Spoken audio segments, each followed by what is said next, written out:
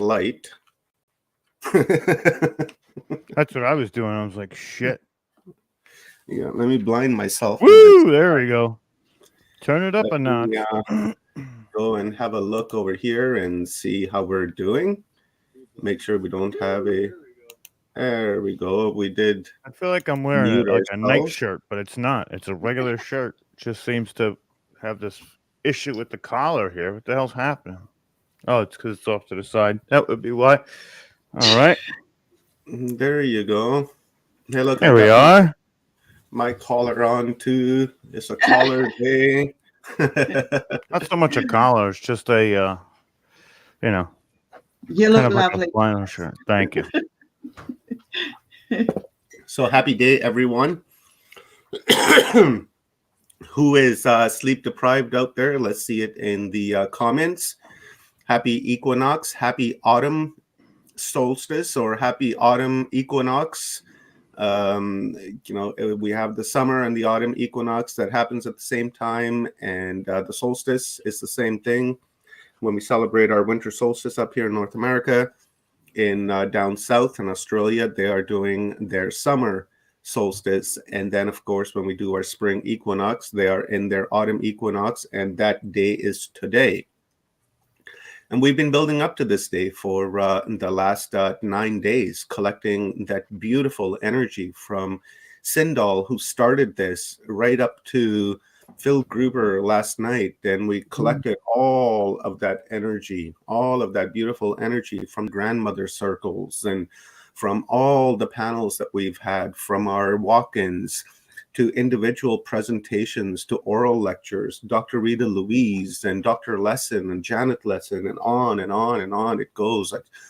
Thank you very much to all of those people who've presented over the course of the last week and help us gather this energy. So today, at the end of this day, we'll do a meditation, short meditation, and then we'll keep our friend Clarence in our mind. And when we release this energy into the world, we're going to direct it towards Clarence, so that Clarence can be healed, so that Clarence can gain some weight, so that Clarence can talk, and Clarence can breathe, so that he can come back and continue to give us the uploads that he gives through closer encounters, because he's truly an epic man. I love him to death. He's like a brother to me. So that's what we're going to be doing today. And then starting tomorrow morning, we're going to begin to collect that energy again. And then when the conclusion of this event happens, we're going to absorb that energy. And when we absorb that energy, we're going to move forward. And then when we move forward, we're going to use that energy to begin to create a new timeline for ourselves. So that's what my plan is, Rob. So what about you, brother? Well, I mean, we're on the same plan here. And I just want to say that today is the culmination of, like you said, the 8 days and the different areas of expertise and the information. So we've activated everybody with the information. The information is the activation, right? Phil Gruber says it the best, and it really is true. And I've been preaching this for a long time, but he articulated it so much better than I could. So we've been activating you to this point. Now it's time for those who are activated to create that cascade effect that creates an entire new paradigm around the world. So it's time for us to become those frontline workers, and let's say it's time for us to become those frontline light beings and really transition the rest of the world to follow in the wake of what we've done here, to be that next better carnation of humanity. Stone, you're down south. It's your autumn equinox. What do you say, sis? Yeah, no, it's lovely and dark. We've got a nice storm going on. It's blowing like a gale out there. It's cleansing all of the negative energies that have been around us. And tomorrow, when it dries, when the day comes, when the light comes in, it will be all cleared. So there's a mass storm clearing here going on. So I mean, totally, everybody is being activated now. We're all coming into the acknowledgement and the appreciation to ourselves that, yes, we were right. Yes, we have been right the whole time through. We've done the work. We've earned the right to say no more. Now let's shine. So raise your voices, raise your energies. We are a new frequency. We're going into a new dimension. So, fun. I've got goosebumps. I'm ready for the next downloads to come in. Everybody has been sharing little tidbits of their knowledge, and it's all been confirmation. So bring it on. Right on. I love it. Let's before we begin to commit some blasphemy here, who's ready to commit some blasphemy here? Because I know I'm ready to commit some blasphemy. I commit blasphemy every day.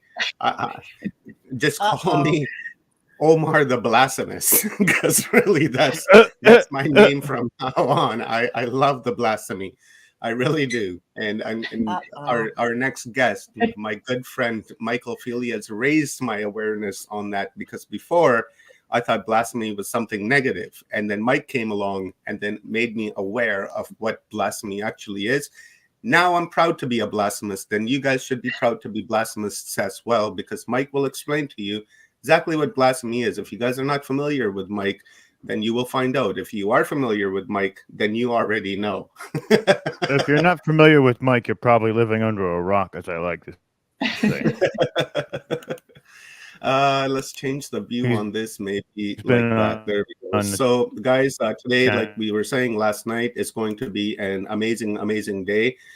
As you can see, we have very little speakers today, but we have some very powerful speakers today. And this day was designed in this way. So we're going to begin the day off with our friend, the blasphemist, Michael Feely, and we have him for exactly 2 hours. So he's going to do a brand new presentation that's being, featured here for the first time. And then after that, we're going to get to pick Mike's brain, because the last few times I've brought Mike on, he's on for an hour and then we kick him out, cancel him, and out he goes. And I'm not kind of, happy with that. So I've been trying to work around that on how I can engage in a deeper conversation after the presentation. So we got Michael Feely, and then right after that at 10:20 we have Dr. Michael Cremo, and then after that we have Dr. Smir Osmanovic, and then after that we're going to get a download from Flo Kruna and get some conscious music. And then after that we're going to have a feature film, There's Got to Be More to Life by Jennifer Koofman, and then after that we're going to have a panel discussion. After that, we are going to have our very own Paul Anthony Wallace, one of the sponsors of this event, come on, and then we're going to close the day off with Oli Demigard. So that is the schedule for today. Please share this out and give this stream a like on whichever platform that you're watching, and give it a like. And if you feel compelled to make a donation, please do so through the pinned comment in the chat room. So with that being said, let me bring up Michael Feely. I really don't think this guy needs any type of, bio reading, because we've just done so much work with him that majority of our viewers are quite familiar with him.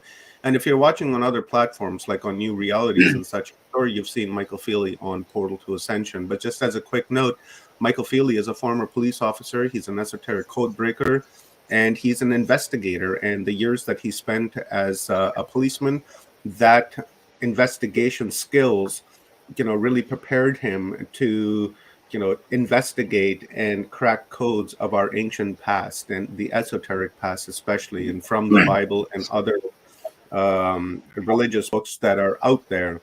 And Michael's decoded those. And, he's an amazing guy. And I will be sharing links to his website. Here, I'll show you guys one of his many books that I have. This is, I really like this one right here, Alchemy of the Gods. It's an incredible book. And Michael is also working, like the light worker that he is. And I love it that he's creating children's books with the same type of messages that he has for books for adults, so that we can begin to teach our kids the real, true history of our past. So with that being said, Michael Feely, welcome, my brother from another mother, my fellow blasphemist. Thank you very much. I appreciate your time here, your afternoon, my morning, and your contribution to Humanity Unplugged. Well, thank you very much, Omar, and as always, it's a pleasure to be here. Thank you for the invite. Just to go before I start into blasphemy, since it's been mentioned, A tree comes from the same word as true. Now, the only parts of a tree that you cannot see are the roots. So the roots are symbolic of the unseen, the unknown, secret information. Now, the word blasphemy means to uproot. So in other words, you are uprooting the unseen into the manifest world. You are exposing what was once a secret information, what is truth, into the public arena. So if you are basically a blasphemer, you are helping to uproot secret knowledge into the public arena. So hello to all you fellow blasphemers there. So Yeah, right on. Yeah, I guess we all blasphemous, huh? absolutely, Yeah, anyone that exposes what is hidden is a blasphemer, which is good. So what I'm proposing to do today is that the first part will be, to say, a brand new presentation, and after that we can obviously have a Q&A, we can have a chat, and we can get together and have a sort of esoteric chat just to conclude. So this is me, Michael Feely, and even though you can see who built the pyramids on there, the actual title of this talk is Beyond the Illusion, because that's really where I wish to take you. So if you can just confirm, Alma, they can see the... Mike, you want me to add it to the screen? Okay, just go back to your previous slide and I'll add it to the screen. And Mike, if we have like audio issues, because remember last time when you were running GIFs in your presentation, we had a bit of an audio issue. We'll try that out. And then if we have the same audio issue, maybe we'll go back to the same thing, open up your presentation in the background, and then we'll do the old share screen where the GIFs aren't playing so that your audio will be unobstructed. Okay, thank you. Once you confirm you can see my slideshow, I'll get it. Yeah, I see an angel on top of a pyramid, and then I see another angel on the right side on the bottom. And yeah, coming soon, the new book by Michael Feely, Who Built the Pyramids. Oh, boy. No problem at all. So let's take you beyond the illusion. So most people's reality, or most people's reality, is not what reality really is. Yeah, Mike, we got sound issues. So let's just stop your screen share. Yeah, there we go. Let's do it like that, brother. It's probably better. Let's hear your voice now. Is that any? Yeah, a little bit better. Yeah. Wonderful, no problem. So it's really a construct of the brain. So today, I aim to shatter people's illusion beyond the illusion. That is, the truth seekers who are coming into the truth. It's also those who've been here for some time who really don't have the truth, who talk about the light of a one world order, which is really not a new concept. It goes back to ancient Egypt, when they predicted that humanity will be governed from one center, one stable, and one shepherd. They asked the question many, many thousands of years ago, should civilization be united as a single culture of man? As I say, it is nothing new. People say to me, how do you get the information that you do? A lot of it is inner sight, which is inner knowing, which is downloads, and that really is how I get a lot of information. It's quite clear that we all live in a prison planet. We have all this surveillance, every move we make is monitored. Everything that we do is legislated against. We live in a prison planet. And yet, when we have the likes of this famous flag of the EU, it is 12 stars. 12 is really a lamed, which is the wisdom of Solomon, or the book of wisdom. It urges nations to seek knowledge. Unfortunately, they don't. So we send our children off to school every morning.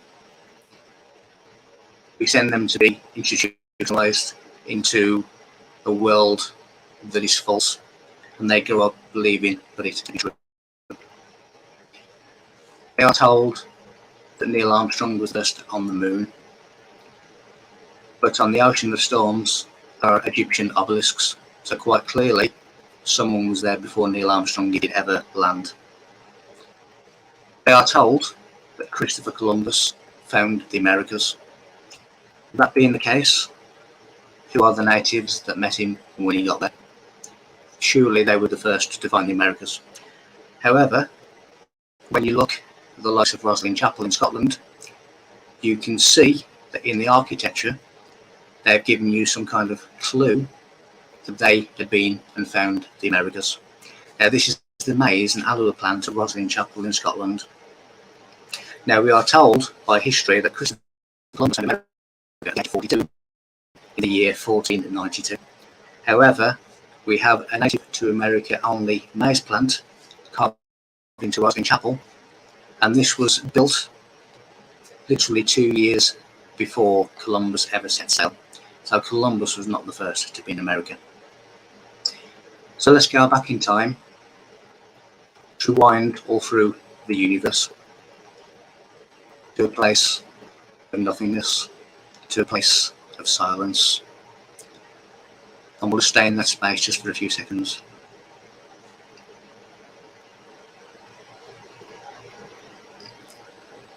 That is the creative space.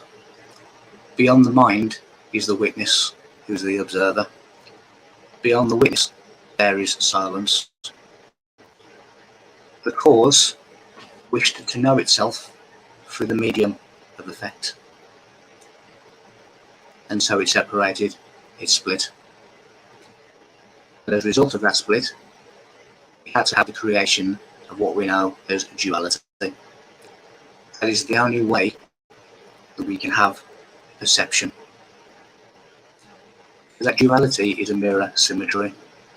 It is the division of an object into two mutual mirror images. With duality, you always have a manifest and an unmanifest presence that are in simultaneous existence. It can be no other way. When we look at the likes of the Hegelian dialect, it tells us that the human mind can only understand with duality. To give you an example of the manifest and unmanifest, at the moment, life is manifest and death is unmanifest in simultaneous existence. At some point, they will change positions and death will become manifest and physical life will become unmanifest. When that happens again, that is what we know as reincarnation. Now, we see reincarnation within the laws of nature. Every year we see the leaves dying, dropping off the tree, and then we see them growing again into full bloom. That is a reincarnation that we see within the laws of nature every year. Something is only recognizable if it becomes separate from unity. The visible world that we know is only recognizable because it has separated from original unity. Because then we have a comparison, and we can only have a perception if we have a comparison. Now, with reincarnation, sometimes people will have what they call déjà vu, which is really a conscious self-memory. It is the recognition of things that you may have seen before or done in a previous life, and you have some kind of self-memory of doing that. The word divine means to divide.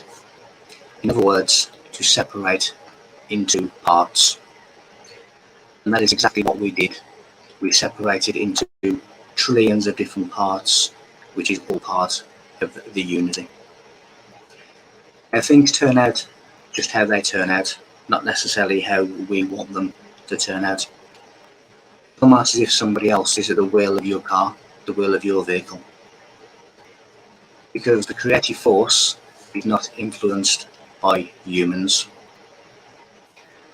A realization is to be. It is not thinking or talking about it. So therefore, praying to God is thinking of God, but it is not realization. Man can never find God outside of himself.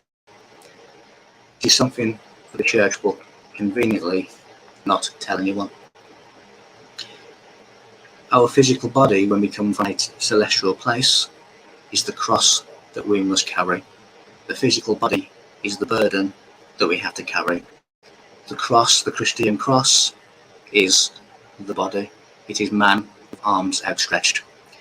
The position between the shoulders and the top of the head is the fourth way, which is the return to universal knowledge, which is our Father. At creation, without motion, there is no such thing as material existence. Even at absolute zero, there's still motion. So time is really a discrete series of movements. And it is almost like a movie reel called a flickery. So our eyes and brain work like that movie reel. And anything that goes faster than the flickery between the frames is invisible to us. When I was doing a talk at San Francisco, I pointed my camera out of the hotel window just to take some scenery shots as a memory. About 4 weeks later, when I actually got the photograph, I saw this UFO, which was whizzing past my hotel window, which I couldn't see with the naked eye. It was moving faster than the flickery, faster than the movie reel between the brain and the eyes. Creation is the tree of knowledge of good and evil, the tree of life. Now, when duality is created, it is what we know as good and evil. It is positive and negative. When we become unified once again and go beyond duality, we then become authorized to eat from the fruit from the tree of life.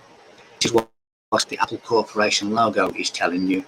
It is telling you it is beyond the duality. It is the unity, once again, the unity of self, which gives people the authority to eat from the fruit of the tree of life, which is creation. Now, in 1936, there was an excavation 50 miles outside of Athens in Greece. Part of that excavation, a 12-foot-6 box was discovered.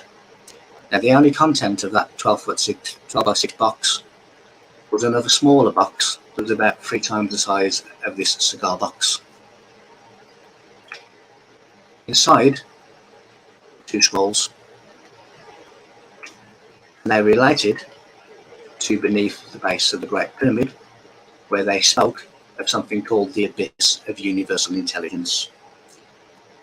When excavated, it revealed sacred, secret, advanced technology, almost extraterrestrial-like technology, inside or below the base of the Great Pyramid. It also showed the history of mankind, from the metaphor, which is Adam, to the 7th civilization, who are the flame bearers, who are the torch bearers of knowledge, as we move to a different reality, to a different timeline on Earth.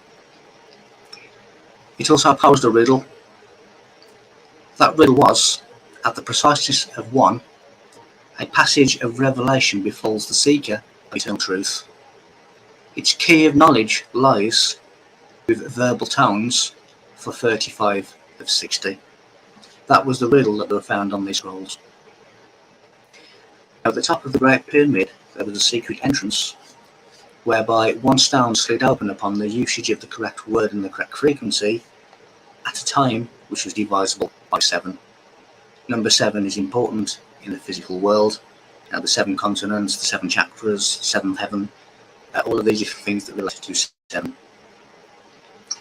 Now, all the laws on which the pyramids and other monuments are based, together with the history of those who built them, are inscribed on the stones of the pyramids. Now, I don't know if you can actually see it on this slide, but every one of those stones where that gentleman is has an inscription. And that is the history of those and all the laws of the universe, astronomically and nature. It turned out that the riddle, the preciseness of 1, meant 1 single stone. 35 of 60 related to 35 seconds of a minute. So in other words, at a time divisible by 7 of the exact day plus the correct tone vibration, key words, there was an opening whereby 1 stone, the preciseness of 1, slid open for 7 feet, enabling people to go inside. One day, soon, I will tell you that secret word, the secret time, and where the entrance is. But nevertheless, it rolled away the stone and people were able to access. What they discovered, that this stone, which is at the top of the Great Pyramid, led them down to subterranean chambers that were at least 980 feet below the ground. Now, just in kind of perspective, that is just short of the height of the Eiffel Tower going down into the ground. A pyramid, the word pyramid in Hebrew, means, which means the revelation in measures. In Egypt, pyramid is shuti, which means light. It is a revelation to all mankind as to its divine truth. Biblically, we are told that Moses was born in Egypt, correct, but not in the way that you think. Now, the real name of Egypt is Kemet. The K is knowledge, and Emet is truth. So within the word Emet, the letter M is a capital letter. Therefore, it is written, as you can see on the slide. The letter M is Mem, which means water, when you cross that language over into Hebrew. And the word Moses means drawn from the water. So therefore, the M within the word Kemet, Egypt, is Moses. Therefore, Moses is born in Egypt, but it is in a way that it is displayed there, not in the way that we are taught to believe. Now, Israel was in Egypt for 216 years. 216 is 6 times 6 times 6, which is the number of animalistic man before the rise out of captivity, which is the lower chakras. That is the exodus from the lower chakras to the promised land, which is the mind. Even the Islamic prophet Muhammad derives from the same secret coding, Muhammad. Now, when we have the likes of the feast of Ramadan, it comes from Remetz, which is ashes. Now, ashes means repentance, which means the removal of sin, which is really ignorance, nothing more, nothing less. So to be without sin is to acquire knowledge. Now, a feast, as in the feast of Ramadan, is a banquet, which, contrary to belief, signified the drinking of wine. Wine is symbolic of transformation. Now, the fast begins at night, which is darkness, which is ignorance, and it ends at the sunrise, which is light, which is knowledge. So when you have breakfast, you separate the two words, and you break fast. That is really what we are doing. We are breaking fast by eating breakfast. So there's two types of fasting. There's exoteric fasting, which is keeping the mouth closed to food. And there's esoteric fasting, which is keeping the mouth closed in order to hide the secret truth. Now, when you look at Christianity, Islam and Judaism, they are all the Abrahamic religions. Abraham comes from Abram, which gives us Brahma. Abraham means the father of many, Brahma means many, which is then brings Hinduism into the mix. When you bring Allah, you can then bring Ella, which means tree, which means oak tree. This relates you to Judaism. So all of these religions are really just one base, one foundation. So, who done it? 17 years of a career in law enforcement, I found many fingerprints at the scene. Even though this is not a crime scene, it is still a scene when we're looking in terms of monuments and monoliths of the ancient past. So who done it? A group called the Beni Elohim. So what does that mean? It means God. When we look at the numerical value of the word sons of God, it is 153. What you can see there is the 153 fish of Christ. When we look at the 153, which is a numeric fingerprint, the entrance to the Great Pyramid is on the 17th course level. When you add up all the numbers from 1 to 17, 1 plus 2 plus 3 plus 4, and so on, they equate to 153. And when you get 153 in what is known as digital summation, which is adding up all the different numbers, 1 plus 5 plus 3, it gives us 9, which I'll get to in a moment. There were 153 fish caught by Christ and the apostles. The ministry of Christ lasted for 153 weeks. The inner part of the vesica Piscis, from right to left, horizontally, is 153 units. The 153 fish called Bride Christ, obviously again relates to 153, and also the number 153 relates to Mary Magdalene, because the name Mary Magdalene in Greek has a numerical value of 153. The Grand Gallery of the Great Pyramid has 153 steps and is 150 feet long. The word self, which contains the word L is 17, and as I said, 17 relates to 153. So the God within self, the God man are the sons of God. When you look at the Key of Solomon, the center diamond, the central geometry, is the number 9. It is the seal of Solomon, which is the harmonic key to the Great Pyramid. It has a secret formula of 131,919, which equals 24, which is the alpha and omega, which is the beginning and the end. When we look at the number 24, we can attain the number 24 by 8 plus 8, which is the number of Christ in Greek. The Giza Plateau is on 13 square acres. When you times 13 by 13, you get 169, which relates to the legs of the bed. That is our foundation. That is where we stand. So we all approach the Creator through the legs of the bed. In order, we've been able to put the Great Pyramid in the exact landmass center of Earth, where all land north, east, south and west is equal. It would have required a bird's eye view. Now going further into the sons of God. Historically, there's been recordings of elongated skulls. We can see these here.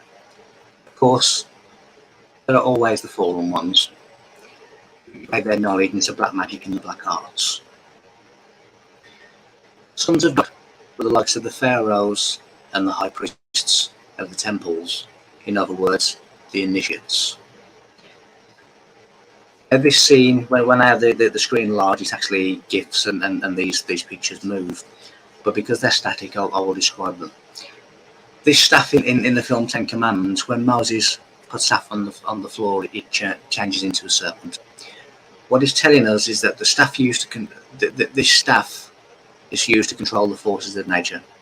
It is an extension of the holder's personal developed powers.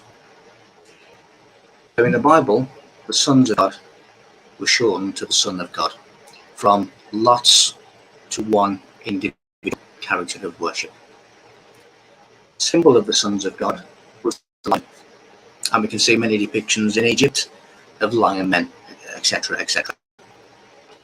The sons of God operated from the 7th sphere, which is that of divine consciousness. The past and the future they could see consciously through witnessing the cause and effect simultaneously. They were telling us that they were able to see into the future. As you can see in this depiction, you can see helicopters, you can see boats, etc.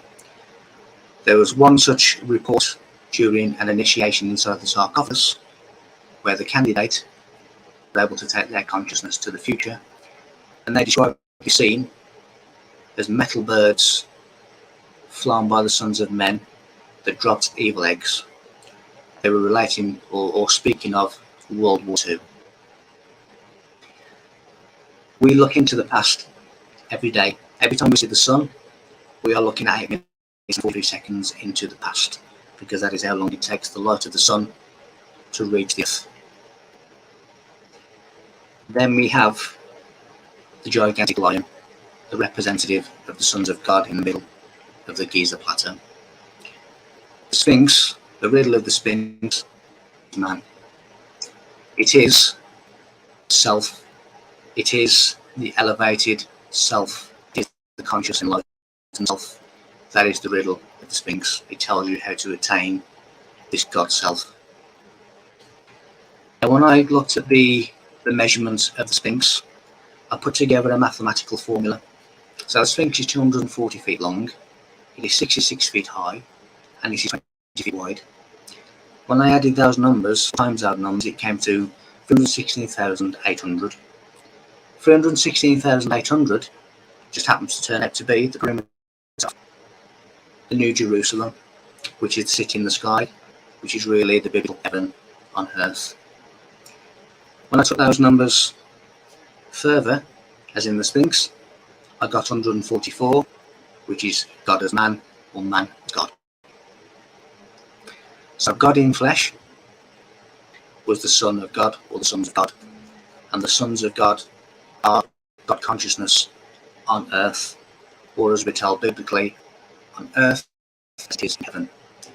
When you work in the seventh sphere of divine consciousness, you are anchoring universal knowledge, the knowledge of our Father, down to the earth. What you are witnessing in this Giza Plateau and all the other monuments around the world is a legacy and silent witness to the wisdom and the knowledge that once reigned upon earth. It contains within it astronomical and natural law. That is why there is so much advanced mathematics inside the Great Pyramid, for instance. My sense of humour calls it star laws, because it really is astronomical law that is within the Great Pyramid. Fortunately, it is a time capsule to help future generations of humanity. Fortunately for ourselves, it was timed to re-emerge on the 17th 360th cycle, which relates to Egyptian star codes, which later related to the Hebrew calendar. We are now in the 17th 360-year cycle when this knowledge was timed to re-emerge. That is extremely fortunate and a privilege to us. Going into more clues, into more mathematical code. When I took the height of the Great Pyramid, which is 481 feet, and I divided that by the numerical value of 481, so 4 plus 8 plus 1 is 13. So 481 divided by 13 equals 37, which equals the numerical value of Christ, the word Christ. In the Old Testament and the New Testament, the mystical body of Christ is likened to a pyramid with Christ as the apex stone, the capstone. Now, the return of the knowledge, the return of the missing capstone is the return of the Christ, is return of the Messiah. It is the completion of ourselves, the knowledge bearer, the Olympic flame, the flame of the Statue of Liberty, are the knowledge keepers of the seventh civilization which is to come. When I took the numerical value of the word Jesus, which is 73, and the numerical value, as we've already said, of Christ, which is 37, 73 times 37 is 2,701. Is the numerical value of all the words in Hebrew of Genesis 1:1. In the beginning, God created the heaven and the earth. Now, when you do 37 dots as a hexagon and 73 dots as a hexagram, it gives you the Star of David. David relates to the number 14, which relates to the hand, because there are 14 joints in the human hand, which then relates to 5 fingers, which is the pentagram. It is the completion of microcosmic man. The pentagram is the symbol of the mysteries. Now, the land where Egypt now rests or now sits was once called the land of Nod, which is really sleep, which is ignorance. Within the east of Eden, which is really symbolic of the right brain, which the biblical character Cain named after his son Enoch.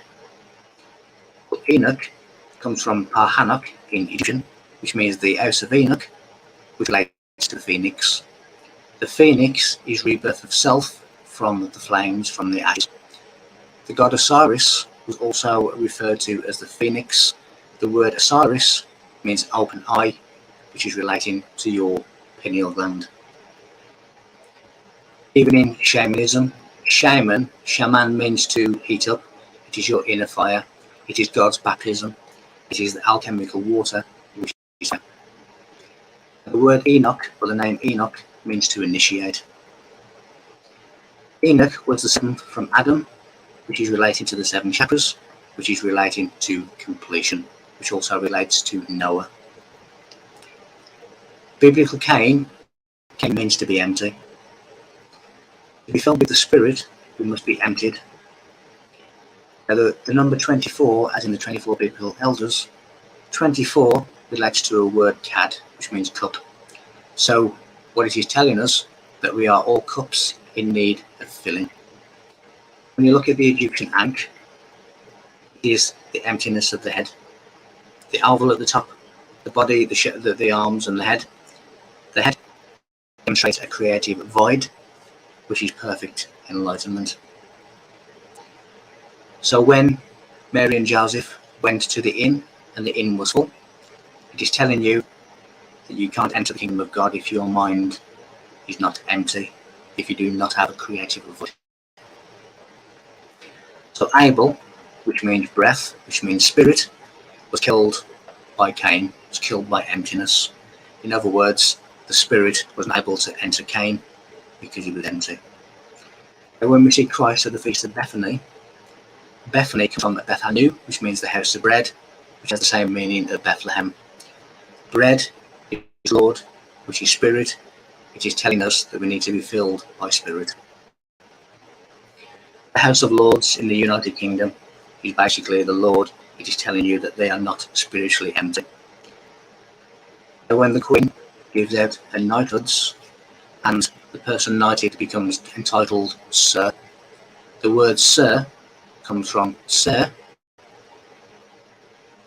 which is Leo the lion, which is the symbol of royalty. The word royal comes from the Hebrew word Malkuth, which means the Godhead manifest. Regulus, as you can see there, means regal, which means royal. Again, the symbol of royalty is the lion. So thou shalt not kill, or in other words, thou shalt not kill the spirit and prevent its entry. By consuming certain things, junk food, drugs, cigarettes, alcohol, you are killing the spirit within. That is why, esoterically, the followers of the likes of Islam and other religions do not smoke or drink alcohol. Now the word alcohol is alcohol, which is really a fine metallic powder to darken the eyelids, which is a form of alchemy. This is exactly what the Egyptians were doing with their eyes. Black dot is the atom, which is the third eye. It is the Egyptian equivalent to the Hindu bindi. And the wings are really to walk upon the wings of the wind, which is air, which is knowledge. When we see the likes of the Illuminati pyramid and the all-seeing eye, at its deep level, we are saying remove the blindfold, which is Masonic ritual. This is where we see the light. It is to bring into view an eyewitness to the sublime truth and the acquisition of knowledge. We're going back to the rulers of Egypt and other locations of sacred sites, the elongated skulls of the sons of God. These elongated skulls have been found at many sacred sites around the world: Stonehenge, Egypt, Peru, Malta, Russia. All of these different places of sacred sites, they have found graves of elongated skulls. Now, an elongated skull is necessary for a fully developed master, which is the greatest spiritual abilities and capabilities. In other words, they were able to absorb and take in higher divine energies. They would use this in the likes of the Ark of the Covenant. And this is the Ark of the Covenant. It's a sarcophagus within the King's Chamber, which ironically is exactly the biblical measurements of the Ark of the Covenant. They're going back into passages. That's what you can see in between the red circle, has a hairline crack between the actual cement fill and the stone. This is one of those secret passages that you can open with the voice. Initiation really is where you increase the body's capacity to receive higher frequencies. You have to also expand the nerves, your nervous center, in order not to blow the circuit. If you are not ready, if you are not capable of taking these increased powerful energies, it can result in death.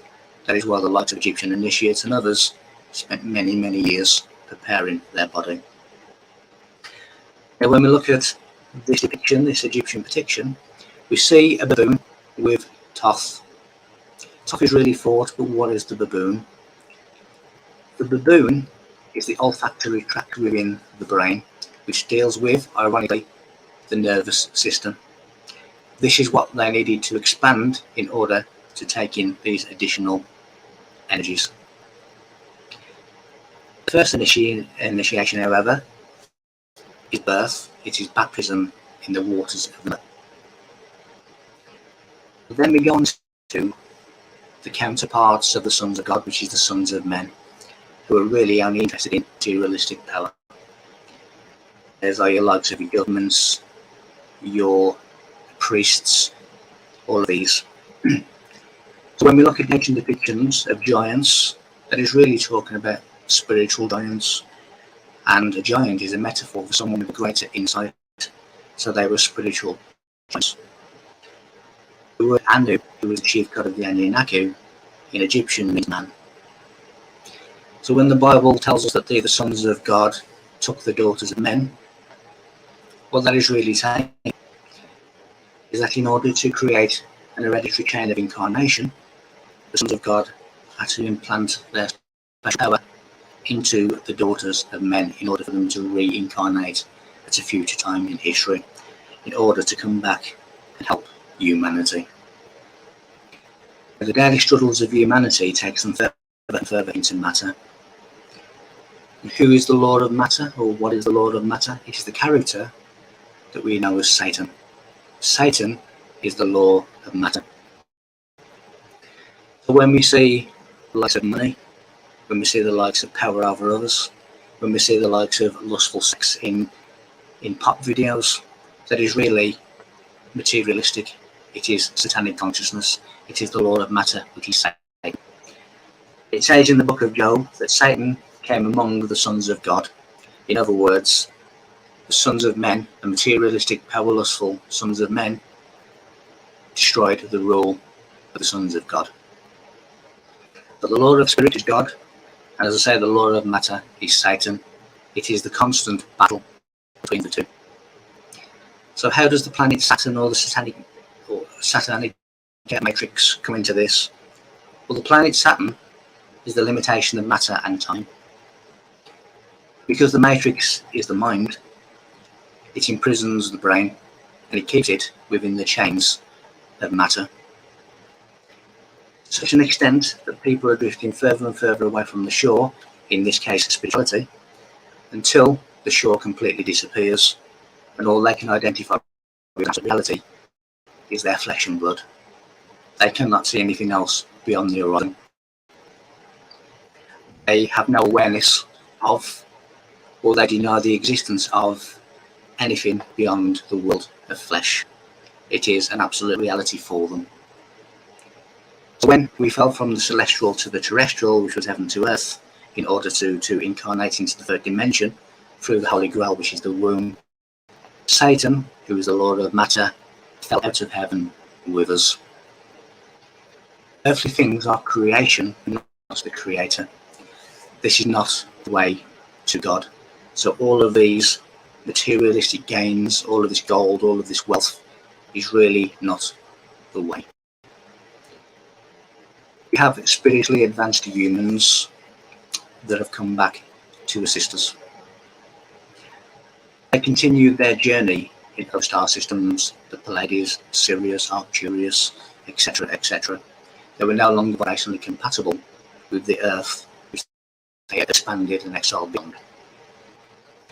Due to their genetic link to us, they have come back to help us, because after all, we are really them in the past. Now, in the 1980s, there was a UFO landing in Rendlesham Forest, which of course the authorities denied. But nevertheless, one of the airmen spoke to one of the beings and said, "Who are you?" And they replied, "We are you in the future." Now, what you can see in that picture under UFO lands in Suffolk is binary code. Now, when a particular airman touched what looked like hieroglyphs on the side of one of the craft, he had an automatic download of information into the brain. And that download was in binary code. Some of that binary code set the evaluation of humanity. In other words, they'd come back to evaluate humanity, and that's what that message was. That is what hieroglyphics are. They are downloads of information which, when touched, that information comes into the mind, it comes into the heart, it comes into the soul. This is the download of sacred advanced information. And of course, the Egyptians documented that they had contact with beings not from this world. Many of them, some of them are on the ground, some of them are working within Earth's atmosphere with the ground forces, the ones walking on the land. But of course, in a world of duality, in a world of simultaneous existence between manifest and non-manifest, positive and negative, you have to have an opposing side. So the sons of God are connected to the sacred sites of Earth and beyond. That is the likes of pyramids, that is the likes of Stonehenge. And they did not use slaves, but they built with the use of the forces of nature. They used lasers created by sound in order to cut bricks. They also used sound to levitate those bricks. The word stone, and again, you're looking at the Great Pyramid, but the word stone is also biblical, because the original Bible is the Giza Plateau, which is really sacred knowledge in stone. So the word stone is Eben, which means father and son. Son also means Bena, which means to build. So in other words, son not only means to build, but son gives us the word, such words as sonic, resonate, resonance, and sound. So son is sound. In other words, they are telling us that the monuments were built by sound. The word sons of God also means the builders of God. I've personally experienced this kind of sound resonance when I took this group to the inner circles of Stonehenge in the UK. As we were doing it, one of my co-hosts on the day went into the central circle and began to do what is known as tonal wheels, which is voice harmonics. She didn't know she was going to do that. She just walked over into it in a trance. But when she did, she made stones sing. Now, this is really known as sympathetic transference. If you have things together like these tuning forks and you hit one tuning fork, when it gets close enough to the other one will also start to reverberate. So in other words, it is a sympathetic transference, which is what happened at Stonehenge that day. These squares, again, are built with purpose. This is the square of truth. When we look at the cornerstone, biblical cornerstone, it was put in the direction of northeast. And why was it put in the direction of northeast? Because northeast is between dark and light. Now, when you look at this Masonic checkered floor, the corner that points to northeast is where the two squares meet. That is between dark and light. The pyramids were using matter to manifest divinity on earth. When we see the Great Pyramid and its 8 sides, they are telling us that that particular monument was built using the perfect square, the square of truth. If we were to stack all the stones that we used for the Great Pyramid, it would take us from Cape Canaveral in Florida to the alleged landing site on the moon. So the divine creative force is nothing and everything in simultaneous existence. But in order to know, to interact, to understand itself, and to see itself from the perspective of effect, it had to split into fragments. We, in this particular incarnation, are matter with a human consciousness. We could well have been a cat with a cat consciousness, but we are human. We are matter with human consciousness. But when the creative force recognizes itself in the third dimension, this is what happens.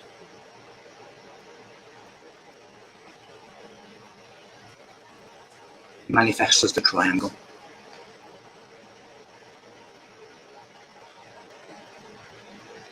In other words, one becomes three, and three becomes one. It is the Trinity.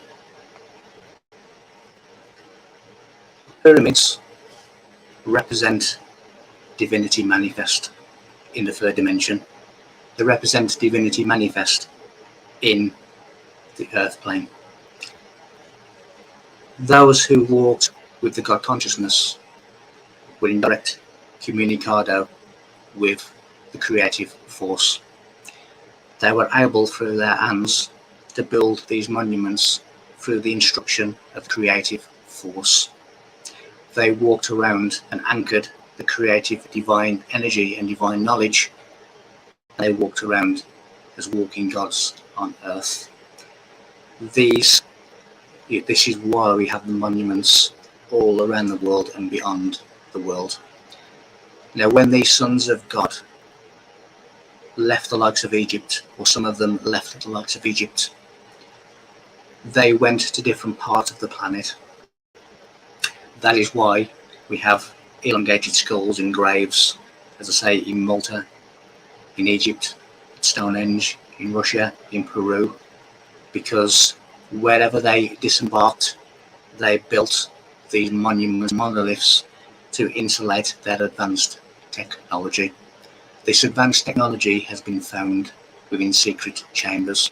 When people using the correct word on the correct day, anything divisible by 7 with the correct tone, stones open up that you can't see with the naked eye, and it allows access to these most sacred of places. As I promised, I will one day in the future presentation tell you the word, the location, the vibration, and what happens when you use them. Each and every one of us are all reflections of the same thing, one. We just have different levels of understanding as to what that thing is. As I say, people who have gone through an awakening, people who are realizing certain truths, people who realize that this reality is not what we think it is, are the ones who can see beyond the absolute reality that is matter. Those who are stuck within the absolute reality of matter are the people who only think that they physically exist. They believe that they are born, they work, they retire, they die, and there's nothing else. That is what they're being told by their rulers who have satanic knowledge, which is the knowledge of matter, because they wish to keep people down by making them believe that there's nothing else. There is something else. There is everything else.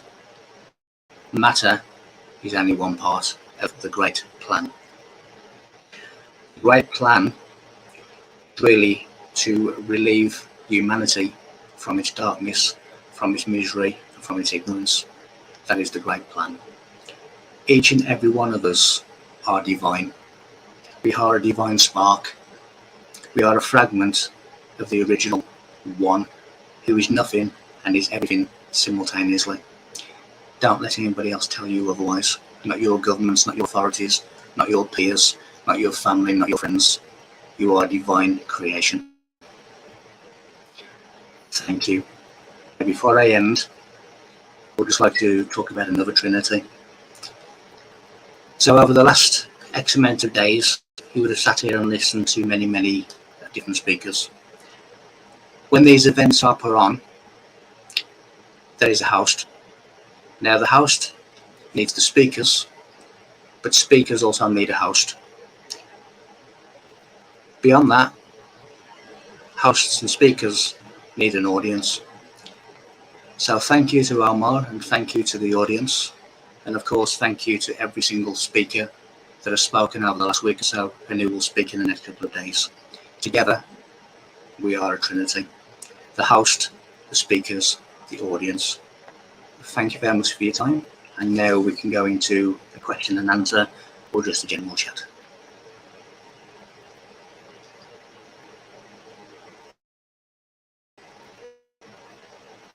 Wow, Mike. That's what I can say. Wow, that was amazing. Are you with me? Yes, thank you. I'm back now. Just removing my screen. Thank you. Wow, brother, that was quite the revealing. I now that's some blasphemy happening there, and I love it. That was deep blasphemy. That really was. I truly enjoyed it, and there's so many things that you said in there that caught my attention, and I took a few notes down while you were talking. And one of the things that stuck out to me was when you were talking about the legs of the bed. Now, can you expand on what you meant by the legs of the bed? Because I don't think I've ever heard that saying before. Okay, basically everything stands on legs. So you have, the bed. You have the monument. You have the Great Pyramid, which stands on its base, which is its legs. We do stand on our legs. Everything that in existence in this form stands on its legs. So in other words, when we face the creator, when we return to the creator, Mm-hmm. we face that creator from a certain stance, from a certain way in which we've conducted ourselves, and a certain way in which we have had a belief system or a conception. So that really is standing on your own 2 feet, really. So we have to stand on our two feet, and those are the legs of the bed, which is obviously mathematically the number 169, which relates to that. So really, we make a stance, and we face, we face the mirror, we face the reflection of ourselves. We face the things that we've done and the decisions that we've been made, standing on our own 2 feet, the responsibility of those actions. No, I like that. That's very, very enlightening.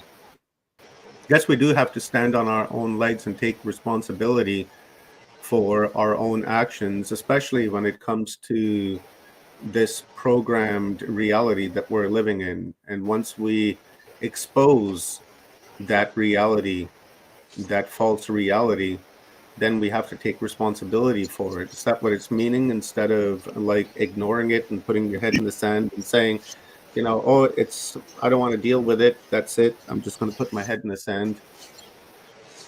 Well, the one thing this mission really is responsibility. The amount of people that demand to be rescued, Christ coming on a white horse, or UFOs landing on the garden of the White House. There are so many people that are demanding to be rescued and expect to be rescued. But the people who are shouting to be rescued and rescued to be helped are the ones that are not giving any help. So what it's basically saying is each and every one of us is responsible for our own actions. We are responsible for our own ignorance. We are responsible for our own awakening. We are responsible for our own lessons. So it's really a responsibility. And that is what we're faced with. And until humanity really matures and realizes that we're not necessarily going to be rescued, we need to rescue ourselves. We have all the component parts that we would ever need. We have all the keys that have been left for us as a legacy, as a silent witness, in all of these stone monuments around the world and beyond Earth, on the moon. All of these different things are being left. We're having these crops that are telling us the same thing. We have Nazca lines that are telling us the same thing. We have hieroglyphs, which are downloads of information. In a world full of potential knowledge, it is down to us to seek that knowledge. It doesn't come easy. What I always say is, anybody can say, what does the Star of David mean, and just type into Dr. Google or Dr. Bing and a lot of information about what it means. But secret information doesn't come that cheap. And if you can find information in a split second on Mr. Google, then it is not the deepest truth. It is probably there, of course, but it is not the deepest of truth. So you have to put in the effort. You have to put in some kind of effort in order to find this truth. And it is extremely well hidden. And it is extremely well hidden, for one, so you could keep it away from the wrong hands. I mean, for argument's sake, people look at tarot cards, but tarot cards tell you more about the past to the future, because the tarot cards, or Torah, was really a mechanism that the Knights Templar used to keep secret information away from the Church of Rome. So when you look at the likes of, the Fool, or in modern day playing cards of the Joker, that is really talking about the new initiate who's just starting out on his journey of discovery. And all of these different cards are really secret information. It is the same with dominoes. It is the same with dice. And I've said before, when I've demonstrated with dice, that every opposite number on a dice equals 7. So 7 is the unmanifest factor, which again is an important part of the third dimension key. Now, when you add up all the words, 1, 2, 3, 4, 5, 6, because there's 6 faces on the dice, in a secret language known as cipher, that equals 103. So 2 dice, which is 206, which is the amount of bones of the body. So Eden means paradise, and what you have with the secret information is the paradise. So it is talking about the temple as the body. That is what the dice is really indicating. You have all these different mechanisms of secret information there for us all to understand and to decipher. And as I say, it doesn't come easy. When I've looked at things, we've been knowing with this thing, and I've meticulously pieced everything together. Sometimes I can't remember how I've done that. I just have. And when I look at mathematics, and I just have these ideas that come into my head. That what if now the question and the answer come at the same time. When I look at why is the Great Pyramid 481 feet? It's not just random, thing. Why not 482 or 480? Why 481? It encrypts Christ within the Great Pyramid. 481 feet divided by 13 equals 37, which is the number of Christ. It is encrypting all of these biblical things because it is the original Bible, and the Bible was extracted from that and then rehashed, rewritten, in order to reflect something else, whilst it maintained this secret original information for those who have the eyes to see and the ears to hear. So it really is, everything is deliberate. When you look at 481 feet, it gives you 204 course levels. Now that gives you the age of the pyramid, which I've said in other previous talks of 73,440 years of age, because using Egyptian star codes and using Hebrew calendars, which come from Egyptian star codes, which was then hidden within the Dead Sea Scrolls, the Common Cave Scrolls, which was then hidden by the Knights Templar, and I found that it's in Roslin Chapel in Scotland. It tells you the age of the Great Pyramid. It tells you how to work it out, and in the same way that you would work out the age of a tree with its rings inside the bark, when you look at the 204 course levels and you put them as 360 year cycles, which is what the Hebrew calendar is, then when you make that mathematical equation, it's 73,440 years of age, which is how old the pyramid is. So wow. All of this is really deliberate mathematics, which is the law, astronomical law. It is the law of nature, and of course, it is these laws that are encrypted also within the pyramids, the Great Pyramid, and every stone, as you saw on one slide, if you could see that, has inscriptions. Those inscriptions are telling you the history of the people who put them there and the laws that were used in the construction. Now that construction, Beni Ha Elohim, the Son of God, means God's builders, as well as build with sound. And these monuments were built with sound, through sound levitation, through sound lasers, the square stones as a square of truth. So we have this re-emergence of knowledge that is coming forth.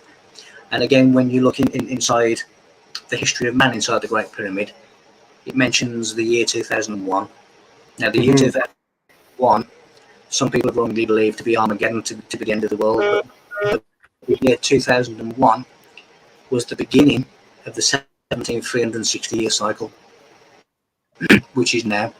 And that is when the knowledge was timed throughout eons of the thousands of millenniums to come back now. we are basically now living the 2001 generation when this information is set to emerge. So we are quite fortunate and extremely lucky that we are now at a time where knowledge was set to return, and it was set to return now because they believe that it had the best chance of succeeding now as humanity grows into its seventh civilization at the end of the sixth. How profound. Mike, just very quickly, can you just check your mic connection? It seems to be breaking up a little bit. Is that after that's a bit better? I'll just put it in a bit better. Oh, yeah, that's a little bit better. I've got lots of questions here for you, Mike. I'm going to keep you busy here for the next hour. Okay. Let's go. Guys, visit Michael Feely's website and to place your orders for his books at michael-feely.com. I have this one right here. Actually, I got all of Michael's books. Well, pretty much all of them, but this one was a very good read, Alchemy of the Gods. So head on over to michael-feely.com. So here's another question for you on the screen by Steve Lee. He says, thanks for your time. Really enjoyed your talk. 3 questions, please.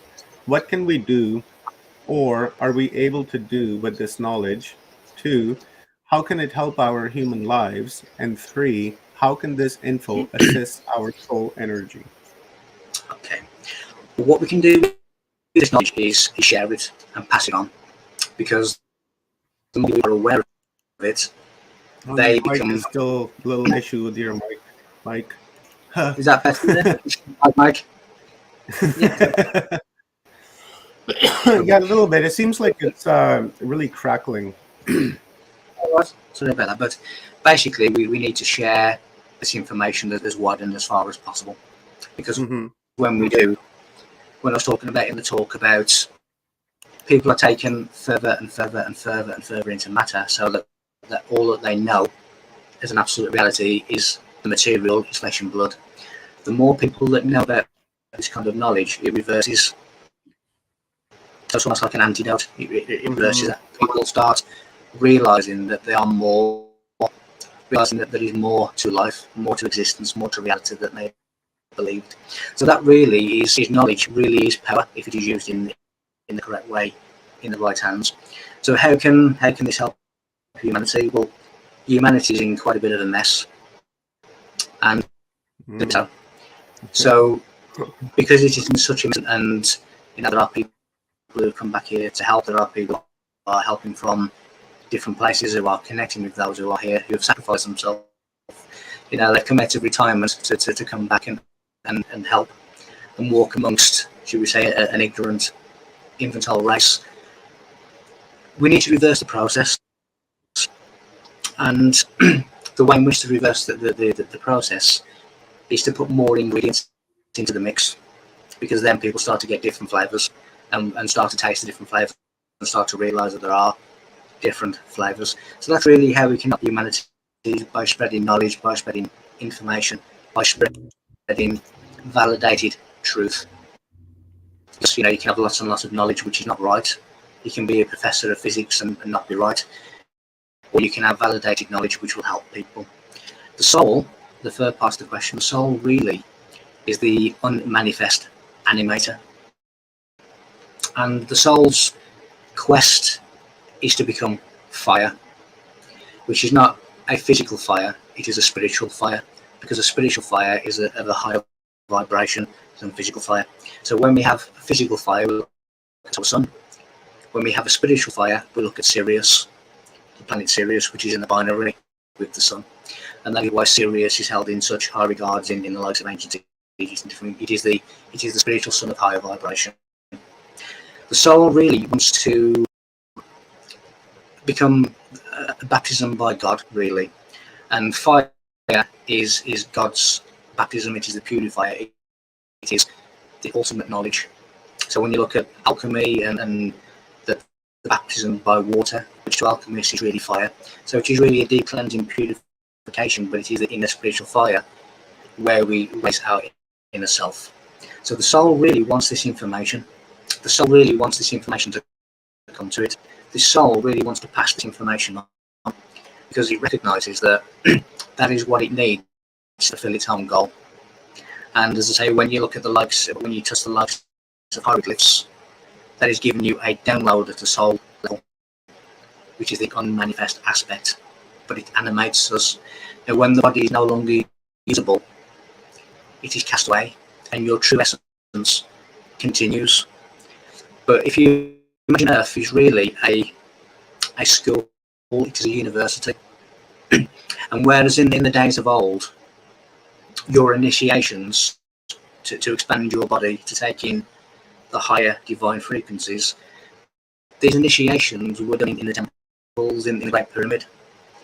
In modern day, they are largely done in the crossroads and the decisions of life. So when you make important decisions, when you have tests where you have to make a decision, that is really modern day initiation.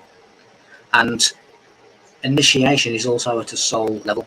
So if you imagine that you are now, if you want to increase your muscle base, you need some kind of resistance to make your muscles big. So people go to the gymnasium, they pick up 150 pounds with one finger, and that is really the resistance that builds their muscles. But we all have the same muscles, but they've enhanced theirs, they've built theirs up. And that is the same really in a soul way, in a spiritual way, in a maturity way. We have the resistance, should we say, in order for us to become stronger, in order for us to have a greater realization, in order for us to learn, in order that our soul can advance. Now, when it goes beyond Earth, you have really compatible frequencies. So if you never get this, if you never listen to this, if you are always within the absolute of matter, then you will remain compatible with the frequency of this planet, which means you're going to keep coming back. If you imagine that which has been cited as, and no prisoners under the surveillance of the satellites and the prison yard cameras, unless you spiritually advance and awaken, you will keep getting recalled to prison. If you use this opportunity and advance yourself, you become mature spiritually. If you become a more, enlightenment is what we are anyway, but it's just the remembrance of that enlightenment. If we remember that enlightenment, then we get parole, and it means that we are no longer compatible frequency-wise with Earth. So we continue the journey in different star systems, in different places. So really the aim for the soul, for the vessel, for the animation, is to advance, to learn, to listen, to see. And that really is down to ourselves to do that. So that is how we help humanity, that is how we help ourselves. What looks good for the parole board is when we help people.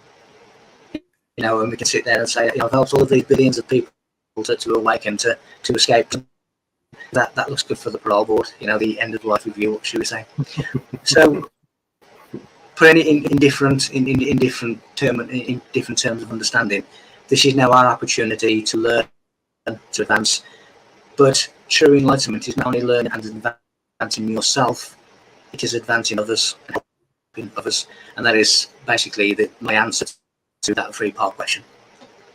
I got a follow-up question on that, Mike. But first, your mic is crackling up pretty bad. Is there any way you're able to use the mic from your camera instead of your actual mic? Because I think the connection, right up in here, back here, right? I think that may have an issue. So maybe if you can try to use your camera mic. Okay. Can you hear me? Is that okay? Yeah, I can hear you. Cool. I'll do it that way then, if that's any better. Oh, that's way better. Let's do the presentation over again. I want to hear it again.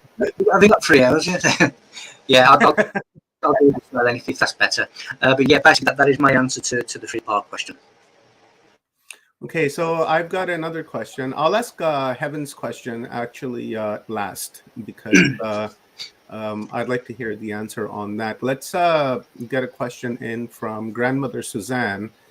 She was on a couple days ago with the Grandmother Circle, and she also did a presentation by herself. An amazing presentation. You guys should go back and watch that. I'll take the feather right here. The question is, how are these sacred sites being connected now to help humanity ascend? Actually, before I go to that, I want to ask that follow-up question, Mike. Now, when you were saying reincarnate and, pass this test here, we're approaching this, prophecy that many Aboriginals on the planet have called for, and most famous of them is from the Anasazi that has been given to the Hopi about the two roads. And we are at those two roads at that merger point. Now, this vibration that you're talking about, right? If we don't vibrate at a particular distortion, then we're going to have to incarnate and come back over and over and over and over again until we actually learn our lesson. But I was saying yesterday that I hated to put in us and them type of vocabulary, but that's really what's available to me. Us being people that are on this path of ascension and awareness and trying to raise our awareness and educate ourselves. And then there's the other camp where people seem to be under like a black magic spell where, they're not really aware of what's going on, and our effort to help them, to bring them over here. So people that are walking on this path right here and are beginning to ascend and become aware, and their vibration and distortion is increasing, would those people have to come back and incarnate, or would they come back to like a different vibrational earth and begin like new lessons and new way of life than what we've been accustomed to for like the last, Kali Yuga, I would suppose?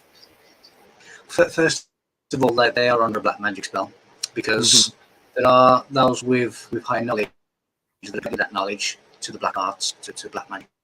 Now, when you see any system that imposes its will on another, that is black magic. So humanity has been under the chain of black magic now for a long time, for many Christmases. So it really depends upon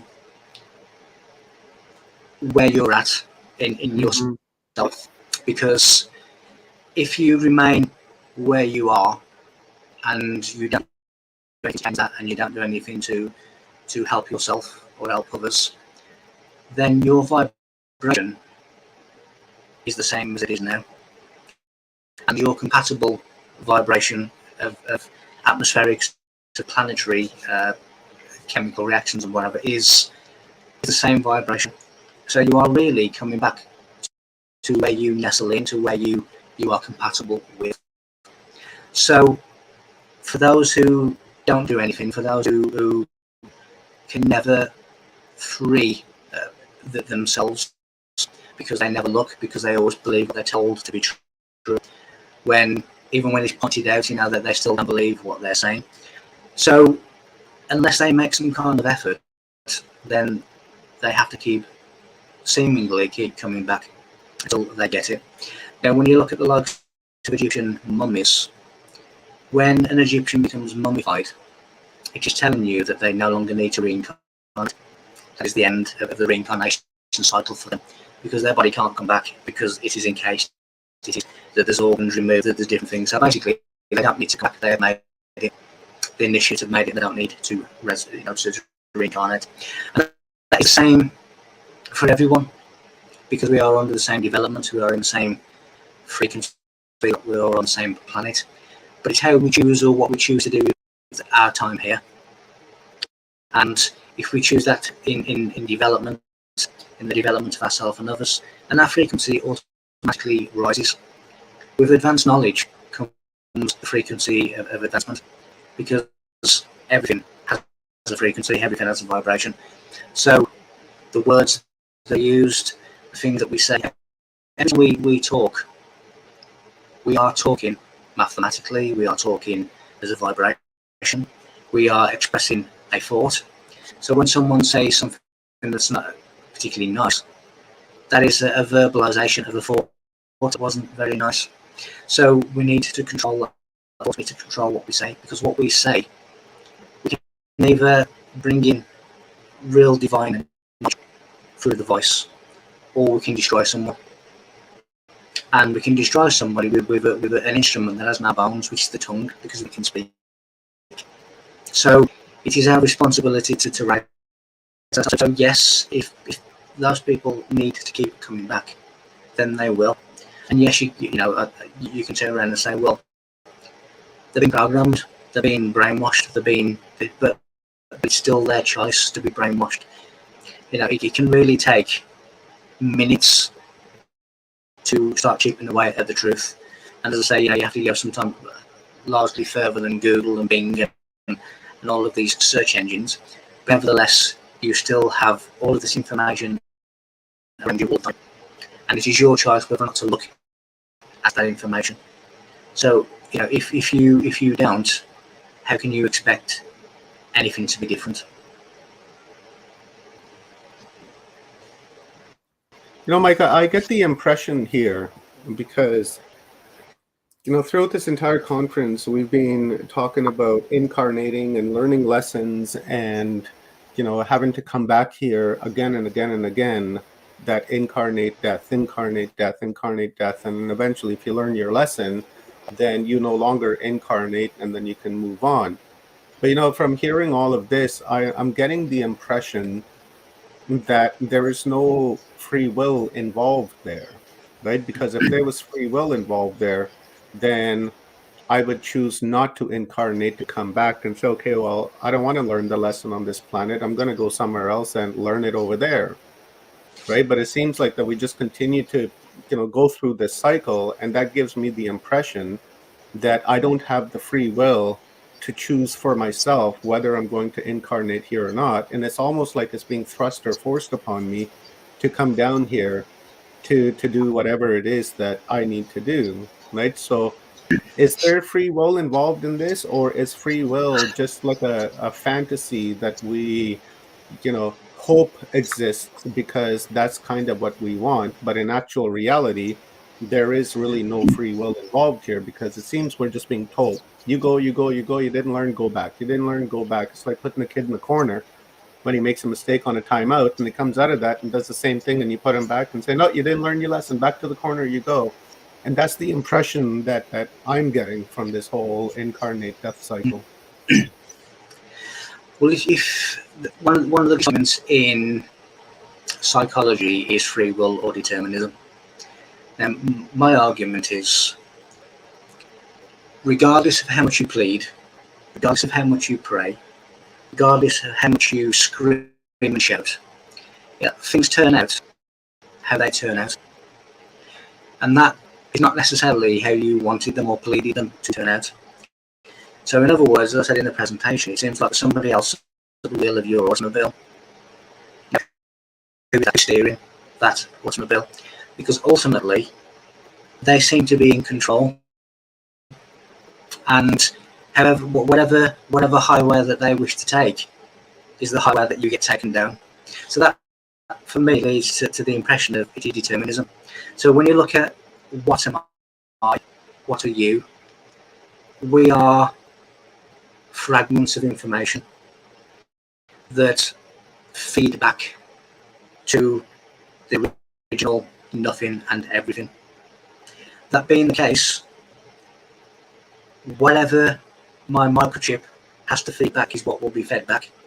So until I feed back that information, then I have to keep trying. So my argument would be, we have very, very, very small free will within, the zone of determinism, because what will be regardless of what we a lot of the time what we want. So that could only lead to somebody else steering it, somebody else has a particular outcome in mind, and someone is going to take us the direction in which that outcome will be fulfilled. So that is the determinism about this. And we are really the original one that is experiencing everything.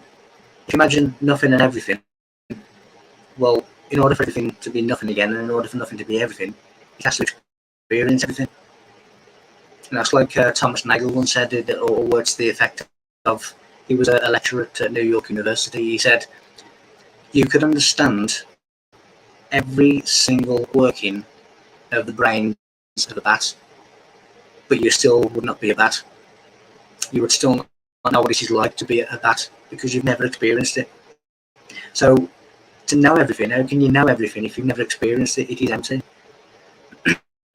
So each and every one of these things seems to be fulfillment or filling that empty space. Yeah. Yeah, I get the feeling in that as well, that we have that limited free will, because one, we have the free will to choose the avatar, the meat suit, and all the people that we want to be born to, and put together an itinerary of what we want to experience, and then, or what we want to learn. We come down here, and then we have like very limited free will, because when you're moving from point A to point B is determined, is going to happen regardless of what you say, what you do. That point B is going to happen. Whatever you do in your life is going to lead you and direct you into that point B. So from point A to point B, you have that limited free will of do whatever it is that you want, but B is going to happen, right? Regardless whether you want it or not, whether it's good or it's terrible. So that's where, I'm seeing it, that there is free will involved, but like very, very, very limited amounts of it, right? Almost like a droplet's worth from an ocean that says, here you go, just a little flavor, right? You can do what you want, but comes with stipulations. And if you don't do that, you're going to come back and do it over again. And there's the boss telling you, right? And Well, that's right. Again, if you look at everything as macro, micro, and you look at, I walk out this house now. Do I turn left or do I turn right? I guess that's my choice. But what I'm saying is left and right has already been created. So it's still a limited choice that I have within the primitive creation. yeah. And when you take that into a microcosmic level, now do I vote for Republican or Democrat? Well, again, that is an extremely limited choice, because those two choices have been chosen for me, and I have a very limited choice from what's already been chosen. So even though you can turn around and say, well, I have the free will to turn left or to turn right, those are the only choices that I have in that particular circumstance. So it is a very, very narrow, small bandwidth of possibilities. So yes, I have that very, very small choice, but that choice has already been chosen for me to choose from, and that is more determinism than it is free will. Well said, Mr. Mike. Let's do a question now from grandmother Suzanne. She was asking, is it popping up here on screen? Here, let's go with that. Press harder. Grandmother Suzanne asks, how are these sacred sites being connected now to help humanity ascend? All of the sacred sites are upon lines, magnetic lines, ley lines, whichever you wish to call them, that they are all connected by energetic lines. Now, when you look at the longitude and latitude mathematical coordinates of each of these monuments and monoliths, they not only pinpoint precisely their location, but they also tell you how to find the other sacred monuments in other places. So, for example, the famous face on Mars tells you precisely how to find Stonehenge.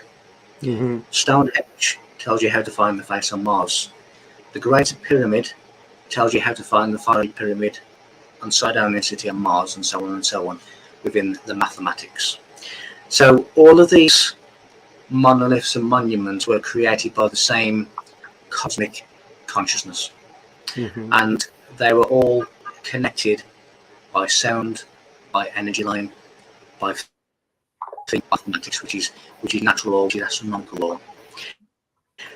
When we start to get the knowledge back and this knowledge re-emerges, then the pyramid capstone is replaced, which is the second coming, which is the completion, really, of the Messiah.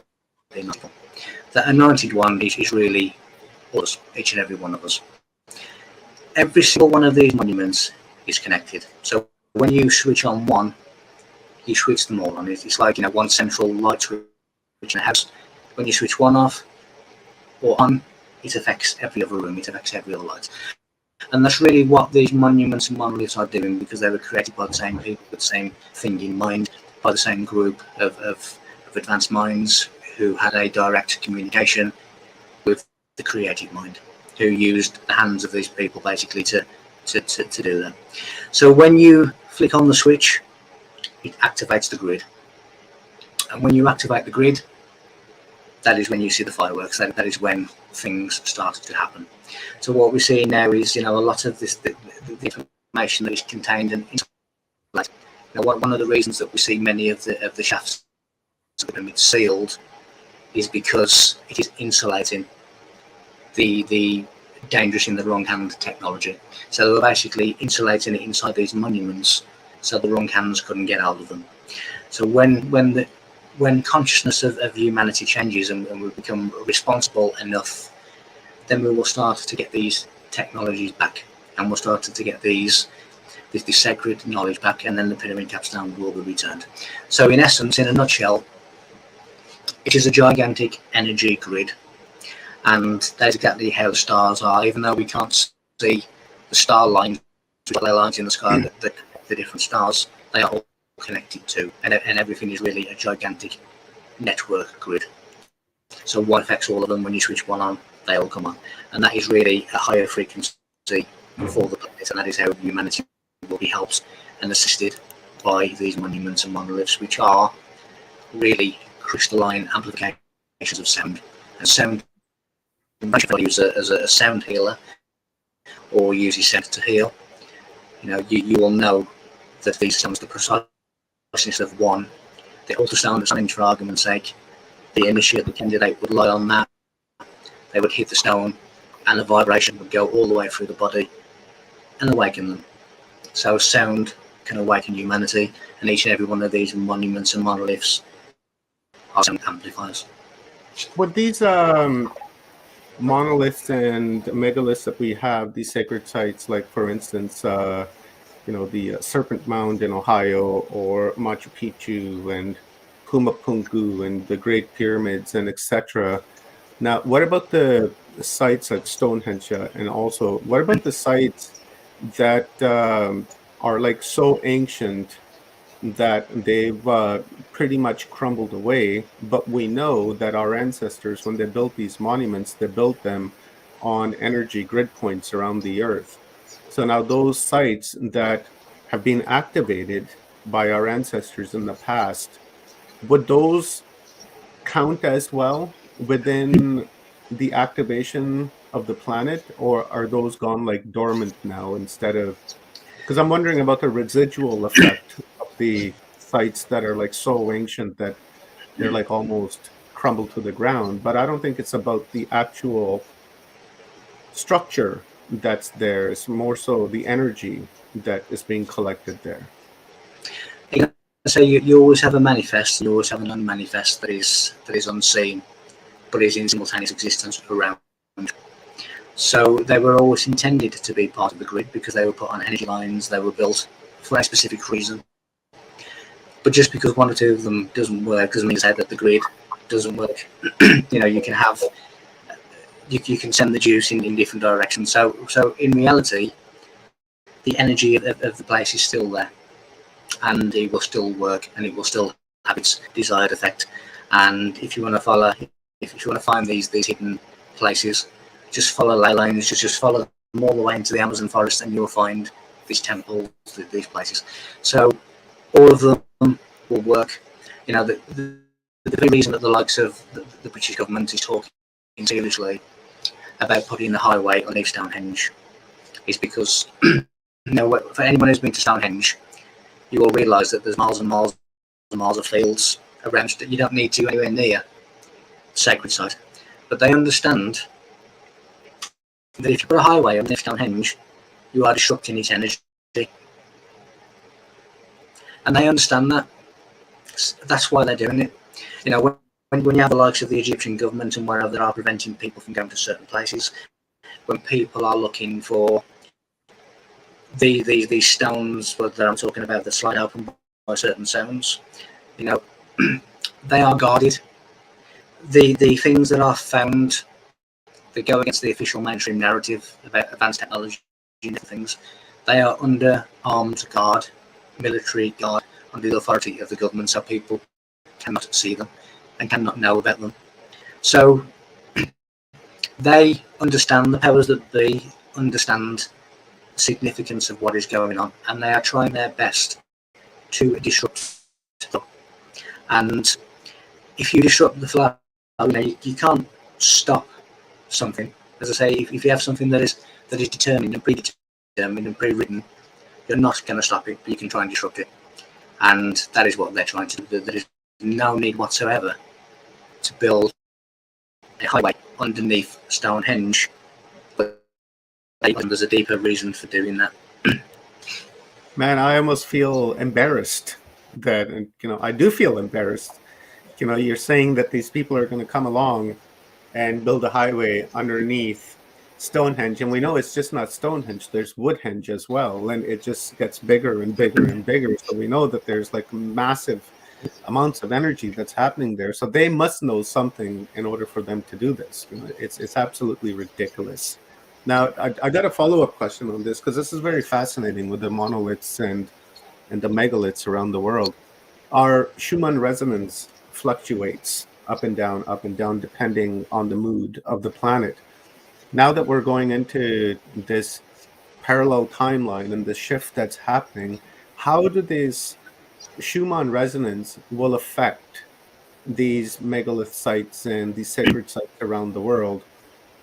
What I really mean is like the position in space, right? And then with all the stars and all the planets that are around, like Venus and Mars, for instance, they're dancing together, the masculine and the feminine across our sky. And the Schumann seems to be rising, and sometimes it just goes totally blank because it's so high. How would that have an effect on the activation of these sites? The Schumann resonance obviously is, well, when they've done experiments and they've deprived people access to the Schumann resonance, that those people have become very ill very quickly. And then when they were being reintroduced to the Schumann resonance, then they became healthy again. So this was done multiple times, and it had the same result. So clearly we are reliant upon the frequencies of our planet. Our DNA is really compatible with the frequency of the planet of birth. Our vibrations are compatible with the planet of birth, and that is part of the Schumann resonance, which we seem to need in order to have health. When you alter the vibration or the sound of the dynamics of something, then of course sometimes it can have an impact.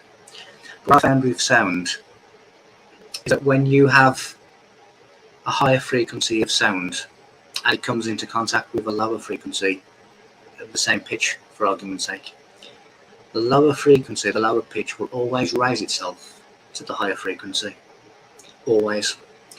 So when people sometimes have strange sort of sounds in their ears and different pitches in their ears, what they're hearing is sound waves that are low and high, in other words, opposite, are meeting each other, and the lower sound is raising itself to the higher sound. That is what they're hearing in their ears.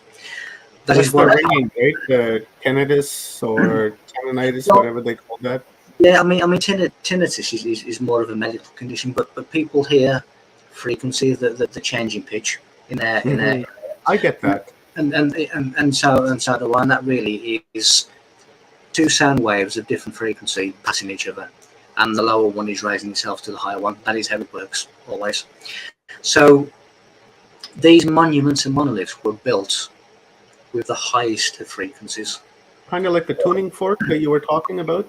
Yeah, which is really the low is trying to match the high. It is. It's a sympathetic transference. So basically, if you have two tuning forks next to each other and you hit one, then you put the other one that wasn't hit close to it, and it will start to vibrate. Yeah. And that is really sympathetic transference, which is what happened at Stonehenge on that incident. So these things are built with the highest of frequency, with the highest of knowledge of astronomical law and natural law, and because they are such a high frequency, any other frequency that is inputted into it will automatically jump up to match the high frequency of the monument. Yeah. So again, because they were put there with such special power, that's not going to be changed. And the idea is that humanity will be removed or helped or lifted up from its slumber. That is the grand plan. That is what the grand divine plan is, to help humanity. And all of these different tools have been put there for us to decipher, to learn. But like anything else, we have to, when we're a child, when we're growing up and we want to read a book, we have to learn to read. So until we learn to read, we have adults and other people telling us this is what the word is, this is what the word means, this is what the sentence is, this is what the paragraph is. So we have at the moment people who, speaking at these events and wherever, who are explaining to people what the narrative means. And then once they can read for themselves, that's when they begin to understand the narrative themselves and can decipher it themselves. And when enough people decipher this information, because it's written everywhere, on every side of the pyramid, it tells you, then when we are mature enough, then we will rise our self-governance. But regardless of what you input or try to disrupt with, it will always find a way, because it is with the highest of mind, with the highest consciousness, with the highest degree of natural and astronomical law. Now, Mike, I'm just wondering, it's like the tuning forks, right? I'm trying to wrap my head around that. It's amazing that it's a sympathetic transfer of vibration and frequency. Why does that not happen with humans? Let's say if you're vibrating at a high distortion and then somebody else comes along and stands next to you that's vibrating at a lower distortion, at a denser distortion, how come they're not getting that sympathetic distortion transferred from you to him, right? Kind of like the quantum entanglement, so to say. Good question, really. I mean, everything is built to a certain blueprint, and just like with all other blueprints, sometimes it doesn't work, but it is meant to work. And there's a comment in there by Stone about the frequency that come in and out of the air in different pitches is really information downloadable. Yes, because information can travel within sound waves. When you look at crop circles, the pitch and the sound that is coming from crop circles is the exact same pitch and the exact same sound that is emanating from the rings of Saturn. Within this sound, there are letters, there are phrases, there are sentences. It is a language. Now, when you look at some of the famous composers, Mozart, Bach, they used to deliberately put messages inside the sound waves of the symphonies. And that's how, and they used to pass information between families and different people, because they'd encrypted messages within sound waves, which is what's happening at crop circles, Nazca lines, hieroglyphs, all of these things. We all are really a vibrating, frequency-led vessel. And when we become ill, or a part of us becomes ill, it's because that part of the body has reduced its frequency and has become, again, incompatible with health. When you put these things close enough together, they have a sympathetic transference. And tuning forks, monuments, monoliths, people, we all affect each other in different ways. If I have a massive argument, then you can feel, even though the argument may have stopped, the energy of that argument remains in the room for some time. So anybody else who walks in that room can feel that energy. It has an effect on them. They can instantly feel it. And everything has an effect in different ways. Kind of like the Monday morning blues. I think we talked about that before, where if you go to work on a Monday morning and you say, I hate Mondays, and then you create that negative, energy in that environment around you, and when you go to the office or to your work, then that rubs off on people. And then even if you're not in that environment at the moment, somebody else comes in, they feel it, and then they begin to respond with that lower emotion. And right, so it's almost like it's magnetically attracted to people, and depends on their distortion as to how they're going to respond to it. Well, you can feel it, and you can't get out of it, And when I go to a busy shopping centre, for argument's sake, what I'm doing when I'm walking through a shopping centre is I'm walking through the negative energies of many people, lots and lots of people. So it's almost like walking through a shower of mud really, because you can't escape everybody else's feelings, emotions. You can't help it. You just walk past 27 people who've had an extremely bad day, and their energy field reflects their bad day. And because I'm walking through it, it's almost like when I get home, the soul needs cleansing. Something needs to happen to get rid of all this tar that I've inherited. So we do all reflect and affect each other. And when everybody's feeling the same, oh God, it's Monday morning again, that becomes picked up as an accepted reality. And we all feel it. We all feel the same. And you can feel the build up of it on Sunday evening. You don't have to wait anymore. You can start. Come Saturday night, you're still fairly happy, and then come to Sunday, you're thinking, oh God, it's Monday again tomorrow. And if you didn't, reality sets in. there's thousands and thousands of people having the same thoughts. Now, when you have collective thoughts, you can actually create astral entities.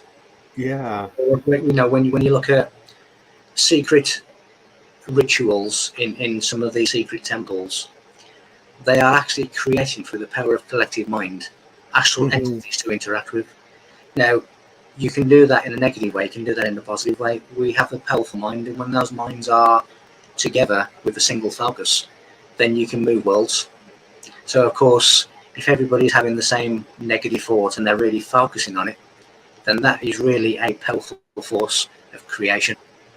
Because we don't understand how to control our thoughts, because we don't understand that every thought that we have is a creation that goes out beyond the mind, goes out beyond the skull, and it goes into the collective, and it can get picked up as a collective and become an absolute reality for people. It becomes the accepted reality, because we don't understand our mind, we don't understand the subconscious, we don't understand what thoughts really are, we don't understand how people are picking up on our thoughts, we don't understand that a lot of the thoughts that we have are not our own. We're picking up on other people's thoughts. So there's a lot of things that we need to understand in part of who we are, what we are, how we really are created, how we act, how we behave, how we live, how we exist. And then when we do that, we start to control those thoughts. All the biblical chariots are really the wayward thoughts that need to be controlled and steered to a certain destiny. But again, it's all about the understanding of self and how we are a mirror of each and everyone else. And the way in which we react, things that we say, things that we think, the things that we do, have a ripple effect. They have an effect. Makes sense, Mike. That really does. You're blowing my mind here.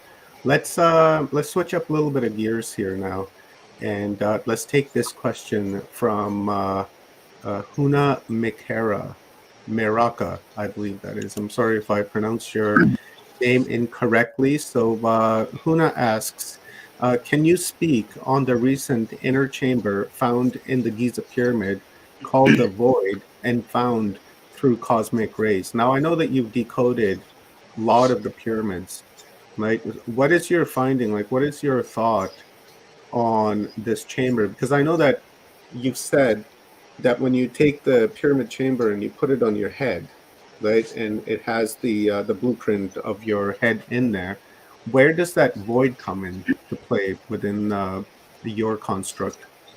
Well, the void, you see, inside your brain, which obviously is in Golgotha, the place of skulls, by the pineal gland, you have a gap. Now, all of what I'm about to say is confirmed by Bray's medical dictionary, but there is a gap by the pineal gland called the vault. Now, it is a void, it is a vault. So that is really the tomb of your inner Christ. So when your processes of enlightenment going through the body and they reach the tomb, you have the Easter and the resurrection inside your head. With almost like an eureka moment of enlightenment. When you are looking at the Great Pyramid, then it reflects the endocrine system of the human mind, which is really the seat of consciousness. Now, the word seat comes from heart set. So again, you're talking about spiritual center, the seat of the mind, the seat of the heart, etc., etc.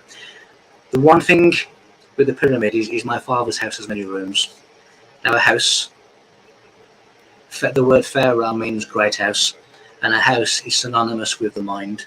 So my father's mind has many rooms, which is represented by the Great Pyramid. What you find inside the Great Pyramid in particular, because that is the epicenter, that is the center of all other monuments. Mhm.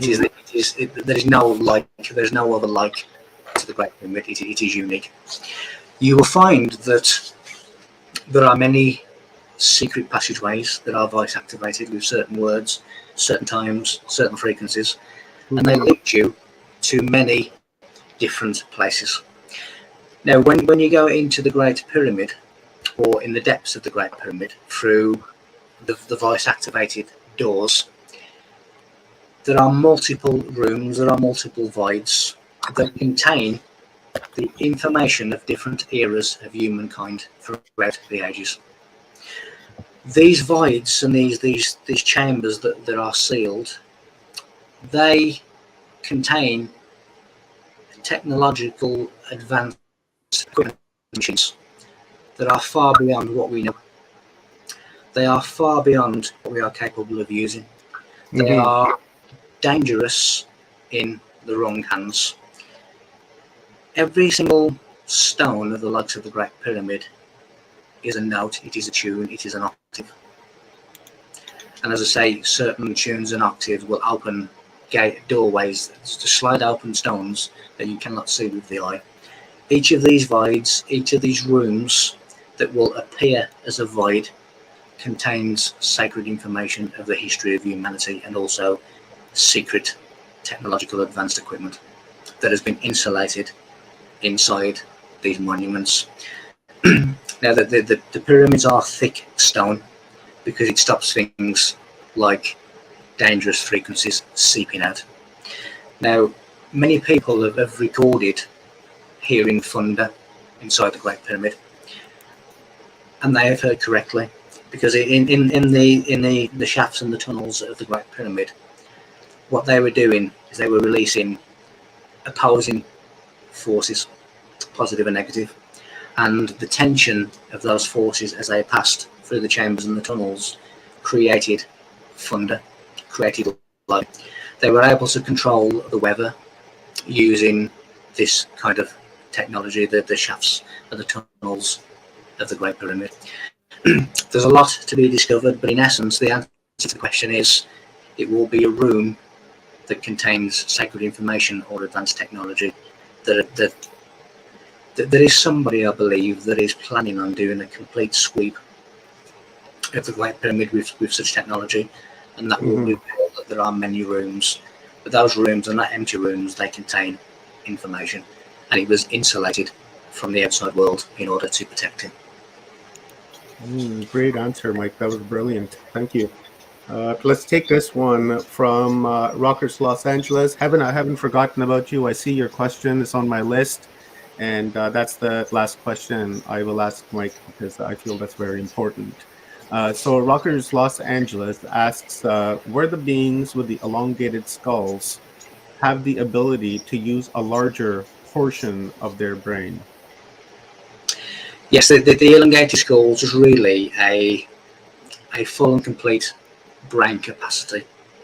So what they did with that brain capacity, that they had greater spiritual abilities and greater spiritual capabilities, such as the astral brain, which is astral travel. You know, that they were able to see into the future, see into the past. I've actually had an Egyptian pharaoh travel to my time, and I've walked next to him, and that is a fact. You know, and that was in 2017. Consciously, I have also gone back in time to witness an event 159 years previously. So when you actually go outside time and space, then you can actually see different time events. So they had a greater capacity, they needed a greater brain, a bigger brain, a different brain to have these spiritual capacities. And that is why they had elongated skulls. Obviously, the sons of men have the skulls that we have today, which don't have that spiritual ability, or certainly that spiritual ability has been dormant for a long time. So the elongated skulls is a completed greater brain capacity, brain center capacity. Do you think the people with the elongated skull were humans or hybrids or ET? I think that they were an advanced human. You know, when my view on the ET phenomena is largely, not all of course, is that they are spiritual advanced humans, Mm-hmm. and they basically continued this journey of discovery in different star systems, which is a different frequency, which is now compatible with their frequency. So a lot of these ET races are advanced spiritual humans who have come back to help us. You know, what parents would not want to come back and help their children? So My parents. there's always the exception in the unmanifested. Yeah. That's too funny. Thanks, Mike. Let's hit up a question from Crash, I believe it is. Asks at Mike also, are you aware of the ancient Egyptian references to Ta Marie and the American Egypt connection here? What are your thoughts? Yes, there is a connection. There is always a connection, and even the Knights Templars, you know, spoke about a place called America, the great land of America, which of course is America. Mm-hmm. Every single sacred site throughout the world, Venus, Mars, the moon, Saturn, the moons of Saturn, the moons of Mars, have monoliths and monuments. They are all connected. Egypt is the epicenter when it comes to Earth monuments and monoliths. It is directly in the exact center of Earth. It is the monad, it is the middle, it is the central radiation. But every other single monument and monolith is connected in a divine way, in mathematics, in astronomy, in astrology, in spiritualism, in the advanced knowledge that was put into it in order to build it. Mm-hmm. So yes, there is a connection, and it is the same connection as you see between Stonehenge and the face of Mars, Stonehenge and Göbekli Tepe, and Stonehenge and Quetzalcoatl. All of these things are intrinsically linked, intrinsically connected by theme, by mathematics, by natural laws, and by astronomical laws. So nothing is separate. I believe you on that one, that nothing is separate. Everything is one, right? It's just an expression of separation, I suppose. Here, I'll hit you up with a funny one from our buddy at Inception Podcast, Gloria. Guys, head on over to Inception Podcast and subscribe to Gloria's channel. Gloria, if you can, please post your YouTube channel in the comments, please. So Gloria asks, question, have you shared everything or holding back? I believe you said earlier you're holding back a little bit because the time is not right for us to get the frequency in the word. The honest answer is I've not shared everything yet, no. I've shared a lot. The information that I haven't shared relates to the information that has been shared. But no, there is part of the information that is still to come out. Mm-hmm. Again, as you quite rightly said, the word, the frequency, the time, the day in which to open these stones at the top of the Great Pyramid to get in. So that is something that I still hold on to and will share at the appropriate time. So the honest answer, Gloria, is no, I've not shared everything yet. I love the honesty. Otherwise, you wouldn't ask me. It has something to do with humming and whistling, right? You gotta come up with that right frequency, and then it'll just open right up like a stargate. Well, of course, it's also conference security. If I told you everything in one day, you'd never invite me back. So, I do a little bit for myself. Regardless, I'm bringing you back no matter what, because I've read enough of your books to pick your brain for like the next 10 years anyways. Well, the new one will surpass by a long way everything that's come out so far. So there's a lot of information there where I'm not holding back. Yeah, so I'm looking forward to it. Yeah, for sure. Guys, visit michael-feely.com and go there and check out the book collection he has. And you can actually schedule a time to speak one-on-one with Mike. He has that service on his website. So let's jump to another question here. This is actually a follow-up from the earlier answer with the stars and the moons, and it's from Heaven is Here, one of our members here on Watchers Talk. She asks, have you heard anything about the stars, sun, moon, and other luminaries being electromagnetic projections from technology built by Creator located underground, also tech located under sacred sites? Yeah, just to that part, there's lots and lots of technology under each and every sacred site. Mm-hmm. Again, it is underneath the base. You know, in the abyss of universal intelligence for one, under the base of the Great Pyramid. In all the voids and all the rooms we're talking about, there's lots and lots of technology.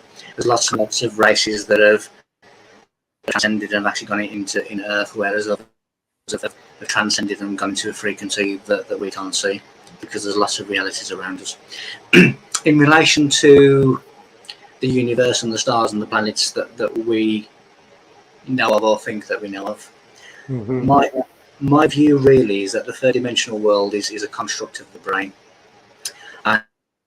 And we have really a pulsating, should we say, in computer terms, a central processing unit that is creating a software, but software is something that appears to be real. Mm-hmm. So my view of the planets, of the stars, you know, the Egyptian view of the stars was in the name of a star, which is Saba, SBA, which means gateway. So some of the ancient people believe that the stars were gateways. Some believe that they were souls that had left the earth. But my view really is that space is computer storage space. This is a software program, and what we think to be reality is a construct of the mind. You know, for argument's sake, our eyes see everything two-dimensional. Now the brain transforms that into a 3D model. So the 3D world is a construct of the brain. So nothing is what we think it to be, and stars and luminaries and planets would fall into that category. And certainly, another way of putting, you know, the defragmentation, the return to oneness, all of these different terms can be summed up with the projection returns to the projector. Nice, thank you, Mike. Let's hit up another one. We're on a roll here. I love this. I know you love it too. I know you do, because we've talked about this many times. That's why I did it, Mike. Let's take a question from Huna Mareka again. This is a good one. It says, question, also, have you made a connection with 3168 in with John 3:16 in the Bible and the sun and 8 turned sideways equals infinity? Yes. Again, 8 turned sideways, the lazy 8. When you have a singular timeline, a singular line of numbers, it is infinity.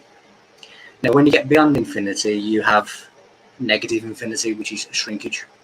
So when you see the, you know, like the Virgin Media infinity lazy 8 symbol, you have one of the loops which is smaller, which is negative infinity, which is shrinkage. In terms of John and the numbers of John, as I said, the original Bible is the Giza Plateau in Egypt, and that is mathematically, I can prove that. You know, if I can prove that in the mathematics and the height and the diameters of the Great Pyramid, it mentions Christ, who wasn't even around or even thought of in those days. It's almost a prophetic vision. Now, all the mathematics of the Bible, you know, again, I've told you before, and we had a little bit of a laugh over it, but somebody on one of these call-in shows before said to me that the Bible or numbers have nothing to do with the Bible. And I said to them, well, why is there a scripture, a book of the Bible called Numbers? Because there's so many bits of mathematics that is hidden within the Bible, which is hidden within the pyramid. The sun serves the material. That is why there's lots and lots of sun worship, especially those who wish for humanity to remain in the material. because the sun, serves the material realm, which is where they want to keep us. The spiritual realm is served by Sirius, the blazing star, because Sirius means scorching. So the blazing star of Masonry is Sirius, the spiritual sun, the central sun. But all of these biblical passages and numbers in John and Genesis and all of these different places is found within the pyramids, within the monuments. And again, 3168 is another one of those, because it's, again, when you look at the Sphinx and you look at the diameters of the Sphinx, it is 316,800. If you just remove the 2 zeros, it becomes 3168. So that is the parameter of New Jerusalem, which is heaven on earth. That is the mathematical diameters of the Sphinx of Egypt, which represents enlightened man and how to get to enlightenment. So the Sphinx, the 3168, the New Jerusalem, the pyramids that relate to Christ, it is all a mathematical, numerical Bible that is found in the 13 square acres, the legs of the bed. So yes, it is all connected. Yes, I have found that connection and more connections as well. So when the John 3:16 says, I'm going to put it up on the screen here. Where did it go? I believe it's something to do with the sun. It says, for God so loved the world that he gave his one and only Son, that whoever believes in him shall not perish, but have eternal life. And that's really saying that if you can connect with that Christ consciousness and that you've become aware of yourself, that you'll have eternal life. Now, is that correct? Or well, when you look at, for God loved the world so much that he sent his only Son, then look at, again, when you look at biblical scriptures, you need to identify certain key words. You need to analyze what those certain words mean. For example, the amount of religious people that have told me to fear the Lord, to fear God, not really realizing that in Hebrew, the word fear is yirah, which means to know and to understand. So it's not saying be scared, it's saying understand God, understand the Lord, understand who they are. So when you look at the sun, as I said in the presentation, what is sun? Well, sun is stone, sun is to build, and sun is sound. Now the secret word, like a baby. yeah. So the secret word that are used between initiates is the word Om, the chant Om, which is a word for the sun, which is what Hindus believe was the primordial sound of creation. But it is also a sound wave of 7.23 centimeters, which is the exact same distance between the chakras of the body. So when God sends his only Son, he's basically building the temple. And it says in the Bible that God is not in the temple built by the hands of man, but this temple is built by God. So we are sons of God, really. We are the temples of God. We are God's builders. So you have to analyze what they mean. So if you're just looking at the physical sun per se, yes, the physical sun gives life as we know it on the planet. It irradiates heat, it radiates light. But we have to analyze the meaning of specific words, because sun worship was really not necessarily the physical sun, but the physical sun is a personification of the solar logos, which is really the forces of universal light. And they saw that as the pie in the sky, the circle in the sky. So yes, we need to analyze the meaning of the words, which gives us the correct understanding of what those phrases mean. Excellent, Mike. This has been just a wonderful session, and we just got a couple of minutes left before we bring Dr. Michael Cremo on. And I want to ask this final question that I've been hanging on to forever, and it is from Heaven is Here. And I'm interested in this too, because I just got a granddaughter, and I want to educate her in this type of information so that when she grows up, she has the real truth. So when can we expect your children books, and how many of them are you working on simultaneously? or is it a series? And tell us, give us a download on that so we can get prepared. Yeah, but basically, at the moment it is a series of 7 books, because the idea was that the There's 7 again. yeah, number 7, which again is extremely important, and all the numbers within the Great Pyramid are 7 or divisible by 7. Mm-hmm. So the stone that I talked about that moved opened for 7 feet, etc., etc. Mm-hmm. So it's a series of 7 books which relate to the 7 chapters. The idea is we have this lonely child that spends a lot of time in his bedroom, which is really typifies me in my childhood. And one day there's a knock on the door. He goes downstairs. There's no one there, but he finds this book on the doorstep. So he takes this book, thinks nothing of it, puts it on the shelf, and every now and again he just gets this really, really strong urge to read the book. And he just opens it up, and wherever he opens it up, he basically gets transported to different times in history. Mm-hmm. And he goes to monuments and monoliths in history, and he's met by a messenger.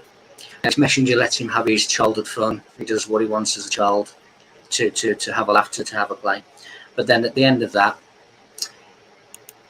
he takes his character to one side and says, now there's some important information that I need you to take back to your time. And he then goes into the true meanings of the location of where it is.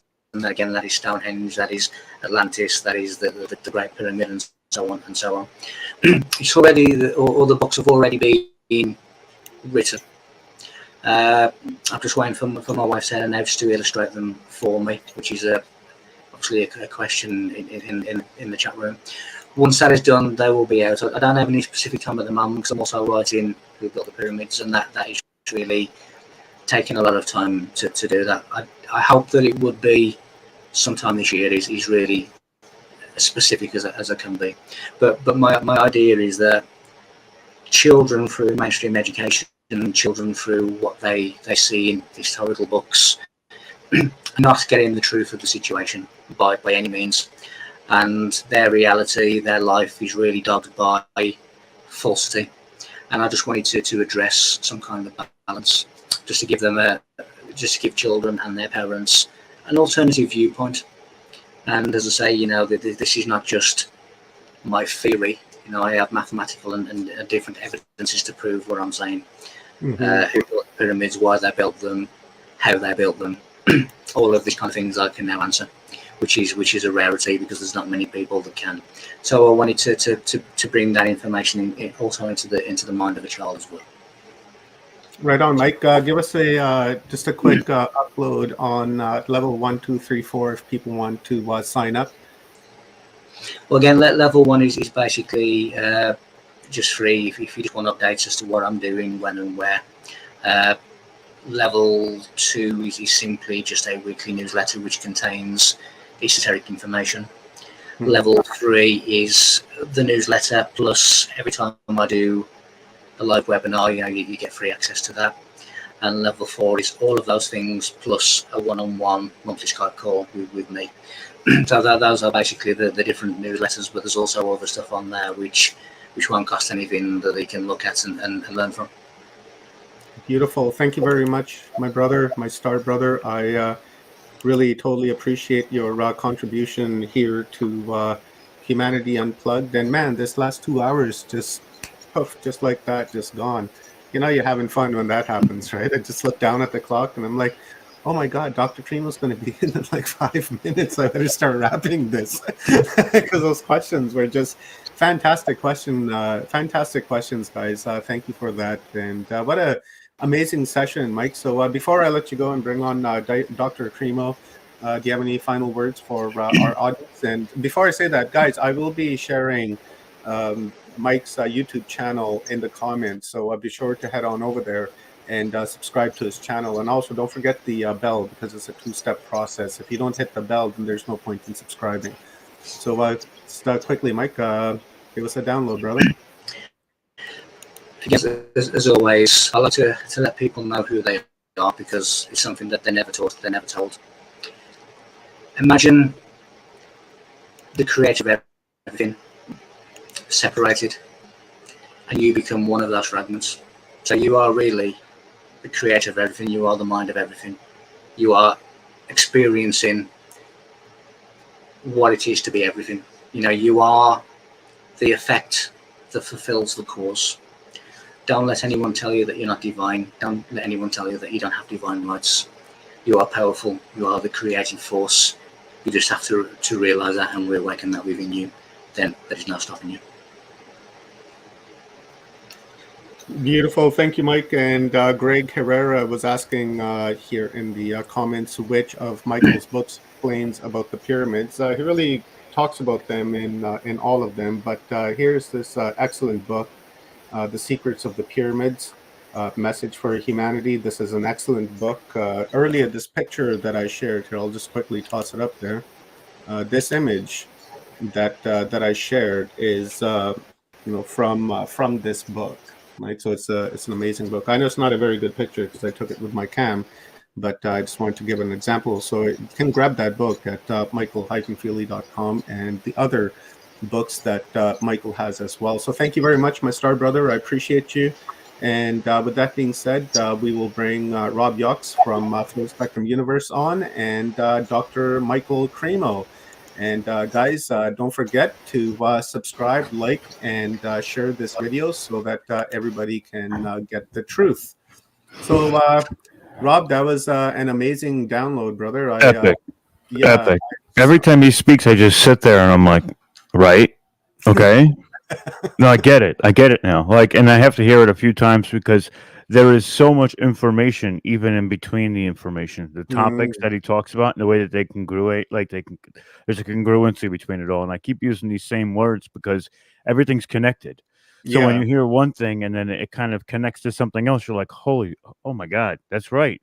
And then you go back and it makes more sense than it did before. And now you've got to reevaluate the whole thing. So it's pretty wild that it was like that. But now we have one of my personal favorite people is Dr. Michael Cremo. Yeah, so let me, before we do that, let me just quickly just show off a few books that I have of Mike's. So if anybody is interested, here, put me on full screen for a second, Rob. Gotcha. You can get this book, guys. It's the Code of Christ. And then we have The Ancient Code, A Serpent Fire. Excellent book. Read that as well. In fact, I read them all. And then, of course, we have The Pyramids, The Secret of the Pyramids. And then we have The Alchemy of the Gods. Every one of these books is excellent. I got a couple more, but it's time to bring Dr. Cremo on. So I will alleviate myself from the screen, and looking forward to this, Rob. Yeah, me too. So just to give you a quick bio on Mr. Cremo, Mr. Dr. Michael Cremo. Michael Cremo is the cutting edge of science and cultural issues. In the course of a few months' time, he might be found on a pilgrimage to a sacred site in India, appearing on a national television show, lecturing at a mainstream science conference, or speaking to an alternative science gathering. As he crosses disciplinary and cultural boundaries, he presents to his various audiences a compelling case for negotiating the new consensus on the nature of reality. Michael Cremo is a member of the World Archaeological Congress and the European Association of Archaeologists, as well as an associate member of the Bhaktivedanta Institute, specializing in history and philosophy of the science. So without further ado, Mr. Cremo, how are you? Good to be with you, Rob and Oh, it's Omar. a pleasure. It's a pleasure. I always love when you come up here and give us an incredible information, because you're always so in tune with not just the archaeological side, but the spiritual side of those archaeological expeditions you've been on, and it's just it's incredible. So Yeah. So I did have a PowerPoint presentation prepared, but I'd just like you to feel free to interrupt at any time and ask questions. I just wanted to have something to say. of course, Prepared, I'll but definitely interject and ask some questions as we go yeah. along. Do you know how to share the screen on this? Where you hit the share screen? Okay, I'm going to hit the share screen now. It's the plus sign. And it says share screen, slides, video file. So is it a lot of slides? Is it a big presentation? It's fairly long, I guess. Okay, so we're gonna go to share screen. You're gonna tap it again, and then it's gonna have Right. another box come up where it says share screen with the big blue bar. Okay. And Entire screen. so right in the middle, next to entire screen, you're gonna see Windows. Right. Go to the Now, windows. click on the Windows and then look down, and you should see the PowerPoint presentation. Okay. I'll click on that. Click on the PowerPoint, and then the bottom right corner it should say share screen. Okay. I can't see the bottom right corner. Are we able to go to slides in the share like we did last time, Dr. Cremo? When we go to Uh, share and then we go up top to slides and then upload from your computer. oh, okay. So I guess I'll have to start again. Yeah, Yeah, we did that the last time and it worked out pretty good for us. So if you just okay. stop sharing screen and then share, and then right up at the top you'll see slides with an arrow. Okay. The problem is this thing that just came up, the choose what to share. It goes off the bottom of my screen, and I can't get it to move up. So I'm kind of stuck here. Yeah. Let's stop sharing screen. Right? We'll start the process over again. Let's just stop share screen. Okay.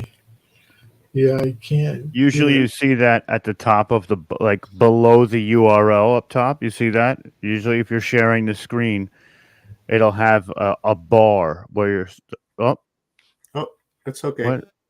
why does that keep We'll come happening? back. I think it's the internet, right? The internet is it's a little choppy here on my end as well. And Dr. Cremo will come back here pretty quick. Are you frozen too? Yeah.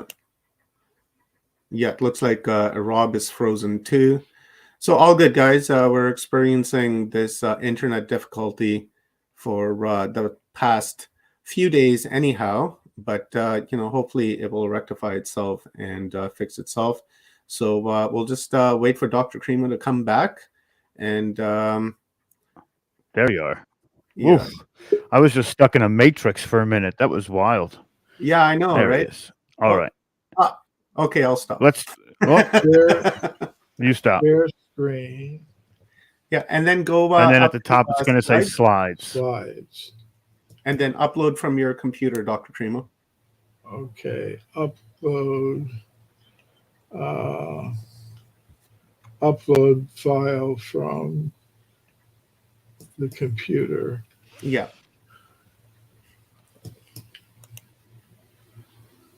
Let's see what files up. Okay. I have to select this. And then it's going to take a moment to process and put the slides through once you find a presentation. Yeah.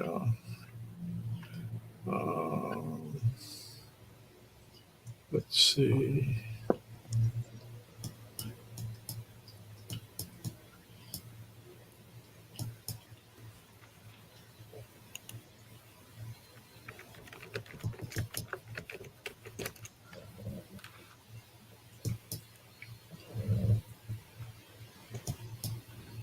Okay. Now it says processing, correct? I hope so. I clicked on open that file. Perfect. It'll let you know if it's too big or not. But, Dr. Cremo, just to ask you a question right off the bat is, Yeah, right. while we're waiting for that to be done, we had you on the panel the other day with, Yeah. I believe it was Dr. Sam, and a couple of other people talking about the pyramids themselves, right? We're looking at so many different aspects of the pyramids in Giza. What do you feel is the main function, and it's just your point of view, of those specific pyramids? What do you feel is the main cause or functionality of them? Well, I'm not a pyramid researcher. So anything I say about it would just be my opinion as a person who's just encountered whatever I've heard. So I haven't really looked into it, as a matter of research and trying to understand myself about it. But they, it depends upon your whole worldview. I accept a consciousness based universe rather than a matter based universe. So I connect things like this with things that other people might consider to be unscientific or uh, if we look at the Egyptian cosmology, like many other cosmologies in the world, they accepted there was a an overall guiding intelligence that was responsible for the manifestation of the whole universe and everything in it, and that there were different personalities involved. They had different names for these personalities: Osiris, Isis, Newt. They had different names for them. So I think their pyramid was a method of connecting consciousness on this planet with the larger spiritual consciousness or that functioned in the universe.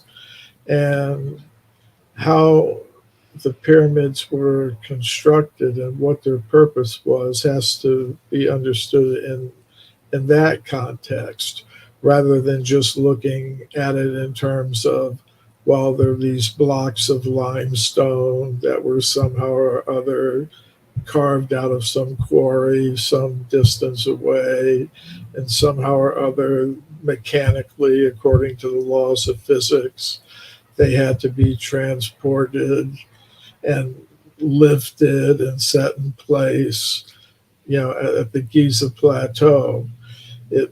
There may have been other powers involved, like a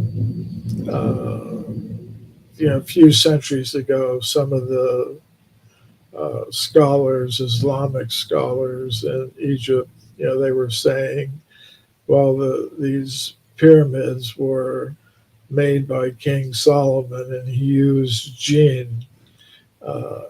In other words, some kind of magical or mystical beings to manifest them.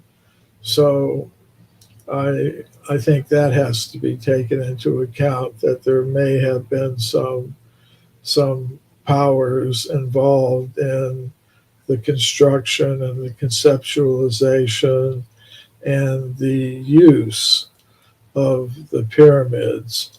I think they were used to establish connections and communications between humans on this planet and higher dimensions, higher beings, extraterrestrial beings, extra dimensional beings. And they had some purpose for uh, equalizing or adjusting or harmonizing the energies on this level with energies of higher and lower levels of reality, because they had a concept of the underworld as well. And they also had a concept of transmigration of the conscious self or soul. So, sometimes it's difficult to, for a group of people who exist later after the original culture has dissipated and gone, to fully comprehend what what that other culture may have actually been all about. So, Right. And you talk about, especially in your work, the de-evolution of the human kind of the human species as we get through. Your presentation did come up here, and uh, we're going to bring it up in 2 seconds. But that de-evolution, if we're talking about ancient Egypt and when those pyramids were probably built, we would have probably been maybe on a higher edge of that before that drastic downfall, coming in the later years. But let's get into the presentation itself. I'm going to do this. And now, Dr. Cremo, do you see up there where it says next slide, slide one? You can uh, click the arrows to go to the next slide. Do you see that? no, I If don't. you hover your mouse on the Oh, screen, there it Dr. is Primo, down you'll there. see it Yes. as well. Okay, I see it. Yeah. Also, if you hover your mouse on the main screen, you'll see the slide thing pop up, and you'll be able to control it from there as well. Okay. Yes. Yeah. So, of course, we were talking about something very interesting there. I mean, you were talking about the downfall. I think you're absolutely right about that. Because if we look back around 5,000 years at all the various cultures around the world, uh, and we see that they had some very common features. The idea that as conscious, intelligent, personal, individual beings, we're not from this world of matter, we're from some higher realm of non material substance. That's our original home, and we're part of a whole cosmic hierarchy of beings. And the self, the conscious self, the soul, doesn't become extinguished at the time of death. So they all tended to have ideas like that. And they were talking about connections between human society and these higher dimensional beings. They were regularly visited by them and communicated with them. But that all seemed to stop about 5,000 years ago or so, which kind of corresponds with the Hindu idea of cyclical time, that there are yugas that pass one age to the other. And there was a change in the yugas where things dropped to a lower energy level on this planet, which resulted in people becoming more concentrated on trying to dominate, control, and exploit the resources of this planet in competition with each other, which we see still going on today. So their attention was focused elsewhere, not on their connection with the whole cosmos, but with a very narrow focus on their own uh, desires to dominate, control, and exploit others and the resources of nature. And those connections between human society on this planet and the extraterrestrial or extra dimensional elements was left aside. So, but to get that's part of what I mean by devolution. I'm going to. Can I go back to the slides now? Do I just click on the? Okay. So that's what I had prepared for today. And sometimes people ask me, well, why a spiritual perspective? Why is it necessary? Isn't science enough? And why, in particular, a Vedic perspective? And that's because I am, like many of you are, a transcultural person. Now, to be trans anything is difficult, and transcultural is also difficult. A little bit of my personal history. In you go back to the 1960s, I was part of American Cold War culture. My father was an intelligence officer in the Air Force. I went to school, went to the university. I was preparing for a similar career in one of the intelligence services or the diplomatic service, the State Department. But after a couple of years at the university in those days, I became a little bit radicalized. I became part of the counterculture. And even that really didn't completely satisfy me. I won't go into all the reasons for that, but I wanted to turn on a more spiritual path. So I became a disciple of a guru from India, Bhaktivedanta Swami Prabhupada. And today I'm kind of a transcultural hybrid, integrating East and West and science and spirituality.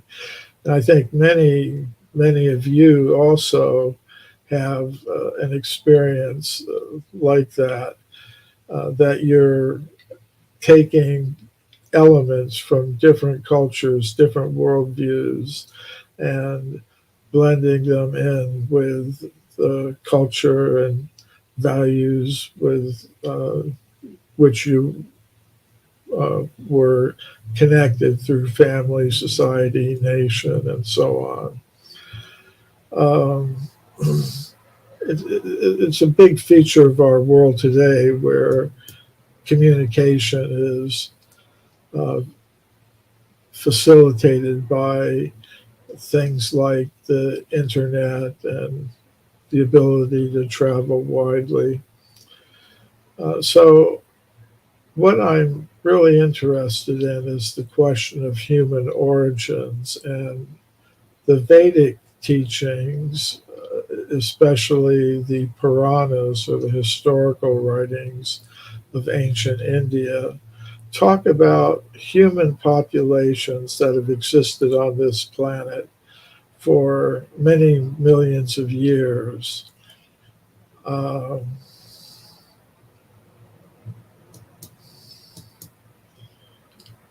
Now, that's quite different from the picture of human origins that we get from modern science, which tells us that humans like us first appeared between 200,000 and maybe 300,000 years ago, having evolved from more primitive ape-like human ancestors.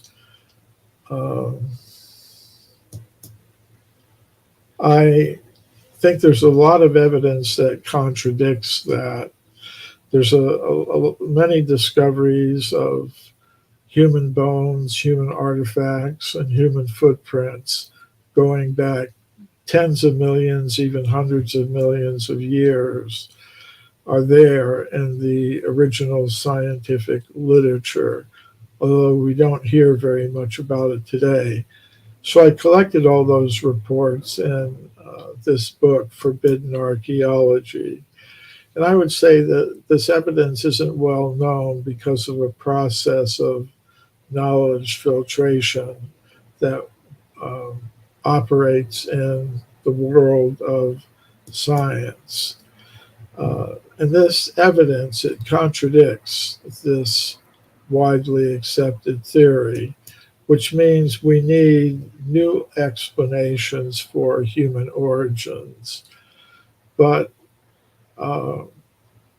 what I proposed in this book was that before we even ask the question, where did human beings come from, we should first of all ask the question, what is a human being? So that's an ontological question. What are we? Today, many scientists are going to say we're just a machine made of matter. That's because their ontology, the ontology of modern science, is materialist. They think matter is the only thing that we should be concerned about. they say, well, we're machines made of molecules. This implies that life came uh, into existence when in some ocean water a few billion years ago, the chemicals combined to form some self-reproducing organism, and somehow uh, they say that it happened, but they can't say how it happened. Um, it's an unsolved problem in modern science. It's, as you can see from this quote from a recent scientific paper. And then once you have some small, even if you grant, you can get some small one-celled creature. How did all these different body types of so many types of plants and animals come into existence? They say it happened by evolution, but there's no real detailed scientific explanation how that happened. Again, this is one of the unsolved problems in biology. Like this article says, foremost among the unresolved problems confronting modern biology is the origin of biological complexity, most notably the shape and form of our own bodies. So,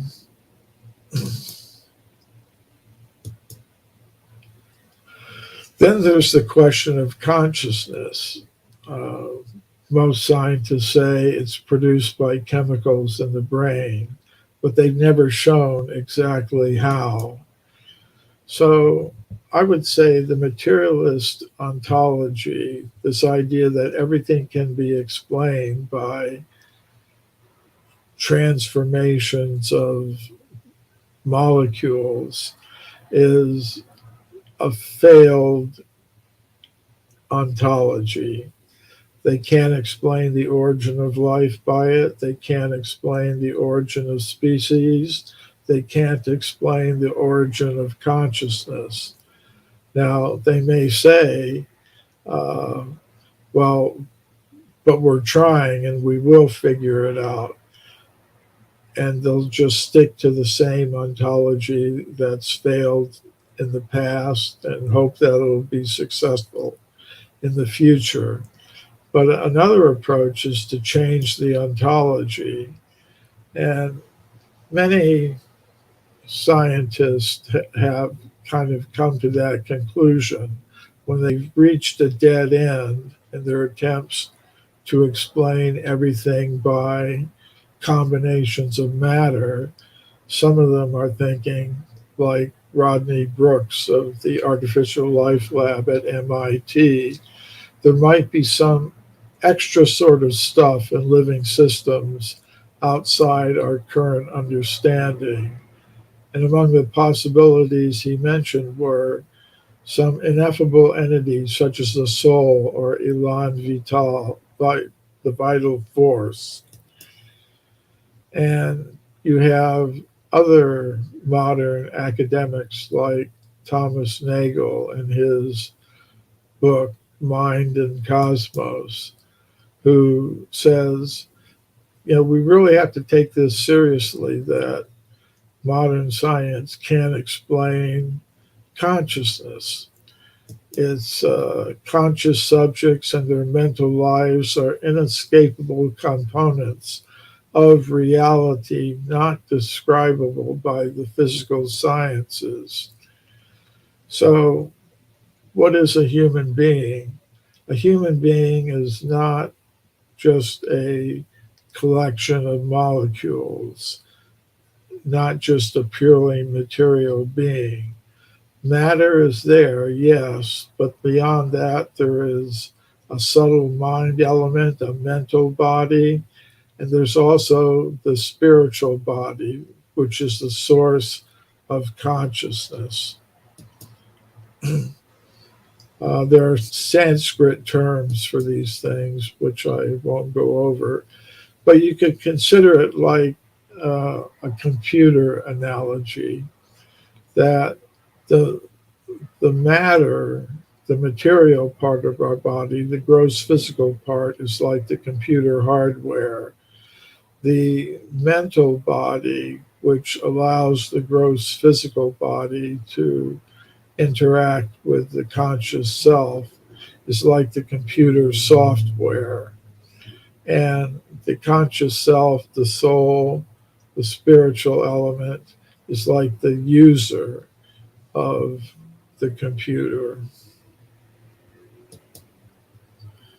And there's a lot of evidence for these things. Uh, for example, there's evidence for a subtle mental body associated with the human organism that can act in ways that contradict the laws of physics as they're currently understood. Like, mind is uh, something we can't see, but we can detect its effects. Like, air is invisible, but you can observe its effects when it blows over the surface of a lake, for example. You can see waves forming. So, similarly, we can't see mind, but there are scientists who have, like Alfred Russel Wallace, who, along with Darwin, was the co founder of the theory of evolution by natural selection. He was doing experiments with mediums, like he would observe cases of uh, mediums floating into the air, or uh,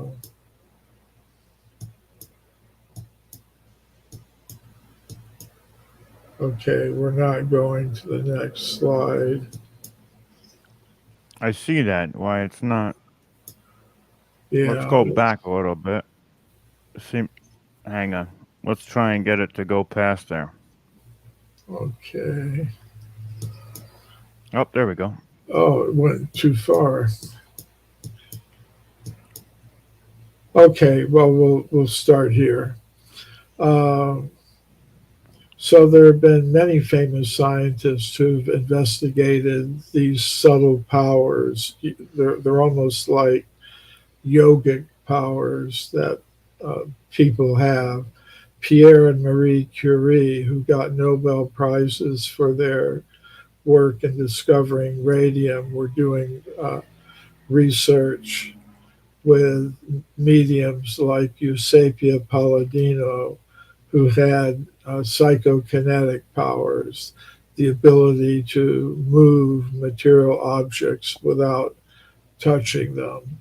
You don't read about that in the textbooks, because of knowledge filtration. Um,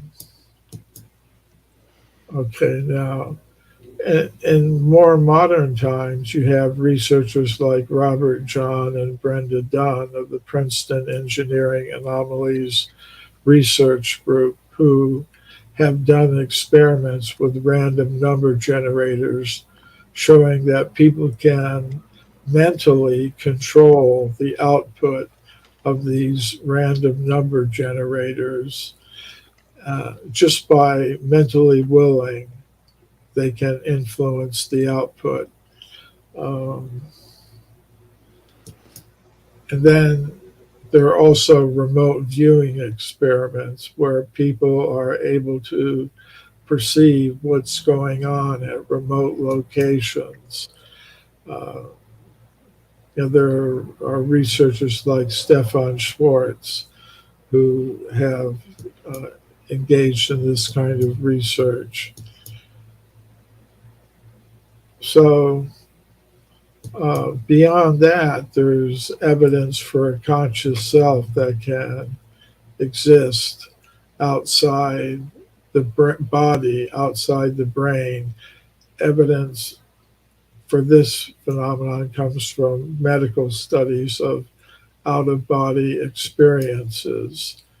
where the conscious self temporarily separates from the brain and then re-enters the same body, becomes associated with the same brain. Of course, that leads to the idea of reincarnation, that a soul can not only leave one body and re-enter the same body, but can leave one body and enter another body and retain memories of its previous existence, as has been studied by Ian Stevenson originally, and now there's Dr. Tucker who's carrying on his research. So, in this process of the evolution of in this process of transmigration of the soul, there can also be an evolution of the soul through different species, different kinds of bodies, to the human body, and then from there it's possible to go back down. So there's a kind of an evolution or devolution also of the soul. So basically, if we're going to talk about a human being, we have to understand what a human being actually is. And what we are ultimately is beings of pure consciousness. And the cosmos itself is divided in these different ways. There at the bottom, there's a level of the cosmos dominated by ordinary matter, and that's where we exist today. There's another level of the cosmos dominated by subtle mental and intellectual energies, and it's inhabited by beings that people have called gods, demigods, angels. There are all kinds of names for them in different cultures. And then finally, there's the level of pure consciousness, which is where we're originally from, and we're meant to go back there.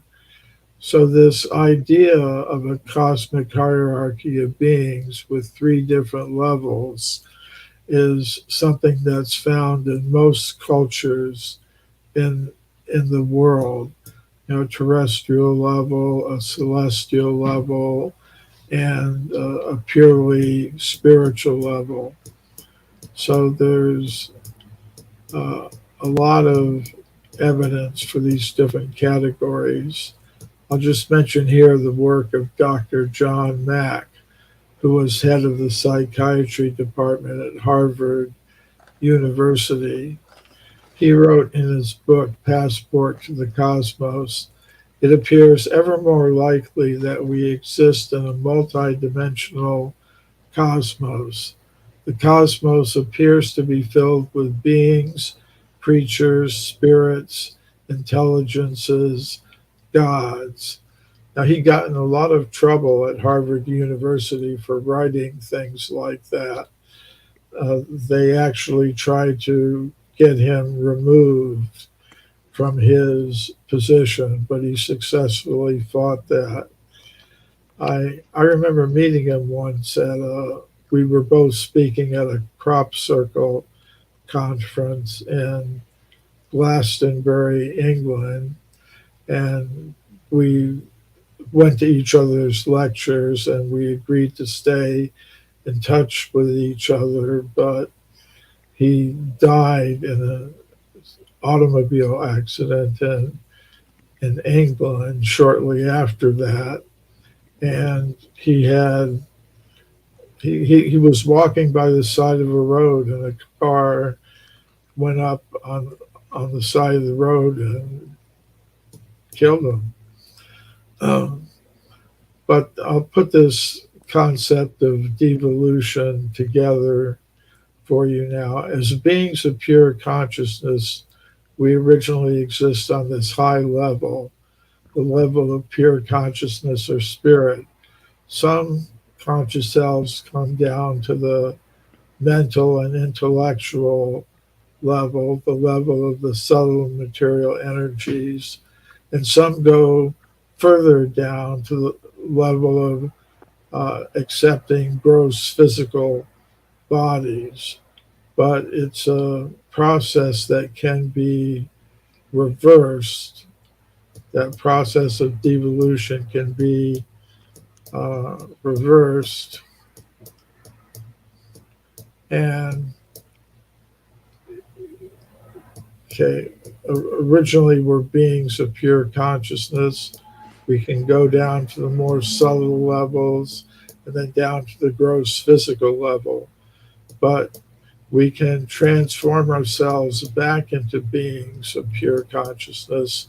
And that's the purpose of different systems of yoga, meditation, contemplation, and prayer.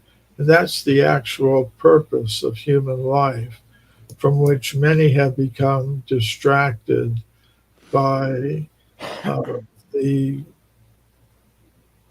the forces that are in control of society today, who want to direct our attention to purely material things. Uh, the antidote to that is to direct one's attention inward towards the light, the spiritual light. I do that by Hare Krishna mantra meditation, but there are many different systems of transforming consciousness to be found in the great spiritual traditions of the world, including indigenous peoples' worldviews.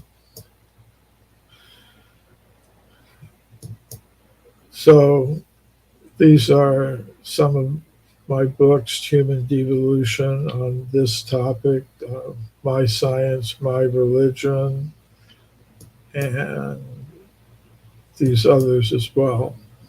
So, yeah, I wanted to have something prepared for today, but I really enjoyed speaking with you, Rob, and Omar, when I have a chance to speak with you.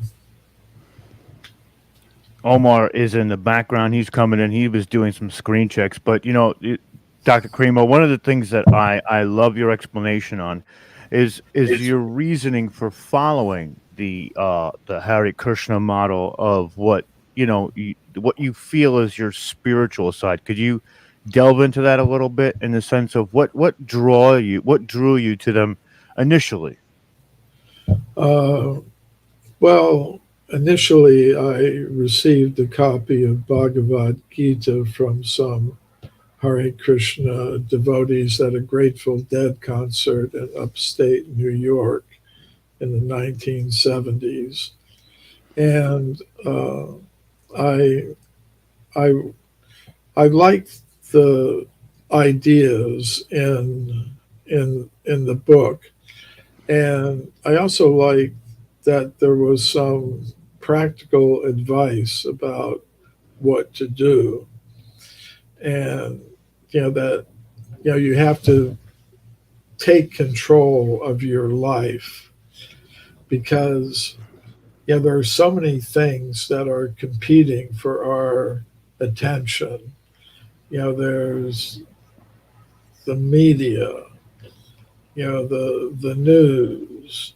I mean, if all the news is talking about a certain thing, then you become fixated on it. And when I could see that, so many things are competing for my attention, and what is the result of giving my attention to those things? It it seemed to be focused on convincing me that I'm a machine made of matter and that my purpose in life is to consume and produce as many material things as possible in competition with others who are doing the same thing. And it becomes like, well, am I satisfied with that? And because they were trying to fix my identity in that way, that I'm a producer and consumer of material things, and certain people profit from that, and it generates wealth for other people, and they may exploit it in different ways. So I thought too, I would rather have this other kind of identity that's described in this ancient text. I'm not saying that the Bhagavad Gita is the only place you can get these insights. It just happened to be what resonated with me. But I decided that, maybe it would be good to focus my attention on something that would allow my identity to be less under the influence of these other things. So that's what got me into meditation, to being able to focus on the nature of the self beyond its material coverings. So I think that's what really got me into it, the need to, like I said, take control of my mind and intelligence and focus on the essential self, which then allows me to see others not in terms of their external covering, but in terms of their nature as beings of pure consciousness. And that's because if we don't know who we really are, then we can't act in our own best self-interest. And if we don't know who others really are, we can't act in their best interest. So I think it's fundamental that we arrive at a correct understanding of who and what and where we really are, because otherwise, if we have incomplete or incorrect understandings of our own identity and those of others, we don't really know where we are or where we should be going, we can't orient ourselves properly, then we're just going to become victims, or worse, Right. Victimizers of other people, other living things, and ourselves. I love how you describe that too, and there is a balance between, of course, we have to purchase certain items, but if you stand principled in those in that side of your life, it's numbing, it's non-fulfilling, and it becomes this dichotomy that essentially you become eventually the one who's profiting in a way that's not fulfilling. And one of the things we did at an event in the beginning of January, when we were trying to create intentions for this year, was we kind of went into that two roads model where there's this inevitable split that's coming, and the low frequency is one way, higher frequency is the other way. What's your take on that specific type of I think it was it was the Hopi text, but I think they've talked about it in other areas of the world as well. Well, basically, there are two types of conscious selves in this material world. One type is trying to understand, I'm a being of pure consciousness, you're a being of pure consciousness, we're all beings of pure consciousness, we're all related on that platform, And as you were mentioning, Rob, yeah, we do have material necessities. That's a fact. But if one is in this group, like trying to understand our real nature as beings of pure consciousness, we would try to figure out ways in which to satisfy our material needs in the most simple, natural, fair, and efficient way possible. And we would find ways to do it without dividing ourselves into competing groups that are in conflict with each other for survival and for control of scarce resources. It's the other type of person is just totally into trying to control, dominate, and exploit the resources of nature to the greatest extent possible in connection with uh, other individuals and groups in competition with them for the same thing.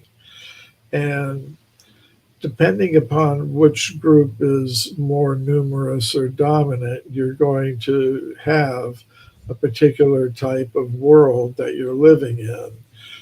And we can, I think, see the results of a world that is focused on this other idea that's being widely promoted by the scientific world through its control of education systems.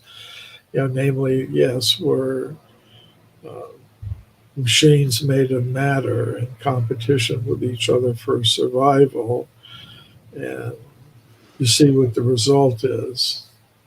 Yeah, for sure. We're living in it right now. I think that you're right. There's this symbiosis that the indigenous peoples used to live with on this planet while exploring that consciousness side of themselves, and that ability to connect to the planet, but not only the planet, each other at such a greater level. And And not only each other, but with the whole universe, the whole right, cosmos, and what for lies sure. beyond that, even. Which is incredible. I think that that's incredible. And I think we really need to look back at all of those different teachings and try and bring that back, because that's kind of what this awakening process is all about, is kind of reevaluating where we are now and saying that this isn't really working. As we can see, there's a lot of downfall on either side of it, and we're losing who we truly are as a species into this level. See, the difficulty is that on the materialistic side, you think people can be compelled. If you just organize them and educate them, and you can get them to do what you want. Whereas on the other side, you understand it's got to be voluntary. People can't be compelled. It requires uh, people to change something deep within their hearts about their whole attitude towards life and what they're about. So, Absolutely. this Very difficult, because voluntary, they're not going to want to give up the creature comforts, or they don't want to have to get uncomfortable to be. But see, this is kind of where the path, I think personally, is. You may be uncomfortable for a time, but it'll prolong life, as and if we keep going at this rate, we may not be here in 10 years. well, it's uncomfortable the other way as well. So, Hmm. uh, but I don't think that life on the path of light is necessarily going to be uncomfortable. Uh, that's, I don't think that's necessarily the case. I think if people learn to function in that way, respecting that everyone is a being of pure consciousness, it can be more comfortable than living the other way. Well, of course.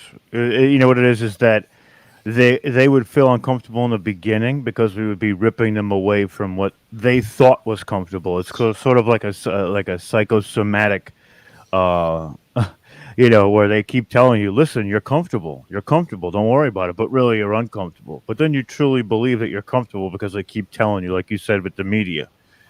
But you're right. Going back to the light is essentially that it wouldn't be the same type of, they would be comfortable. They just wouldn't realize it at first, possibly. I mean, that's really what, you know what I mean? Like it's kind of, people have been so programmed to just feel specific things at specific times when told, and it's, we're really trying to break that paradigm and shed that programming so people like shake them out of it, like wake up,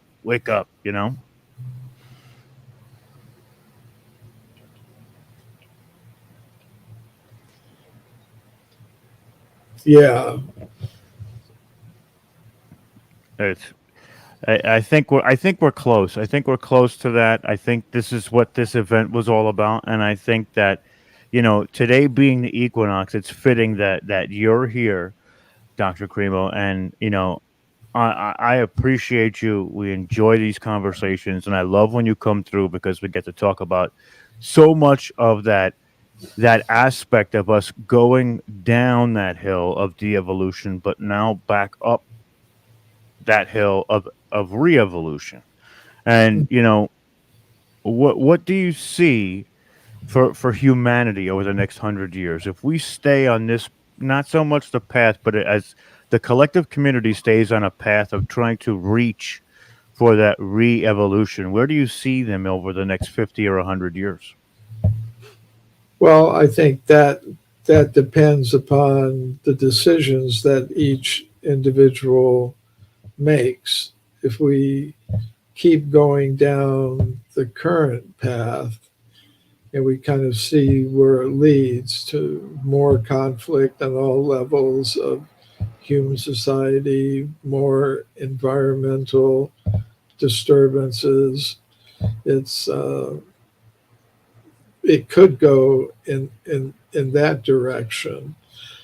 And the other direction it could go, there's some positive signs, even in the world of science.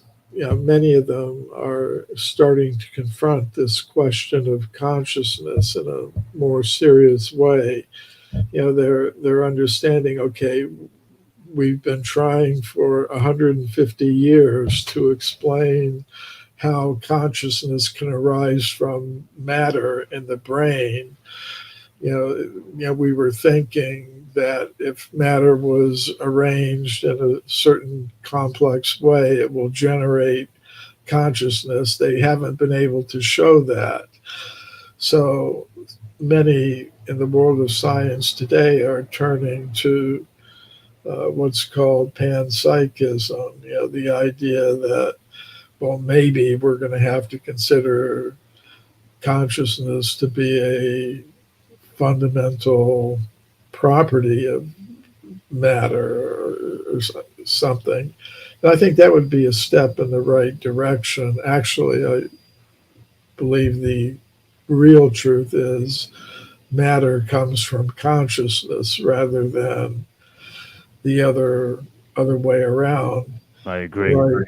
And like the previous Michael Feely was indicating in some of his remarks that I heard, that our whole construct of the material world existing in its independent three-dimensional state is our mental idea rather than the actual situation. But so I think that's a hopeful sign. And another sign is that most people in the world, according to surveys that I've seen, Gallup surveys and others, show that they have some belief or acceptance of paranormal, what are called paranormal experiences. They appear to be actually quite normal. People have sightings of UFOs, or they believe in reincarnation, or they've experienced some paranormal phenomenon like remote viewing or something. They people they have all kinds of ideas that contradict what the mainstream elements in the scientific world and education system have been trying to lure them away from for quite a long time. So, uh, so it's not a very stable situation for those who are dominating the financial and political and uh, economic institutions and power centers that most people don't, if you get right down to it, really don't accept the worldview that they're promoting. They're on their last leg for sure. Yeah. Definitely on their last leg for sure. Yeah, so there could be some shift in another direction, but as I said, that's every single person who's listening. It's going to depend upon their individual decisions about how they're going to live their lives. And of course, I assume most of the people who are listening in or viewing, uh, they're already moving in that direction or have gone way beyond even what I'm able to comprehend. But it has an effect on the people around them. It may not be immediately visible, but people, if they're presented with options, if they can see, oh, this person is doing this, and then it becomes an option that they begin to consider. They may not take it up immediately, but at a certain point, they realize, well, yeah, I I I would like to move in that direction. I would like to hang out with people like that or work with people like that. So You're absolutely right, Dr. Cremo. And we're out of time today. And I just wanted to thank you again. It's always an honor and a privilege to speak with you. And I can't wait to speak to you again because I feel like off what you just said now, we could do a whole other show about how the ripple effect happens when, you talk to people. But we don't have the time for that right now. But I appreciate you. We love you here at Watchers Talk and Full Spectrum Universe. You're one of our go-tos for information, and we truly appreciate you, Dr. Cremo. well, I appreciate what you're doing because we're part of a community of people who are trying to move things in a certain direction. And we're all making our different contributions. There are researchers and speakers and writers. There are broadcasters, people who are communicating and creating platforms for for us. And then there are the people who are listening and being influenced. And actually, any particular individual may be doing all of those things, creating platforms for communication, generating research and writing and lectures that inform and educate and enlighten and inspire people. And then there may be people we may be doing all three things, each one of us. But it's not something that's done alone. And your efforts are also appreciated. And for all of you who are viewing and listening into Humanity Unplugged, you're doing it also. Like I said, you may be doing all three things.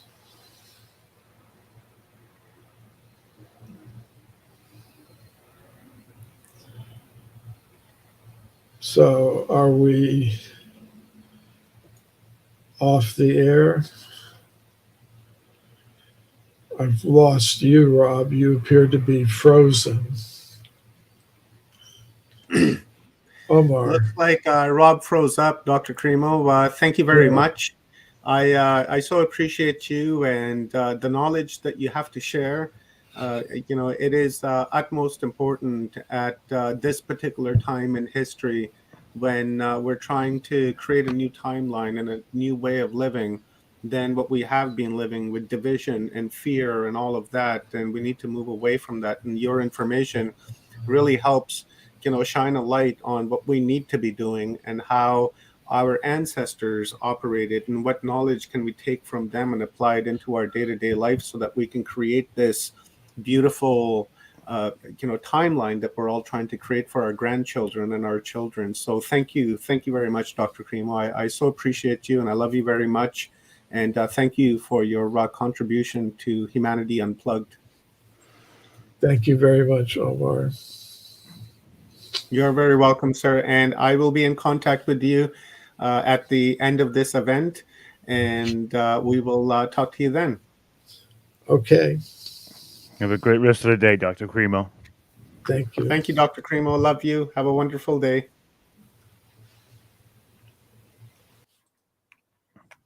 Wow. Just Well, wow. I love talking to him, and it's just I remember the first time that I was able to talk to him through one of these events, and I was like almost emotional talking to him. But now I feel like we've got now. Oh man, now we've got a good rapport.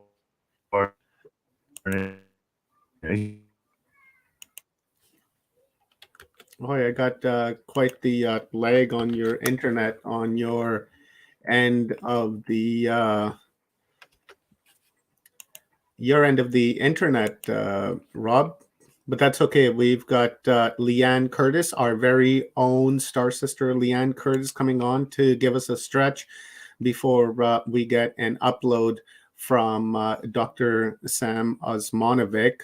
And guys, raise your awareness and visit Dr. Cremo's website at mccremo.com. I've got it here in all of the chat rooms. Place an order for his books. He's just an incredible man that's been sharing knowledge with us for decades now. And visit the site, raise your awareness. I go to that site quite often, actually, and I read up on articles and things like that helps raise my awareness. So head on over there and check it out, bookmark it so that you can go back and reference it, because Dr. Cremo has a lot of great information on there. Okay, so with that being said, Rob, I'm going to remove myself from the screen. I am converting and downloading a film that we're going to be watching in a couple hours from now. So let me pay my attention to that, and we'll bring Leanne Curtis on. Boop, boop. Hi, bonjour. How you doing, everybody? All right. I love Dr. Michael Cremo. He is like, everybody's so awesome. I always feel funny when I say I love this one because I love everybody. I can't help it. All right, so here we go. This song is always appropriate. End of a new beginning. You can figure out what that meant. No new world order. and back. All right, take a deep breath. Feel your feet in the ground. Happy vernal equinox. I have a burning question. Where do we come from? Breathe in again. Everything is spinning. We're gonna get everything to stop spinning. Rolled around my Except maybe the earth revolving around the sun. love's the only answer. Stretch up and out. It's only just begun. Arms straight out. Let's move our ribs to the left and then to the right. Just start isolating some body parts.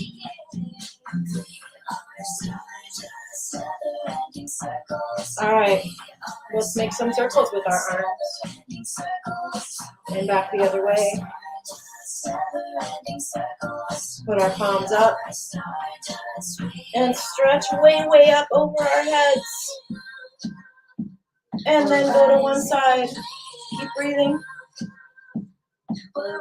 Inhale and come up. And then go over to the other side. We are love. We are rising. All right. Take your neck around in circles. Go the other way.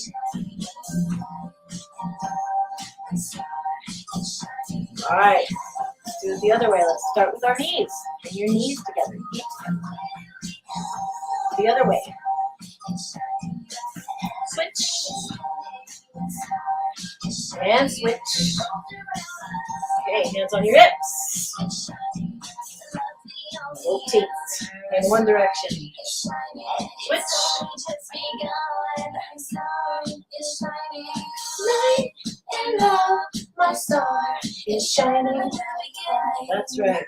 Light and love. Our stars are shining. Are they not? Yes, they are. All right. Time to run away with the moon. Let's go down on our hands and knees and warm up a little bit and do a couple sun salutations. All right. Look up and inhale. Look down and exhale. 2 more.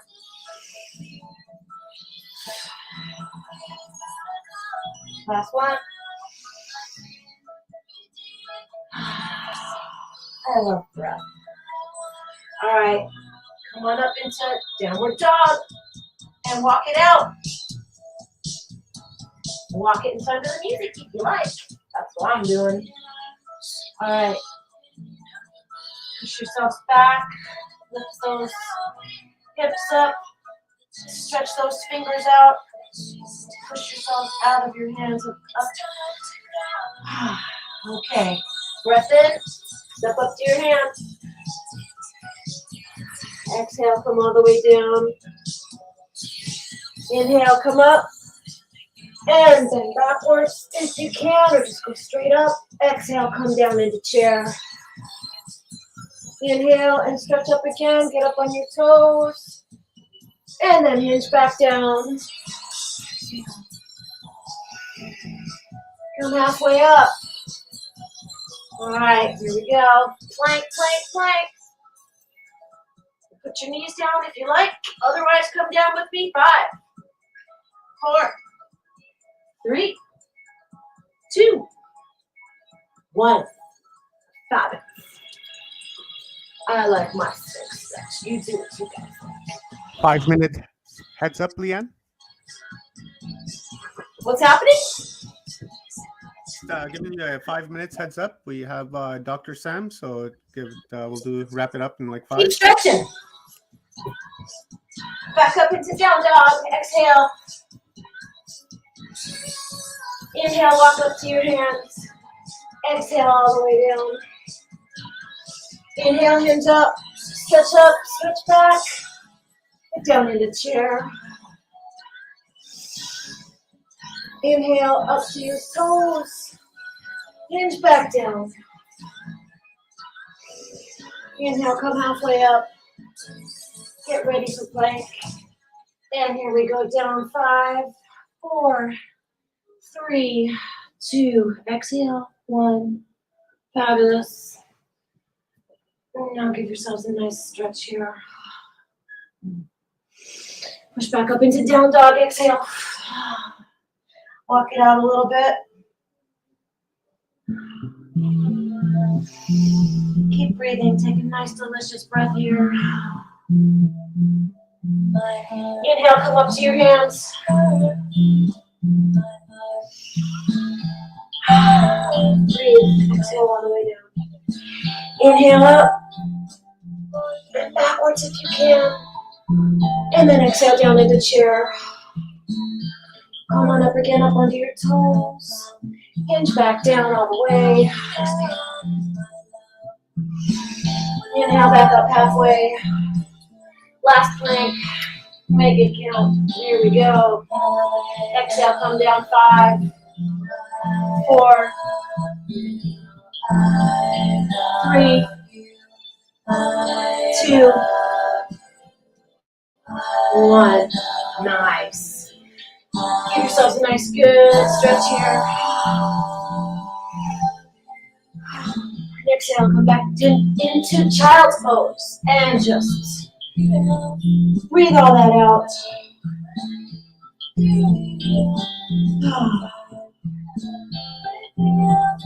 One more big deep breath.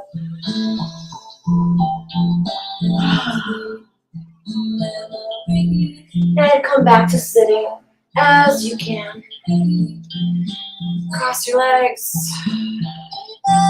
Sit up tall. Palms up.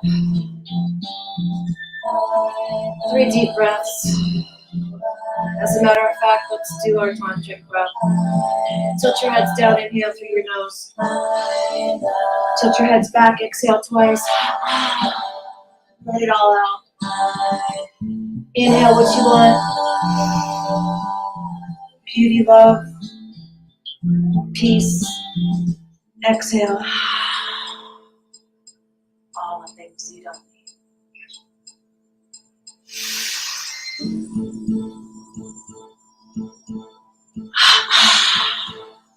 Let go of everything I don't need so I can rest and be present. Be the awareness.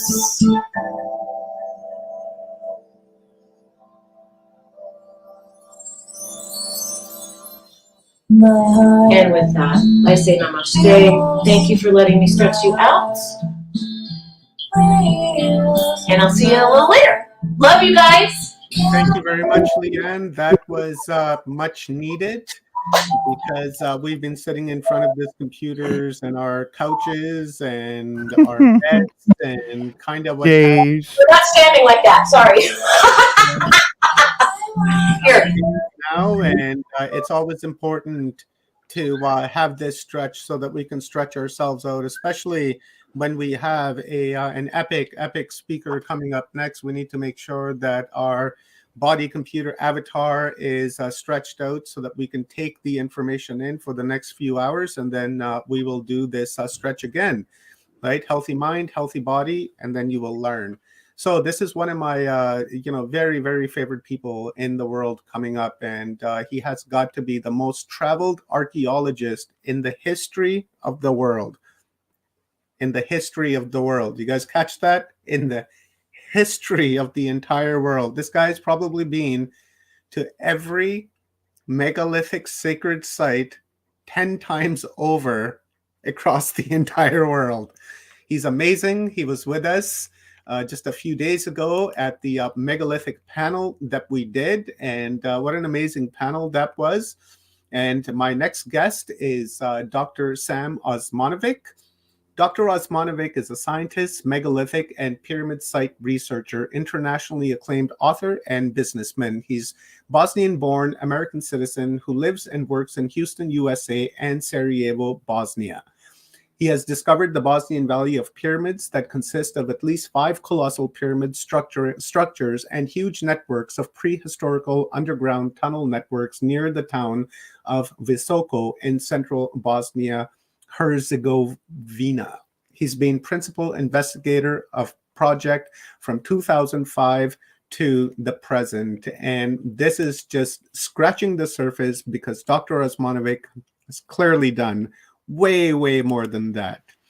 So Dr. Sam, welcome. thank you very much for being here, and thank you for this beautiful upload that you're about to give us. I know it's going to be, because every time it is like that. You're a brilliant man, and I just adore you, and I just have so much respect for you that words just simply can't explain that. So thank you very much for your contribution to Humanity Unplugged. Well, thank you so much for a very kind introduction. We live in amazing times, and even though we are surrounded by nothing but bad news, it's always good to go back to the past and realize that we are not the first and we are not the most advanced civilization on this planet. That we have to keep in mind, that there were smarter people before us. And as Dr. Cremo has said, in his book, The Human Devolution, right, that's been happening to us for a very, very long time. And the hope is, with this stream and many other streams that are happening across the world today on this, very special equinox of 2022, that we can create a new timeline that the Anasazi and the Hopi and the Aborigines in Australia and other Aboriginal groups around the world have been talking about. And this is the time now. So we're hoping that with your information and Dr. Cremo's information and all the other 9 days, the speakers that have come up, that we can use the resources and the information and the wisdom that you're giving us, so that we can project with our minds and with our thoughts this new consciousness, this new timeline that we're co-creating, because we are all creators.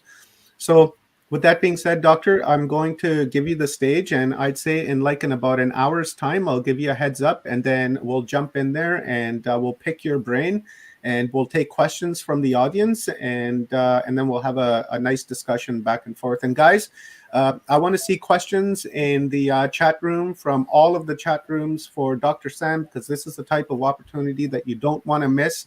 So whatever that's on your head, toss it into the comments, and I will address that with Dr. Osmanovic. So it's all yours, Dr. Sam. Thank you. They've been teaching us in schools that the history of advanced human societies is about 7,000 years. They tell us that everything started with Sumerians. However, just 30 years ago, Encyclopedia Britannica and other official mainstream sources were telling us that Sumerians are actually about 5,000 years old. And just 50 years back, we were taught that it was only 3,500 years old. However, the history of advanced human societies are much, much older. We can witness that only in the last 10,000 years, we've been having civilizations like Sumerians, but also Babylon, Akkad, Assyria, Hittites, ancient Egypt, India, or China. But this is only the last cycle in our civilizations.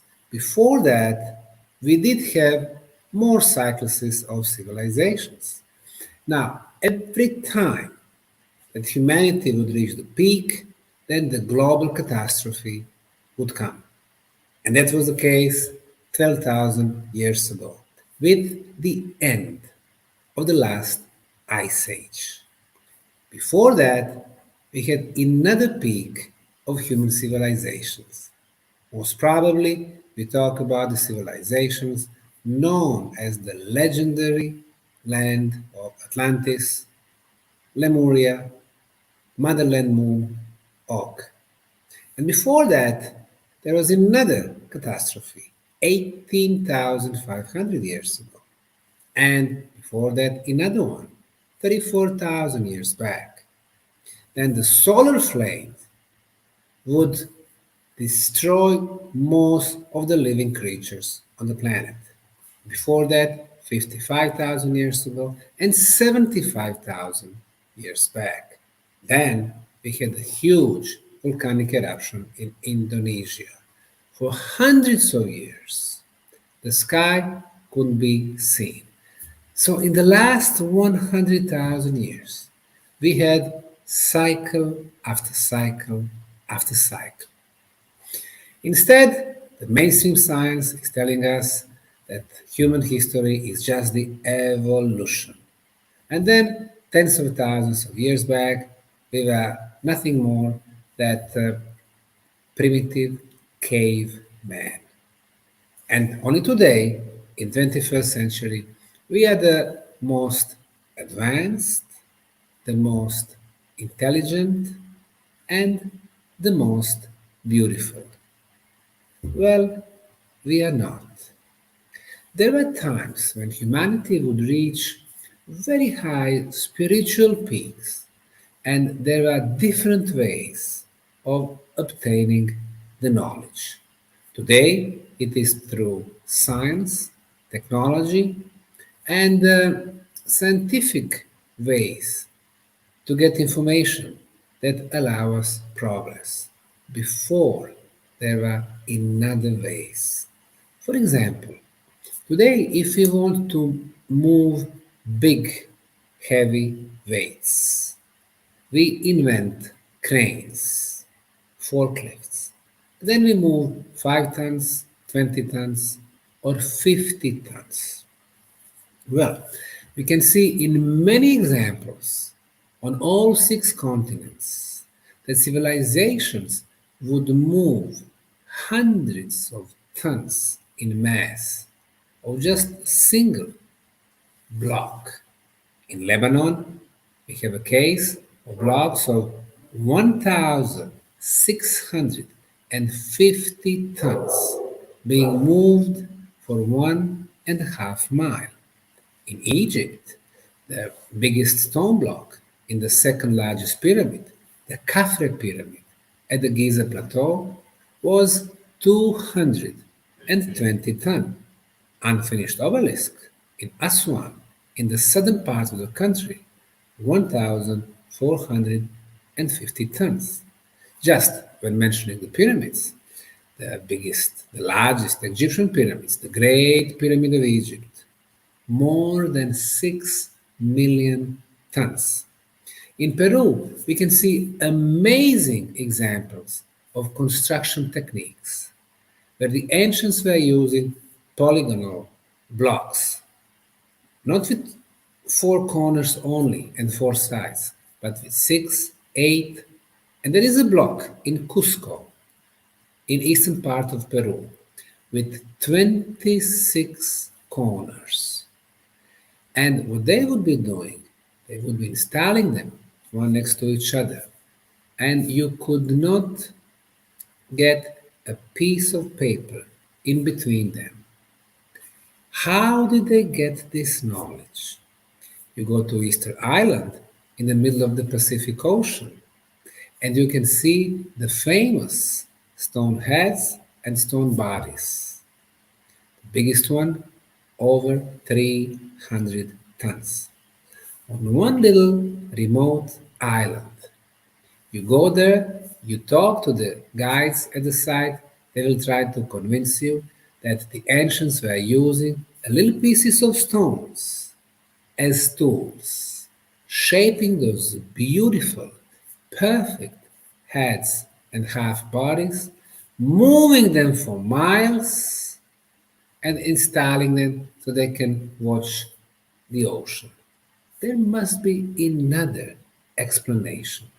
The megalithic walls, the stone spheres all around the planet, dolmens, hundreds of thousands of menhirs, huge megaliths present in Western Europe, but also America or Pakistan or Bangladesh or India or Nigeria or Senegal in Africa. And of course, the pyramids. Those huge stone structures require an explanation. First, from a construction point of view, and then second, even more important, what was the purpose of those monuments? They've been telling us in schools that Egyptian pyramids were built by the pharaohs as tombs. Well, wrong. According to non-scientific Wikipedia, there are 118 pyramids on Egyptian soil. Wrong. I've been researching, investigating, and visiting 155 pyramids in Egypt, and not a single one has a mummy discovered within the pyramid. So, where the mummies were buried? In the Valley of Kings, 200 miles to the south from the famous Giza or Gizeh Plateau, near the Luxor, Thebes, Memphis. Those sites were having the bodies or mummies of the pharaohs from the first dynasty, second, third, fourth, 19, and so on. The second thing they are telling us about the pyramids is that they were built in Egypt and Mexico. And again, wrong. The pyramids were built on all 6 continents. In Australia, there is a Gympie pyramid, 1.5 hour to the north by car from Brisbane on the eastern coast of Australia.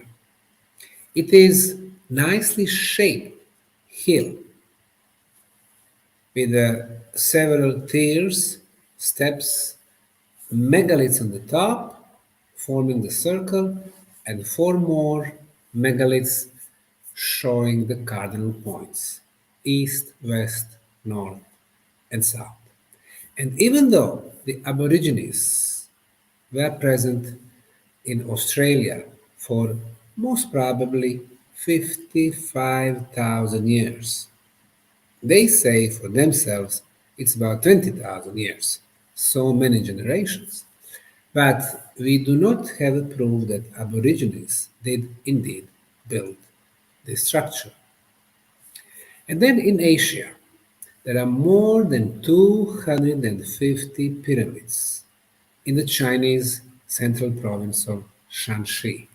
20 biggest one are more than 12,500 years older, and the rest of them, 230, were built from 2,300 years back until 1,000 before present.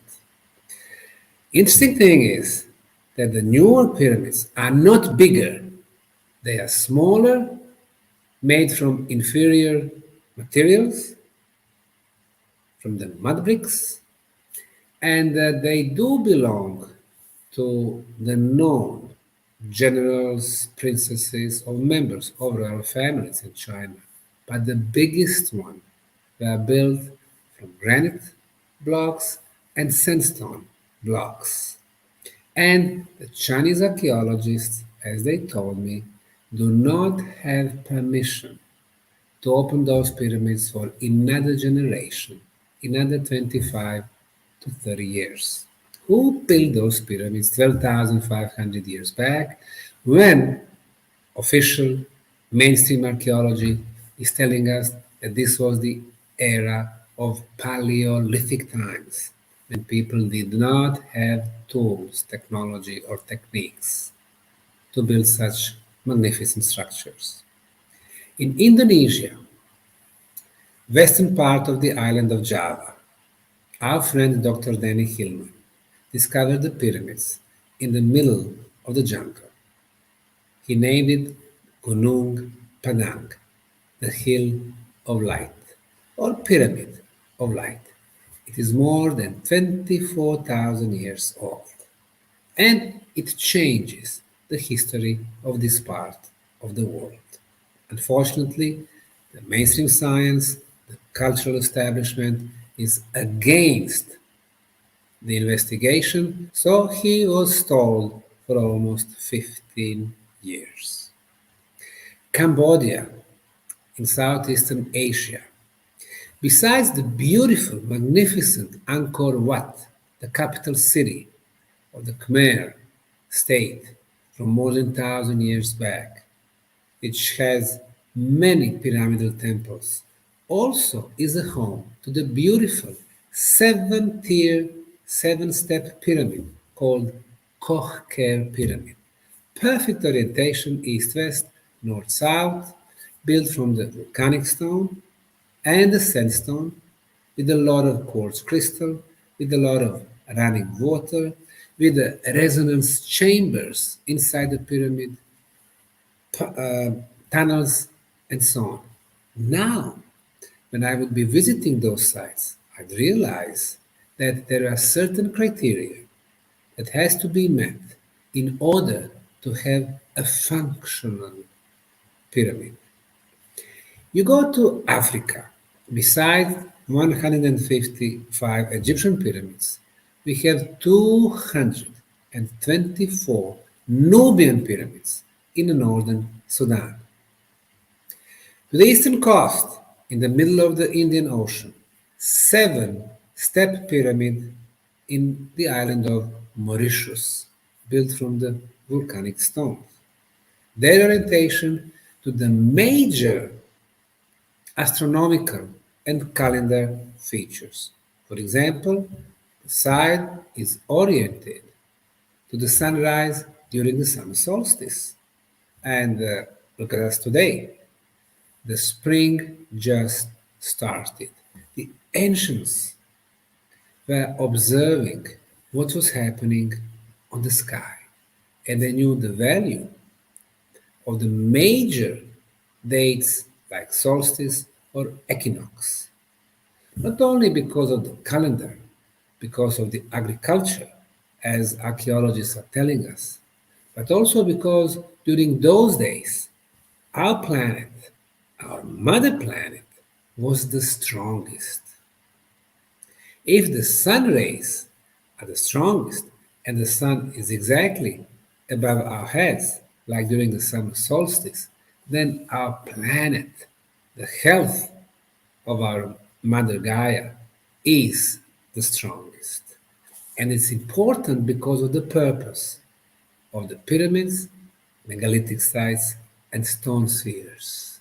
We realize that those sites, those stone monuments, actually amplify the natural energy sources. When we go to the western coast of Africa, Canary Islands, the largest is Tenerife, total of 104 pyramids on 2 islands over there, step pyramids. The Spanish scientific community do not recognize them as pyramids. They are saying it is just a pile of rocks built by local farmers a couple of hundred years back. Why not? Because they don't want to admit that there was a civilization which was advanced called Guanches, who had direct ties to the land of Atlantis from 12,000 years back. If we go to the South America, we will realize that there are more than 300 pyramids in Peru. Tucumã pyramids, for example, more than 200 of them in the northern part of this exciting country. In Bolivia, there is Acapena Pyramid Complex, a beautiful, but today, unfortunately, mostly destroyed. But we can see granite blocks, perfectly shaped, like they had some type of the machining work applied over there. Central America, my favorite. My PhD is about the Mayan pyramids. Sometimes people ask me, can we map all the pyramids around the planet? I said hardly, not only because we have not discovered all of them, but because of their number. In the 5 Central American countries of Mexico, Guatemala, Honduras, El Salvador, and Belize, the Mayan civilization built way over 100,000 pyramids. 97% of them are still covered by soil and vegetation, most of them in the forests, jungles. For example, the most beautiful Mayan town of Palenque in the Mexican state of Chiapas, 25 ancient pyramids were uncovered. The dirt was removed. But originally, there were 1,229 pyramidal structures in this town only. The tiny Belize, the smallest Central American country, had more than 1,000 Mayan villages, towns, and cities, and every one of them would have several, if not dozens, of pyramids. Let's go to the United States of America. Nobody teaches us that the pyramids were built in the US. However, in the state of Illinois, there are 120 Cahokia pyramids in the Cahokia National Park. Everything they tell us about this location is wrong. Cahokia is the name of the minor Indian tribe that came to this part of Illinois in the 17th century, and they had nothing to do with the pyramids. As a matter of fact, they call them Cahokia mounds. Well, the mound, according to the definition, is something made out of soil, dirt. But these are not mounds because they have 4 different construction materials: sandstone, blocks, pebbles, rocks, sand, and when they completed the structure, they cut the squares of grass and soil, turned them upside down, and covered those structures. Today, 120 survived, but there are no investigations. I asked archaeological at the site, why? He told me, well, because of 2 things. First, it's very hard to get permission to investigate them, which was odd, because there's the government land, there is the government established museum, and the government paid archaeologists. It should be very easy to get permission. And secondly, he said, archaeology is very expensive. Of course, archaeology is expensive because it takes years or decades to get the full information about certain sites.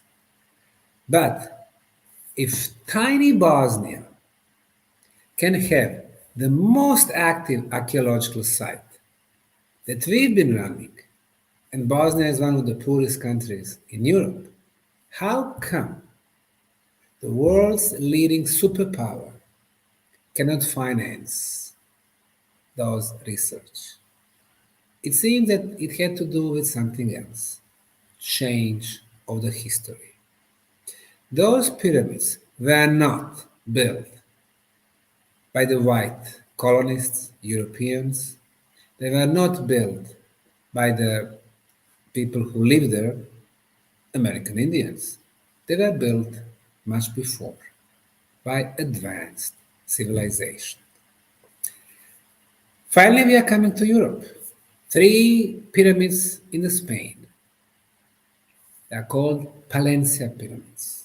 Unfortunately, out of 3, 1 has been destroyed completely just 10 years back. In Italy, 5 pyramids in the continental parts, 43 pyramids on the island of Sicily, and 1 step pyramid in Sardinia. Greece is a home to 16 pyramids, Hellenicon being the oldest beautiful stone structure. And finally, Bosnia. Back in 2005, armed with the pyramid knowledge, I came at that time from Houston, Texas, where I spent more than 2 decades. I came to my home country where I was born and to little Bosnian town of Visoko to visit the local museum. But what really caught my attention was this hill, as everybody called it. And even though it was covered by soil, vegetation, pine tree forest, I could clearly see four sides, four triangular faces, obvious corners, and the same slope from bottom to the top. So it did have pyramidal shape. I took compass and it showed me that those four sides are perfectly oriented to the cardinal points, east, west, north, south. And that's how the pyramids were built. I immediately knew that it was an artificial structure that's been covered by soil after thousands of years. We had wind bringing the dust and the soil, and then rain and the seeds, and the vegetation started growing. So back in 2005, I asked for the permission from the Ministry of Culture in Bosnia to do some preliminary research. Everything we did, geological core drilling, archaeological trenches, lab analysis, were pointing to anomaly, anomaly, anomaly. So, I wrote my first book about the discovery of the first European pyramid back in 2005, and I announced the news to the world that we have pyramids in Bosnia. At that time, Reuters was there, Associated Press, France Press, all the regional media, TVs, web portals. So, 2005, the world learned about the pyramids in southern Europe. I went to the National Museum offering them collaboration in this project.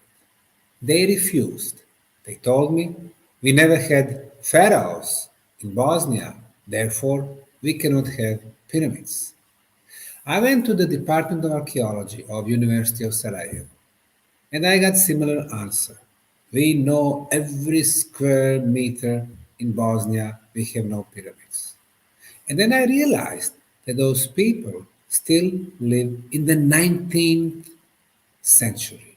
They were programmed to think that pyramids can only be found in Egyptian desert. So I established non-profit, non-government foundation under the name Archaeological Park Bosnian Pyramid of the Sun Foundation, named at the major structure which I named the Bosnian Pyramid of the Sun. We started the investigation and it has been a very exciting project ever since. We discovered 6 pyramids so far, which we named the Pyramids of Sun and Moon and Dragon, Earth, Love, and the 6th Pyramid. We discovered a tumulus complex.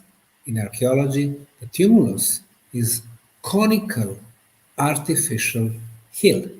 For example, Silbury Hill in England, in southern part of the country, is the best known in the world, but also Marlborough and some others. And also we discovered 6 entrances to the prehistorical underground tunnels. In the last 17 years, we have cleared more than 2 miles of those tunnels. And we suspect that probably 60 miles of those tunnels are hidden below the ground. So when it comes to the archaeology, this is a huge discovery. The size of the pyramid. As we know, the height of the famous Great Pyramid of Egypt is 146.6 meters.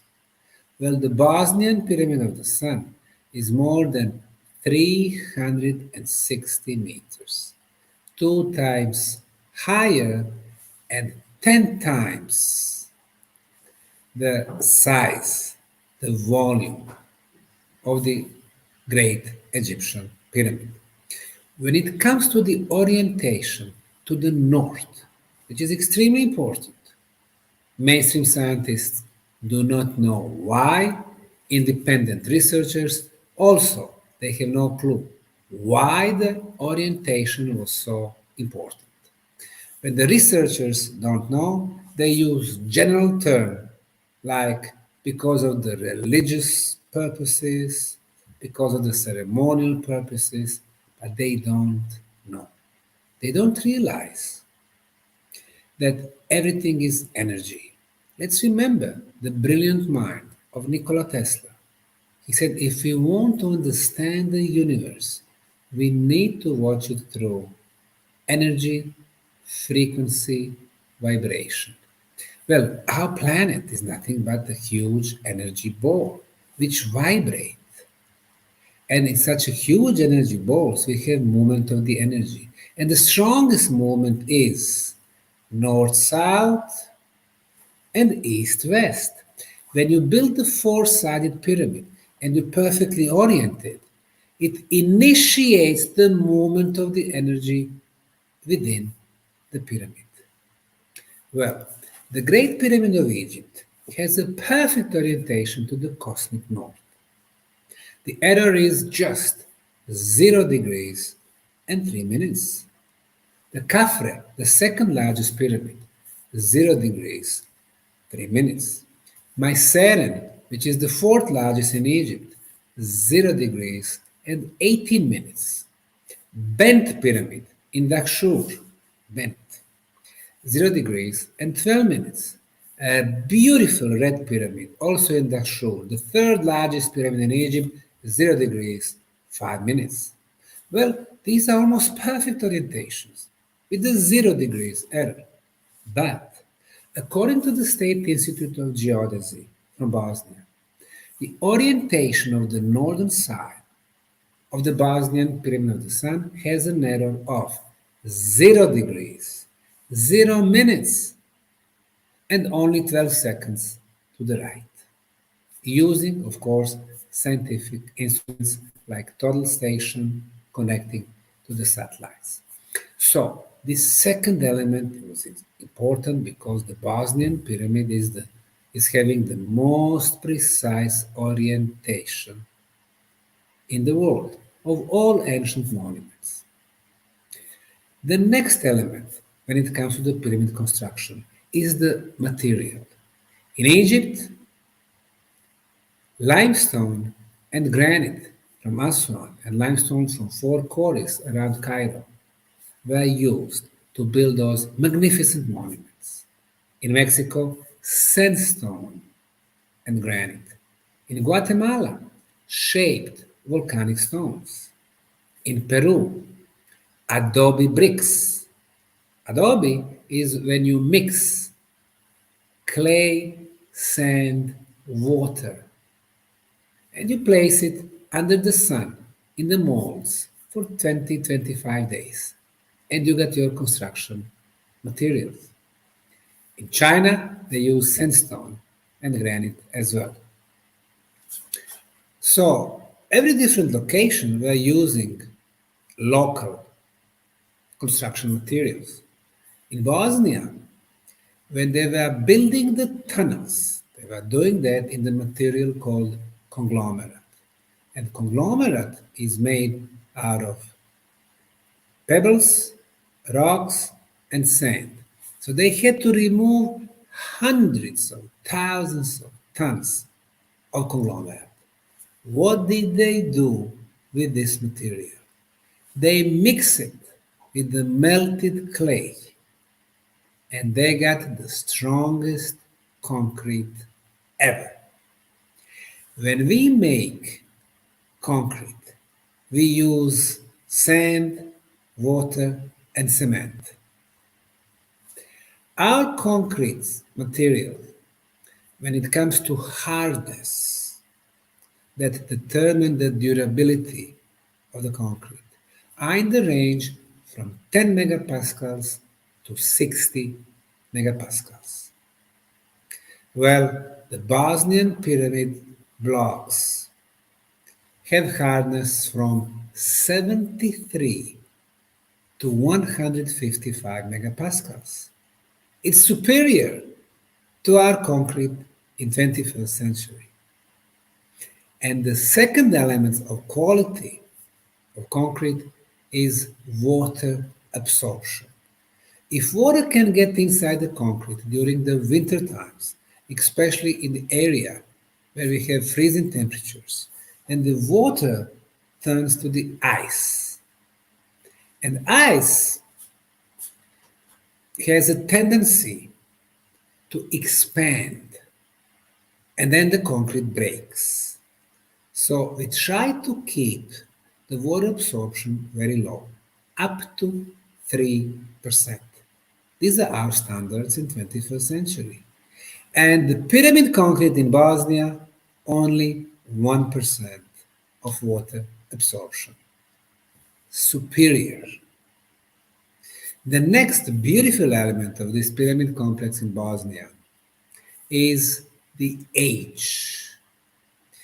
In the last 16, 17 years, we have done 28 radiocarbon dating and uranium thorium analysis to date the samples of organic materials.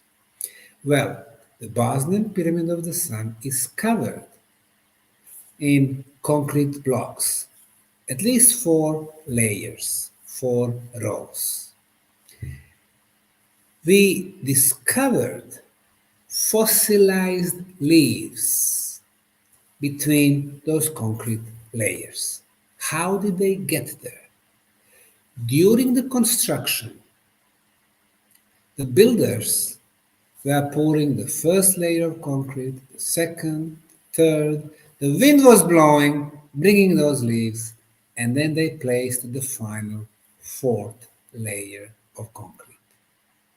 Since since the leaves are organic material, then we can date it. We sent it to the radiocarbon dating lab and we got the results back. 29,200 years plus minus 400 years. This is a radiocarbon date. The calibrating date, or the calendar age, the real age, is about 14 to 15% more. So, the official age of the Bosnian Pyramid of the Sun is 33,600 years. So now we do change the history. Instead of 5, 6, 7,000 years, we go back for tens of thousands of years, and we have scientifically confirmed it. Imagine the shock to the cultural establishment of Little Bosnia, region, Europe, and the world. All the history books will have to be changed. When you change the beginning, you don't add one paragraph in our history books, because when the beginning is changed, everything else has to be changed in Sarajevo, Paris, London, New York, New Orleans. So what are we going to do now? Are we going to do those tectonic changes? Are we going to realize that PhD dissertation of our archaeologists and historians are not valid anymore? The professorships are not good anymore. The way they teach our kids are not good anymore. Or are they going to try to do something else? Try to stop this little non-profit foundation, to stop this project, to stop that little man. That's what they've been trying to do for years now through their highly controlled media, like Wikipedia, National Geographic, archaeological conferences, and so on. Despite all the resistance we've been having domestically and internationally, we've been growing year after year. We have opened the project to the volunteers from all over the planet, and they've been pouring to Bosnia. Until 2019, the last normal year, we've had 3,550 volunteers from 63 countries and 6 continents coming to Bosnia, joining us for a week or 2 weeks or 3 months, helping us. And they became a part of a discovery. They were discovering more ancient, oldest, and the best quality concrete blocks, more prehistorical tunnels, organic materials, artifacts. In the years to come, they'll be able to tell their kids or grandchildren that they were there in Bosnia at the source when we needed them the most. This is the most open archaeological project in the world. You cannot go just like that to Egypt and start digging Egyptian pyramids. You will not be allowed. The same thing, Mexico, China, or Peru. But you can come and join the Bosnian Pyramid Project. When you go to the other sites, you try to talk to Egyptologists. They are nowhere to find.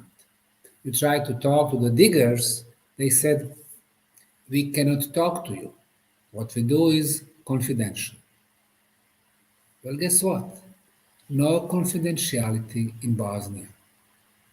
We are open for everyone. There is interaction between diggers, archaeologists, geologists, with the visitors, with the media, with our guests. And everything is done with the smile. This is the vision of archaeology and any other science for the future. We don't exist here to hide the knowledge, because everything we find from the ancient historical sites belong to all of us. When Egyptians went under the Sphinx at the Giza Plateau back in 1999, when they discovered the tunnels under the Giza Plateau, when they discovered the remnants of civilization older than 12,000 years back, that was not the sign that it had to be hidden from us, but the opposite. And this is not the only case. When the Mayan archaeologists discovered that this civilization is much, much older than 3,000 years, and they have direct connection to the civilizations before the biblical flood, they have to share it with the world. When the Chinese archaeologists discovered that the biggest pyramids over there were built after the spaceship has a wreck 12,500 years back, they had to share that knowledge and the knowledge of the clay tablets that describe those visitors and builders. Unfortunately, just a very few archaeological objects, artifacts, are accessible and public knows about them. But even then, they are highly controlled. For example, the Turin King List in Turin or Torino, northwestern Italy. It lists all Egyptian rulers. We have 3 phases. The last phase, phase number 3, is the phase of sons of gods, or the pharaohs, as ancient Greek established the name. They started ruling 5,100 years back with the King Menes, who united Upper and Lower Kingdom. But before that, we had phase two with the demi-gods. They would rule Egypt 200 or 300 years each. And before that, we had the era of gods, who descended from the kingdom of heaven to the kingdom of earth. And they were ruling Egypt 1,000 years each. When you rule 1,000 years and you have mortal humans who live 30 or 50 years, then of course you look not only royal to them, but divine. Who were those first rulers? Who were those gods with a small g? The first one appeared 42,000 years back. 42,000 in Egypt and in ancient Sumeria. They had 4 phases. First or last 3 are the same like in Egypt. But the first one in Sumer was from 273,000 years back. And the first rulers, the first gods with a small g, would rule Sumeria 30,000 years in average. Alajar, 28,800 years. So now we can see that history of our civilizations, humans and others, is much more complex and much more interesting. And then we come to the question, what was the purpose of those monuments? The ancients knew that the most powerful geometrical shape when it comes to the energy is the 4-sided pyramid on our planet.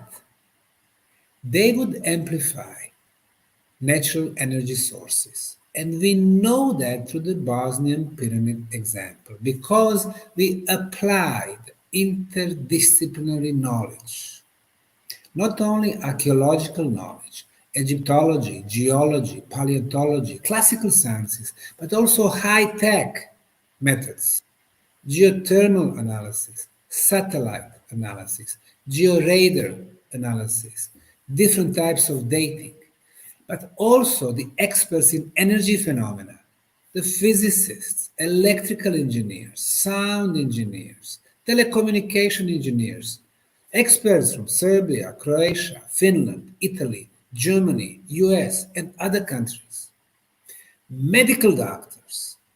So now we know that below the Bosnian Pyramid of the Sun is a huge iron plate. Iron generates electromagnetic field. The pyramid pulls this energy and makes it stronger.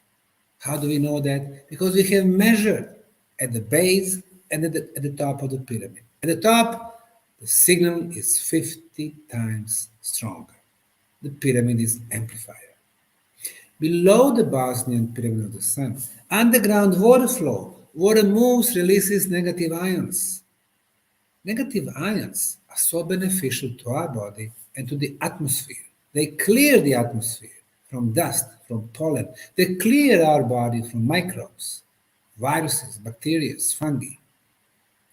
The values of negative ions in the Bosnian Pyramid tunnels is 50 times higher than on the top of the mountains in the pine tree forests, which was considered the healthiest place. There is a second water flow below the pyramid. Between the two, there is a charge.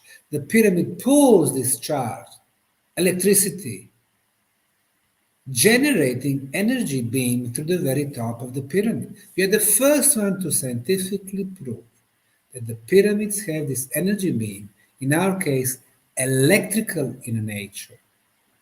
28 kilohertz frequency, continuous, because we measure it during the 4 seasons: spring, summer, and fall, and winter. It is focused. It is focused exactly towards the path of our sun. In the morning, it's moved a little bit to the east, noontime south, afternoon southwest, evening west. This energy beam in science is called Tesla's scalar waves. The brilliant Nikola Tesla, 123 years back, in his lab in Colorado Springs, was experimenting with the subtle, soft energies, concluding that those scalar waves, those energies, move quicker than the speed of light. They can carry the energy, they can carry the information quicker, much quicker than the speed of light. Therefore, this energy beam is ideal media for the communication. So the pyramid is the communication device, the first purpose. The second, people feel excellent when visiting our Bosnian pyramid tunnels. They breathe so well. Deeper they go, better they breathe. Not very logical, but nothing in Bosnia is logical. People with asthma, with other respiratory problems, after one visit, they don't need air pump, inhalator, no more. The sugar, the glucose in the blood, drops for 5, 7, or 8 points. Pains, very often gone. Very serious diseases, also, we can see revolutionary health improvement. So, our second conclusion, the pyramids were used to protect what is the most precious to us, our health. Why? 9 elements, very shortly, absence of 5 harmful radiations, cosmic radiations, natural radioactivity from underground, geopathogenic radiation, signal for cell phones, signal for Wi-Fi.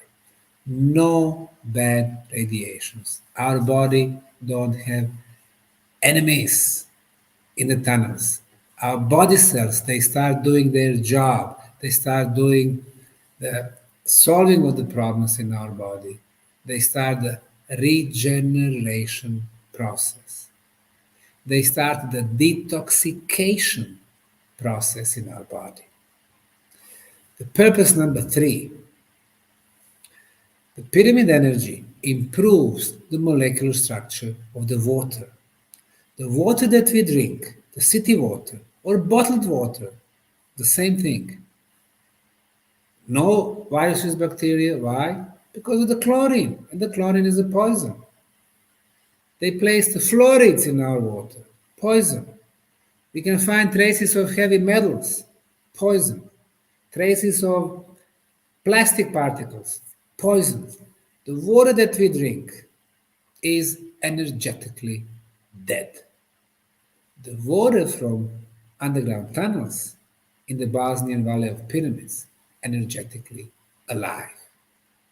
The molecular structure shows that. The samples from city water, they look ugly, low level of energy. The samples of pyramid water, hexagonal in shape, hexagon, the most powerful geometrical shape, with a lot of crystal-like structures, energetically alive, high vibrational water. That was the third purpose of pyramid energy. The fourth purpose, to improve the food, the seeds. We did experiment with the seeds of beans, and we noticed that the beans that we expose to the pyramid energy would grow 2 or 3 times quicker, richer, healthier than not exposed seeds.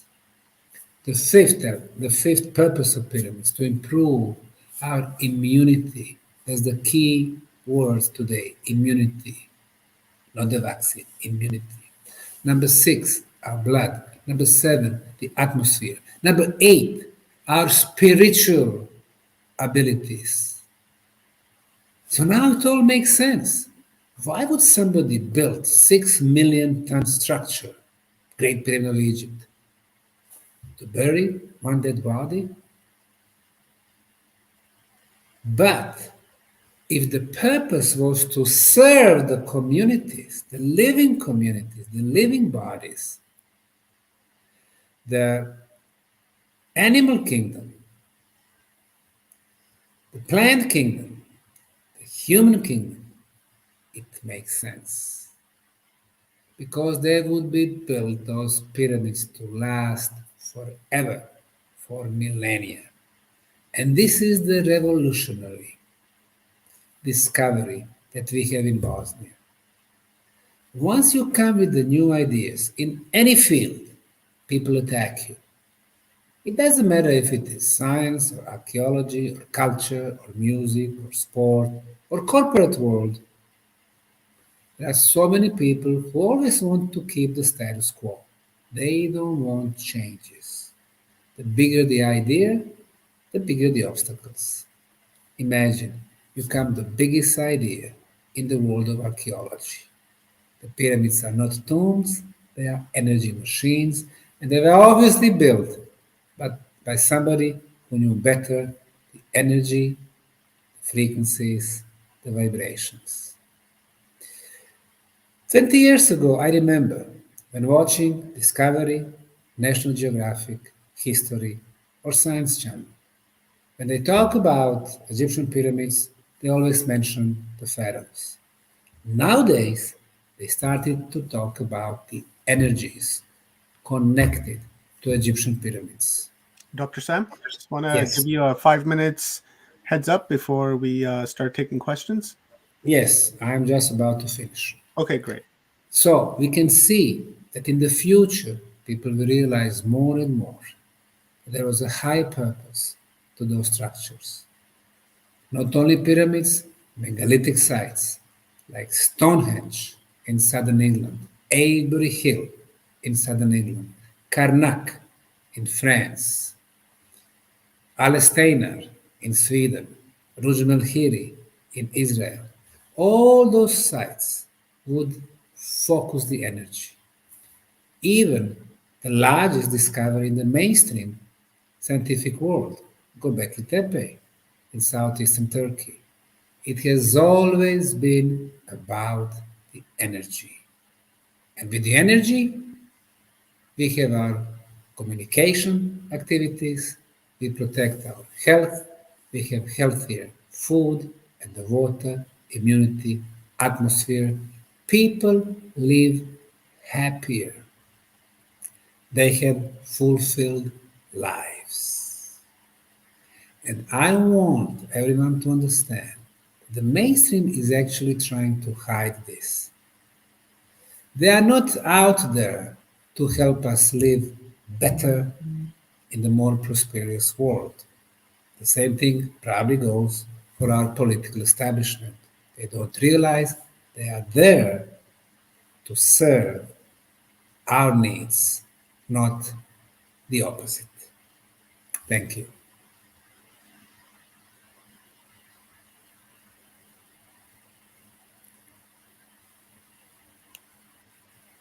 Amazing, Dr. Sam. That's amazing.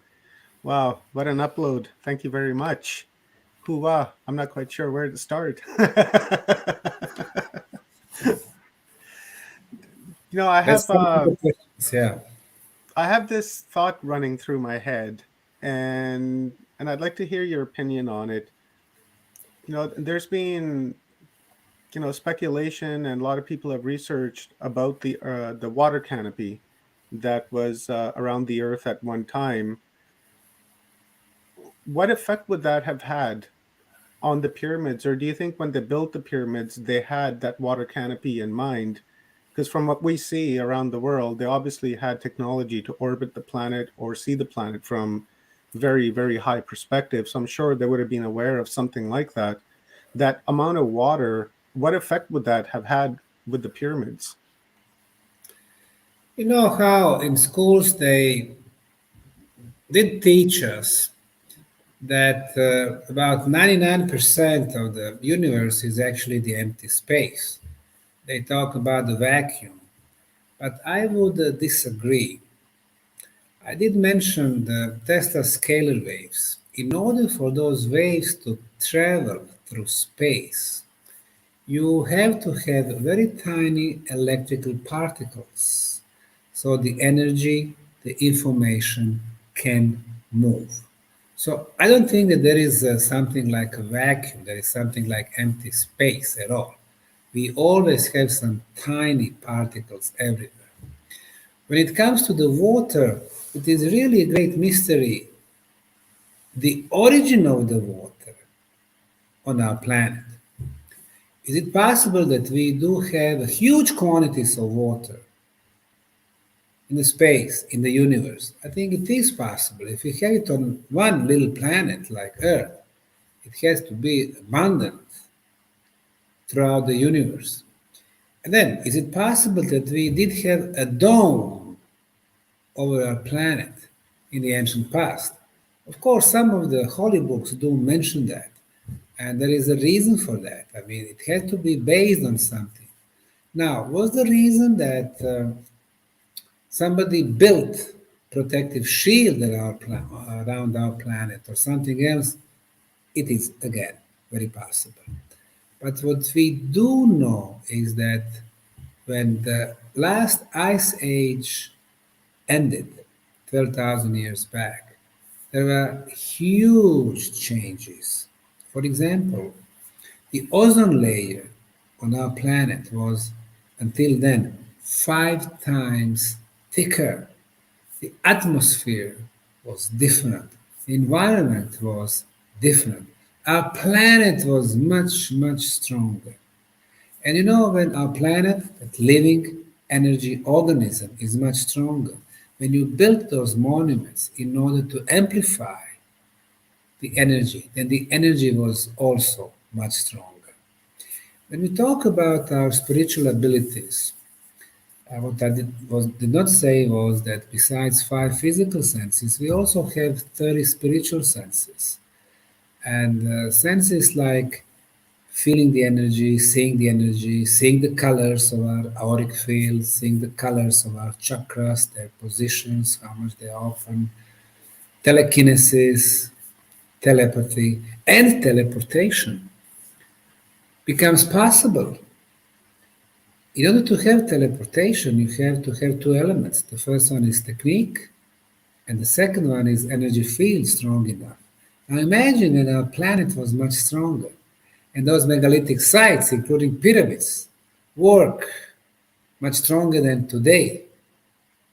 Most probably they would make very strong energy fields, especially during those 4 major days, like solstices and equinox. And I would say that traveling through space and time was possible. And then most probably, during such travel, or even during the astral projections, those who are making them, they would be in much better position than us to say if the water was present everywhere in the universe. And that's that's amazing.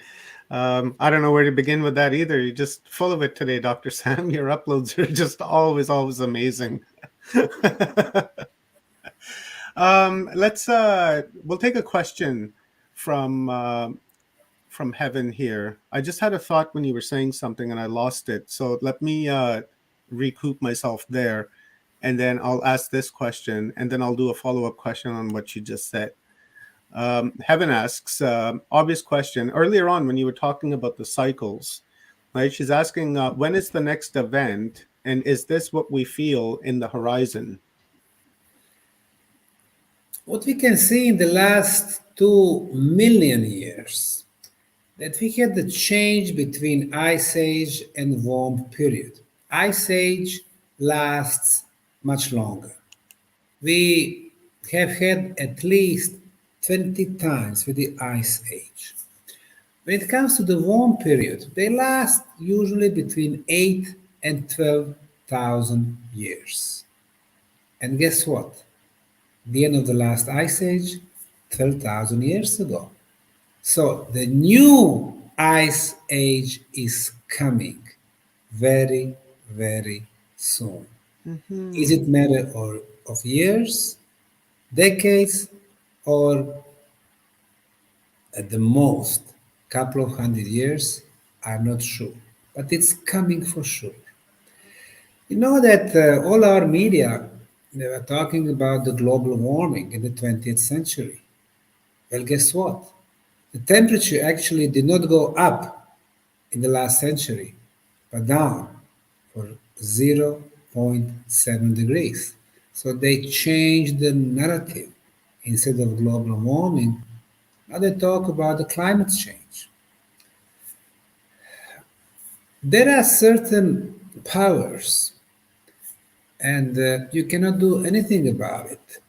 The power of our planet, the power of the processes that are coming, they cannot be controlled. Some of the civilizations in the past realized that. When I mentioned the gods with the small g, demigods, they knew that they could not prevent certain events. Some of them were planetary events, some of them were coming from the deeper universe. For example, when that planet exploded, that used to be located between Mars and Jupiter, they could not do anything about it.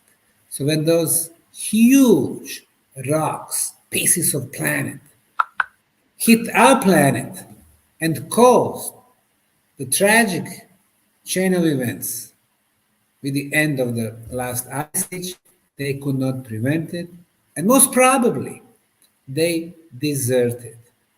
At that time also, very beautiful planet. What's going to be done next? We don't know. Some people, like Elon Musk, thinks that there is no hope for our planet. So they think about leaving it, which is a shame. Imagine the resources that this planet offers us. We are 7.8 billion people. They are telling us it's too many of us. Wrong. All of us could fit one state in the US, the great state of Texas. Everything is so large in Texas, everything's so big in Texas. Yeah. It's just a matter of distribution, equality. You have 2,500 multi-billionaires who have more than 90% of resources of this planet. It's a shame. So it's just a matter of the equal distribution of different social organizations. And we could live in peace and friendship, and we could be happy. Ordinary people like you and I, we don't need much to be happy with our family, with our kids, with our wives, with our partners, with our mistresses, with whatever. We will travel, seeing the sights, talking to other people. We don't need much. We don't need to have 10 villas or 5 planes or yachts. I mean, you cannot live at 10 places at the same time, obviously. Mhm. We don't need much. So it shouldn't be about the greed, about the ego. It should be about the social interaction. It should not be about the social distancing where every person is considered a potential enemy. It should be about harmony. It should be about happiness. It should be about the communication among us. So it doesn't matter what the future holds for us, but if we live in a dignified way, if we cooperate with other people, then there is a future. Not for our physical body, it is for one use only anyway, but for our soul, because our soul is going through different experiences. And Mhm. this is one of them.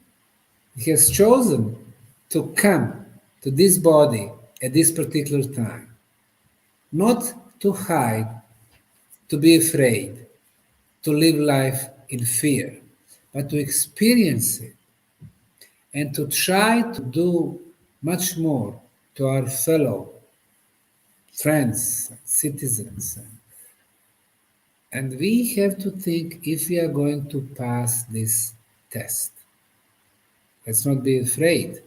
And there is a hope for us that this experience will be rewarding to us, and then that we will grow much quicker than during some tedious and boring times with no challenges. Hmm. I like that.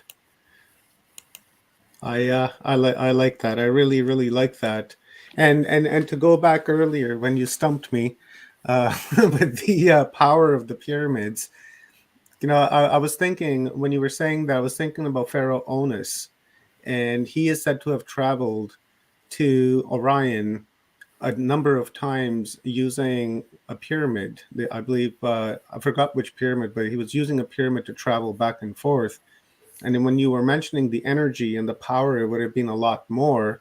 Do you think that he would have been able to use the pyramid to travel, use it as a stargate to travel between here and whatever planet that he went to around the Orion's belt or in that cluster?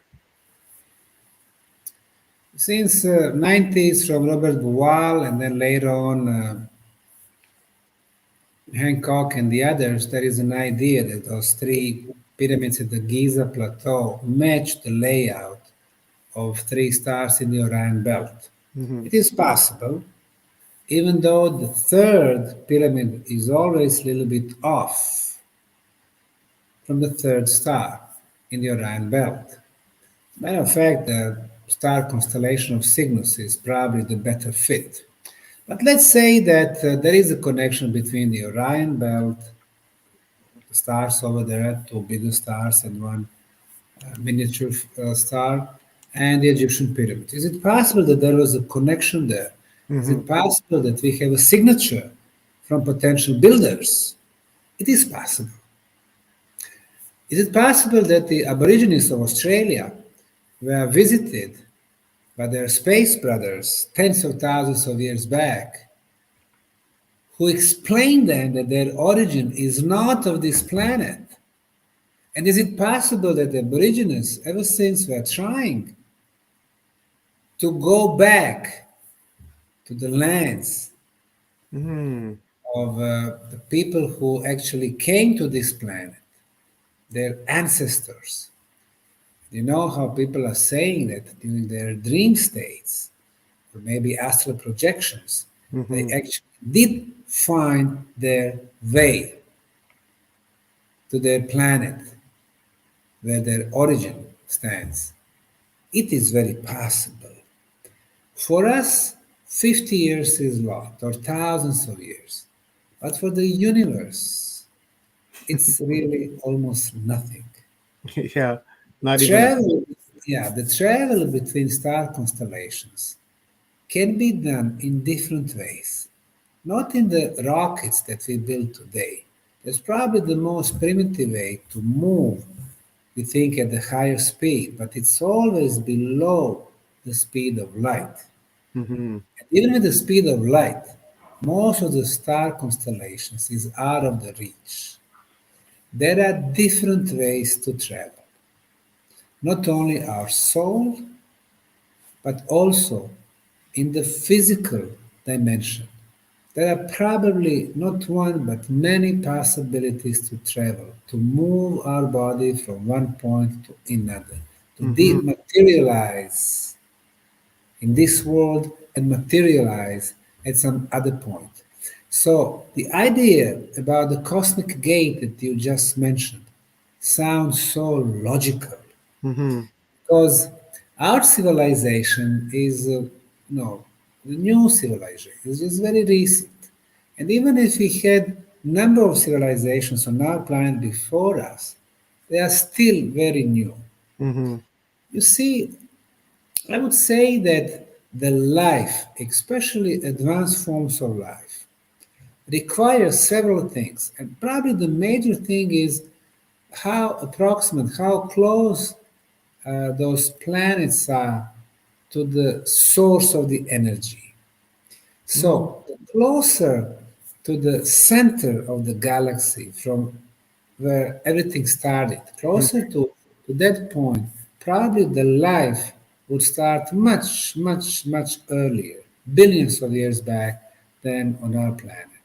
Because let's not forget that our galaxy, Milky Way, is at the outskirts of the universe, so far from the center of galaxy.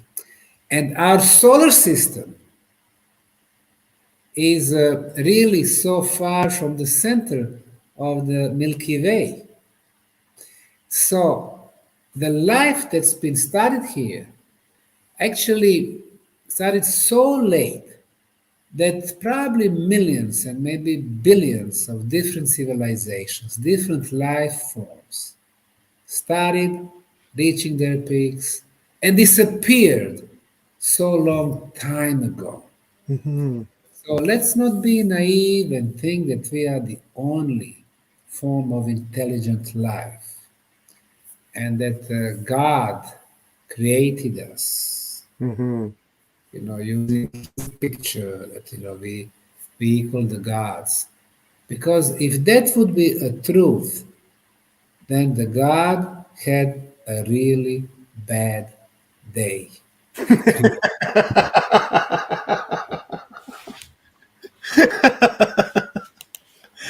Oh, that was a good one. I loved it. Let's do a final question, Dr. Sam. And this one is from our grandmother that we had on the other day, Grandmother Suzanne.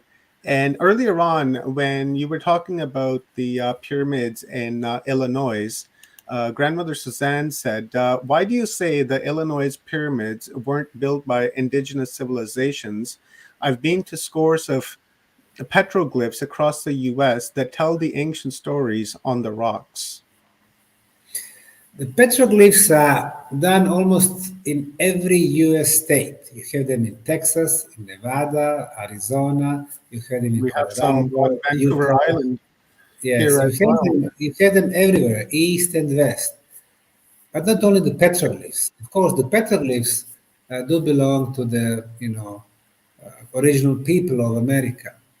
But on the other hand, we have structures, constructions. For example, the mounds phenomenon in Ohio. Today, in 21st century, 2022, we have more than 42,000 recorded mounds in just one state, state of Ohio. Originally, more than 200,000 of them. And of course, the famous Serpent Mound of Ohio is over there. There are some tumulus structures, huge, like, almost pyramid-shaped structures over there. They are mostly in the central, eastern, and southeastern parts. Unfortunately, majority of the mounds were destroyed from the last quarter of the 19th century, ever since Smithsonian Institute and Smithsonian Museum was established. And there are some interviews in Chicago daily paper from like 1884, 1886, where the journalists were talking with the teams sent by Smithsonian to those sites. And they admitted that their purpose was to destroy the sites, and whatever archaeological material they would discover, they were supposed to take them to Smithsonian and hide from the public. So the major museum institutions were not established to show the stuff to the public, but to hide it from the public. When it comes to the builders, I am aware that indigenous people were there while most of those mounds were created, but they were used either as labor to build them, but in a nice way, not as the slaves. Mhm. The original builders would teach them certain energy properties of those structures. They would teach them astronomical features. They would teach them the calendar elements. But they were no builders. They were not builders because still they did not have the construction techniques to do that. When we mentioned the Cahokia mounds, the biggest mound over there, which is called the Monks Mound. Why the Monks Mound? Because in the 17th century, Cahokia Indians came there, but then also the white settlers, they bring the monks over there, so they call it Monks Mound. It had nothing to do with the original builders. The largest structure over there is 12% bigger, larger in surface than the Great Pyramid of Egypt. It took 122,000 trucks of material, or equivalent of 122,000 trucks with the construction materials. Wow. 20-ton trucks. I mean, that's unimaginable quantity of material. Today, there are remaining 120 pyramids, originally probably 220.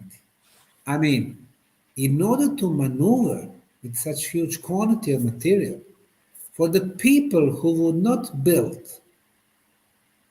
the big structures, indigenous, people, Indians, they were never built such huge structures. Obviously, that was not their forte. That was not something they were doing.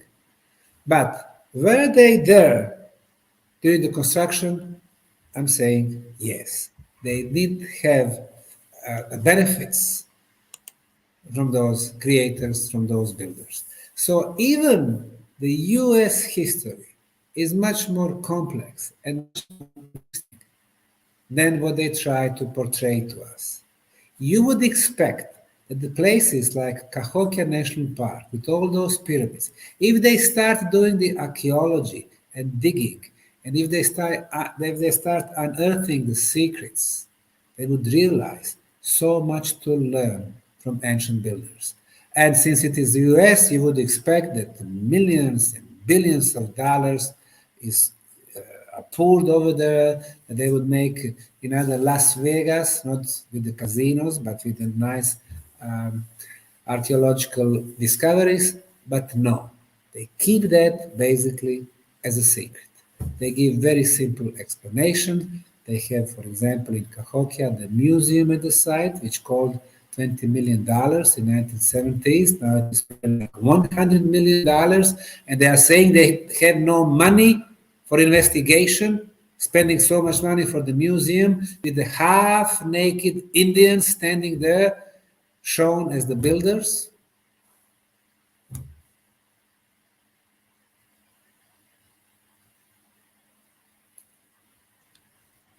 Yeah, I hear you there. That it's sick. Almost. It makes you think, Dr. Sam. It really does.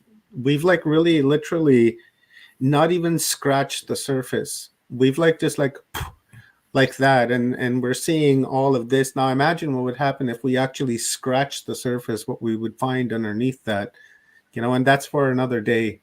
Thank you very much, Dr. Sam. I so appreciate you, and I just have so much respect for you. I love you very much, and I look up to you, like a mentor, like a father, a brother. You're just an amazing, amazing guy, and I just love your energy, and I so appreciate your contribution to Humanity Unplugged, not only today but a few days ago when you were part of that amazing panel as well. So before I let you go and bring on my next guest, Flo Karuna, and give us any final words that you have for our audience, and then we will bring Corona or Flo on. I think I got Corona on my mind.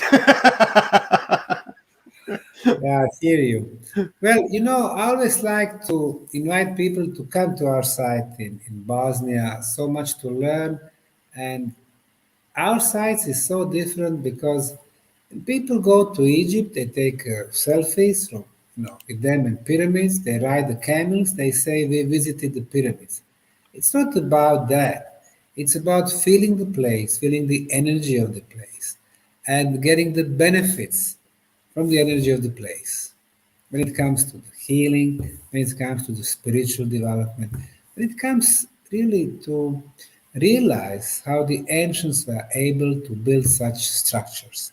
If you can't come to Bosnia, then go to the sites in the US, other places, and try to view them through different eyes. We need to filter the information that we are getting from mainstream media, from different sources, and make our own conclusions. And that's the way to grow physically, spiritually. Thank you very much.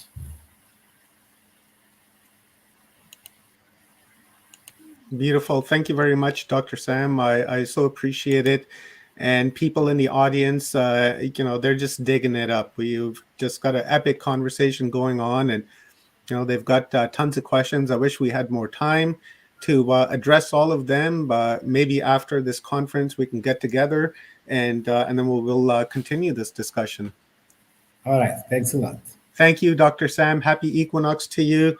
Much love, and have yourself a beautiful day, and we will talk soon. Thank you, you too. Thank you. Bye. All right. Wow. I need a stretch.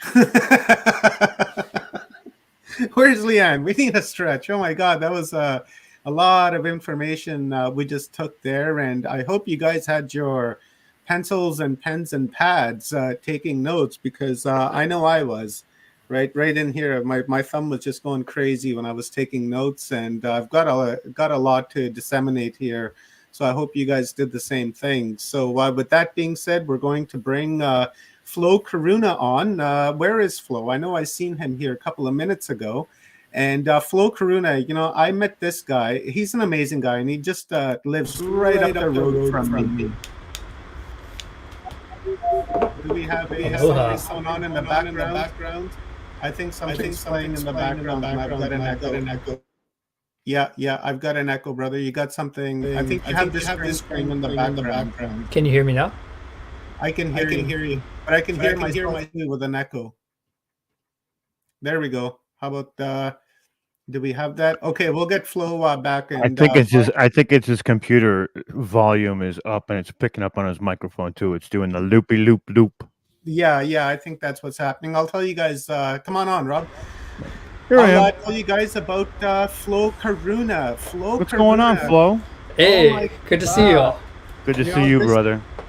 Amazing guy, and I'll tell you guys a little story on how I met Flo.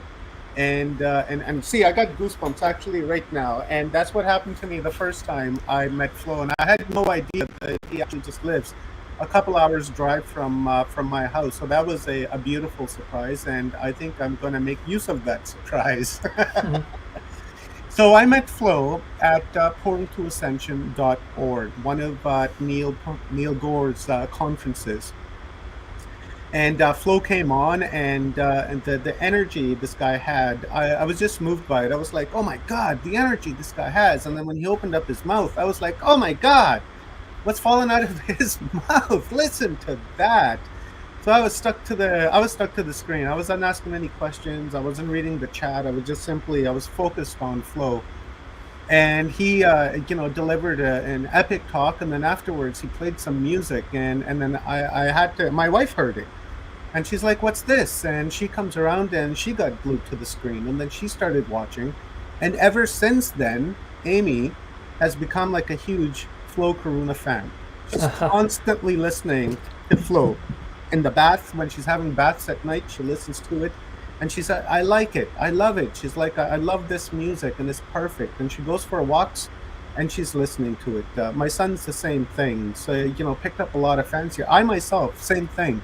How can I not listen to it when my wife and my son are playing it? Right? So, it's awesome. And what you just said with the chills, I actually got a small little I looked at Flo and I got like a tingle in my spine. I swear to God, I was like, what the hell's going on? I know, right? The energies, you know what it is he's got the energy emanating from him, and that's due to the vibration of the music, and we know what's about to hit the speakers, right? Yeah, absolutely. So, Flo sent me a message, and he said that he wanted to start his talk off with a ceremony. So, Flo, my brother, I'm going to give it to you. And if you want to play any videos or anything like that, just give me a heads up, and then I'll take care of my back end here. And then with about 10, 15 minutes left or so, I'll jump in, and we'll take some questions from the audience, and then we'll take it from there. Wonderful. Yeah, Cool, actually, brother, thank I would you. love to play some videos after. So, Wonderful. definitely. Just let me know when you're going to do that, brother, because I got to do some back end work here. Okay, sounds great. Cool. I'm here though. I'm not going anywhere. Okay, sounds good.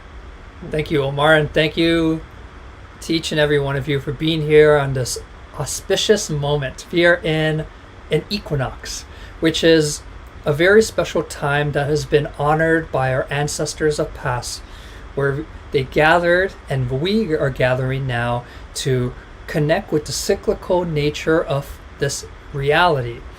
And what these equinoxes serve to all of us are doorways, openings in the universal cycle, in the planetary cycles that provide us with an opportunity for polarities to meet with each other. So the yogis of ancient India and many of the meditators on planet Earth, they speak about these golden zones when you wake up at dawn or dusk and you meditate in these times. And there is a great amount of energy in the field when you meditate at dawn and dusk, because there's a polarity meeting each other, where the darkness is meeting the light. And in same context, these equinoxes provide a greater polarity bridge where we can harness these moments to our life's advantage. So every single one of us, we tend to forget, and I don't want to speak on behalf of people, but I just, in general context, we tend to forget that we are residing on a beloved, benevolent planet that provides us so much, Mother Gaia. And we are not separate from this planet or this genius that operates around us. Actually, we are one with it. And when we understand how Mama Earth, Mother Earth, operates in the spring equinox or the autumn equinox or whatever equinox you find yourself in, because Central America or near the equator, there's not really a shift in seasons, actually in a stronger element. And we find that that same momentum that is carrying the flora and the fauna is also going to replay in our lives. And we as individuals, if we're in the northern hemisphere right now, we have an opportunity to plant seeds. We have an opportunity to harness the natural current that is bringing life, that is, I find myself in British Columbia, Canada. It's bringing the animals out of hibernation. It's bringing the flowers to slowly sprout through the soil. Since we are no different from Pachamama, we too have this opportunity right now. And if you're in the north, I hope you could take advantage of this gateway to begin to plant the seeds for your life.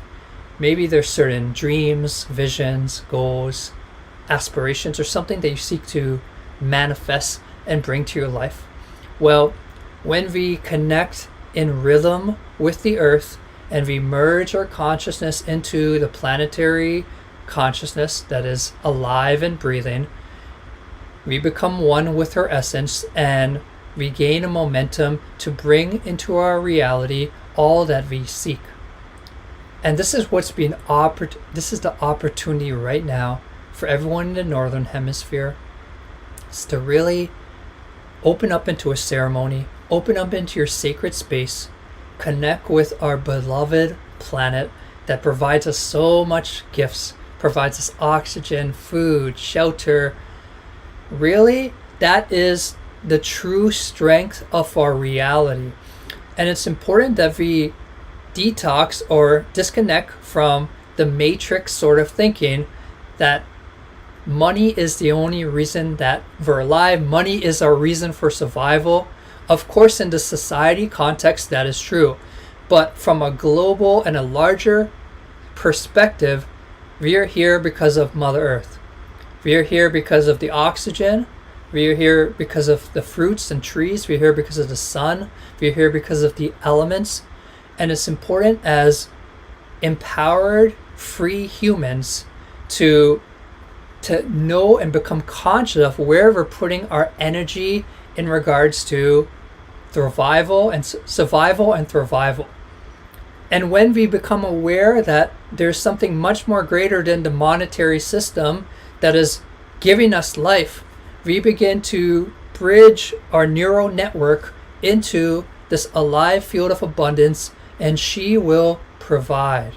She will bless you. She will give you all that you need. She will bring the right people into your life. She will create synchronicity. She will create fluidness.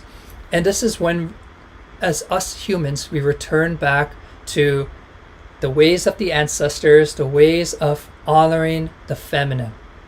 So to each and every one of you out there, may you form that strong connection with the planet today. May you realize that she is hearing our communication. She is reciprocating our communication, and everything in this reality is a two-way street. Everything has an alive, vibratory consciousness to it. The ancestors of our planet, from not just Turtle Island, but even going back into the Atlantean times and Lemuria times, which naturally comes to you the more you tap into the universe within, they had a relationship. We hear the term "to all our relations" spoken often. And to me, that is, to all our relations, is to realize that everything is alive.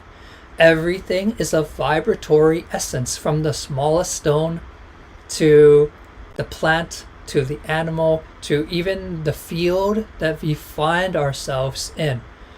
And this universe is a very interesting place, because through our perceptionary gateway, we're going to give permission for what we want to see. So if we think the world is stable and not alive, your wish is the universe's command. Okay, now that rock is not going to vibrate in its essence. Now those animals aren't going to communicate to you, and that is fine. We all have our free will choice. But when we begin to play around with our inner laboratory that we all have access to through our consciousness and perception, we realize that we have a lot of ability to open up this alive field and begin for it to have a communication with yourself. So this applies to everything, not just the natural world, with the humans you interact with the entire field, because this is a reflectionary field. If you honor the intelligence of the alive field will honor the intelligence of you and begin to reveal information, begin to reveal data. We are so powerful, divine ones. We have the opportunity to bring to life this existence and see it in a deeper way. So may you connect with her aliveness today. May you realize that your sound vibration, your frequency, your prayers are meeting this alive field. And since we're in spring, and the soils, we plant the seeds for the crops. Also too, from the sound vibrational perspective, which the sound vibration is not just through auditory, but it's also through the emanation we emit to creation. And we've seen these Dr. Emoto research, and I just bring it up because it always connects to everything I say, but we've seen how Dr. Emoto studied the vibration of water, the consciousness of water. And by writing words, by thinking thoughts, we created a ripple effect to the frequency of water. And each and every one of us is water, and we live in a water world. So how powerful are you when you're using your thoughts, when you're using your perception to alter this field and reshape it? And these are the teachings of the empowered souls. These are the teachings of the masters who have awakened their consciousness in past times and are now here. And this is the opportunity that each and every one of you have to begin this exchange with creation and upgrade our awareness, upgrade our consciousness. Some people call it shifting into a dimension or changing something in your awareness field, whatever you want to call it, it's irrelevant. But we all have the opportunity to make this a deep, visceral experience, to make it a lucid experience. So we have many types of dreams. We have a dream where, at night, where we're just we're experiencing what is happening, and we're kind of just at mercy to it. And then there's the even deeper state of dreams, which is lucid dreaming, where we gain a consciousness to realize we're awake. And when we're awake, we realize we could play around with the field. Maybe people love to fly. Maybe we could fly. Maybe we could create something with our awareness. And dream time is very similar to this reality we find ourselves in, where when we become more awake to the quote-unquote reality, and when we realize that we are interacting with the field and not just at mercy with it, we gain a power to co-create. And we, family, are in the time of co-creation. Each and every one of you, we have made it to a different cycle, a different planetary cycle of consciousness, where we're shifting out of the masculine cycle, which is represented in the pyramid, and we're entering a slightly tilting feminine cycle, which is built on the circle and is built on co-creation. And what this entails for each and every one of you is hierarchy shifting completely.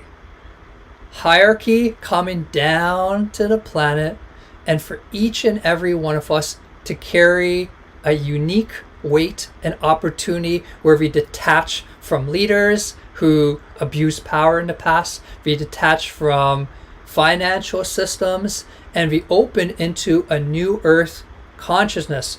And this is the opportunity, and this is why we have all been incarnated for the sacred moment on Pachamama. It's to rewrite the script. And when we become empowered into our vibration, when we become empowered into who we are, because all the masters said, know thyself, all the yogis said, the universe is within. When we become aware and we access these doorways of empowerment within us, Mother Earth and our consciousness begin to have a deep connection. And we realize that we have some abilities that maybe we weren't aware of. Abilities to communicate with the weather systems. Abilities to realize that our vibration can impact the tides, can impact a lot in our field. There's an opportunity now for each and every one of us to become this empowered co-creator. And welcome to the new game. The new game is here. The new opportunity is here, and you are this representation. So what is the world that you want to see? What are you seeking to bring in your life through your expression, through the way you carry yourself, through the way you are? This is not a statement of pressure. This is a statement of opportunity, that your life has such infinite meaning to the cosmos and has such a great offering to consciousness. As we enter this feminine tilting time where we're all spokes of consciousness on the wheel and we're coming together in group consciousness together, you have a valuable input through your life. And I want you to know that from the depths of my soul, the depths of my heart, what a gift you are to this creation. You know, Mother Earth, I'm a student of the planet, and I'm what you call a starseed. They like, if you want to put a term, but a grounded starseed. And my awakening journey actually began in the planet. You know, I was going through my typical life, playing the game, trying to do what society laid out for me, what social structure, family, upbringing. And I was guided to begin taking hikes at this time. And these hikes in the woods were completely shifting my field. They were giving me space from the technology. They were giving me space from what I thought I was here to do based on how I was brought up. And they were connecting me with a current of whatever you want to call it. You could call it God, you could call it the universe, you could call it source.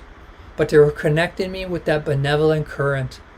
And that benevolent current was opening an awareness in my mind, in my energy body, in my field, was slowing my heart rate, was relaxing me, making me less stressed, and was making me realize that there's so much more to this existence than I was led to believe. And this laboratory of Earth is the pillar for awakening. All the countless stories of many souls who have in past times masters, or whatever you want to call them, they have had their epiphanies, they have had their eyes open in the temple of Gaia, in the temple of Earth. And she provides you with everything you need. She will show you the sacred geometric patterns in her flowers, in her insects, in her creations. She will connect you deeply to who you are on a deeper level, not just a human, not just part of a species collective, but you're part of a planetary collective. And once that planetary collective is embedded, you could advance to the universal collective. But there's a journey, there's steps, like everything in existence. And Mother Earth will give you something very special, dear ones. She will allow you to remember. So it's very important in this time, like I said, I call myself a grounded starseed. So I could access many realms and stuff, but it's not in balance if we don't have our feet to the soil and we're not serving our Earth. And she is calling each and every one of you to service. And the service is not maybe how we perceive it to be, where it doesn't necessarily mean you're like giving back to others, which I think that is a beautiful thing and you should. But most importantly, service is serving your heart, connecting to your field, and making peace with yourself. Making peace with who you are as a human being, and realizing you are the same intelligence that is of the clouds, is of the trees, is of everything around you. To see yourself in this masterpiece of consciousness, and from that recognition and empowering of who you are, you shift out of the slavery mentality that the powers that be have tried to keep us in for too long. You shift into the God consciousness, the universal consciousness, and you realize that you are one with the living intelligence, and you have been embedded into this reality to co-create. So I love you, family. I mean, I really do, and I'm so grateful that we have arrived to this moment. And this moment on awareness is not going to come from the news media that we know is manipulating the populace. It's going to come from you connecting with your inner God, your inner essence, connecting to that light, that source, that truth, and for allowing that to guide your life. And when you tap in to that inner truth that only you have, you will be led with divinity in this life. You will realize that there is a grand purpose for your existence. You have an impact. You've heard about like the butterfly effect, like a wing that of a butterfly that flaps in Japan can be felt in North America.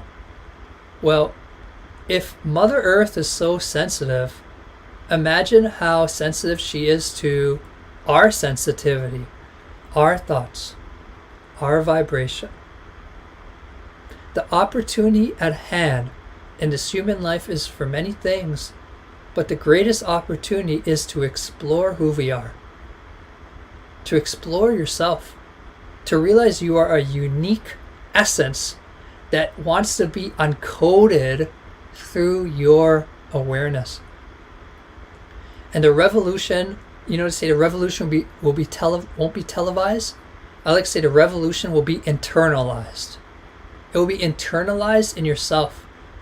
And you will realize that the more you go into your awareness, the more you go into your field, that you're carrying the access to transform reality outside yourself. Yes, your consciousness has access to an engineering room. It could pick up on the programs, it could pick up on the subtle aspects of this creation, and by us beginning to rewire ourselves, where once again it comes into lucid state or lucid life, by us rewiring ourselves, we realize that we shapeshift the field around us. And this is what's happening right now. We are having countless beings on planet Earth who are incarnating, who are aware. They're coming in aware to this plane, and through their awareness, they're creating such a ripple effect. They're allowing for the collective consciousness to access information that we haven't accessed as a collective in a long time. The cycles are changing. The planet is in rotation. As night leads to day, day leads to night. And our past leads to the future, and our future leads to the past. So by studying, by becoming aware of the ancient cultures, ancient civilizations, we're getting a glimpse of what might be coming in the future. It won't be exact, but there will be elements of that. And this is the opportunity of the now, for us to come into our life, come into our field, and realize we have power. So know who you are, know you have the key codes, the master codes, and empower yourself. Be aware of your self-talk. Be aware how you communicate to yourself. That mind, the shadow ego can run amok sometimes and make us think we're not worthy, make us think we're not good enough. But when we become aware, and we just watch it for what it is, no judgment, it fades away, and we begin to access the soul communication. The soul communication tells us we are eternal beings. The soul communication says we've had multiple lifetimes. We've been here multiple lifetimes, and we will continue. And then where's the fear, dear ones, when we know we're infinite? That infinite awareness can empower our lives. It could make us speak our truth when we need to. It could make us walk or take a risk to something that matters to our heart and mind. That infinite consciousness can make us realize how precious life is. It can make us realize this is a temporary journey. And maybe it's time that we live our truth. And as we find ourselves today in this spring equinox, what a glorious moment, what a glorious opportunity to plant those seeds, to tell the universe what you want, and to know you have meaning.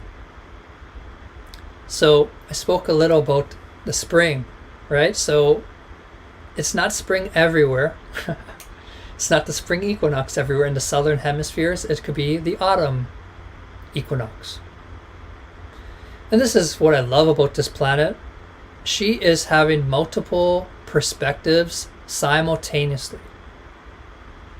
And, I feel like our whole past culture is based on one perspective. And if it's not that perspective, it's not true.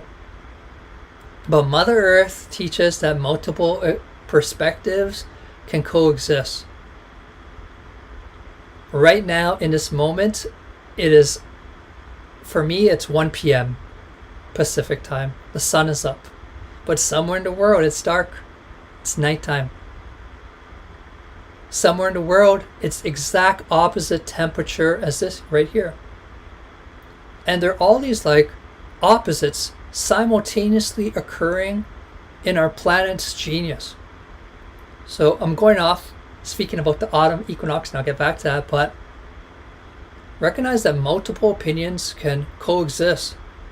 And when we expand into the planetary consciousness, man, we stop the war.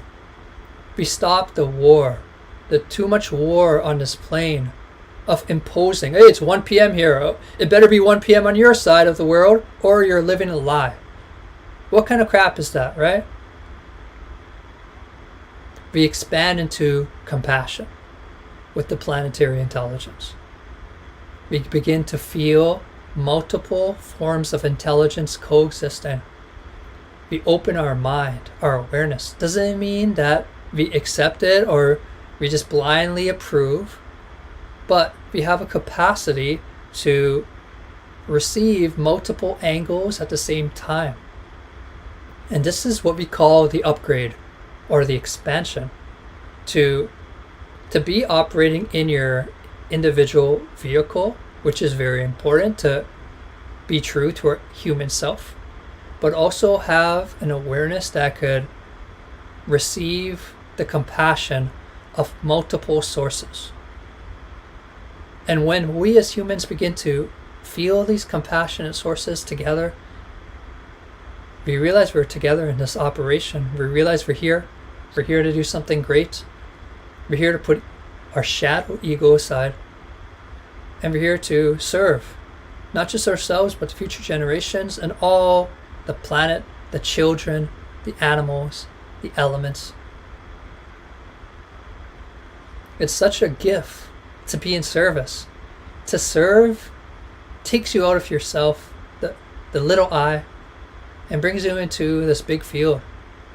And if you're having a moment, in your life where maybe you're going through the motions, because we all do, I have compassion for that. I go through it myself. I'm coming out of something.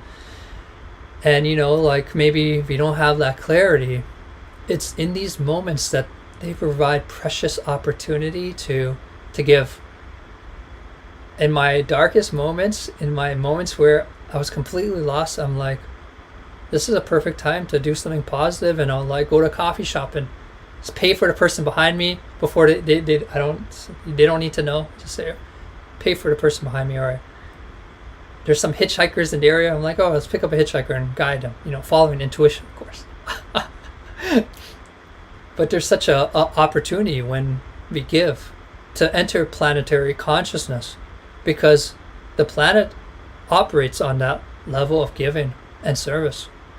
She is providing us oxygen, light. She's providing us this gift.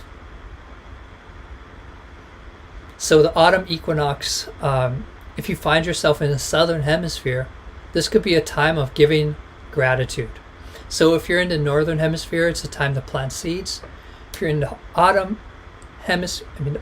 the southern hemisphere, autumn equinox, it's a time to give gratitude for the harvest. Maybe you could go through your life, what you're thankful for. Maybe you could give thanks for everything that has manifested in the journey thus far. And really take stock. Just like the autumn equinox, they're receiving the harvest of the summer because there's dedication for a garden to grow. There's time, there's energy. And so too in our lives, we're putting time and energy, even though time is a relative concept, and that's another topic, but we're putting energy. And you could just go through that gratefulness right now, because we are synced up with the planet. We are synced up in cycles, and the ancients knew about this time. This is why they honored the equinox as moments for consciousness to kind of come together. They built there are many pyramids and temples that are aligned to the sun of equinoxes.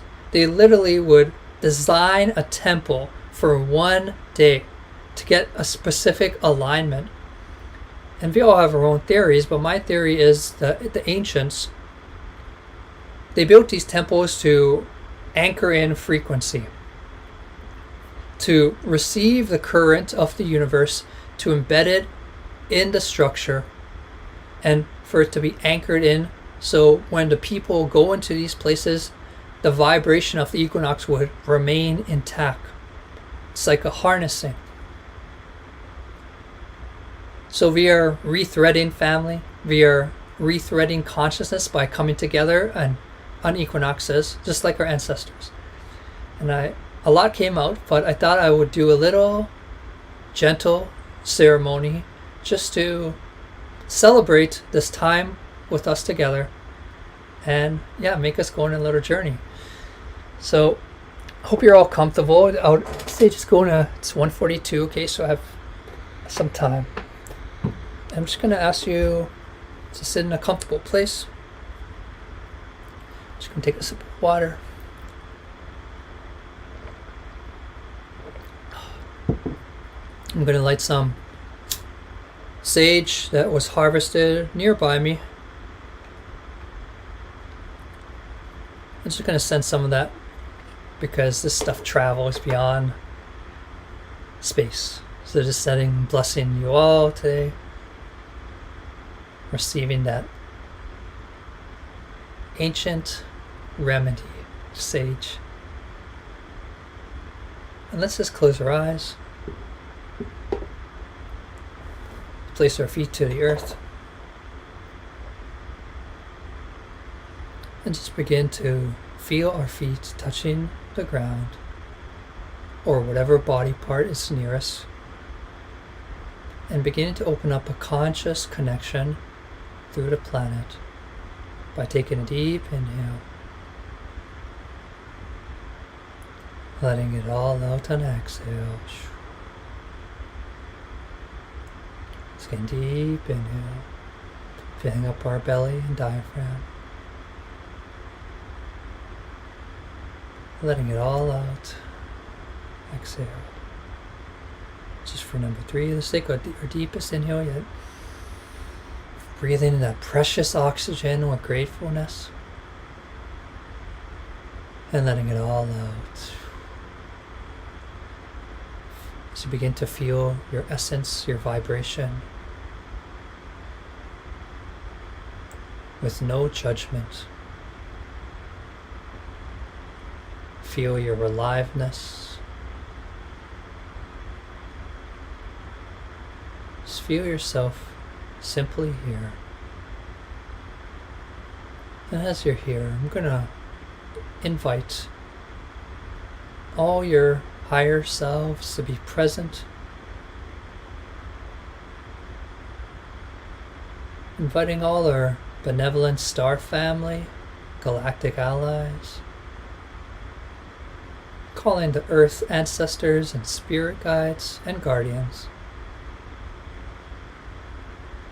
Calling the elements of this planet. And calling the frequency of love to now to be felt within you, radiating in your heart.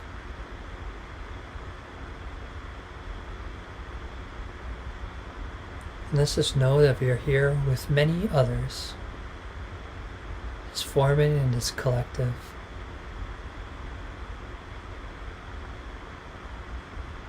And just to start this practice, let's just start with self-kindness, self-love,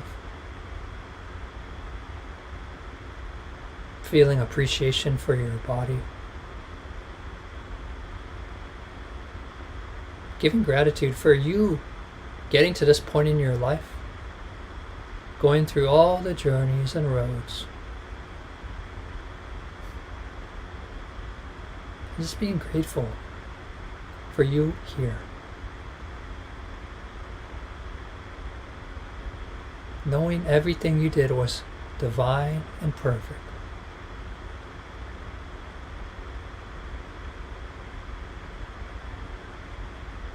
And as you feel this self-gratitude, we're going to open up into an equinox ceremony. So if you're in the spring or northern hemisphere, just open into the freshness, the new opportunity that is for all of us, no matter where you are. And if you're in the south, just connecting with the gifts of gratitude.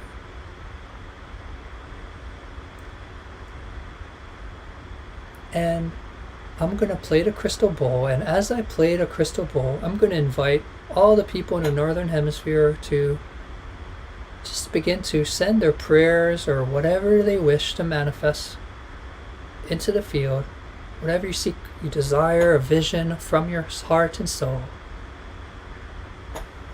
to begin experiencing that as if it were already gifted to you.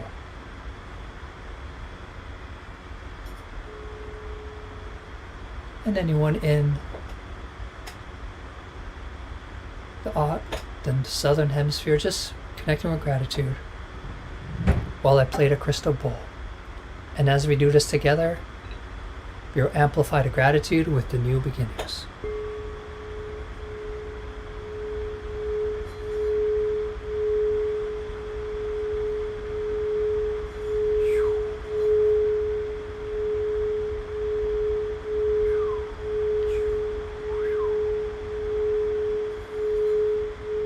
We are in co-creation with Mother Earth.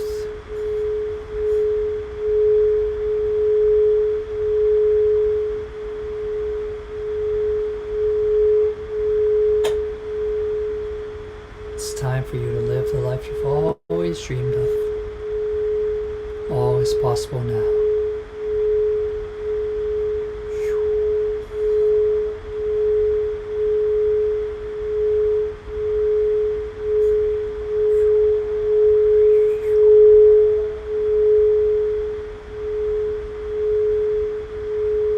Just feeling that. Release all these prayers and visions. You can speak aloud or just feel it in your body. And if you're in the south, just giving deep gratitude for all the gifts that are here.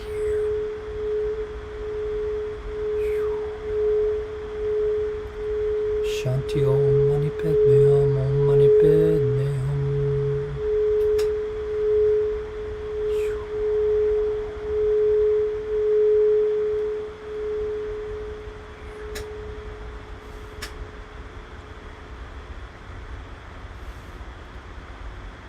And as you're letting these gifts and visions and everything you deserve, because you deserve, you're worthy.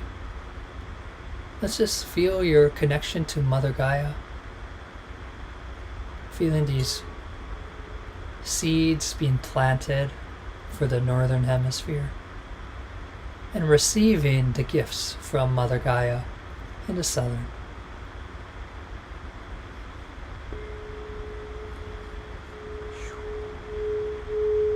Making a conscious connection with the earth.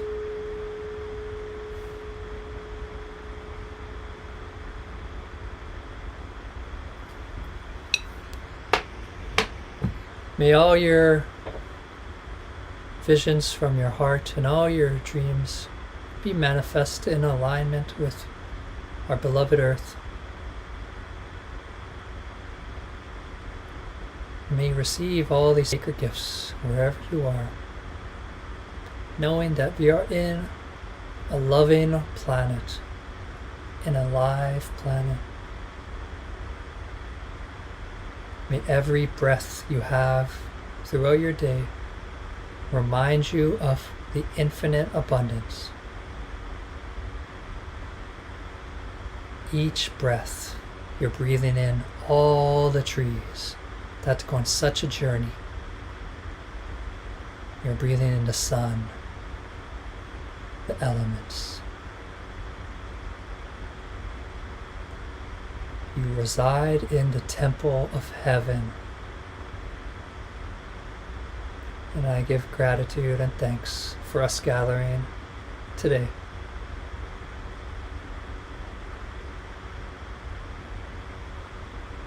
Maybe continue to gather. Maybe continue to co-create. We're just getting started, family. We're just getting started. The time of the empowered human. Love you all. And yeah, I pass it back to Omar if there's any questions.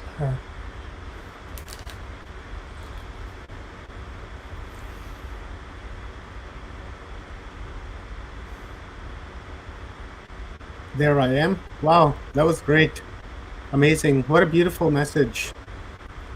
Just a totally beautiful message, Flo. I like that. You just mellowed me right out.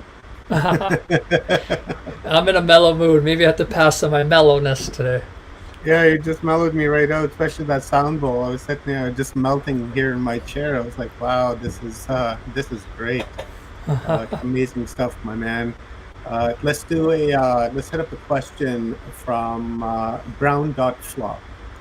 And Brown.flop asks, I never thought about that at all. All of the pagan celebrations celebrated in the Northern Hemisphere must be opposite in the South. Is it true their veil is thinning now as ours would be in October? That's a great question. I don't know too much about paganism, but I absolutely feel when we're in when duality comes together, whether it's winter and spring or summer and autumn, the veils always tend to thin in these times. And this is why it's so important when we do practice in the morning or the dawn when the sun's setting, because everything just kind of, there's a beauty when duality comes together. Something very powerful happens. It's like we've been embedded with this unique physical temple where we have two hemispheres in our brain. We have two hands, two lungs, two knees. I mean, there's twos of many things, but then there's this unification in our heart. And when duality comes together, the veils tend to thin. At least from my personal experience, I'm not speaking from any scientific research on this one, just my own experience. So absolutely, I feel that does happen. And in my communication with Earth, it's interesting when the sun has set and I've been in the woods, I normally feel the aliveness of the trees on such a deeper level. And I don't know if anyone's been in the evening for a walk, but just pay attention to the trees and you might realize that they're alive in these moments. Yeah, they're vibrating at 5 to 8. Right? I like those 5 to 8s. Oh yeah, gotta love those. They're vibrating at 5 to 8. The birds that are singing are vibrating and singing at 5 to 8. Wow. It's beautiful. Flo, we're in this equinox 2022, right? And we're on the cusp of splitting the timelines. And we're about to leave the division and the fear behind us. And together as a community and as one, we're focused with our thoughts in creating this new timeline of abundance and love and acceptance. When we move into this new timeline, what would your advice be to the people, to us, that are moving into this new vibration? Wow, interesting. Did you hear the phone buzz when you said that? That was my phone here. It's right when you said vibration. Yeah, it's always buzzing, my man. I view that as confirmation. So it's very interesting. So quantum field. I love the quantum field. I love timelines. I teach a lot about that at my website, Star-Codes, because I relay a lot of the galactic beings' information and how they want to empower us. So the quantum field just naturally is what they talk about. I feel like from a timeline perspective, we are consistently always jumping timelines. It's a way of being, and especially when planetary cycles, because I feel we are entering we are in a new planetary cycle, but it's a long one, 27,000 years. So we have a new long journey. And when we're in these time periods where a cycle is ending and a cycle is beginning, or a season's ending, season beginning, that the quantum field comes closer with each other and we're able to navigate with ease and grace. So it's interesting you asked this question, because I felt like I've been on a different timeline as of 6-7 days ago. Like, it's been very clear in my life, where even like my magnetic pose to like stuff I was trying to manifest is like, nope, you have a different mission in this timeline. And my relationships started to change amongst friends and loved ones, and it was visceral. I even was seeing like different signs in the city. Like I do P90X sometimes, like the working out, and I'm like, wait a minute, they're saying different stuff.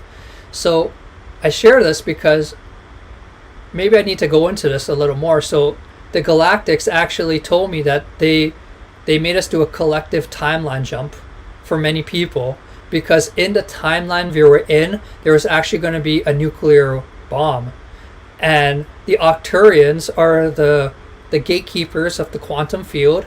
So why we have another species as the gatekeeper of the quantum field right now is because we're not, many powers that be wants to play with the quantum field and the timeline field, and they're actually protecting that from being manipulated from the dark forces. So I'm very thankful for that. But yeah, absolutely, we are shifting timelines. The field is constantly changing, and I have no doubt we're in another timeline. I don't have my glasses, so I just want to come back to that question so I make sure I answered it. Okay, maybe I missed the question, but I hope I answered it. The timelines are constantly happening, and it's very subtle, you know, like as I felt we've been in a different timeline, and as of 7 days ago, it's like little changes, like a person will, maybe a person who was a high school friend is not in your life in this timeline, or maybe like the city looks exactly the same, but there's like a new store. But I find timeline jumping is very subtle, because it's a process that you are the quantum machine, and like through your technology within you're naturally like bringing together verses and slowly integrating into them. So there's an integration phase when we operate timelines. I'm going through an integration phase right now where I don't have relationships that I with certain people in this timeline, and my mission's a little different. But it's important when you jump timelines to be in fluid state and allow for what you need to do to override what you think you need to do. And if you can stay with that, you're always going to be good, because you're not going to force stuff. I like that. I really do. I like that. And this timeline shift, you know, it's almost like the Mandela effect, Flo, where, you know, this little change happens, this little change happens, this little change, and you really don't notice it as it's happening. But by the time it's done, you're not even aware that it's actually happened, and you're totally vibrating at a different spectrum, like altogether, than you were before. And then to get to that, we need to shed those containers, right? We have the identity containers, and sometimes we have toxic people in our lives that we need to really, you know, social distance from. I like that.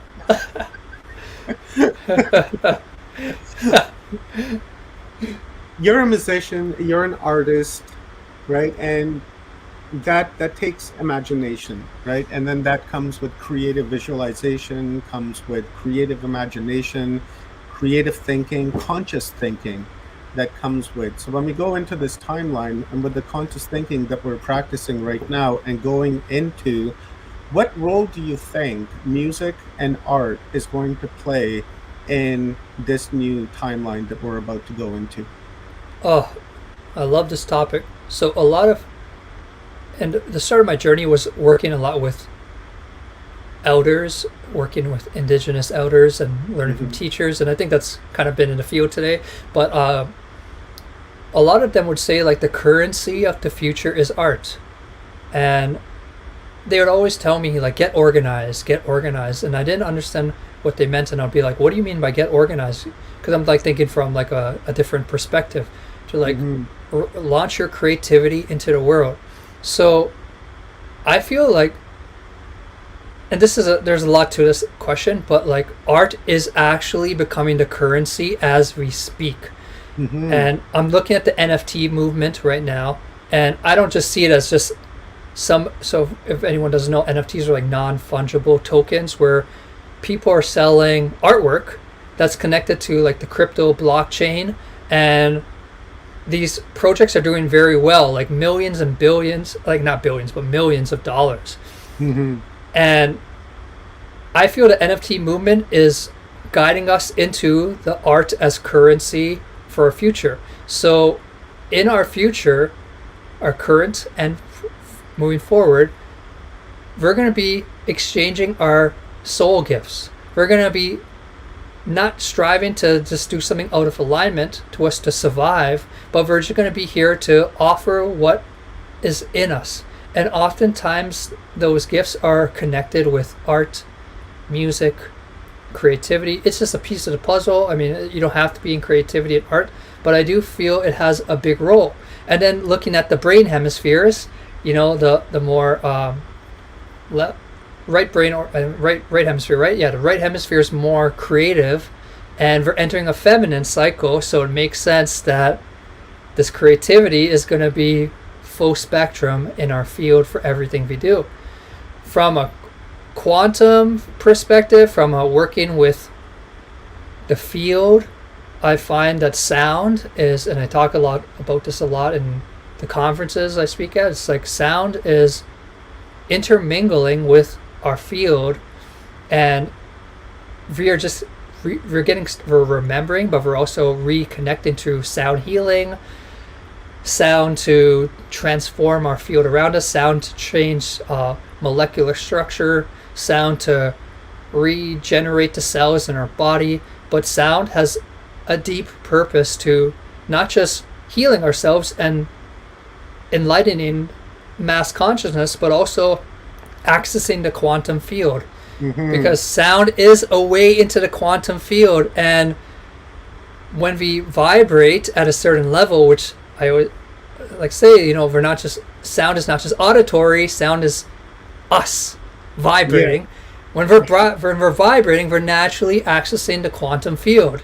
So I mean, I'm trying to honor the time here, but it's I could go for a while with this, but this is a very special time. And the key word that's coming in this moment right now is adjust. Let's adjust. Let's meet reality. Okay, like planting seeds, you know, like if you want to plant an apple seed tree, you look at the soil, the nutrients, the climate, and then there's a wisdom to planting that seed. But if I'm like planting this cactus seed in the Arctic, maybe it's lacking wisdom. Maybe it will grow down the road, which I'm not judging any path, but what that's what I mean by adjust. Become aware of the moment, and when we become aware of the moment, all the answers are in front of us. It's called knowledge. Like to know is to be in the now. I like that. Man, you give me goosebumps when you were saying that. In fact, I still have shivers going up my back. Look at my arm. It's just, oh wow. Ooh, wow. You know, that was good. I Me like too, it. sitting back here listening to it. Me too. Yeah, that was good. Like I can feel it. Like Where did that come from? Yeah. That was true. I just heard you. I didn't see you. So Here. Amazing energy. Here. That was the voice of God with a big G. No. Nope. I'm not good. I don't want that moniker ever. Ever. So, my brother, thank you very much for this beautiful upload. And before I let you go, give us a download on Star Codes, what Star Codes does, what services you have available on Star Codes, and how can people connect with you. I got your IG link in the comments, but I'm really interested in the Star Codes. So, give us a quick download. And then, guys, grab your popcorns and grab your drinks because we're about to feature a film. So hit it up, Flo. Yes, so Star Codes is an organization that came through this being, and it's to bring forth the galactic knowledge to empower our lives and to give us experience. So created Star Codes, just following the compass of the universe, and we run a 7-week Starseed course, which so many people came through, and we actually go through the various races that are working with humanity. But in addition to all the information, it's to empower you. It's to bring you to that vibrational state so you could communicate with the alive field, which includes the star family, and reclaim our history, her story on planet Earth. So it's a very powerful course that we're offering. I also create oracle decks. I created the Palladian Oracle deck. You can find it on Amazon if you want to support. And I'm about to release the Lyran Oracle, which you can pre-order on Star-Codes. All your support is really appreciated. I mean, and I hope we get to see each other more. We have 145,000 people on our Instagram, 2 pages, and we have a Telegram pages so people could communicate. And it's all about community. So I'm grateful. The Star Codes is with Watchers Talk, with Portal to Ascension, with all the beautiful groups. And let's just continue to create the new Earth together.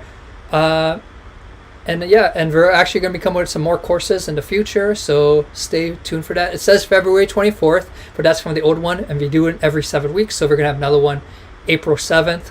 So if you register for that, we'll hook you up for that. And yeah, I'm just grateful for this opportunity, Omar, and just thank you. Thank you from the depths of my heart.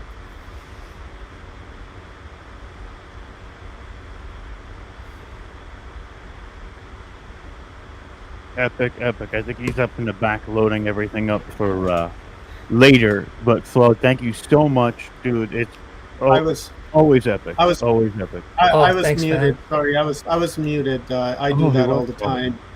What were you saying? Just wanted to say, there's the, we just cruised through there and fill out this form so that you guys can stay connected with Flo, because this is important stuff. Remember when we were telling you in the beginning, like 7 days ago, 8 days ago, we were saying that there's going to be a lot of resources available for you guys during this conference, and this is one of those resources that I was talking about. I was waiting to share this website with you guys, and I wanted Flo to talk about the 7-week course because I think we can all use it.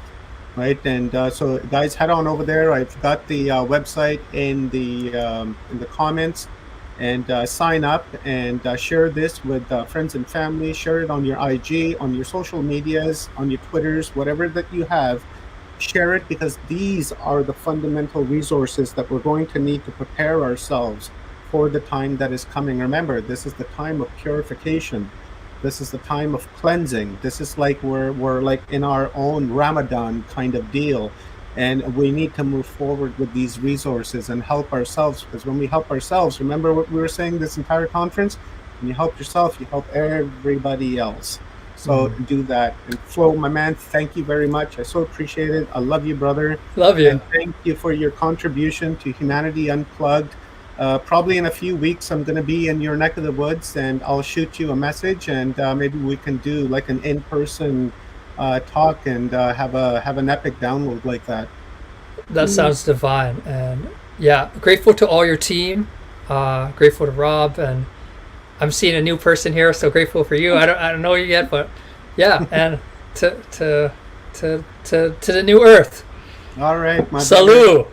Thank you. Salute. Cheers. Thank you, Flo. Thank you. All right, bye. guys. Thank you, brother. All right, guys. It is movie time. Look at it. My light is just killing me, and it's just not even bright enough. It's a little hard on the eyes. You're not. The light is. Oh, thanks, brother. This light is just killing me. Hoo-ah. So it's movie time, my friends. Let's bring our speakers on. Like I said, go grab your popcorn. Go Hi, and grab Kathy. your water. Go and grab your snacks, do what it is that you need to do. We'll give you a couple of minutes here. I have the film loaded, and I have the film creator with me. So you know what I'm going to do is I'm going to remove myself off the stage here, and then I'm going to let Kathy and Jennifer introduce this video. And then, ladies, when you're ready for me to throw the video up onto the screen, give me a thumbs up, yell my name, and I will put it up on the screen. And just so that, we'll do that. So here, I'll go like this, and then I'll do the back end work. Kathy, you're muted, love. I didn't know I was introducing Jennifer. Why not? I saw you, and I thought I was in the back. But I'm happy to do it. I'm so excited for everyone. But seriously, you do want to drink at least. I don't know if you want popcorn. Depends on where you are, what time of day it is. But I want you to be prepared to really go on a journey of discovery, of high transformation with Jennifer. This movie that she created, she has had a traumatic experience that she turned into a dramatic, uplifting lesson for all of us.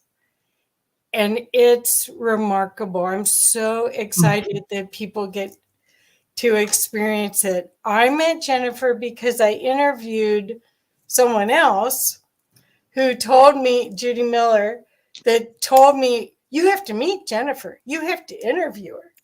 So I was so excited. And then, of course, I felt like very cool that I got the secret code to watch the movie. Now all of you guys get to watch the movie, which is so generous, Jennifer. I felt special too when I got the code. I was like, oh, right on, my first code ever. So you know what I mean? It's like I'm in the class, I'm in the club. Yeah. I got it. So the Purple Tie Club. well, the thing is, there's several things you have to know. Jennifer is a type A personality, high performing being. She has done very well in the business arena, in the in almost everything she's ever done. She's been at the top of her class. She's won awards. She's written books. She's worked with Jack Canfield and that whole group. I mean, she is, if you're talking about from society's standpoint, she's been at the top of her game. And she's demonstrating how to be at your top of your game, 3D and in a spiritual way. So I think I've botched up that interview, that introduction. You can never botch it up, ever. But you guys, this is really going to be a journey that you'll see, that for people that you love, that you want them to understand the journey, the possibilities of their life, you're going to be able to show them this film and take them by the hand and let them show what reality is really available for them. Okay, so with that. I just want to add something before we actually get into movie time. And I want people to understand, first and foremost, thank you. Yes, I've actually had a lot of accomplishments. I'm really grateful. But I will say that this is probably my most biggest accomplishment thus far. And I'm probably going to cry here. Because I did something that I never thought I would do, which is, somebody who is very outgoing and very social and very, loves people and loves to connect. I'm also a very private person. So what you're about to see here is part of my journey of rising up from what I call one of the most horrific experiences of my life that I now see as the greatest gift of my life. and I was standing 15 feet from the first of 2 explosions that happened at the Boston Marathon bombings back in 2013. So this is a journey of my recovery. And more importantly, I share the wisdom and insights I learned, which have been a game changer for me and has been pivotal. So anybody watching here today, just sit back and absorb whatever it is you're meant to absorb. I want to talk about something here that I have not shared openly, but we infuse the film with different sound frequencies and light frequencies. So everyone who experiences the watching of the film will receive a healing in whatever way that looks for you. But it's meant to uplift, it's meant to inspire, and it's meant to empower each and every person that watches it. So enjoy the journey. I'll be available for questions on the back end. I think Omar and Kathy will have some questions as well. And so just enjoy. Thank you so much. And this is so generous of you. I know this film is for sale. So what she's gifting us here is quite remarkable. We're very, very lucky. Thank you. Thank you. You know, I just want to just quickly throw my 2 cents in here before we throw the movie up onto the screen. You know, when I was approached by Kathy about this movie, you know, I resonated with that. And I was like, hey, you know, this is a perfect opportunity and a perfect time to showcase this and to highlight the sickness, you know, the mental illness of humanity on some level. You know, I'm not saying that all of us are mentally ill, but, you know, what's happened and the division, the violence, the wars, and all of that, you know, to me, I see that as mental illness. And when I was approached with this movie, you know, I was like, hey, this is a perfect time to highlight what we're leaving behind and what we're creating. Because what we're creating, this is not what we want. We don't want the wars. We don't want the divisions. We don't want the violence. We don't want the lynchings and the beatings and, you know, death penalties and all of that kind of stuff. We don't want any of that. And to show this is a stark reminder, a very dark reminder as to like what's happened here in this timeline to people and what we can build for the future. Because if we know where we're coming from, then we're not going to create those same mistakes into the future. So with that being said, I'm going to remove myself and we will put the movie on.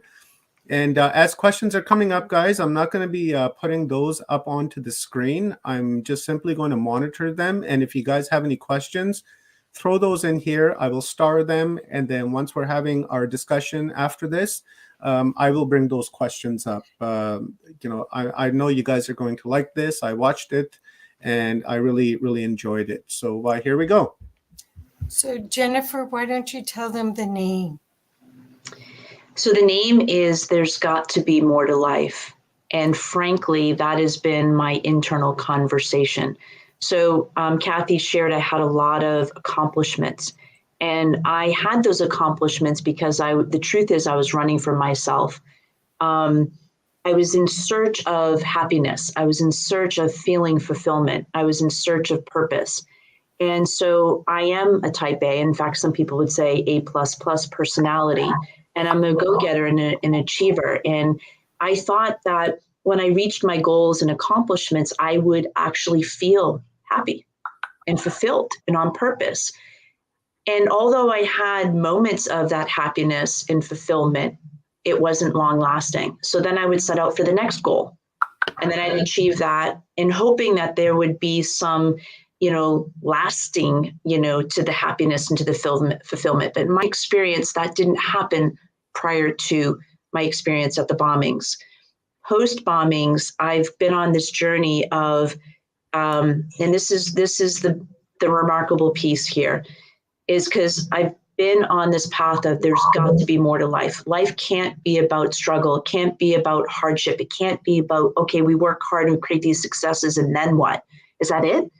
And so this is the starting piece of There's Got to Be More to Life. And it's the prequel to my next film, which is There Is More to Life. And it's all about showing people how to rise and thrive no matter what happens in life. And we are looking to rise up from the past traumas that we've all experienced. Every single human being on the planet has experienced some form of trauma. And so now is a time to rise up from that, to leave that behind, so that we can start to cultivate and create heaven on earth, because I believe that's possible. Beautiful. Me too. Me too, Jennifer. And we are creating it. And that's the thing, right? We're using our thoughts and we're using our energy through events like these and lots of other events that are happening today. And also, guys, keep an eye on the Schumann resonance. We're affecting that today and for the last 9 days. All right. So I'm going to put the movie on.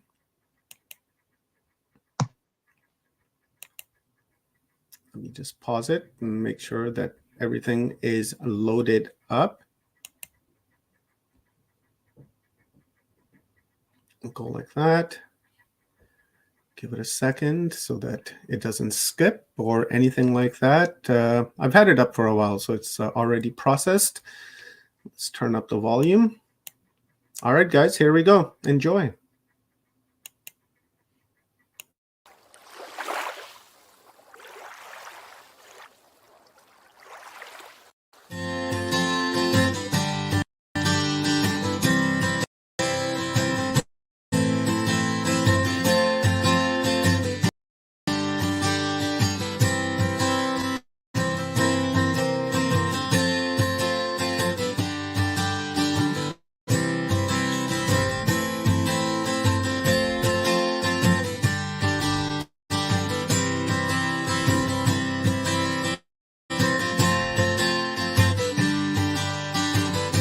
Have you ever thought to yourself, there's got to be more to life? My name is Jennifer Kaufman, and this is my story.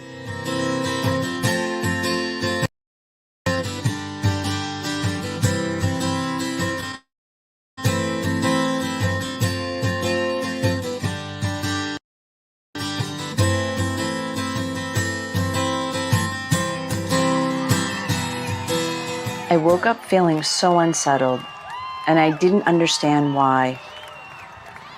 And yet I wanted to honor my commitment to my dear friend. I'd never been to the Boston Marathon before, never had a desire to go. As an athlete, I was in awe when I saw the disabled runners and veterans passing by. In fact, I was moved to tears. The day started out great. Everyone was so happy. The crowds were electrifying. Then, out of nowhere, there was an eerie gust of wind, bone-chilling. And then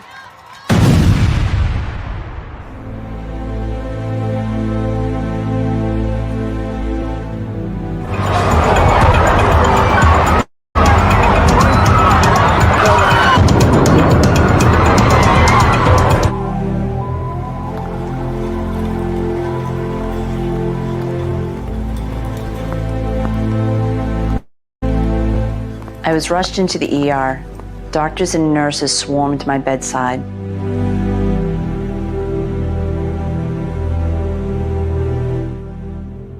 I heard a soft voice in my head that said, "You must learn how to heal naturally." I have no medical background, yet there was something about that soft voice that was compelling. Then I thought to myself, if this were my last day, would I want to spend it in the hospital? Absolutely not.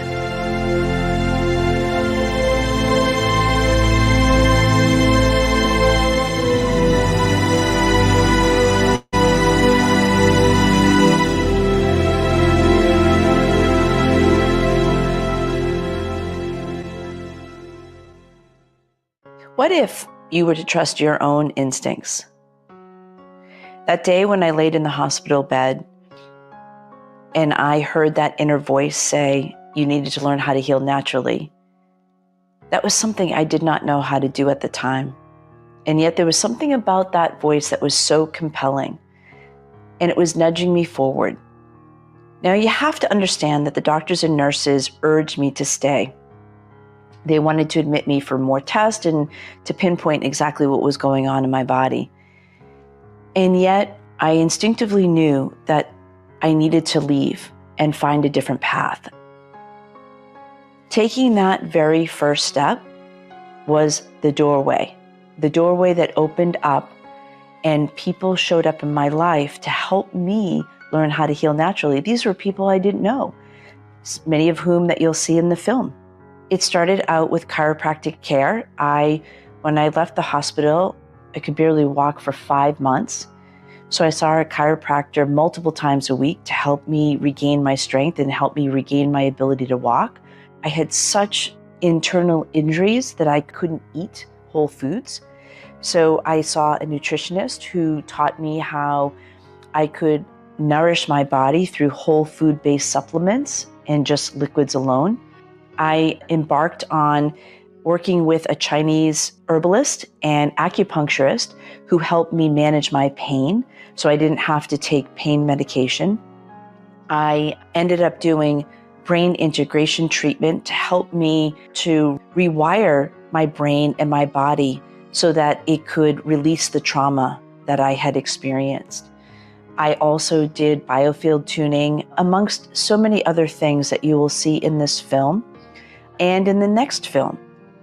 I want you to know that my journey and my path is just that. It's my journey and my path. There are things in this film that are likely to inspire you, and I encourage you to seek what feels right to you. Trust your own instincts.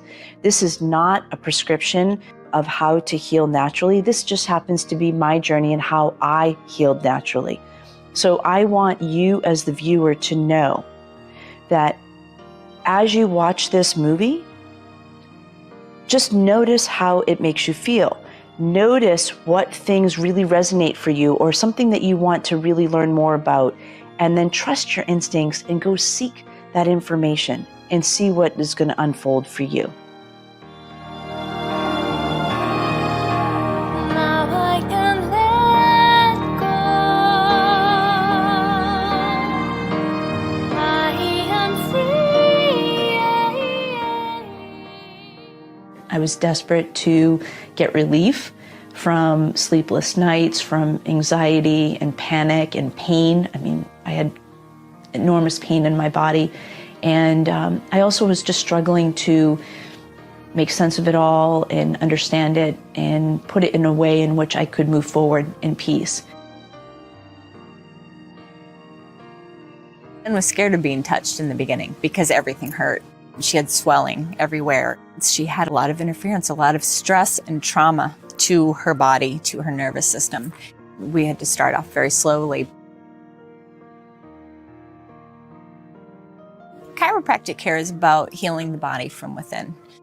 With my particular technique, I use a Pro Adjuster.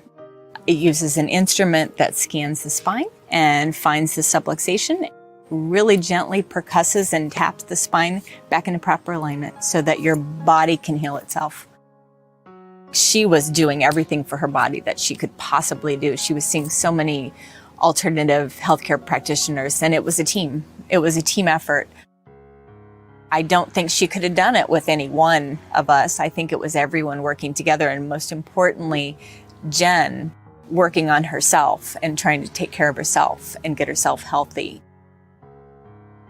She was able to find, through this terrible thing that happened to her, she was able to find health and healing in a holistic and natural way from so many different people. And she learned so many different things along the way that helped her get healthy. She was the one who got herself healthy. We just kind of gave her little nudges along the way. What I really feel in this spot is just the rush of the trauma through your whole system.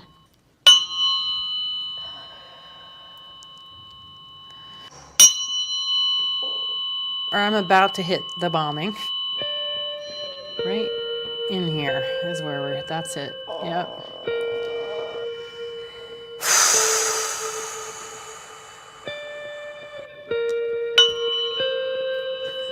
Yeah. So what I really feel in this spot is just the shatteredness. It feels like holes were blown into you. You feel like Swiss cheese. All of those memories of people screaming and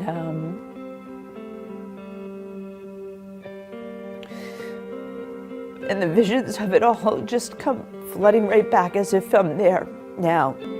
So I'm just gonna hang out in here. Let your body start to repair itself.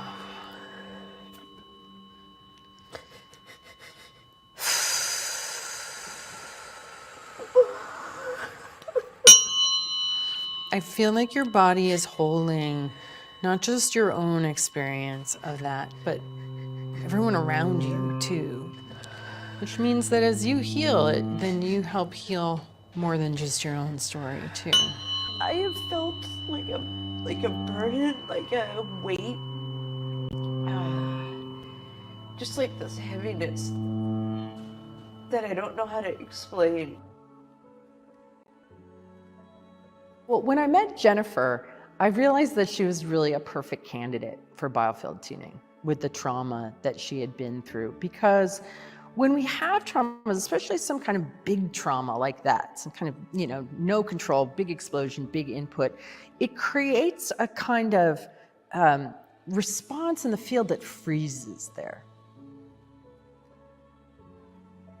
But I'll never forget coming in, finding the record in the field of that explosion and how massively she had been impacted by it. And how moving it was when we were in that memory and it was transmuting and releasing. And I remember feeling like she was healing not only herself, but so many others. Jennifer told me that after tunings that was a really big step in the healing process, was to release that trauma from the electrical system and start to really come into a place of greater coherence and healing. I'm more skeptical than anybody. So if you're skeptical, I get it. But, just give it a try.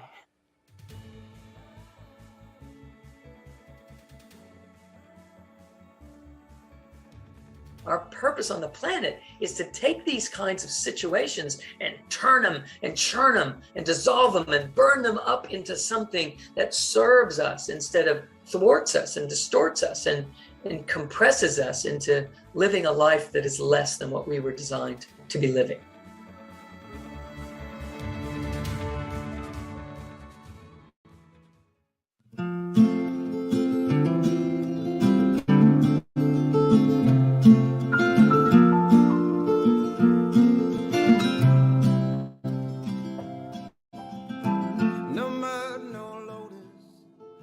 I was a nose tackle. I was significantly bigger than I am now, like 60 pounds heavier. Being 300 plus pounds, you get big man illnesses like high blood pressure. I had high blood pressure in college. I was on high blood pressure medication. When I would breathe, take in deep breaths, it felt like something was passing through my heart sometimes. That was scary. As soon as I went plant-based, my blood pressure went down. It balanced out. My tendonitis went away, which was the most important thing because I was in so much pain. Pain went away. I also lost 40 pounds in like a month and a half, but my bench press went up and I was running faster. I was a lot stronger. Went and played D-line again, and then started speaking about it because a lot of players are dying. Heart disease, stroke, diabetes, average age of 53 of retired players. According to a National Institute of Science and Health and NFL study, got into not just speaking about the sports and athletes and their health, but the general public as well, and food deserts, food swamps, and access to healthy food and knowledge. A lot of our food these days, we think it's nutritious because it looks like a balanced meal, but actually there are a lot of anti-nutrients in our food these days, and we're eating it on a daily basis. This is stripping our bodies of essential vitamins and minerals. Instead of giving us food, it's taking goodness from our bodies. It's depleting us. And as a consequence, we've got a lot of inflammatory response going on. We have poor brain chemistry and emotions. People's hormones are being messed up. Their cortisol levels are much higher than they should be. Their adrenal glands are being stressed. And as a consequence, we are gaining extra weight because we're in a state of constant stress in this fight and flight condition of constant fear brain chemistry because our cortisol is on edge. Cortisol is also incredibly aging. So when you start to reduce the inflammatory response of your body through eating correctly, we need to understand that we have a body for a reason. We have a spirit, we have a soul. When we start giving our whole selves this love that says, hello, gorgeous, I'm going to take care of you, because if you radiate, you will bring your gifts to the world. So it's learning to become your ideal self, to understand that you do not have to hang on to parts of you that no longer serve, that you're not trapped in your personality. You get to choose and find the part of you that loves to dance, that wants to be alive. Revealing the masterpiece just beneath the skin. Health is really a state of flow where we don't have all these pockets of subconscious tension and resistance and consequential inflammation. And anytime you have inflammation in one area, you end up with a deficiency in another. So we end up very out of balance with pockets of deficiency and pockets of excess, and the body isn't functioning.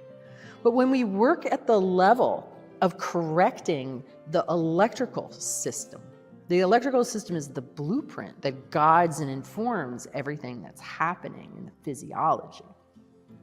We all do have the potential to be in a state of health and harmony for our whole lives. And when we are accessing our potential, who knows what we can collectively create. The patterns of the pain in your past. The things that broke you, they also awoke you to the questions you needed to ask. I'd like to talk about trauma as a gift, which is a complete new perspective. Yeah. One of the big traumas I had in my life was my sister, who was 11 years older than me, committed suicide. Losing her to suicide, it was literally the thing that woke me up. It shook me in a way that I don't know that I would have been woken up in that way. And so I dedicated myself to doing everything I could to find that joy, to heal in me anything that stopped me from being in that joy. And I'm grateful now. Healing from that and all that had to happen, I had to get in touch with my anger. And understand that that anger was serving me, because that pushed a huge anger button in me. And I had to get comfortable with feeling my anger. We're afraid to just feel and let it go. This is emotional intelligence, to be able to understand when we're having an emotion and how to manage that emotion. That's what the bombings did, was gave me the ability to get in touch with all of that anger. And frankly, it was rage. And I had to heal the terrorist within me. Yes. It's a natural emotion that when we get in touch with it and we have an ability to express it in a healthy way, we can shift it quickly, in a matter of seconds, literally. But when we suppress it, in my experience, it builds and builds and builds, and we're like a ticking time bomb. Right. So whatever needs to be expressed needs to be expressed. And the more that we suppress that, we are literally suppressing ourselves, shutting ourselves down and dimming our light. Yeah. And the key here is to stay in that vibration of love and joy, and in this moment, in the now. There's this notion that it's not okay to be angry. It's not okay to have fear. Those are the emotions that we were given. They serve a purpose. And I think that's the key, is to understand that it's all good.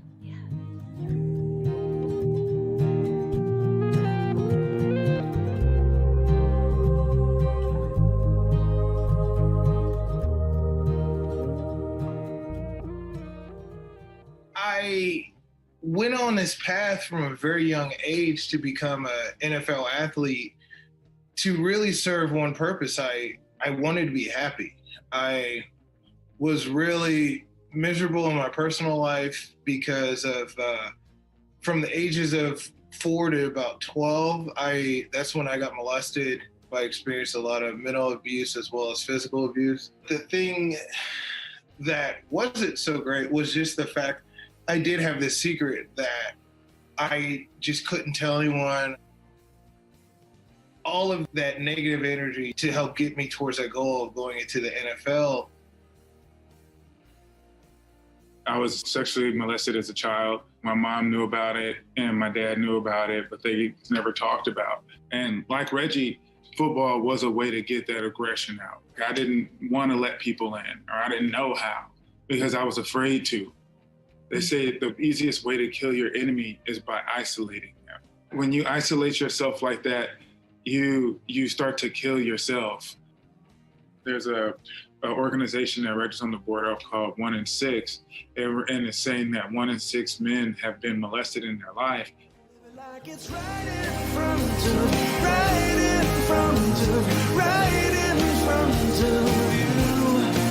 Living like it's right in front of, right in front of you, right in front of you. Get out there, talk to people, communicate with people, find people like yourself, like Reggie, and realize you're not the only person that's gone through this. We're stronger than that, not letting our fear, not letting our emotions weigh us down to the point to where we can't move, or to where we isolate ourselves, to where we kill ourselves. We don't want to be our own worst enemy. Yeah, that happened to us. That doesn't make us less than. It doesn't devalue us. It doesn't make us who we are. I make myself available to talk and be the person that I wish I had. I want to be an example, and I want to be an ear for anyone who's gone through this trouble to really overcome it. Find someone that you can trust and just start saying a little bit. Just a little bit. Like, don't go into it with the goal of, I'm going to dump everything out and then I'm going to be healed. That's not how this works. That was one of the biggest things I wish I could have done, is just talk about it. I think I could have made the path for myself way easier, a lot easier if I could just get it off my chest, but it's the hardest thing to do. I make it sound like it's an easy thing to do, but no, it's not. That's why I'm saying, like, just say a little bit. And then the next time, say a little bit more, and then a little bit more, and a little bit more, until you can finally get it out. Because the more that you speak about it, the less power it has over you. But at first, it's going to have all the power over you. And focusing on the right things. And when I mean right things, I mean the things that you want, the things that you feel that you're drawn to, the things that give you life, the things that open up parts of yourself that you want the world to see, that you want to see. Focus is really a superpower. Focus is that direction that you need, that you're going to need to get you out of these dark places. What you focus on grows. So those things that you want to create, focus on them. Something that was just very profound in my own journey, when I realized that I was allowing somebody to terrorize me beyond the moment. They terrorized you one moment, that's one thing, but they have no right over your whole life. When we make that decision that I'm not going to be terrorized anymore, allow yourself to have that mental freedom, because they can trap you. It can make such a difference just deciding, this is my life, and they have no right over it anymore.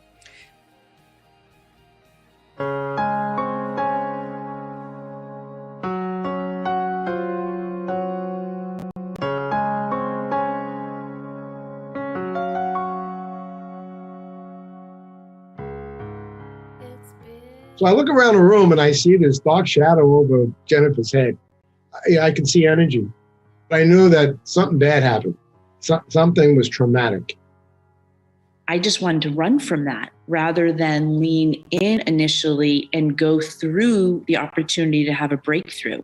And I resisted at first. She's like, I really think there's an opportunity for a breakthrough here if you're willing to come back in the room. And I said, I don't know how to do this. And she said, that's okay, I will guide you through the way. And I think that's an important lesson too. Sometimes we don't know how to process and handle our triggers, but to have people that we trust and respect who can hold this space and support us and guide us through that process is valuable. After that, we were able to embrace each other and see that the trigger was in fact a gift. It was an opportunity to come back to ourselves and reconnect with those parts of ourselves that we thought we wanted to disconnect from. We suppress and repress, that the traumas in our lives. We compartmentalize them because you can't walk around 24/7 with that kind of pain. Most people who are suffering with chronic illnesses just haven't been willing or able to sit in the pain or the grief long enough to let it wash through their system. It's a process, folks. Be patient, be kind to yourself. Forgive yourself, for you know not what you did when you did it. At the level of consciousness you had at the time, you acted, your behavior was based on that. It changes. You got to start looking within. So meditation is what I would tell people to start doing. Start sitting down, being quiet, listening. Your soul self, your essence is always trying to get your attention. So unconsciously, we can attract synchronicities. Synchronicity is the universe's way. It's the wink. They call it God winks. It's a wink to keep you on your path. And signs and symbols are everywhere present. In this moment, everything shows up, everything presents itself just as it is. And when you slow down, let it all happen. I became, a perfectionist, and then, of course, living perfectionistically. By the time I graduated from college and graduated from school, became a doctor, opened up a clinic, I was managing myself in a lot of strain, a lot of high-strung stress. So I started meditating for purposes of stress relief. I had transcendental, multidimensional experiences that were otherworldly, that were blowing my scientific mind, because while I was raised in an environment of energy medicine and quantum science was our dinner table conversation, as I went through school, following the rules, we had to provide reproducibility and get clinical outcomes, and that was all about this linear way of thinking. So performance was linear, even though my understanding conceptually was quantum. The brain is an amazing instrument, and it's capable of amazing creativity. And we actually stifle that by repetitive thinking, overthinking, worry, concern. And so with meditation, what you're doing is you are slowing down. You are decelerating the brain activity. You're giving it a rest. And that rest expands your holistic energy. And out of that arises natural creativity, focus. And so your creativity comes forth naturally, experientially, joyfully. Meditation is a medication. Cure the illusion of separation.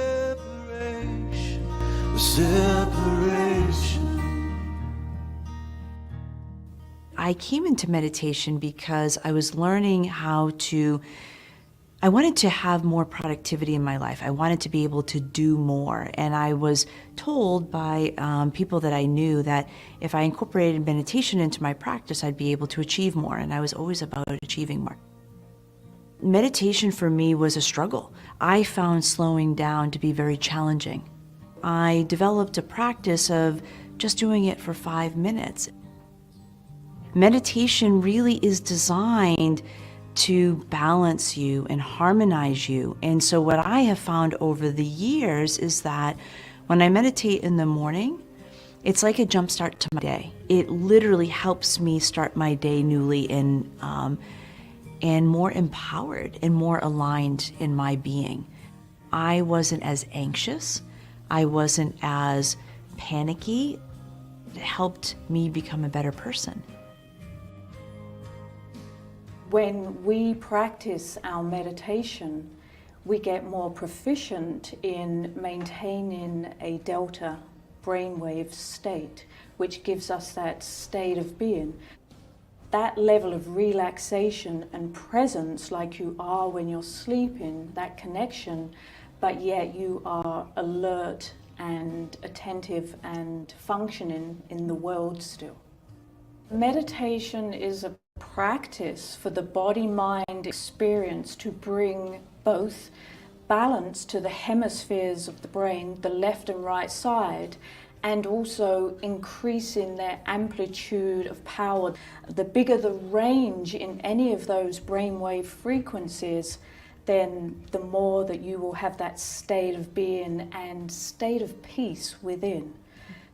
Just to sit still, it's like a breath of fresh air for every other system in your body, from the nervous system, endocrine system, all of those systems in your body are just receiving that quietude. And that's why it has so much healing power. When you change your frequency of vibration in your whole state of being, anything that's not congruent with that new frequency of vibration is going to rise, it's going to surface, to be cleared. You're letting go, you're shedding the old, so that there is more space for more peace, more state of being within yourself.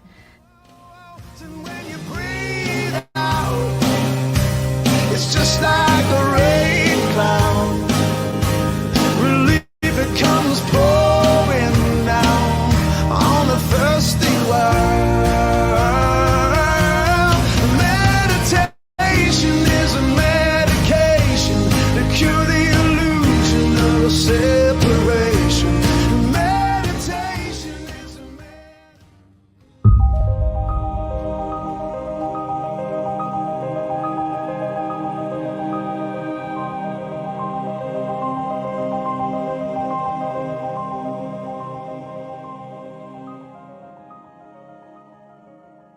We connect by not trying to connect. We connect by being present tenderly with the self. And when we do that, we start to vibrate at a frequency that is the frequency that connects all of us, that we're all made of. So there's this byproduct that gives this sense of belongingness and well-being and assuredness, to the point that we're no longer seeking for that. We are that, and we're interested in creating a better world. We're interested in allowing others to show up and to reveal and to heal just as we are. These types of energy frequencies are the ones that are required to allow the heart and the brain in the high brain centers to connect. Those frequencies are needed for the brain in your gut and the brain in your heart and the brain in your head to align. That's the common frequency. The energy that those dispositions cultivates is the vibrational frequency that is required for the trapdoor to open and for this illumination to be able to embody instead of just being a theory. It can now slide down into the body fully, and we can live as this energy being that we truly are. It isn't just that we attract better things into our lives when we do this. Those better things were always there. We just couldn't perceive them. Through these vibrational frequencies, we begin to see a world that was just sitting there waiting for us. You won't do it with your mind alone. That's why you can't when you can't. Do it when the mind and the body and the breath and the heart energy are interwoven so much that they're unified again. And that creates a singular frequency that is powerful beyond belief.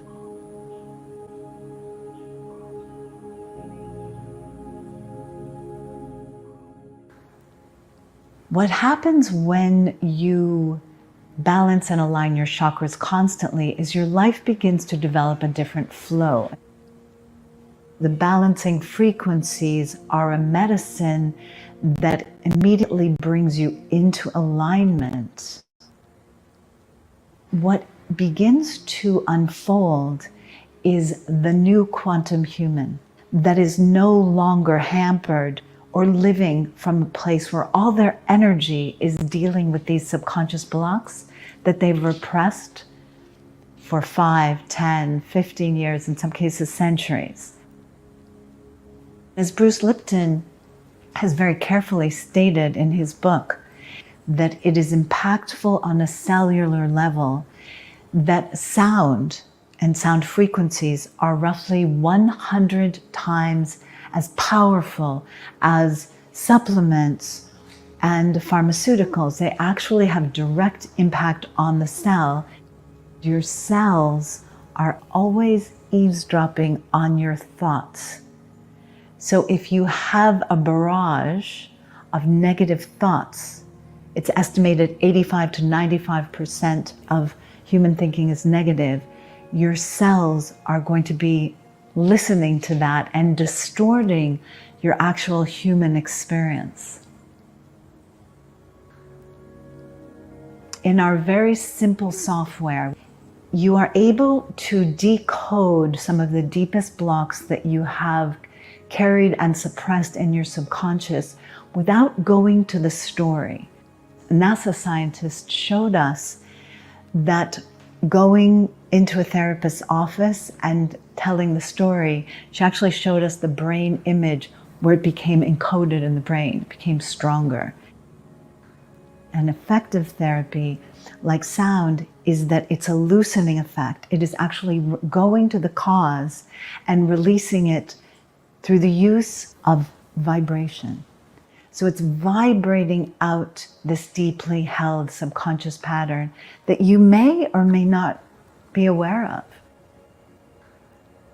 Sound is the medicine of the future, according to Edgar Cayce and many others. It is the way to vibrate out, or the loosening effect of the patterns of PTSD, depression, anxiety, without any side effects other than lightening the load, freeing you, giving you a new way to live.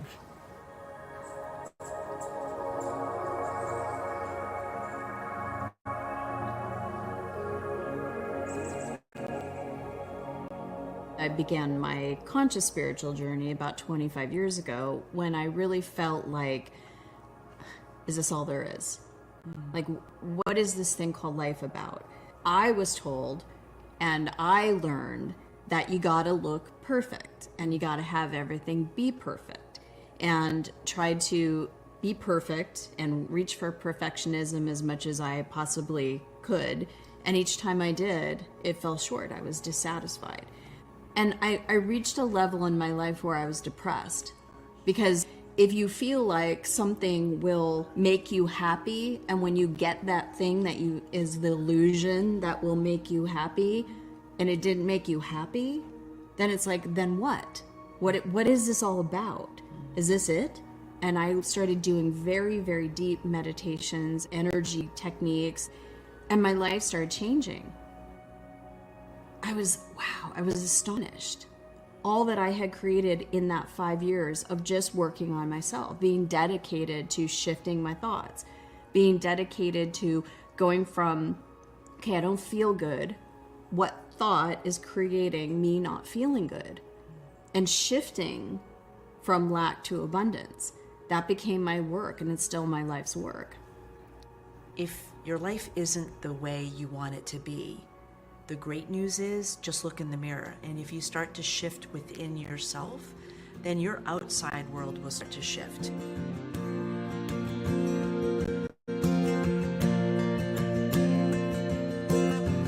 If you want to go fast, then go alone. If you want to go far, you better bring somebody else along. I wanted to face my fears and return back to the 2014 marathon. This time I wanted to walk as far as I could. I managed to make 9 miles with my dear friend Cherise and my doctor, Dr. Christina Scott. It was actually a huge miracle, especially because of the fact that I couldn't walk normally for the first 5 months after the bombings. As somebody who's been so independent and doing things mostly on my own, was an executive in corporate America, and I had teams all around me and stuff like that. But this experience was different. You don't just get up one day and go, hey, I'm going to go do 26.2 miles. That's not how it works. You actually have to commit. You have to train. Not only train, but we opted to fundraise because it was important for me that we give back and that we pay it forward and that we help one of the firefighters whose sister battled with lupus. If we're going to do something, like, let's go all in. I don't even have words to describe it. Incredibly blessed, humbled, grateful. I mean, these two were like literally, Christina's on one side, Teresa's on the other, and they're bantering back and forth and trying to keep me in the game. And I'm like, this is awful. I'm like the last one, as somebody who's so athletic and competitive. And literally there are people that are in their 70s and 80s, like scuffling by me. And I'm like, what am I doing? And like, what, you know, and I'm 42. Just completely moved that people would sacrifice their life and their time to do this commitment with me. And they all live busy lives, and to go out and do that, it meant the world to me. Everyone is in, when every little hand and every little heart touches every little piece and every little part was inside of you is inside of me. I thought I was ready to soar. I thought 1 year was enough. But as it turned out, it was just a big step forward in my journey. And it wasn't a straight line. There were twists and turns and ups and downs. Year 1 was all about facing my fears, and year 2 was learning how to rise above my rage and healing the terrorist within me.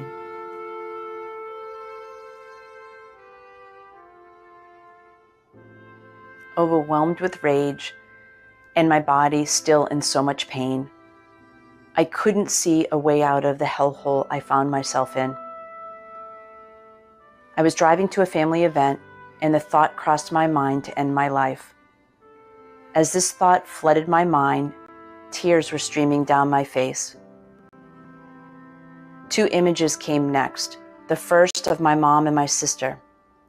I justified to myself that once we were reunited in heaven, that they would surely understand. The second image was of my 2 beautiful nieces, who were just 6 and 8 at the time. Sobbing, I realized I can't justify taking my life. This turned out to be a pivotal moment when I chose to live, to do whatever it took to rise up from that very dark and scary place.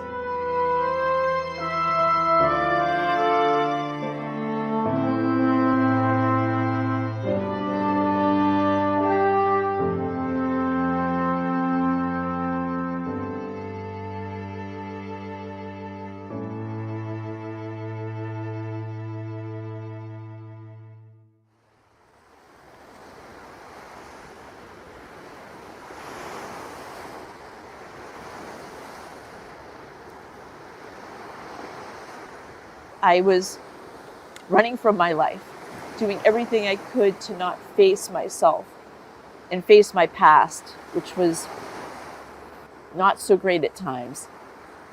And yet here, there's an experience that brought me back to a place where I had to stop. I had to look at my past. I could no longer run from it. And what I realized was, I thought running from it, I'd be able to outrun it someday. And I realized after years and years and years, it never worked. And so this experience gave me an opportunity to do something different. What if I had to face my past? What if I actually had to look at those moments of my life that I had so much regret and so much shame, so much guilt. And I had to feel it in order to be able to let it go so it no longer had a hold on me. And that's when the real healing happened. When I went inside and went within and started to deal with that stuff that was hard. It was hard to face it. It was hard to live it. The emotions that came through were awful. And yet, every time I'd go through that experience and I'd allow myself to feel those feelings as raw as they were, I felt a little bit of peace on the other side of that. Those moments of peace kept me going, kept me wanting to go deeper so that I could heal myself from the inside out and stop looking to heal myself from the outside in.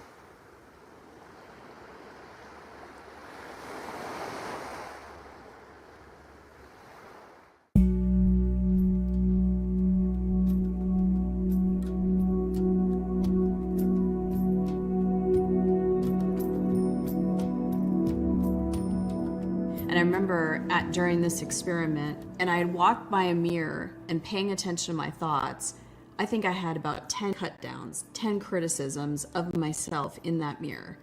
And it stopped me because, wow, it was so negative. And I even remember stopping and saying, you're so mean. If that's going on in my head and I believe it to be true, how could I ever find peace? How could I ever connect with the truth of what I now know, the abundance of the universe? Because it was all about lack. And that's where my healing journey began. I had to learn how to literally rethink and be aware that the thoughts I was thinking, I had the power to shift them and change them. Because before that, I would just believe the horrible things I was telling myself about anything, right? That the universe isn't safe, that I'm not protected, and that I'm a bad girl because I'm not perfect or because I've messed up, or we're not valuable or not important or significant. I was hearing that all day, every day. I thought I was my thoughts. I thought my thoughts were real. I didn't know that there was something in me that was the observer, the witness, or the awareness of my thoughts. We have a mind, but we're not our mind. We have a body, but we're not our body. We have emotions, but we're not our emotions. So if we're not our mind, and we're not our body, and we're not our emotions, then what are we? We're the consciousness, we're the awareness that's aware that we are in a body, having a human experience, thinking a thought. We're that awareness, we're that consciousness. We're that, literally, that divine expression in a container called a human being. Well, our body is our vehicle. And if our emotions are saying, I'm overwhelmed, I'm exhausted, I'm resentful, I'm disappointed, we need to be aware of that and be able to feel those emotions, process them because it's energy. Because as you do, then you can bring in compassion for yourself for having a trauma, for having that emotion, for having an experience, for having contrast. You can allow yourself to feel compassion because there are moments of being human that do not feel good. Most of my life I was running from myself and my pain and my childhood trauma. And the irony is I go through an experience at the Boston Marathon to stop me dead in my tracks and to actually face myself and face my trauma and feel the pain. And I think that's it. I think people are afraid to feel their pain. And I want to be really clear. We don't have to do it for long. You talk about this, it's 90 seconds. If we give ourselves permission to experience whatever's coming up, sadness, anger, pain, and be with that, wherever that is in the body, bring our attention and awareness there, It taught me how to love myself and those parts of me that were just looking to be nourished and nurtured. And as a result, I was able to shift it. And when I shifted it, I released it. And then I started to feel more alive. Everyone has the ability to do that within themselves. And then you bring in, like you said, the energy that you want to experience. The high vibration, peace, love, joy, bliss. Yes. We have the ability to do that.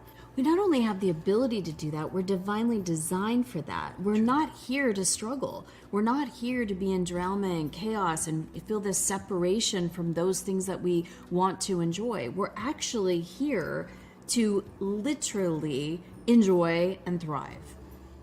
But all emotions are important information for us to know about ourselves, to be able to literally take any contrast and shift into what we do want.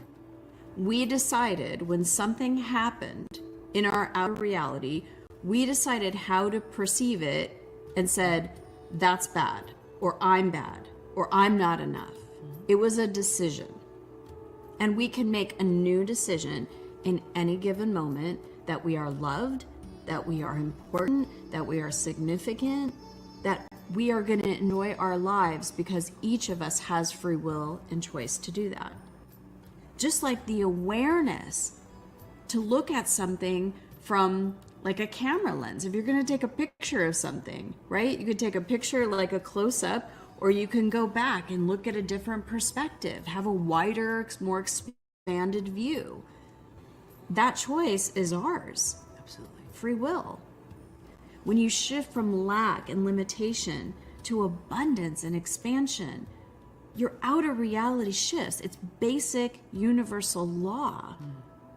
It's truth. It is. You create your own reality. Each of us are doing this every moment of every day. People are living in hell on earth right now. And then there's other people that are choosing to be in heaven, to being in that Garden of Eden, to literally feel peace and prosperity and success and love and well-being. You consciously, deliberately get to mold and shape your life as you choose it to be.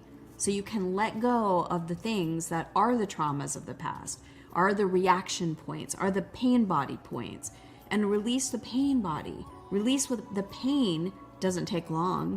When you're just accepting of it, feel it, let it go, and choose the love body. Choose to be in love. Choose to be in light.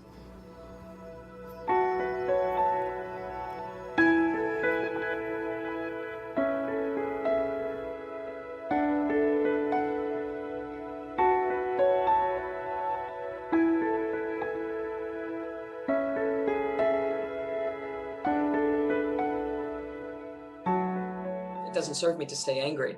It serves me to recognize that I am bigger than any of these circumstances. And when we do so, we send messages into our own cells that then start producing different chemicals. And those different chemistries and neurotransmitters start to fire through our body and generate immunity and an ability to digest and an ability to have stamina and to be responsive and to youth rather than age, and to be alive and vital and to thrive. The breath work will help us to open the door. Just breathing in the belly, it automatically activates the parasympathetic nervous system that calms you down instead of the sympathetic nervous system that gets you into fight or flight. And so it allows you to just incrementally move yourself into more of this state. When you do feel triggered, it is because you've tapped into something else that was stuck beneath the trap door. So think of it like the trap door. There are thousands of little trap doors. It's not just one trap door, because anyone can do that. Even if in hearing this conversation, the immediate thought is, there's no way I can let go. This has been happening in my life for 30 years. It is true for everyone. There are no exceptions to how we are built and how the system works and what we can do to shift it. It is almost as if the mind is the last to know that you're okay. Once you start moving this energy in the body and you start working with your own system on the self, this happening in your life was a way for you to come home to yourself. And that is culturally what we all have to learn to do. I describe it like we land here and we kind of splat. And in the splat, we disperse our energies, and our mind goes one way and our body and our breath, and we don't see them as a system that's supposed to be woven together and integrated and operating as a single unit. We see them as different parts of who we are. Our job in our life is to gather ourselves back from that splat and learn what self feels like. We can be free regardless of where we've been and what's happened in our lives.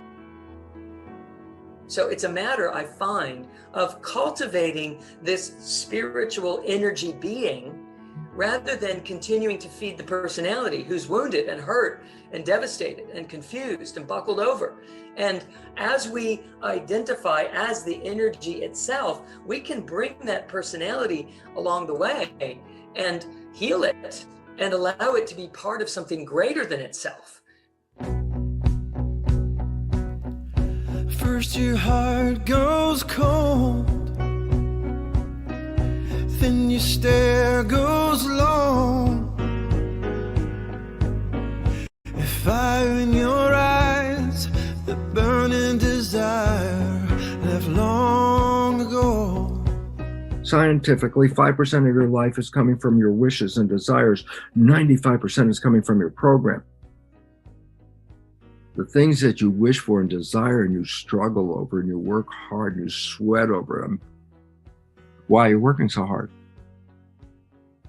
The programs that control that do not support the solution. You look at your life and you go, the things that I like to come in, I don't have to do anything about it. I already got the programs to let them have it. But the things you wish for and your desire that you want in your life and you struggle over, it's not because life won't give it to you. You're not a victim of the life doesn't want you to be happy. No. 95% of the day you are sabotaging yourself with behavior that you cannot see. And that behavior is reflected in the inability to get to where you want to go. That destination, be it relationships, health, good job. If you can't get there without struggling, that means the struggle is an expression of your program doesn't support that. And you're trying to override 95% of the day's programming. If I'm not successful, I'm not a victim of forces or people outside of me. I'm a victim of my own program. Look at your life. The struggles you have are not because of the outside, it's because of the inside. And if you understand this, you can reprogram. And if you can reprogram, you can have heaven on earth. Guess what? You can create the life you want. With our eyes wide shut in the still of the night, we sit and hold the vision. When the fears burn wild, we don't run and hide. We see a world with no division. To a person, not only amongst this group, but all of the other people that have been involved in the film, have had an experience of trauma. At least one, if not many, piled on top of each other. And also very commonly kept that to themselves. And even if they had managed to triumph through those traumas and come out on the other side, we still weren't having conversations with each other. We weren't talking about these traumas from our past because we were ashamed, embarrassed. Why didn't I avoid that? You know, in my case, carried that secret and told no one for over 20 years.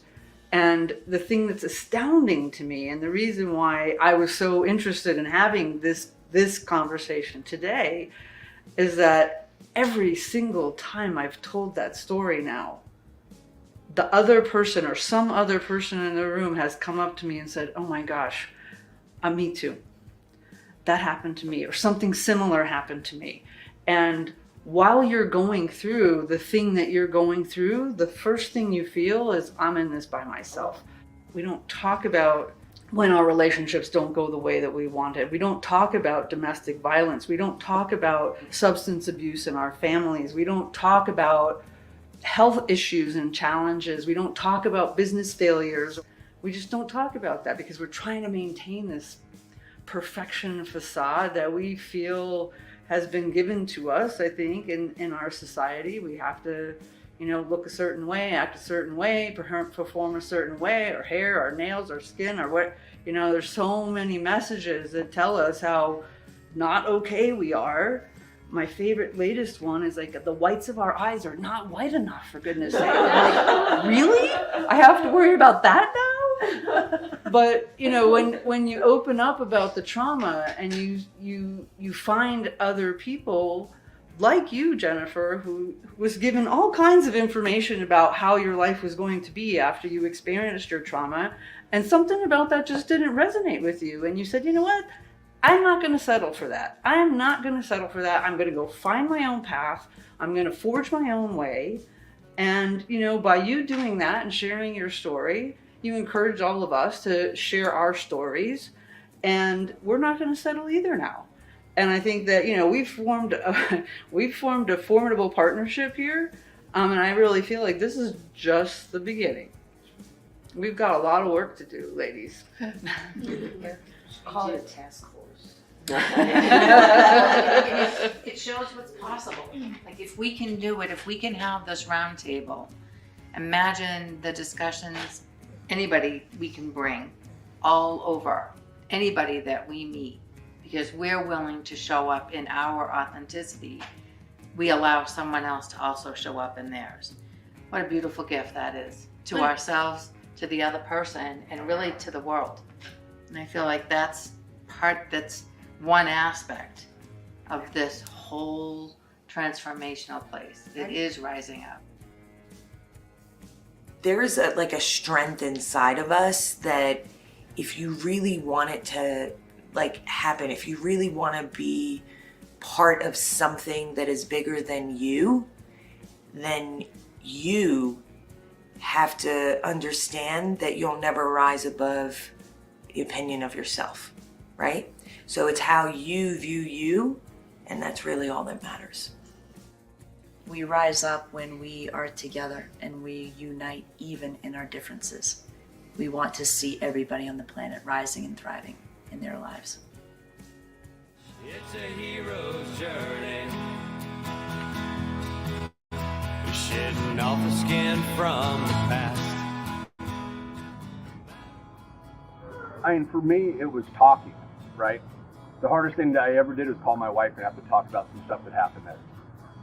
And I remember telling her, and she goes, "Was that your job, Brian?" "Yeah."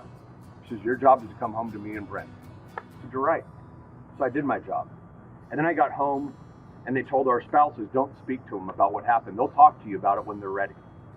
And that was the worst thing to happen to me, because I would try talking, and then I always felt like that monkey in a zoo. Everybody was always waiting for me to throw shit at them or do something crazy. And I kept going like, why do they just stare at me at family functions? Yeah. And then I just kept going farther and farther into myself until I finally broke down. And then I started talking. I started talking to other veterans and stuff, and I got up and I do speaking engagements with TASS for the Army National Guard. And I mean, I went from a point I couldn't leave my house to go shopping to speaking in front of 400 people. And it makes a difference because it opens up a line of communication with spouses, kids. And that's the key to this, is you have to talk to your family, and we've done bad things, but we did our job. Right. Nothing we did was what we're supposed to do. As a human being, we've all been through something. So we all have something inside of us that we can find when we tell our stories that can help somebody else. And that's what we need to do. We need to share with one another, and then we need to say, this is what helped me. Try this. There's a key distinction about sharing your story, and if you're reliving that trauma over and over and over again, that's not serving you, and it's probably not serving the other person. As we share it more, we actually get more empowered. Does that make sense? And we sit there and we're like, you know what? That experience, as awful as it was, I'm gonna actually use that to fuel, to make a difference. I'm not going to be a victim to that anymore, because we could be. We could be a victim of that if we choose, of any trauma, right? But instead, if we can actually shift it and take that and go, okay, well, how am I going to take this and make a difference? And just by speaking up, you save a life, right? And so just be vigilant about what it is you want to, what purpose and what it is you want to contribute back, so other people don't have to suffer and go through what you went through. No matter who's been wrong, forgiveness is what we have. It's a hero's journey. No matter what's been done. With our eyes wide shut in the still of the night, we sit and hold the vision. When the fears burn wild, we don't run and hide. We see a world with no division. When Jennifer and I first met, and we began to share our experiences with each other, and we directly experienced that deep connection, because here's somebody who understands. We both have direct experience at the opposite ends of a terrorist attack that happened at different years in two different places. One in Mumbai in 2008 and one in Boston in 2013. And my husband and daughter were in Mumbai at that time, and both were killed in that attack. The bottom dropped out of my world. Out of the 10 terrorists, there was one who survived, and they showed his picture because he was then captured. And here was a young man, about 20 years old, the same age as one of my sons, in khaki pants, holding an AK-47 at the Mumbai train station. And I heard these words come through my awareness: forgive them, they know not what they do. It wasn't anything I was thinking. I couldn't be thinking, couldn't even really feel. So I just then repeated those words aloud to my family, and they said, well, oh, I don't know about that. And then I found myself saying there's already too much hate. We have to send love, compassion.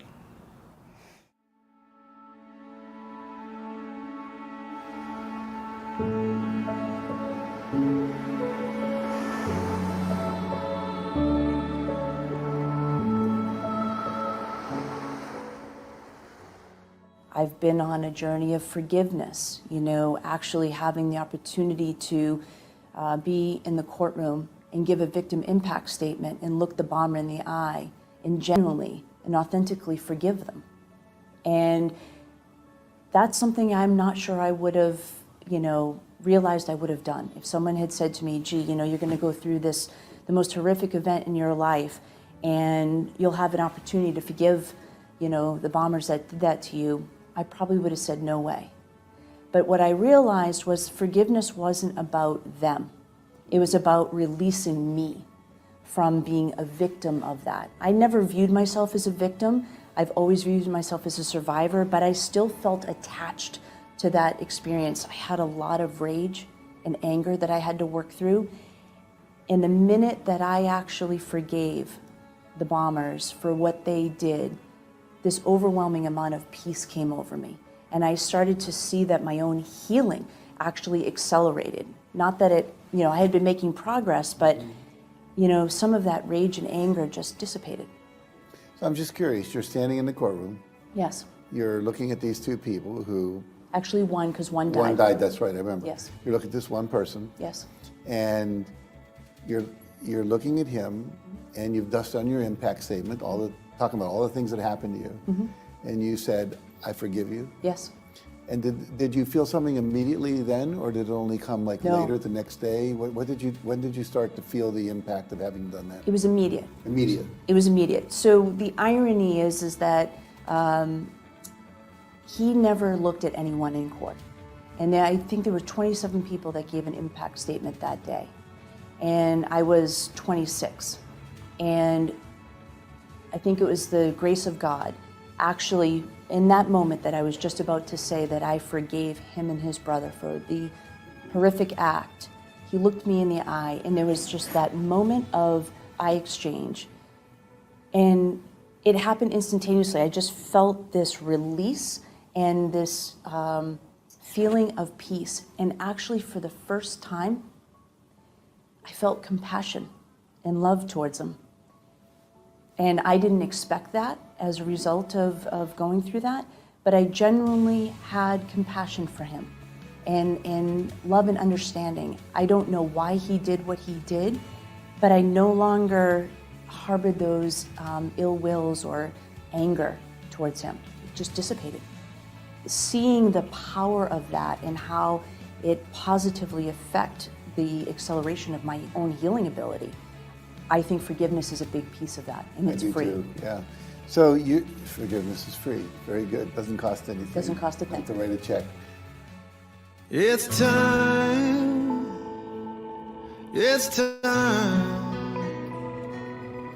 It's time. It's time. It's time. It's another day under the same sun. It's another day to lean in and claim some. It's another day to be bold, brave, and unafraid.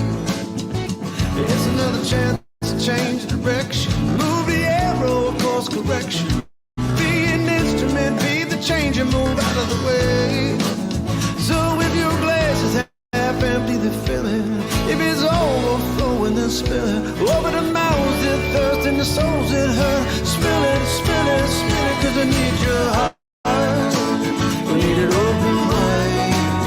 We need you brilliantly beaming, glowing, and goodness from inside. We need a beautiful smile, and we need it right now. 'Cause you're the light of the world, the light of the world, and it's time you bring it down. It's time, it's time. After so much healing, I realized something inside of me knew I hadn't finished what I started back in 2014. So I embarked on something that seemed like an impossible feat, and it was to return back to the 2017 Boston Marathon in an attempt to finish the race. The most amazing part was standing in front of Marathon Sports, exactly where Jen was standing when the bombs went up. But not only was I there, her family was there. And it was like, it was saying, you know what, we're not afraid to be here. And we belong here. And this is our time. But the best part was being at the finish line at the end and waiting for her to come around the corner and for us to see her coming down the road. And she was so excited, and I filmed her as she was running by, and she's going, yes, yes, yes. And that was like the best thing, to see her complete the finish. I was so proud of her because she struggled. Training for this, she struggled. It wasn't an easy feat to accomplish, and but that's who Jen is. I'm gonna finish. I'm gonna do it. Watching Jen cross the finish line was like the burden that she had carried for so long was finally behind her, and that gave her the strength to go on and do awesome, amazing things beyond that. Jen's life's been on quite the trajectory. Just some amazing things have come into her life, working on a couple of film projects, and just all the great people that she's gotten to meet, and some of the great teachings that she's been able to learn and to pass on to other people. But everybody has challenges in life, and it's how are you going to move through those challenges that makes a difference. And any little thing that you can do that might inspire somebody else makes a difference out there. You don't need a traumatic event to change your life and take back your power, whatever that looks like for you. So my challenge would be for you to go out and live a life that you love and create it. If you want to go fast, then go alone. If you want to go far, you better bring somebody else along. In the moment of darkness, in the moment of truth, you'll think you're lucky darkest stars, that there's someone there with you. There's a beauty in numbers it's impossible to deny. It takes two hands to applaud and a pair of wings to reach the sky. Where there was one, there will be many. Where there was nothing, there will be plenty. When me turns to we like... I would say it's believing in your calling, answering that call, and being willing to answer that call even if it means going in the complete opposite direction of everyone around you. That's the hero's journey.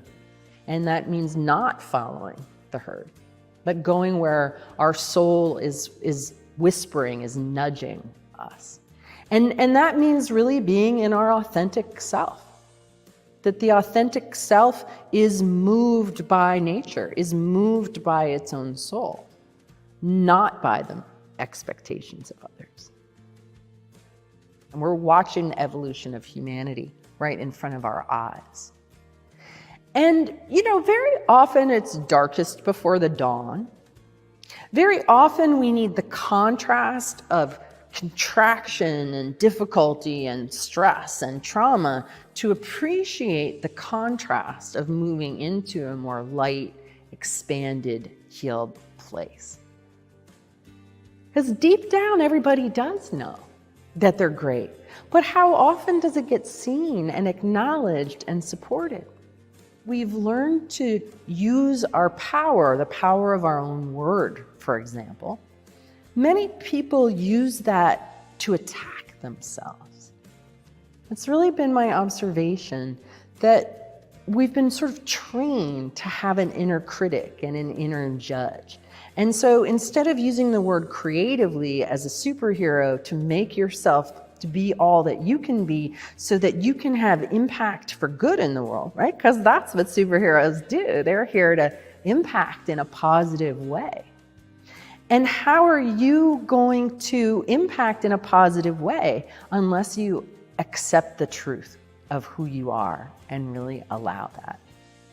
And so I really want to invite people into that place and know that yes, you're a superhero doesn't make you better than anybody else, because we're all superheroes. We're all on an even playing ground here. And we're all superheroes in different ways, and that's the beauty of it. And the world needs you to be the superhero that you are. Together we rise, together we thrive. We believe in circles, 'cause circles take no sides. Together we win.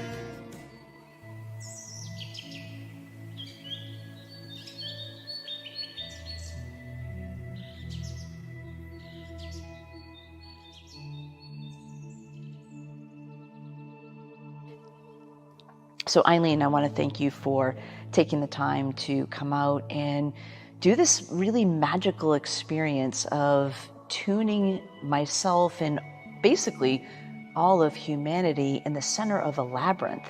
Tell us a little bit about why you thought tuning in a labyrinth would be so magical. Well, Jen, when you told me that the intention of the film is to create a vortex, it was just the first thing that came to mind. And I've always loved labyrinths. I love the whole process of going into a labyrinth and what happens. So for people that have never been in one, it's designed to mimic the human brain. And so what we do with a labyrinth is we approach it with some kind of question or some kind of struggle that we're looking for resolution. And then we walk along the path. And what's so interesting about it is just when you think that you're getting close to the center, it kicks you back out, like all the way almost to the very outside before it brings you back into that center. And I find that that's such a great metaphor for life. Because there's so many times when we think that we're almost there and then all of a sudden we find ourselves so far away. We're like, what's this with this one step forward, two step backward thing? But in the labyrinth, you come to the center and you open to receive whatever answer or solution is going to come. And so the thought of doing a tuning on you in the center of the labyrinth to really help, for me, I feel like it's really about connecting to nature. That the simplest and most profound medicine that is available to us is surrendering to nature. And going out in the woods and quieting the mind and standing barefoot on the earth and listening to the birds and just going into that state of being. And we have so many different obstacles in us that stop us from really able to just be fully present and surrender to nature, right? And some of those came up while I was working on you. As you were tuning me, I could feel places where the energy was stuck, right? I could feel this resistance. We would talk through that a little bit, and then I would feel it shift. I could also feel at one point you were doing quite a bit of work around my heart. I felt this kind of knot in my stomach, and you picked up on it, or the tuning fork picked up on it, and I felt this connection between my heart and really my womb area, which is fascinating, right? Because here we are, I feel we are evolving, and I feel like we're going through a rebirth process. And so we're transitioning out of our victimhood, our traumas, our wounds, if you will, and tapping back into our authentic selves. And that the way that we heal the world really is by healing ourselves and feeling worthy of bringing ourselves to a state of high voltage, of high coherence, of high energy, because you have that potential and you're worth it. And when you do that for yourself, you do that for everyone around you. A rising tide lifts all boats. It just does. We want everyone to feel free. We want everyone to feel that potential, because they can. When I do that inner work, there's this greater expansion that happens. And in that expansion, my experience is I experience more bliss, more peace, more joy, more love. And it doesn't matter what's going on in the exterior world. And the way I look at it is that is my contribution back. You throw a pebble into the pond and you see this ripple, right? Well, what if we choose to be the ripple of bliss? And then everybody in our environment and in our surroundings get to experience that too. And if they ripple bliss, I believe the world can rise up from the turmoil and the chaos and transition into this state of harmony and bliss. I no longer refer to things as transformation. I call it blissformation. What a great word. Our bodies are actually built for bliss. We have all these pleasure centers. We have all of these senses and ability to appreciate beauty and harmony and deliciousness.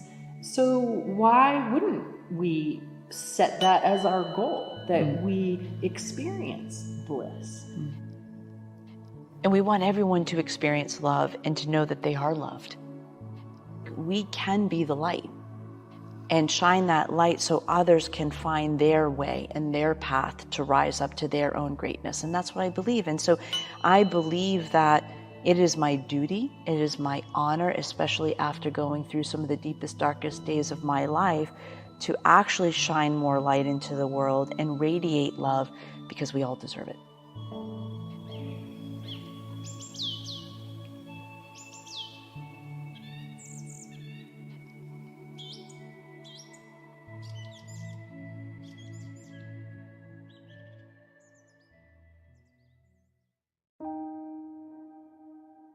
I came across channeling during my healing journey, and most recently working with Christy Whitman and Christina Hill.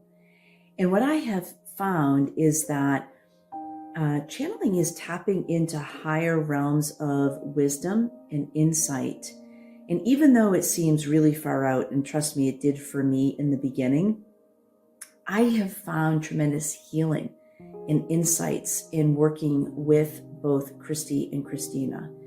And so I encourage you, as you listen to this next segment, to just notice how you feel. Your mind is probably going to tell you this is crazy, this is woo-woo, this is far out there.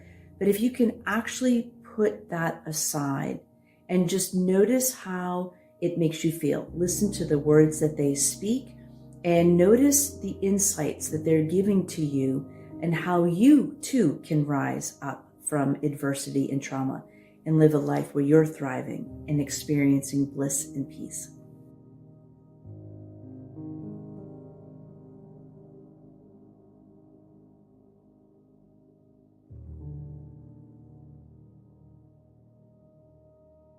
Most of my teachers have been channeled beings, and I always found truth in the channeling with others. And one day I could see this, literally this council of light, and I could sense it, I could see it, and I could hear it. And they told me to create a sacred circle of light and told me exactly what to do. I couldn't understand. It was like too many people were talking to me. I'm like, I can't understand. So my consciousness went out, that my body flung over the chair. And it was like I was listening to them, and I was astonished, like what had happened. And when I came back in, they left. I'm crying. The ladies on the call, they were like, oh my God, that was incredible. The voice was different, the cadence was different. It was clearly not me in this experience. So the council came in, and they've been with me ever since. And they're here to talk about and help human beings learn how to master their energy. And I'm just thrilled and so blessed that I get to be the voice for them. That's great. Would you like to bring them in? I would love to bring them in. Great.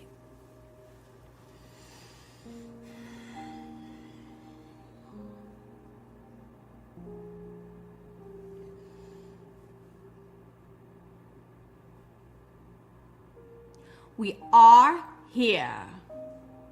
Hi, Council. Hello, dear one. We are making our film debut. Yes, you Look are. at us. We are delighted. You are the star of the show. Happy as always. Great. I'd love to ask, what words of wisdom do you have for people today, and how they can evolve in consciousness and rise up and live a life of their dreams and thriving?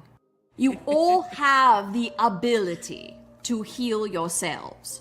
If you do not know how, you are now in a time, in an age, where you are not isolated by yourself. Reach out on the internet. You are creating this film so more can understand that it is not only possible, probable, it is inevitable. And you choose and decide the type of energy and experience. From the inside out, your lives will change. It is that simple. Don't listen to the people that don't have the lives that you want to live. Don't take advice from those that are in struggle. Find those. There are so many beautiful coaches, people that are dedicated in light service. Find those people that are living their best lives. They're the ones to learn from. They're the ones to be influenced by. Oh, when you get it, that the presence, that the awareness, that the consciousness is within you right now, not at a certain place or with a certain person, or when you make a certain amount or accomplish or move into a house or anything else. Enjoy your physical reality. Enjoy the things of the material world. But don't be disempowered by it. Your power is within. Your power is energy. And it's accessible to you now. We infinitely love you all. And we always say before we go out, you are infinitely loved. You are infinitely loved. There is no higher truth than this.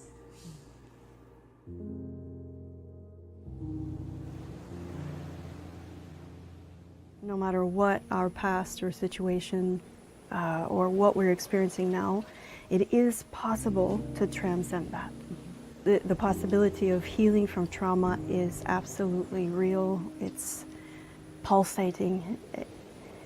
We're built for this. We're built to experience life and then to move through that and to change and to rise up. And rising and thriving is now our invitation. So when Othello came, after that day in 2015, she started speaking through me all the time. And I started to learn from her. She was present everywhere I went.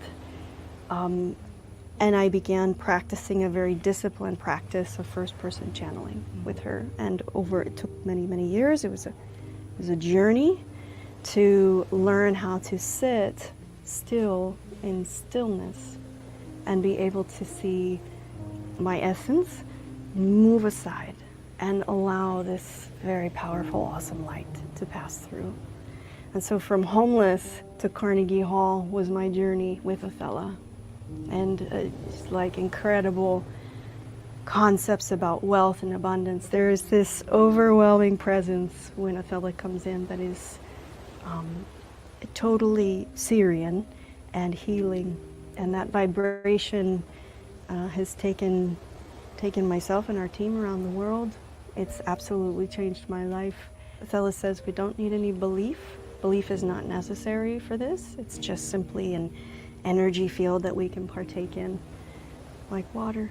And when Othello speaks, she changes and utilizes my voice box, my vocal cords, and changes the vibration. And everyone around in the environment that hears it is also impacted by that. That's the Blu-ray light. Light. That is also another vibrational attunement. This light, you're born with it. You've had it your whole existence, even before you came into the physical. Take your hands now and place them over your heart center. The light is here. As you touch, you connect with it, you affirm it. Now release. The light is still there, and you can spread it out into your day. Awareness that you are light is why humans are here on the planet, is to become aware that you are light. That's your life mission. The fear demia that has been spreading is designed to take you inside, to feel your own light, to know yourself as light. The planet is being appraised, ascending, and everyone is being called to come up now.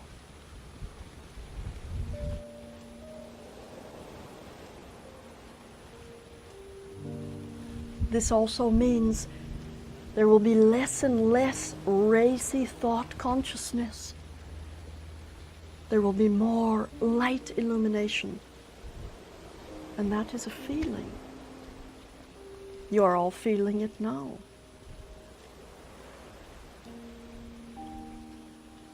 The fear demia is here as a teaching and as a ladder, a stepping stool, an instrument by which every human being can now rise above. You're being called to face a fear that you cannot even see. It's testing you on levels of your spirituality, your togetherness. That the reason for all of the trauma and all of the loss was to learn about freedom.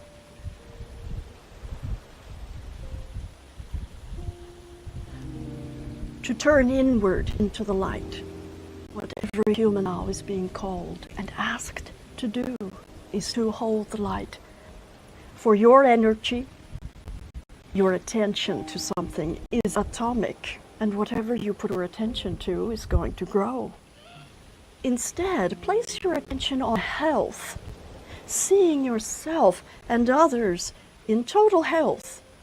Speak it, sing it, listen to health affirmations. Write affirmations on your water glass and then drink it.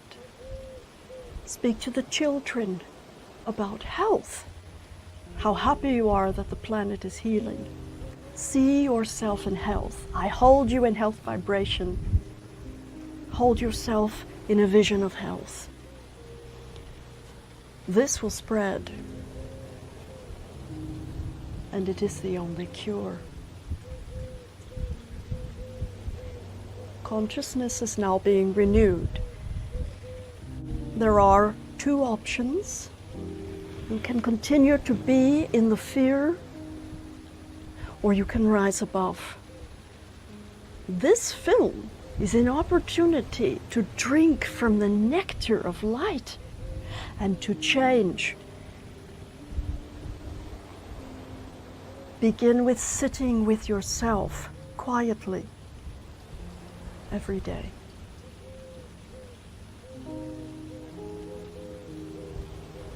Notice what thought has brought you in the past. If you want something different, you will change those thoughts. The mind is only a small, tiny aspect of the vastness of who you are.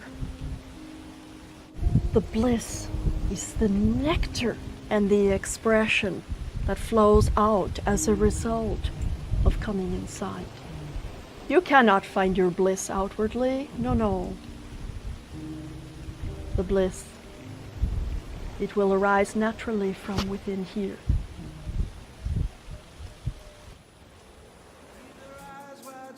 In the still of the night, we sit and hold the vision. When the fears burn wild, we don't run and hide. We see a world with no division. So my journey of rising up was not easy, and yet it's the most rewarding thing I've done. If you had said to me that I would live through a terrorist attack and then find a way to rise up from that experience all naturally, something I did not know how to do before, then go on and be featured in a best-selling book with Jack Canfield, be interviewed by Jack on Hollywood Live, to receive a Quilly Award and be inducted into the National Academy of Experts and Best-Selling Authors, to actually producing 2 Emmy Award-winning films, to then later go on and create a first ever Broadway show with Rudy Rudiger that we won Telly Awards for. And now, actually directing and producing this film, which is part of a series. I could never imagine having been able to do that.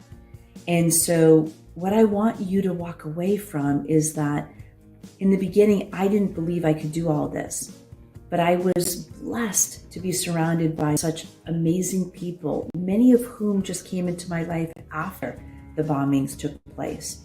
So I invite you to actually ask yourself, is it worth rising up from whatever adversity or whatever trauma that you may be dealing with so that you too can live your best life? If I can do it, I promise you can too.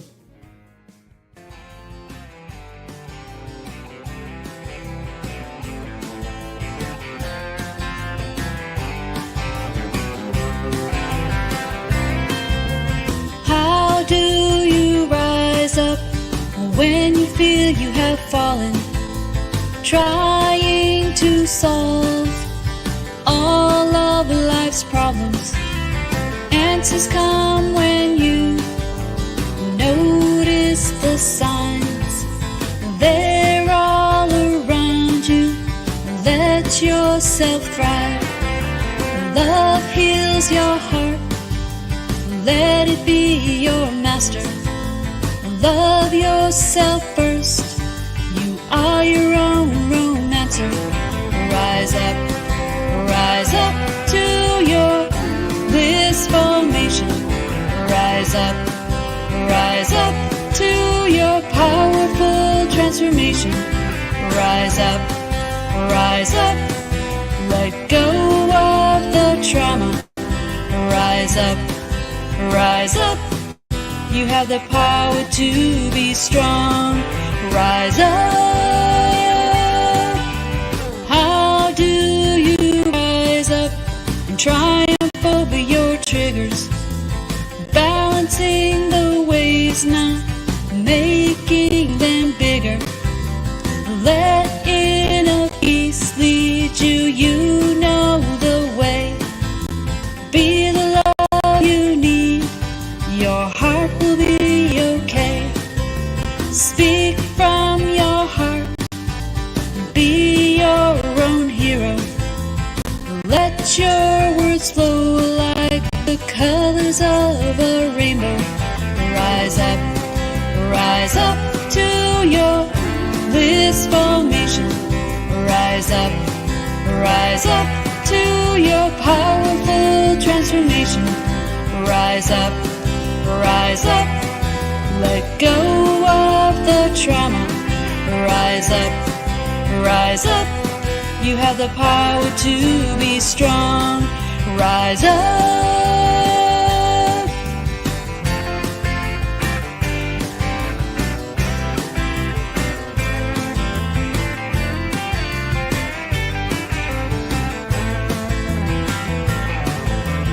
Words are not enough to describe this blissful magic carpet ride. Rise up to your... Some of you may be wondering what's next. We invite you to come join us on the Rise and Thrive movement. You can follow us on social media, you can stay tuned via email, but just know that this film is part of a series, so there's more to come. There's courses and events to help you on your journey of rising up and learning how to thrive.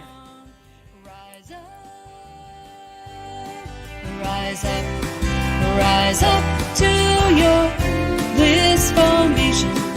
Rise up to your powerful transformation. Rise up, you have the power to rise up.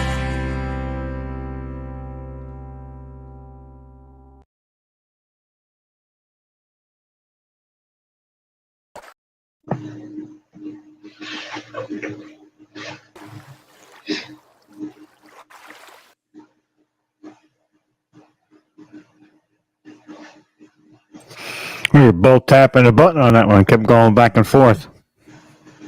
You're muted. Omar, you're muted. There you are. Hey, bud. I was had to recollect myself after that one. Hoo-ah. That's for sure. Absolutely.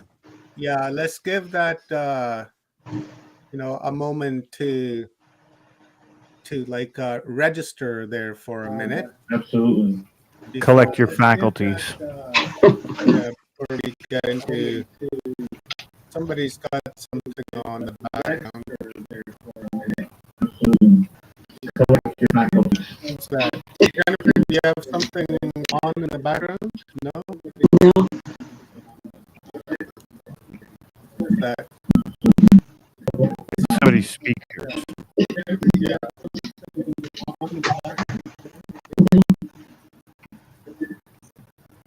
That's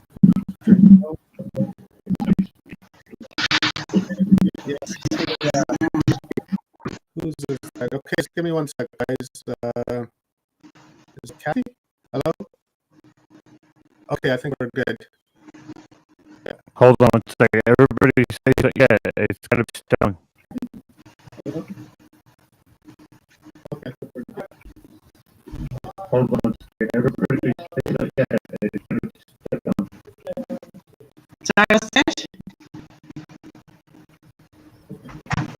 I think your speakers are lagging, or you are. Yeah, so I think it's your speaker speakers go like that. Let me go try this. Hello, hello, hello. Okay, we seem to be good there now. Yeah, we're good now. Stone, that is your audio on. All right, is that better? Oh yeah, right on. We're back here. At all.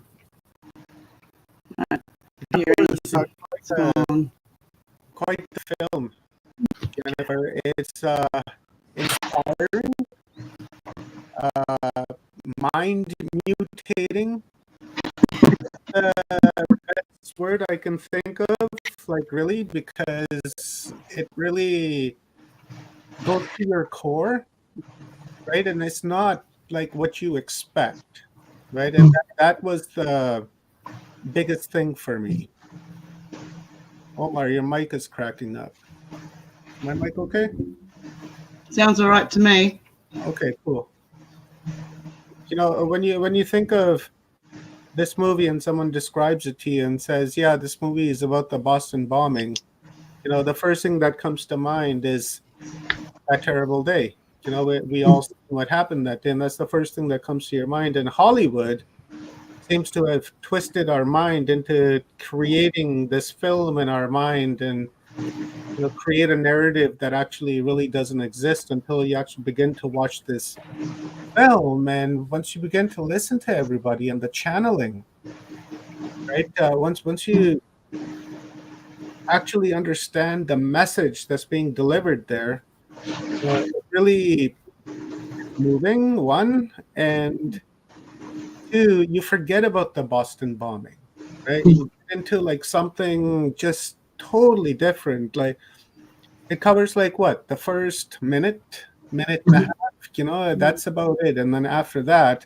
it's about holistic healing, personal healing, conscious healing, you know, conscious thinking, affirmations, tuning forks, you know, really going to the core of like what healing really is. And I really love that was said, meditation is medication. You know, that really stuck out for me. And another thing, you know, before I give it over to Rob and to Stone, is it was until now I never really understood the meaning that we're all aware of from the Bible that says, you know, forgive them, Father, they not know any better. You know, and then instantly I had this energetic feeling come about me, and I understood what that meant because I translated it in the manner of what's happening today. You know, the divisions that we have, especially over the last 2 years. We won't say what it is. We all know what it is. You know, and that, to me, I found, I've been saying over the course of this conference, as much as I don't want to say it, the us and then them camp. And then we're over here really saying the same thing and preaching to our choir saying, you know, hey, forgive them. They don't know what they're doing because they're under this black magic spell, like Michael Feely was telling us this morning, and they have no idea what they're doing. So when they put on their identity jackets and attack you because you have a different belief than them and they want you to conform to their ideas, you know, we have to forgive them, you know, and look beyond that and say, okay, you know, you don't know what you're doing, you don't know. And that was a moment of clarity for me when I heard that. I was like, wow, you know, that was profound for me. You know, I was really moved by that. And then that's the lesson really that I took away from this entire film, you know, not to take away from anything else, because the entirety of it was just right up my alley, exactly what I'm into, right? But that one point of clarity was very, very crystal clear to me. And we have to forgive, right? You know, we've been talking about trauma and you know, genetic trauma and ancestral trauma and societal trauma and personal trauma and global trauma, with just trauma. And we've been saying that if we heal ourselves and once we begin to work on ourselves, we begin to heal everyone else as well. Yeah. And that comes from forgiveness, right? You have to forgive in order to move forward with the healing and with the remedy. Because if you're anchored to that point of energy, then regardless of what you do, you can use tuning forks, you can do acupuncture, chiropractors, you can do, whatever. You can call up the doctor from Voyager and it's still not going to work because Star Trek, Yeah, it's not Voyager's in gonna the work future. because you're anchored to that particular energy. And to me, that's the most moving thing I think we can take away from this entire conference, is that we need to forgive. And that's the timeline that we want to create, because we don't want to take, burdens with us. We don't want to take old ideologies with us. We don't want to take the old thinking, right? Because it's the old thinking that's created this problem to begin with. Because if we didn't have this thinking, we wouldn't have this problem. We wouldn't be having this conference because everyone would be aware, right? But it's unfortunate that we need to have these types of conferences. It really is, to raise awareness in people. Rob? No, I agree with that sentiment 100%, and that's what Michael Cremo alluded to earlier as well. Is that there's this kind of two roads to where we're at right now, and one of the things that I saw within that movie is the traumatic experience, and everybody's traumatic experience is different, but it seems most of the people within this community have that traumatic experience. And a lot of what I saw for Jennifer was that she took it right away to where it needed to be to get to that awakening point. A lot of people take many, many, many, many, many years, 10 years, 20 years to get to where she made it there in a shorter amount of time. And it seems to be, for me, it was really masterful the way that it was documented, and that journey, and how you see the emotional ups and downs, and it describes what a lot of us have gone through, and we can resonate with it. So there's this vision of you seeing yourself, maybe not in that specific situation, but you can resonate with the emotions and the feeling behind it. And that's what I was picking up, and it was emblematic of my journey as much as it was Jennifer's journey. And I really think that we need to take these types of journeys and put them out there in a more of a mainstream way. And that's what Jennifer did with this movie, and it was amazing. For me, it was amazing. And that's I'm still processing it, because there was a lot I resonated with, and it made me look at myself a lot deeper. And am I doing enough? Did I do that in my journey? And kind of taking it back and forth. So I think that's all I have for right now. I'm still kind of processing a little bit, but it was definitely something for me, and it moved me quite a bit. Mm-hmm. Thank you. Yeah, Jennifer, I just would like to say a really big aroha. That means love from me to you, for sharing the journey that you have. You rock my boat. A whole lot of skeletons fell out in one go, and I was like, what the heck? So, you think you've done so much work on yourself and open up all of these areas, and you're doing it, and then boom, you just get hit with something else. So it's been a huge clearing today. We had thunder and lightning while the movie was going on, and winds early this morning, and now we've got light coming through, and we've got this massive flood happening down the bottom. So, which means I'm stranded. But that the energies released so much for me. I resonated with so many different areas, from the forgiveness area. That's been a major one for me, because part of the programming was, when I asked, why did you do this to me? And I was told, because I loved you. That's imprinting. And to be able to try to forgive the traumatic stages, that the programs that I had to break, to be able to say, well, can I forgive? What is it that I'm forgiving? What am I attaching myself to this?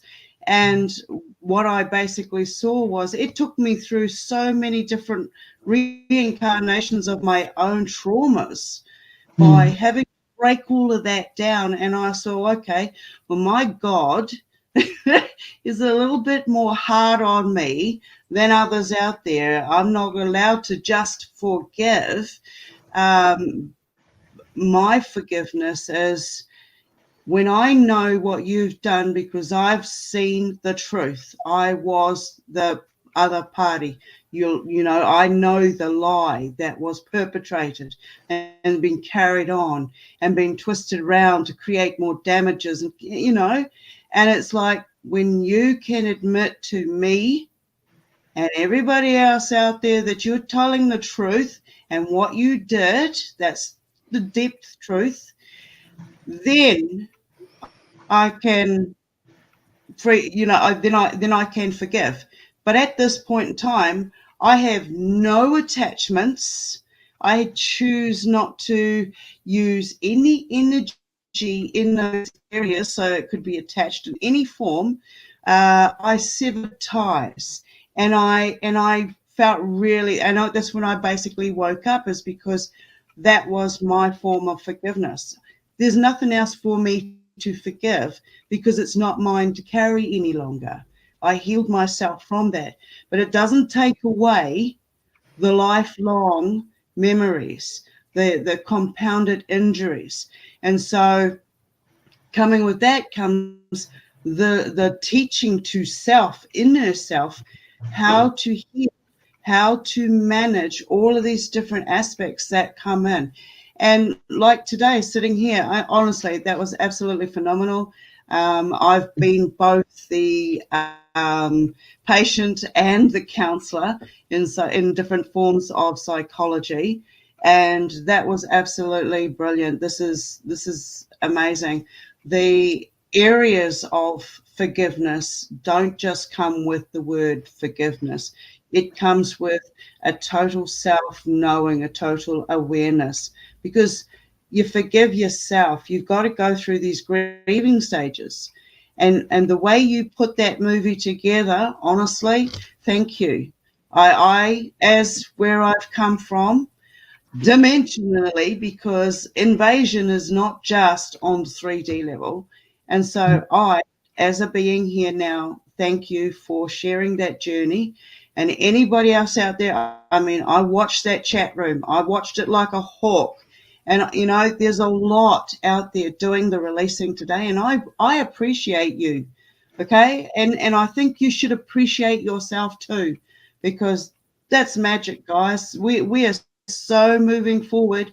We're going to be able to dump all that medication and dump all that goo and everything that has been toxic, because we know the truth.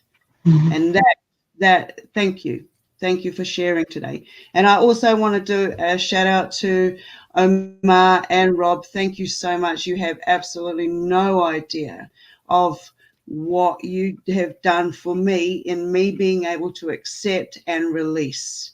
Thank you, guys. So thank you, everybody. Thank you, Jennifer. Love you, sister. Thank you. Yeah, I want to just say that the creation of this film, this is my first film that I've actually directed and produced. And it's interesting because I hired people that have been in the business for 20, 30 years, some of whom have received Emmy Awards. And I was highly encouraged to actually do a traditional arc of a film like Hollywood do, where it's largely based on fear-based and a lot of drama.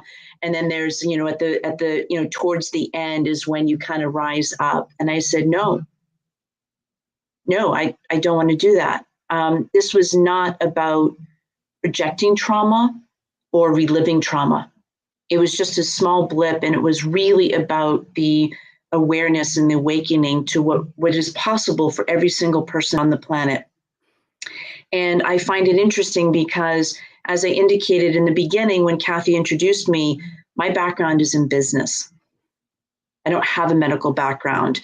I didn't have an understanding that it was possible to heal naturally. And what you have to understand here is that I had trauma as a child, actually various bouts of trauma. And one bout was I was sexually assaulted by a man and 2 women when I was 11. I didn't know these people.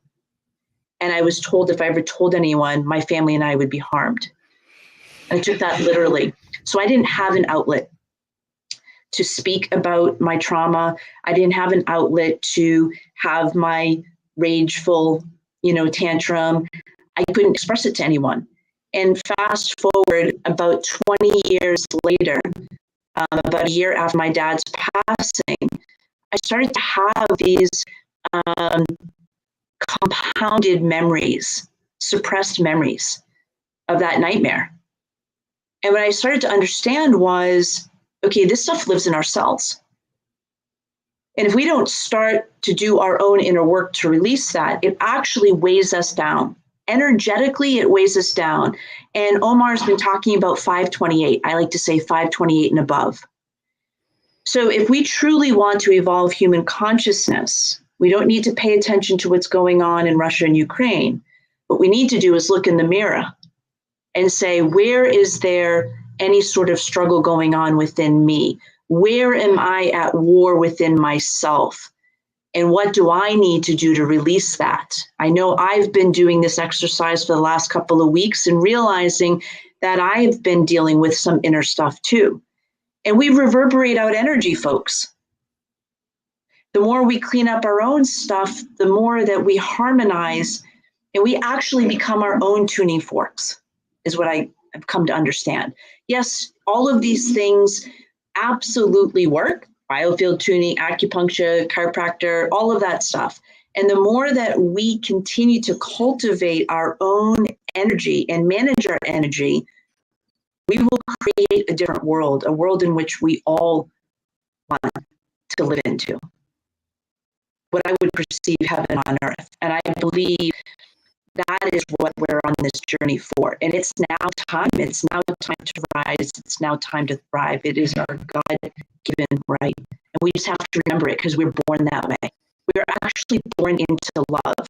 And we learn how to hate. We learn through societal norms that we're separate from one another, and we point fingers out towards each other. And I know I did that for most of my 50 years on this planet. But I can now sit here before you today and look at those 2 young men that placed bombs that day that killed 3 people, injured 264, and literally changed the world and what they did. I hated those 2 young men in the beginning. And I actually would silently contemplate how I would kill them with my bare hands if I got a hold of them. That's when I started to realize the terrorist lives inside of me. And if I acted out on my rage, I'd be no different than them. And I didn't want to be anything like them. But the truth is, they gave me the gift. The gift was to go within myself and to learn how to love myself and nurture myself through that horrific experience, to be able to forgive the unforgivable, to then go on and have compassion for those 2 young men, which I did not have before. And that compassion led to curiosity. That curiosity led to, who does this? Hurt people do this. Those 2 young men had bombs laden on their city growing up. I personally don't know what that's like. I can't even begin to imagine that. Until we stop doing this to one another, we're going to continue the cycles. I don't know about you, but I don't want to live this cycle anymore. It's time for us to rise, and the time is now. And I will say that curiosity then went to love. And I see them as my soul brothers just on one end of the spectrum of life. They're not separate from me, and I'm not separate from them. And when we can embrace that, it's not easy, I'm not going to lie. It was probably the most difficult thing I've done. But and it's a journey, folks. It's not a flip of the switch. I had to work through those emotions. I had to let that out, let it go, and then get to forgiveness. And that forgiveness led to peace. And by the way, I might say, it was the minute I chose to forgive them, my healing exponentially soared. And I never looked back. And I will say this, it's kind of like riding the horse. They say when you fall off the horse, what do they tell you to do? Get back on the horse. Well, my practitioners said the sooner you can get back to the place where that bomb went off that you were injured at, the better off you'll be. I don't want to go back there. But I did. I was back there within a week. And 4 years later, I went back and ran it. Here's the beautiful thing that happened. I had no idea that my family and my dearest friends would be standing in the very spot I stood in 4 years before, that a young woman lost her life and so many innocent people were maimed and hurt. And now my family and my friends are cheering me on. So when I think of that day, I have a brand new memory. One of hope, one of peace, one of resiliency. If I can do it, I promise anyone can. And that's why I did this film.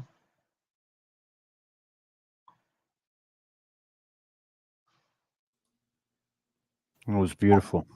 You're an Beautifully amazing person. You really are. You're amazing. You're inspirational. I gotta fight myself right now. No fighting. No fighting. Only forgiving, only loving. And I think that's it. Is like, forgiving those two young men was challenging. But I will say forgiving myself has also been a challenge. Mm-hmm.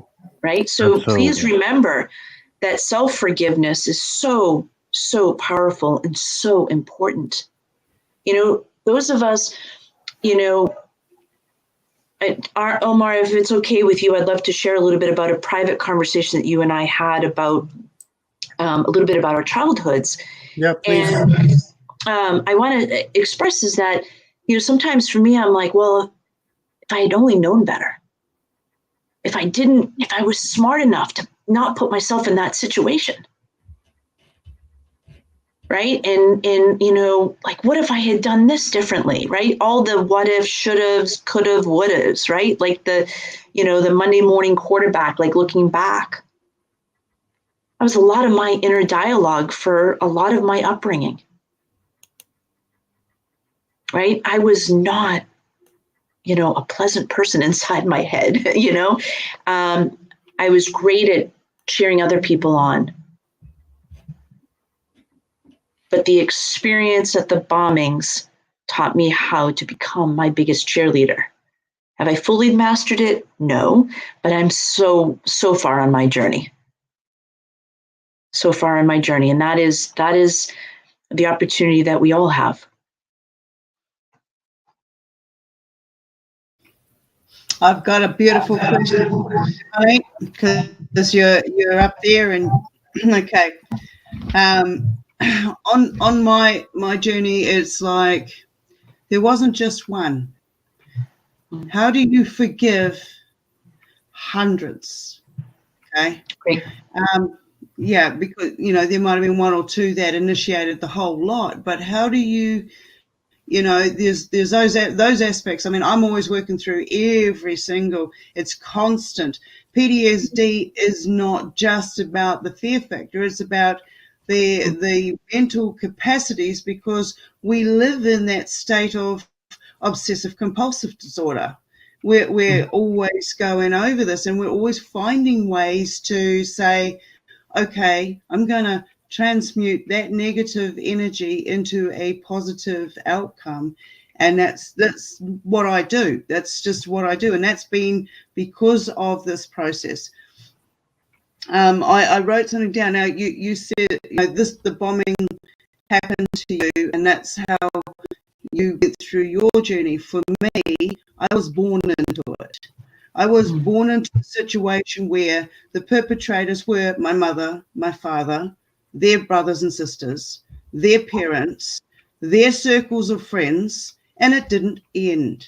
It ended when I said, no more government, no, because they're all connected, every single one of them. So I it's like, how do you forgive that kind of connection? The only way that I could was to see that I was born into it. It wasn't something, I don't know whether I asked for it in a journey, into this reality and stuff, or whether or not they were using it to stop me from becoming what I am. And it's like what we all are right now. We are enlightened beings. We are releasing so many levels of these onions, guys, by having these conversations. Okay, it's like a flushing. There's going to be side effects to it, and and this is just the stuff that I've learned. When we release, we release. So how would you see somebody like me getting through this process of, it was lifetime. Yeah. First, I want to acknowledge you, Stone. Thank you. I understand that. I want to send you a huge hug. Much appreciated. It's a journey shared for all. If it is. I go through it, then a lot of others don't have to. So exactly. By me doing this conference with all you giants out there, because you all are, and I've got goosebumps, it's like, okay, I've got no more inner self excuses. I went through this journey. I have to share this journey now. And you lot are pushing me into doing it. It's Omar, I can't fight the wave. Like I said to you, I have to miss these rocks every now and then, but I'm still going with the flow. I'm waiting for that flat patch so I can jump out. So I'm gonna share a couple of things, right? To answer your question about how do you forgive them. There's a couple of ways you can do it. One is, and it really do what resonates for you. Some people love to write, right? One of the things that is so important is to be authentic in how you feel. What do I mean by that? Sometimes people say, well, just be positive. Well, no, listen, there was that was a violation, that was a betrayal, that was, you've got to be able to release those pent up negative emotions. That is part of the journey of forgiveness, in my experience. It is like you've got to let that stuff out. So one of the things that worked very well for me was I would write letters and I would express my rage. I would express my hatred towards them. I would express all those things. And usually what would happen is that some way down the page, it would shift into crying. And then another set of emotions would come up, and it might be like, who does this? What's wrong with them? And all this stuff. And I just allowed myself to free form and free write, basically. And then at the end, when it felt complete, by the way, guys, this is a process. This was not a one and done for me. It was like peeling back the onion. And by the way, these are tools I still use today. They're like tools in the toolbox. So once I got through that, then I would write a forgiveness statement. It could be something like, despite all of this stuff, I choose to forgive you. I choose to release myself from this bondage in this situation. I choose to break myself free. From there, I'd go to the fire pit and light those puppies up on fire and just imagine transmuting into love. That's one way. Over time, I got sick of writing so much, I would have, my hand would just be numb. So over time, I learned I would use my imagination and imagine like a lineup of people that I needed to forgive. And I would energetically have a silent conversation. You can do this out loud in the privacy of your own home if you choose to. And I would express what I would want to express to them authentically. And it might start with, I'm really pissed off that you did this to me. And, It could be something like that. And then eventually I would then turn it into whatever I learned from that. Meanwhile, I'm sending love the entire time to them. I'm sending loving vibrations. I'm sending gratitude to them. And there's literally, we're creating healing in the vortex. So that's a little bit more advanced way to do it. And I could talk even deeper into it. But just imagine that you're sending, each of our chakras, by the way, have colors. Our 7 primary chakras have colors, and they're the colors of the rainbow. So imagine that you're sending rainbow energy to them. By the way, when you do this, you create another healing for yourself. So you're expressing, but you're sending love, and you're sending rainbow light energy, which is creating healing, not only for you, but for them and for the planet.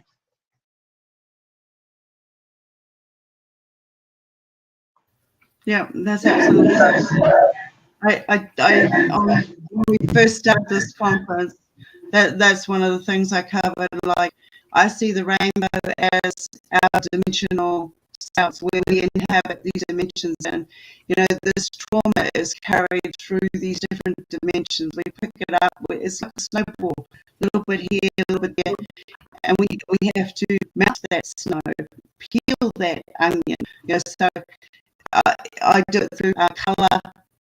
I call it color magic, color frequency, which equals going into the different chakras, which go into the different dimensions. So I'm making sure that when I'm transmuting a negative into a positive, I'm doing it on a multidimensional aspect, because this is true. What we do, how we interact with everybody out there, is through a frequency of vibration. And we just have to look at somebody and smile. I mean, it's a bit different when a guy smiles at a guy, or a guy smiles at somebody else's wife or something. But when you work it out, when you work out that energy, it comes from the eyes. It comes from it will glow from you, and you just have to smile. You change somebody's life. You can watch them turn around and smile at somebody else, and you can watch that ripple effect. And it is the same as the clearing that's going on here. It's like you understand the journeys that you have done. Oh, I love you. I love you. Keep going, Bill. I love you too. Ladies, I'd like to get a word from Kathy. Call me. But Kathy has to say so. Kathy, let's hear your thoughts, please. I just want to compliment Jennifer so much, because I met you in November last year. And I think I watched this film for the first time in November last year. And I can see a huge difference in you since I've met you, in the immense healing and the immense capacity to hold light that you have. It's quantum. And so I just want to acknowledge that. I mean, not only are you helping thousands of people, hopefully hundreds of thousands of people with your film, but you are a bright light, and you're just getting brighter and brighter. And so I just want to acknowledge that, because I don't know if you can see it, but I can. I love it. That's all I want to be, is a beacon of light. And that means I just continue to work through my stuff. And I want to speak back to something that Stone said too. I don't know why we come in with these kind of really crazy assignments. At least that's how I would view mine. But Dr. Sue Morter, and this is a teaser for the next film, by the way. And the next film is called There Is More to Life. She talks about what's called the bus stop conversation. I'll quickly share this with you. Okay. It's like, we basically think of it like this, Stone. Hey, Stone, you and I meet before we come into the physical plane, and I go, I need you to do something so horrific, Stone, to me, so I can learn how to forgive and love like I've never done before. And we're buds, right? We're like sitting at the bus stop having this conversation. You're like, okay, Jen, I'm going to come up with something that's going to rock your world. And then when that doesn't happen, I'm going to come up with something even more until you get it. And for me, I had to have multiple iterations of that until this happened. But what if the trauma is really there to wake us up and to remind us who we are in our divinity? And that who we are at the core is love. Who we are at the core is peace. Who we are is bliss and thriving. And modeling love and authenticity. Yeah. Thank you. That went right in and right through. Thank you. Yeah, you're welcome. I'll get you back.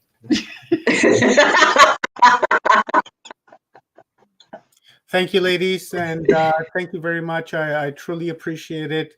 Let's get some final words from Jennifer, and then we will bring up Paul Anthony Wallace for another epic download. And Jennifer, please, your final thoughts. First, I want to just say thank you to Omar and to Rob for putting on this amazing global conference, and Kathy Stone and everyone else behind the scenes who's been incredible in bringing this together. And thank you for giving me the platform to share my insights and my wisdom and my light with all of you. And I'm just expressing and giving everyone the utmost love and light and blessings. Thank you. Thank you, Jennifer. Love you, sister. You're a star sister, and I'm so glad we met. Love you, Jennifer. And Love I you look too. forward to having another discussion with you very, very soon. Yeah, thank you. Have a beautiful day, and thank you for sharing. Really Thank appreciate you. it. All right, love you too. Bye. Bye. I just want to say, without stories like hers, we wouldn't be doing these conferences for people to enjoy and to honestly, go over and relate to. This is why we do that, so we can make those connections, and there is that resonation. And without stories like hers and without all of that, we wouldn't be here doing what we do. So it takes two to tango in this realm, that's for sure. It's the masculine and the feminine. It's that equal energy. So I just want Yeah, to say sure that. is, man. It really is. That film really moved me. It was amazing, and just really uplifting. It makes me think about my own trauma. It makes me think about all the pain, heartache, and suffering that I've gone through. If I should look at it in a different light, as in trauma as being a gift from which I can learn from. So I'm going to really have to breathe on that tonight and really think on it at a much deeper level and try to explore myself and see how I can make myself better for tomorrow. So our next guest, I really don't think needs any introduction, because he's Paul Anthony Wallace. Like, the guy absolutely doesn't need no introduction at all, aside from the fact that he is a best-selling author of the Eden series. He is a sponsor of this event. He's a friend of mine. He has an amazing voice, and he has a kickin' YouTube channel, Paul Anthony Wallace and the Fifth Kind. Thank you very much, Paul, for being here. Thank you very much for giving us your time at Humanity Unplugged on your morning and our evening on this day 9. I so appreciate you, my friend. This conference wouldn't be the same without your contribution and your wisdom and knowledge infused into here. Absolutely. And I think people are ready to receive another beautiful upload.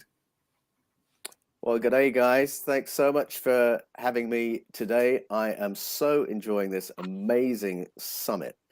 The breadth and depth of it is absolutely incredible. And every time I tune in, it is just inspiration central. I think what you've pulled together this time around is really amazing. Thank you, Paul. Thank you, sir. Appreciate it.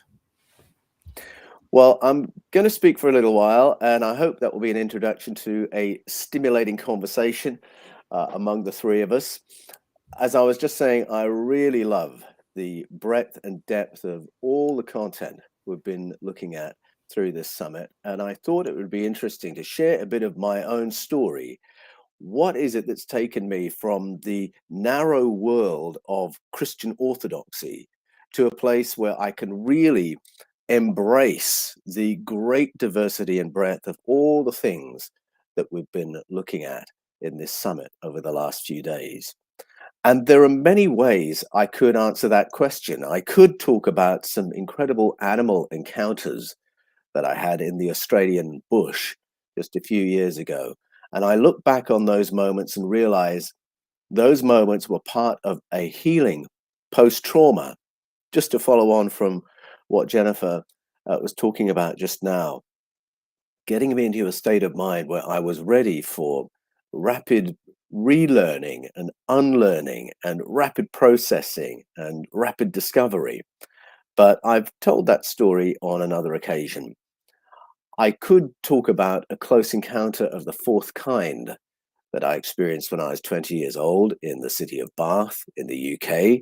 But I do talk about that a little bit in my new book, Echoes of Eden, paperback being released on May the 1st. Don't miss that. So I'll leave you to read about that there. I could tell you about what it was in the beginning that got me into this world of paleo contact and human potential. And that happened through my work in Bible translation and teaching pastors the principles of hermeneutics, and that's the principles of interpreting ancient texts, because it was through that work that I discovered the ancient Sumerian culture and their writings, the writings of the Sumerians, Babylonians, Akkadians, and Assyrians, and that opened up a whole world of ancestral narratives all around the planet. But I talk about that in my book, Escaping from Eden, so I won't do that today. Instead, I'm going to take you back to something that happened to me when I was very young in the 1980s in Brazil, when I spent some time in Amazonia, and some experiences that I had there taught me early on always to be willing to look again in case I'd missed something, always to go back and listen again for the hidden layers of the story that I might have missed the first time around. And so that's really the theme of what I'm going to share today. Look again and listen again for the hidden layers. I was in Brazil. I was in Amazonia. I was in Pernambuco. I spent 4 months in Brazil in the 1980s, and I had a wonderful time of it. I had a wonderful guide by the name of Augusto, who took me to some fascinating places to meet some amazing people. And one time he took me to what he described as a harvest festival. Now, Brazil is a Roman Catholic country. Harvest festivals, I'd been to those before growing up in the UK, and I thought I know what was going on. And so we arrived at this town square in the evening, and it was a wonderful festival atmosphere and a party atmosphere. And I noticed that people were carrying these figurines made of corn, and this seemed to be part of the celebration. But Augusto had told me before we went to the event, he said, now, don't be fooled. People would tell you this is a Roman Catholic ceremony, but everything that happens outside of the church before we go in for the Mass has nothing to do with Roman Catholicism. So look and listen carefully. And so I saw people with these corn figures, and I asked, well, what are they? What are we celebrating? And they would say, well, we're thanking the Queen of Heaven for the harvest.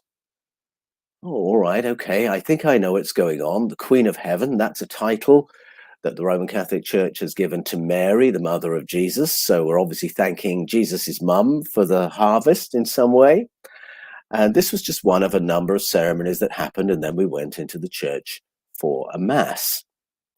Well, after the event, Augusto debriefed with me, and he said, so what did you find out?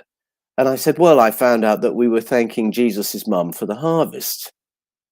Were we? He said. Who were we thanking? The Queen of Heaven. Ah, the Queen of Heaven, yes.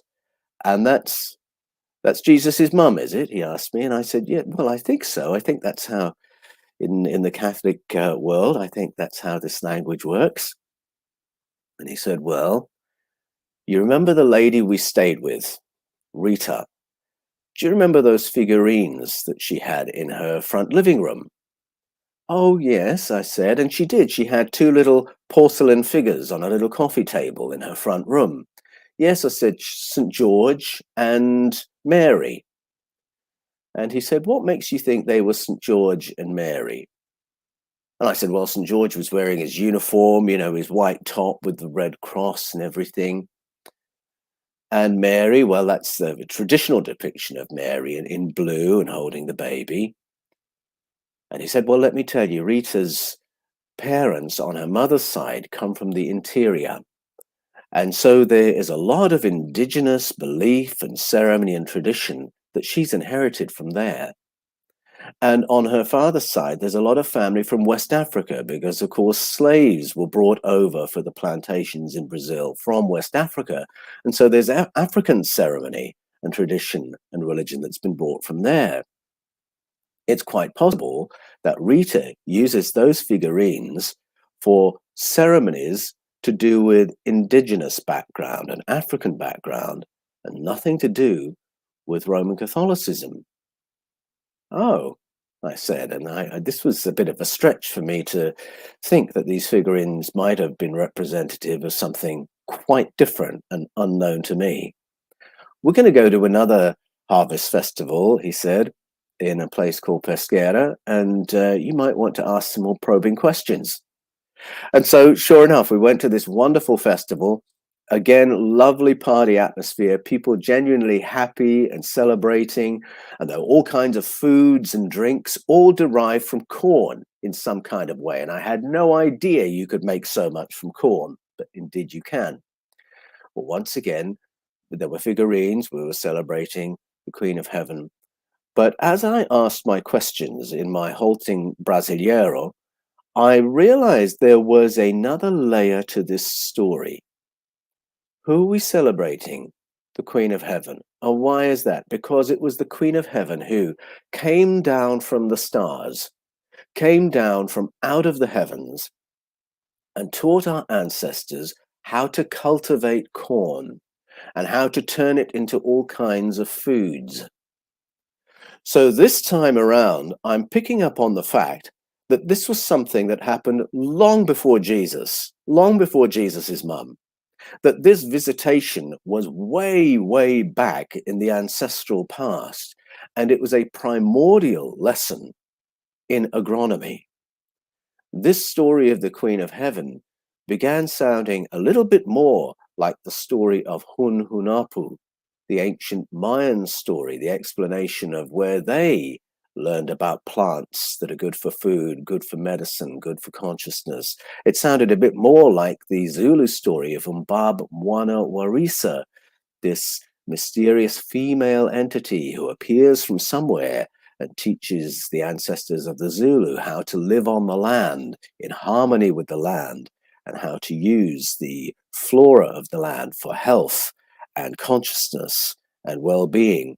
It sounded like the story of the Nomos, the story told by the Dogon people of Mali, West Africa, as they explain the origins of their society and their technology. It sounds like the story of Oannes from ancient Babylon, this mysterious being who was clearly not human, who taught their ancestors, along with his friends, all the accoutrements of living as a human civilization on planet Earth.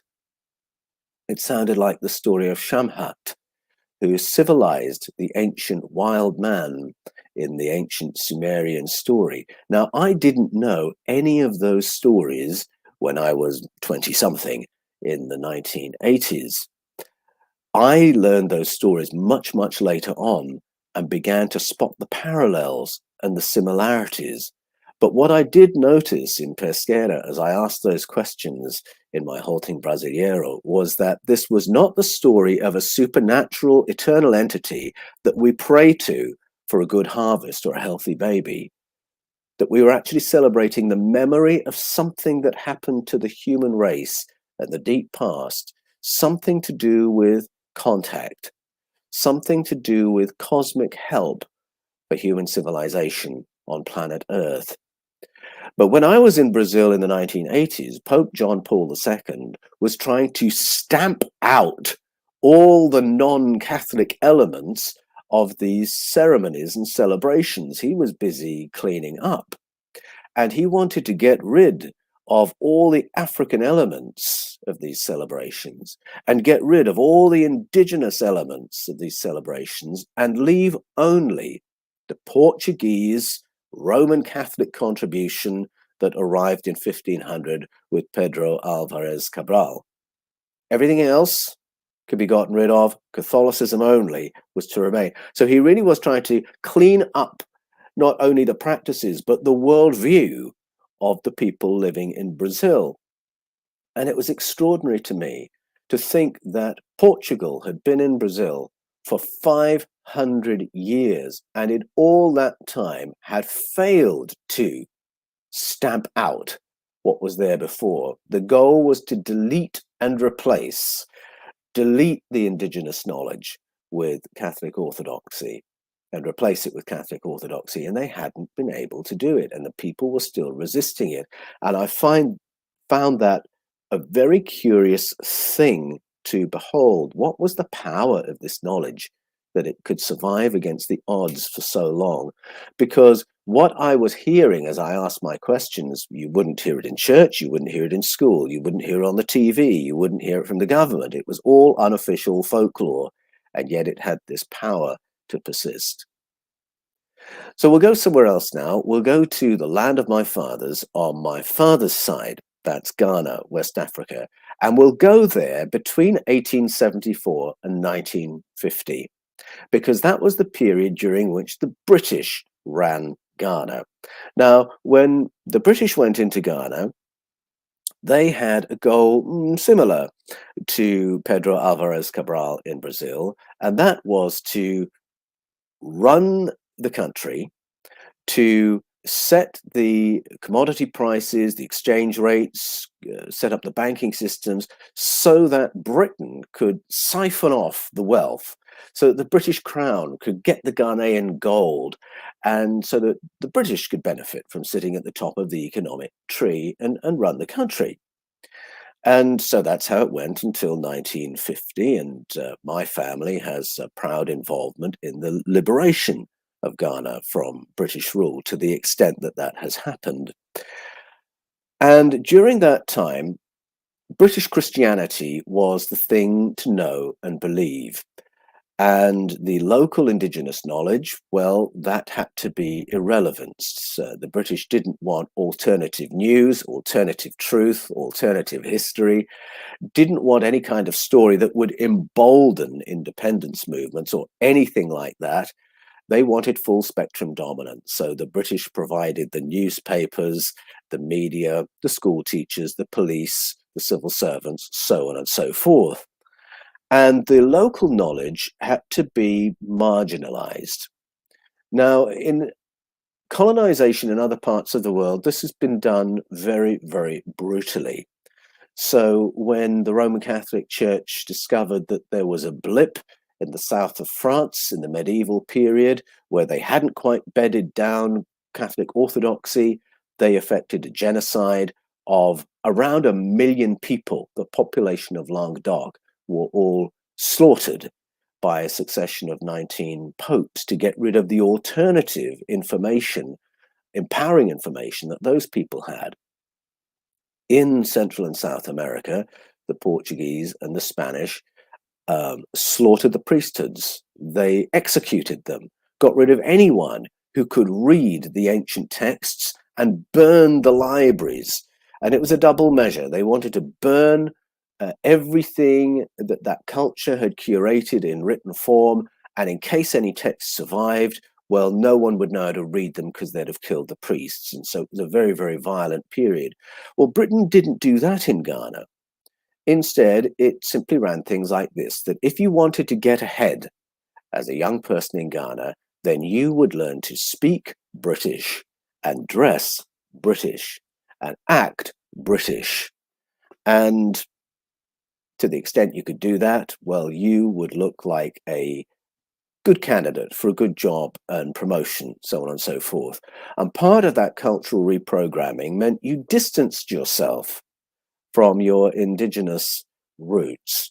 And so if you had a mother or an aunt or a grandmother who hadn't quite bought into British Christianity and who still practiced the old ways and who still practiced healing and who still had experiences of interdimensional contact, well, you would be taught to look down on that person as a primitive, uneducated, a witch doctor, an idol worshipper. This was a grandmother to be ashamed of. And to an extent, Ghanaian culture bought into that. And it was through that kind of prejudice that Ghanaians were distanced from generations and generations of ancestral wisdom because they wanted to be successful in British Ghana. And so that's how things went until 1950. I share a little bit in my book, The Scars of Eden, as I began to peel back the layers of that story in the history of my own family and my wife's family. If we go briefly to Canada, the United States of America, and Australia, and if we go between 1880 and 1980, we will be in a period when the governments of those nations were doing their level best to get rid of indigenous memory and even to get rid of the continuity of the indigenous peoples as an ethnic force. So in Canada, over that period, 1880 to 1980, there was a stolen generation policy in which the state, in collaboration with the churches, would forcibly kidnap First Nation children and imprison them in what were called boarding schools, largely Catholic boarding schools, where they would be educated. What this really meant was that they were being taken from their First Nation families and stripped of their identity, abused, tortured, beaten, forbidden to speak their native language, forbidden to use their real names, and Christian orthodoxy would be programmed into them, and every memory of who they were and of their traditions and of the abilities that they were growing in their First Nation families, that would now be extinguished. I remember hearing the story of a man by the name of Ken Thomas. He was part of the stolen generation. He was taken by force by Catholic nuns when he was 6 years old, imprisoned in one of these youth detention centers, euphemistically known as boarding schools. And the first thing they did when they got him there was to hold him down and shave off all his hair. It was an absolutely traumatizing beginning to 10 years of full spectrum reprogramming. The reason that the hair was shaved off was not only to do with memory and identity, but because the Catholic nuns knew that First Nation Canadians used their hair to relate to the cosmos, to relate to the environment around them, that there are higher cognitive abilities that are related to long, healthy hair. And they wanted to cut off any latent abilities that Ken Thomas had at the age of 6 when they kidnapped him. I was speaking to a friend of mine who is a Navajo guardian, and he explained a little more about the significance of the shaving of the hair, and I'll come back to that a little later. Loss of language, of course, is another aspect of that. No speaking of their native language, and so they would forget their language and the stories that were carried in the rhythm and rhyme of that language. My Welsh grandfather had the same experience in the early 20th century as the British government tried to stamp out Welsh language to get rid of Welsh memory and Welsh story. In the USA, in that same period, 1880 to 1980, Native American initiation was illegalized Can you imagine? The ceremonies were illegalized because the government did not want the transmission of information or higher cognitive abilities to be transmitted from one generation to the next. And they reckoned if they could stop it for 100 years, that would be enough to stop it altogether, to disempower the indigenous knowledge. In Canada, more than 10,000 of those kidnapped children were murdered by the nuns and priests who were tasked with their care. And so now the Truth and Reconciliation Commission that is operating in Canada is exposing what was clearly intended as a cultural genocide. Well, no less was intended by the policies in the United States of America, and no less was intended by the Stolen Generation policy in Australia. Again, same period between 1880 and 1980, Aboriginal children taken by force, imprisoned in youth detention centres, euphemistically known as missions. Again, it's a collaboration between state and church to stamp out the old knowledge, the old ways, cognitive powers, memory, and replace it with Christian orthodoxy.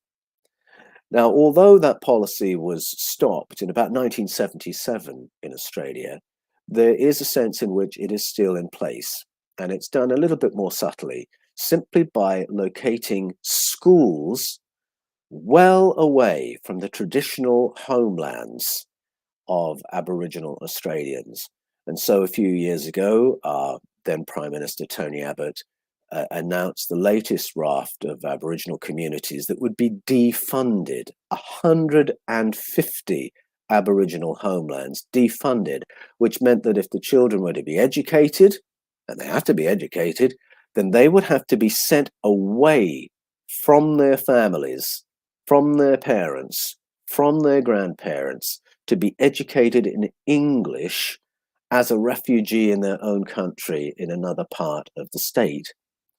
Well, of course, they're being educated in English. They are losing their Aboriginal language, and they are losing all the processes of initiation that would be happening if they were at home. So why is this happening? Why is Indigenous identity, knowledge, language, story being stamped out? As soon as you realize how concerted this is around the world, whether you're looking at Central America, South America, North America, United States of America, Canada, Australia, Ghana, it's the same story. Why is it happening? Why is it so important to stamp this information and this identity out? As soon as you see how concerted it is, that should be the signal to go and sit at the feet of the elders of these traditions, because by some miracle, those traditions have survived and their stories have survived. And there are guardians who can initiate new generations into the knowledge and the ways, the cognitive powers and the ceremonies of their ancestors.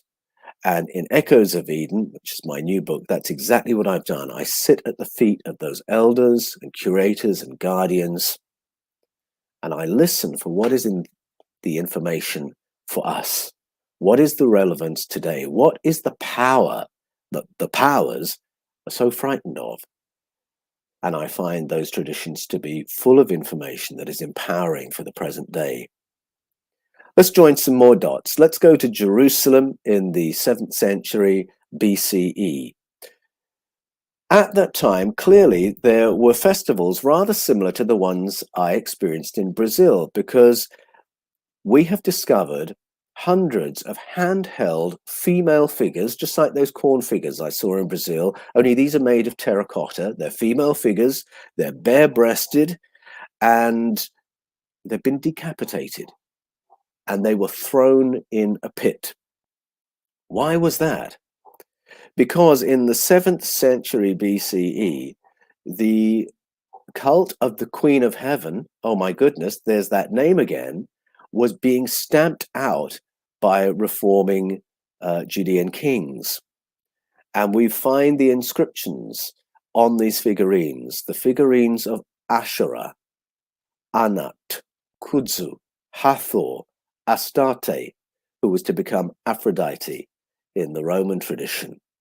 Once again, female entities being commemorated who are at the root of our story as human beings with a knowledge of agronomy. This is where our knowledge of how to live on the planet came from. Which plants are good for food, which are good for medicines, which are good to avoid, which are good for higher consciousness, all credited to this female figure. And take a look at that. 7th century BCE, they were trying to stamp that out. 1980 in Brazil, still trying to stamp it out. So what are they trying to stamp out? The story that's being stamped out is the story of first contact. The story that says that Homo sapiens was nurtured by another intelligence, that human beings were assisted by another species from off-planet who came and helped our ancestors to establish themselves on the planet, to live in a non-animal way, a non-subsistence way, a way where we could farm and build towns and cities at a great civilization.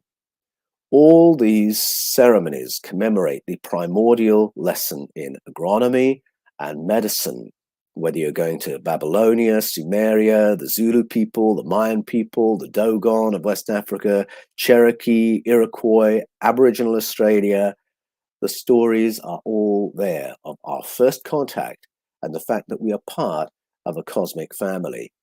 And much of that information is often carried by the wise women of the people group. Not always, but a lot of that knowledge around plants has resided there. This is information about a populated universe.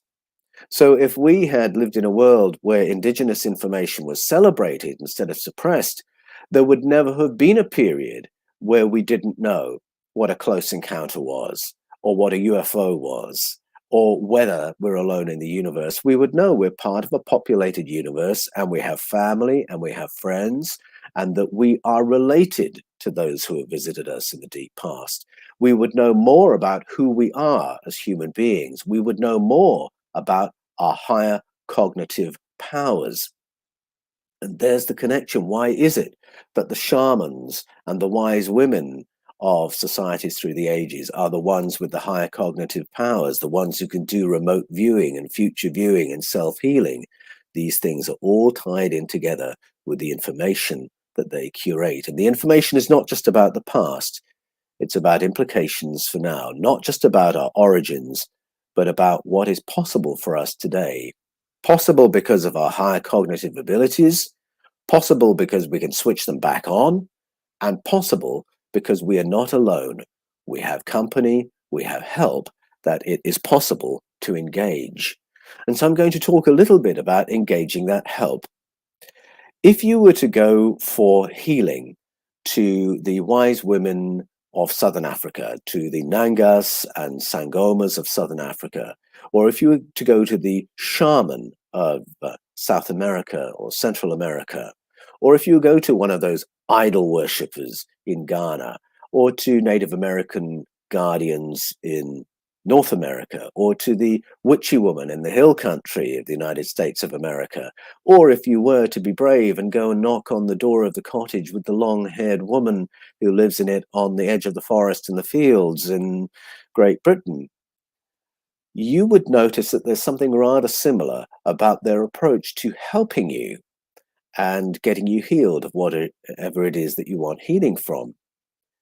Each of those figures, let's just call them a traditional healer, when you enter their room, would perceive you as entering with a cloud of company, a cloud of witnesses, as the New Testament calls it in Hebrews chapter 12. They would perceive you as being accompanied by spirits, to use the language of the New Testament in 1 John 4. And to get you healed, they would want to tune in to a conversation that's going on between your spirits and her spirits. And so the traditional healer knows there's this conversation going on, and then will do things to alter her own state of consciousness so that she can tune into this conversation. Because the crowd of spirits around you is there to support you, is there to support your healing and your progress, there to give you guidance. And all the traditional healer has to do is tune in to what they are saying so that he or she will know what to do to help you. And that's their modality. Healing is a contact modality in those traditions. And so the whole idea of interdimensional contact, ancestral spirits, contact phenomena is an intrinsic part of healing in that worldview. Now, at first, that seems very, very different to what I was taught when I went into the world of ministry back in the 1980s. Except I now realize that many times I have experienced exactly what those traditional healers experienced. And I talk in Echoes of Eden about a lady called B. She came to our church for healing because she was really crippled up with terrible back pain, had terrible mobility issues. And she'd come to our church because we had a practice of praying for the sick in our church. And my pastor, Pastor Irwin, I call him in the book, from out of the blue, it seems, suddenly asked this lady, B, he said, B, tell me about your dad. And it became very clear very quickly that B absolutely hated her dad. And as she talked about her dad, her posture became even more scrunched up than it was before. And it was a story of trauma, trapped in her body, trapped emotion, to use that phrase. And Pastor Irwin said, B, do you think you're ready to let go of all the resentment that you rightly feel about your dad? Because though her dad hadn't abused her as such, he had such issues that it was easy to see how she'd come out of that family so hurt and wounded by what had happened. Are you willing to let go of all the resentment that you rightly hold towards your dad? Because that resentment isn't helping you, it's hurting you. Do you think you could let it go? Could you say, Father, forgive him, he knows not what he does? And she said, yes, I can, and yes, I am ready. And so she did that in her own words. And as soon as she did, I could hear her breathing change. Her breathing slowed, went deeper. I could see her relaxing. After a few moments, she bent down to pick up her walking stick to go. And I said, B, we haven't prayed for your back yet. And suddenly she said, oh my goodness, I'm completely healed. And she was. She got up and she walked carrying her crutches as she left the church and walked down the road. So I asked my boss, Pastor Irwin, what made you think to ask that question? Tell us about your dad. And he said, well, I don't know really. But when she walked in the room, I thought, oh, this poor lady, she seems so out of balance. How can we help her? And I just threw the question out there. And the thought came to my mind, ask her about her dad. The thought came to my mind, is what he said. Now, as a young Christian, I only had one way to interpret that. That was a word of knowledge. That was the Spirit of God dispensing a piece of information to a Christian worker so that the Christian worker can help the person who's come for ministry. If I told that story to a Sangoma or a Nanga, they would say, the ancestors helped you. Now, to be honest, I can't really know exactly where that thought came from. Is the Nanga right that it was an ancestral spirit speaking that word into Irwin's mind? Was I right that it was the Holy Spirit of God giving that information? I have no way of knowing.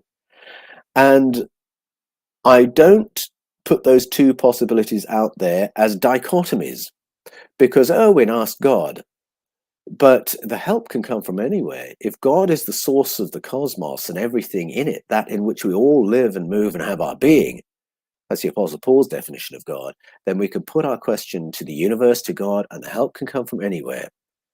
And Nanga or a Sangoma would say that was an ancestor who provided the help. Not to take credit from God, that's just how it came. That's just the instrumentality of that moment. And I've since learned, of course, that the word of knowledge, to use that phrase, is used by traditional healers all around the world and used by people who may have no religious belief or spiritual background. It's something we all experience. I do a lot of personal coaching, and very often I will say to my coachees, do you know, I'm beginning to believe that what it says in Hebrews 12 in the New Testament is right, that we all have a cloud of invisible witnesses, a cloud of ancestral helpers surrounding us, very interested in us and in how we're running the race marked out for us. I'm beginning to believe we all have a cloud of spiritual help, and that from time to time they give us a little nudge or give us a little word. Do you know, I've yet to find any coaching client who doesn't agree with that and who doesn't say, I'm coming to believe that myself as well. And not because it's part of their belief system. No, it's part of their experience as they go through life. That they're getting these little nudges, they're getting these synchronicities, they're getting these phrases coming into their minds. And I now know that it was there in primitive Christianity, just the same as in all these other indigenous traditions, that we have this cloud of help around us, wishing to assist us on our journey, if we will only tune in and take notice. And what I find wonderful about that rediscovery, to find it in the New Testament and then discover it in indigenous narratives, is what an affirming view that is. That you have an invisible team around you right now to support your learning, to support your journey, to see that you have the best human experience you can have while in this material realm and as you go through life.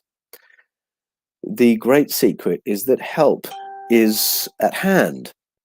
And I think that really speaks to the confidence with which we go through life. I remember back in the 90s, I think it was, Mother Teresa visited Great Britain, and she had worked for a long time among the untouchables of Calcutta. Now, the untouchables are people that the whole of Indian society says these people are disgusting, they're not to be acknowledged, you don't touch them, you don't look at them, you don't talk to them. And there's another class of people below the untouchables who only come out at night that you never even acknowledge exist because they're the very bottom of society.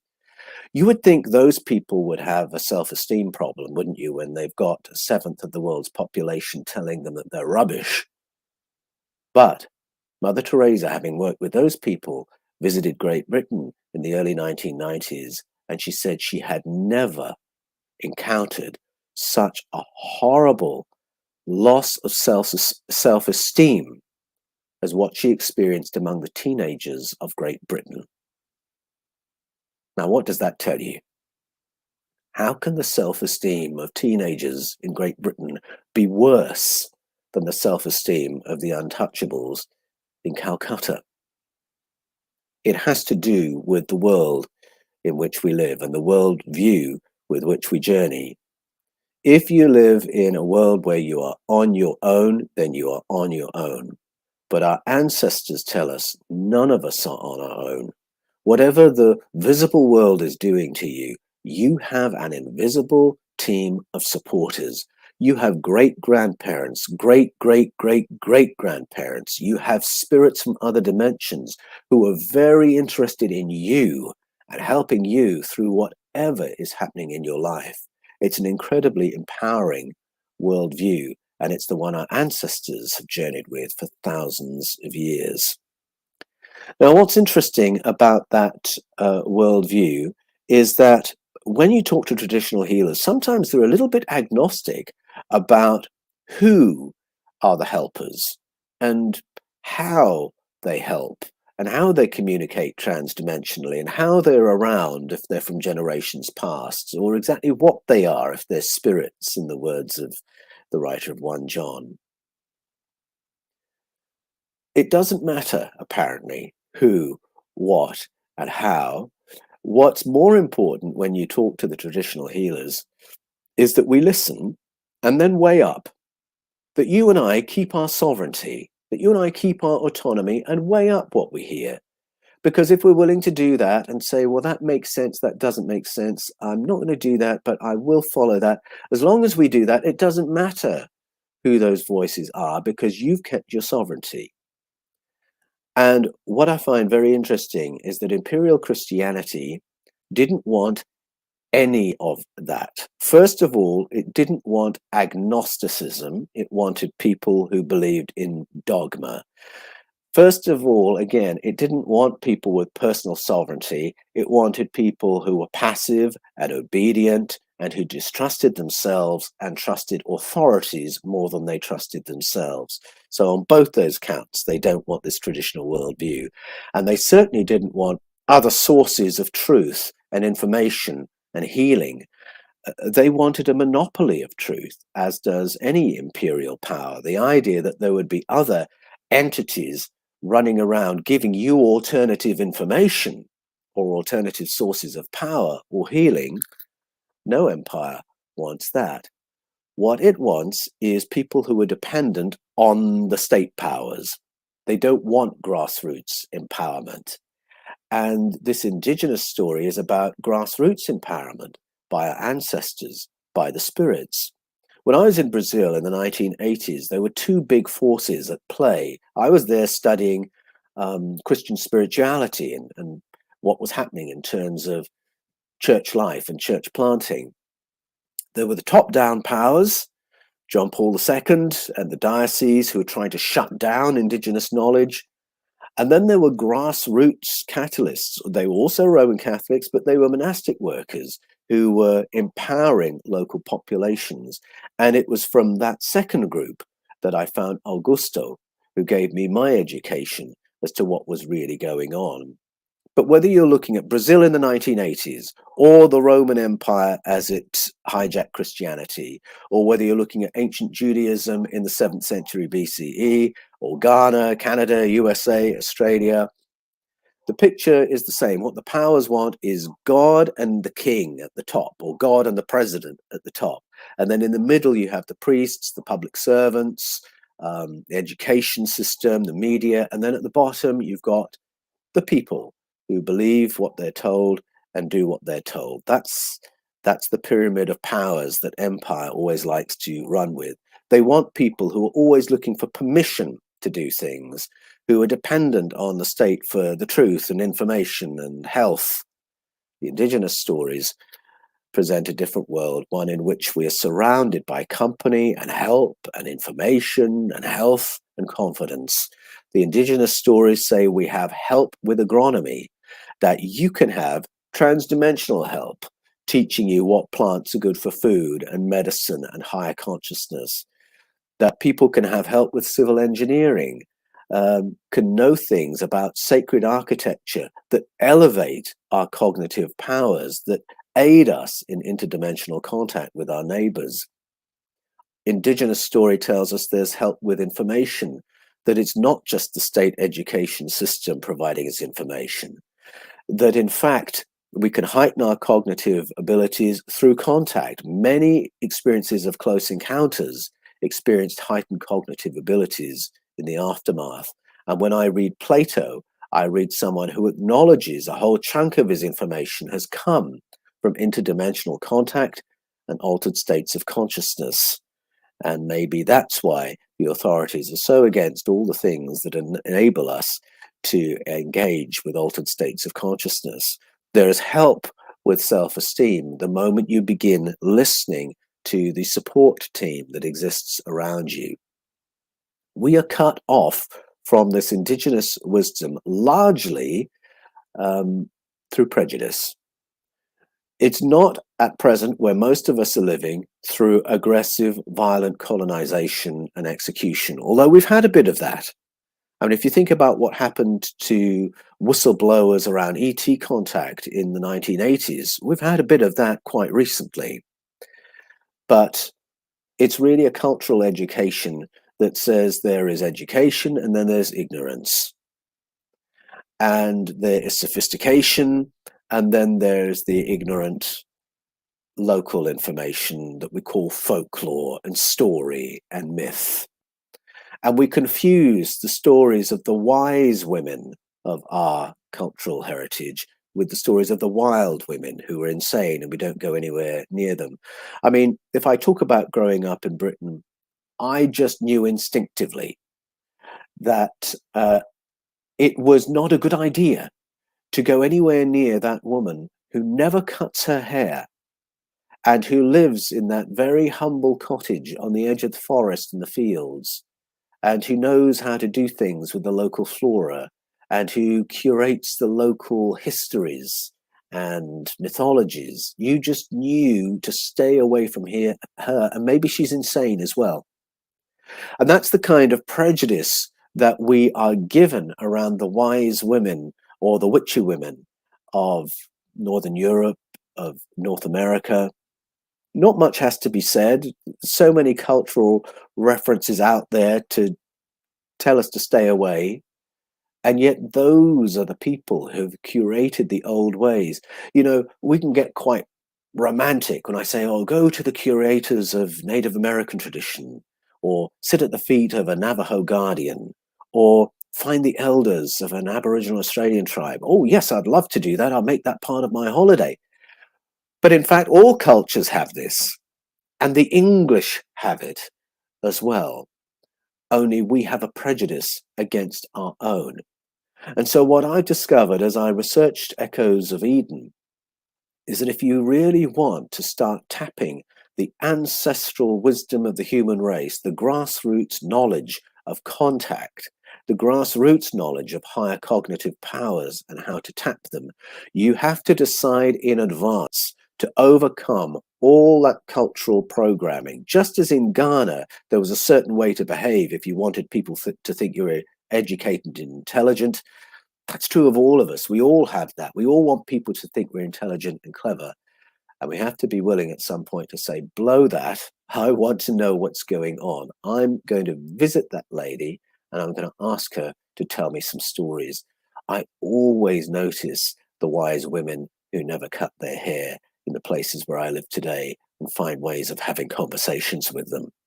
And so part of what I want to share today is to encourage you to do that for yourself, to go back to traditions that you've dismissed, to go back to traditions that you said, well, those are heretics, or they were crazy, or they were insane, or they were probably demonized, or however it is that our thinking has been poisoned, and say, no, I want to listen again. I'm going to keep my sovereignty. I'm going to weigh it up. Don't have to believe everything I'm told, but I want to know what it is I've missed. That's the journey I share in Echoes of Eden. And I've discovered that when we go to the indigenous sources, we hear stories about human origins. And we learn that we, you and me, are ET hybrid beings. And we start probing what that means for us today. We learn things about human health and healing. And we re-empower ourselves so that we're not always dependent on departments of health to look after us, for us. We discover cosmic information about the universe we live in, about the planet we live in. I've found myself, to my surprise, writing about portals, not only in space, not only in ancient Iraq, but down the road from me in New South Wales, because that's part of the indigenous knowledge. I'm learning about natural foods for health. I'm learning about altered states of consciousness and how to access them, and then how to use the information that comes through them. I'm learning about contact with my ancestors and other beings, and I'm learning to operate higher cognitive skills like remote viewing, future viewing, telepathic connection, self-healing. But to do that, and all those things are absolutely intertwined in our indigenous narratives, we have to overcome our cultural programming. We have to no longer fear superstition, folklore, all these words, witchcraft, idolatry. These words have simply been put there as gates to prevent us going any further, to finding out what's behind those doors. But if we're willing to bust through those taboo words and be laughed at, ridiculed, or feared because we're doing it, and if we're willing to listen without prejudice to these ancient sources, then we have so much to discover. We are so programmed to demonize the other, whether it's another culture or even the roots of our own culture.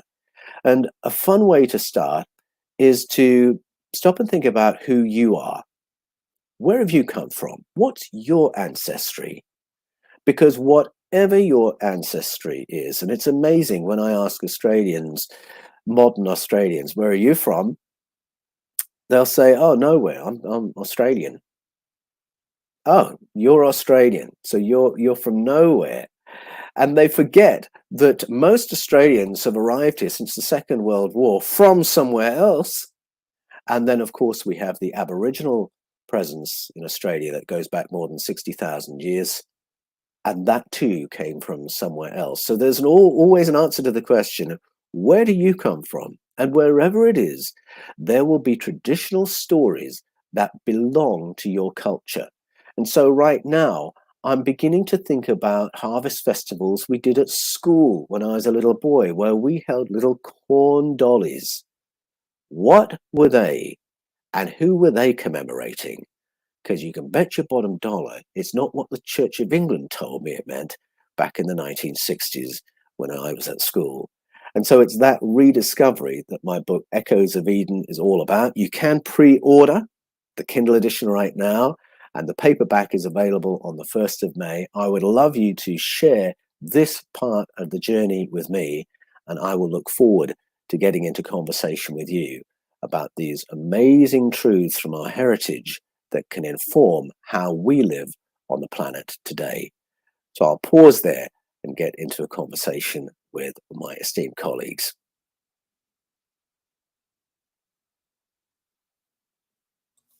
I just want to say that that was riveting, and something that stuck out to me through this conversation was where you said the ancestors are around us all the time. And a lot of these indigenous tribes, like you said, they practice this, they teach this, they show the people coming into their before they take their rightful place as an adult amongst the tribe to go out and experience what it's like out there by yourself, but with the help of the ancestors, the help of the great spirit, the animals around you. They live in everything as well as you in the skills that they teach to each other. So that right there is just so profound to me, because I kind of, as I'm doing my own sort of dance into this world, it seems that those types of traditions live on with maybe not the same way as the indigenous peoples, but with sitting down at Christmas dinners and knowing who to expect there, and essentially going out into the world and taking what I've learned from that home life that I've had as sort of the smaller, dichotomy of the tribe, and taking it into society. But also to see Yes. the programming on the other side too is where it kind of butts heads and you have to walk in between it. So it was very profound for me. Something that's really surprised me is how close to the surface these old ways are and this old knowledge is. And I've been surprised many times when I've sat down with people and I've talked about escaping from Eden, which is all about ancient ET contact. Now, as soon as I do that, I've broken a taboo uh, by raising that subject at all. I can break that taboo, and then to my utter surprise, someone else at the table will say, can I just tell you something? And it will be about something totally unrelated, so it seems. But what it will be is this ancestral knowledge that we're not allowed to speak. And suddenly they'll be talking about a healing experience or a future viewing experience or something like that. Other people at the table might think, what on earth is the connection between these two things? The connection is we've just broken a taboo. And if I can break this one, then suddenly this other voice has permission to speak. Agreed. And it's becoming so much more readily available that we see different people out in the public eye talking about different things like mediumship and contact, and they're bringing these stories forward more so now than I would even say 20 years ago, because of the Definitely. the ability for the online community to kind of connect with the people that they see are somewhat their tribe, which is kind of, it's pretty cool. If this was ancient times, that would have been the people most closely living around you, but we've expanded that ability to create that tribe through some of the technology we have. Yes, we have. And it really does give people courage because they recognize their own stories and then they can share their own. I think that's absolutely right. That's just like what we saw with Jennifer's story up here.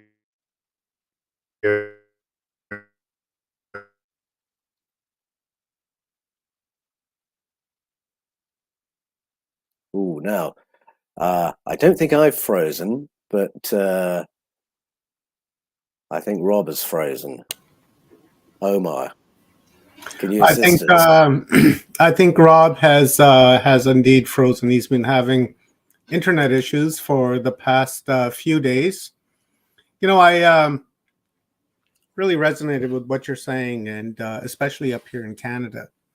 You know, our Prime Minister here, Prime Minister Brando, he on the first anniversary of the reconciliation, at first ever, he went to Tofino to go and surf. When the was a party happening right here in Kamloops, and he'd been invited months earlier, and he never responded to that. And eventually, he did respond to it, but then he ignored it.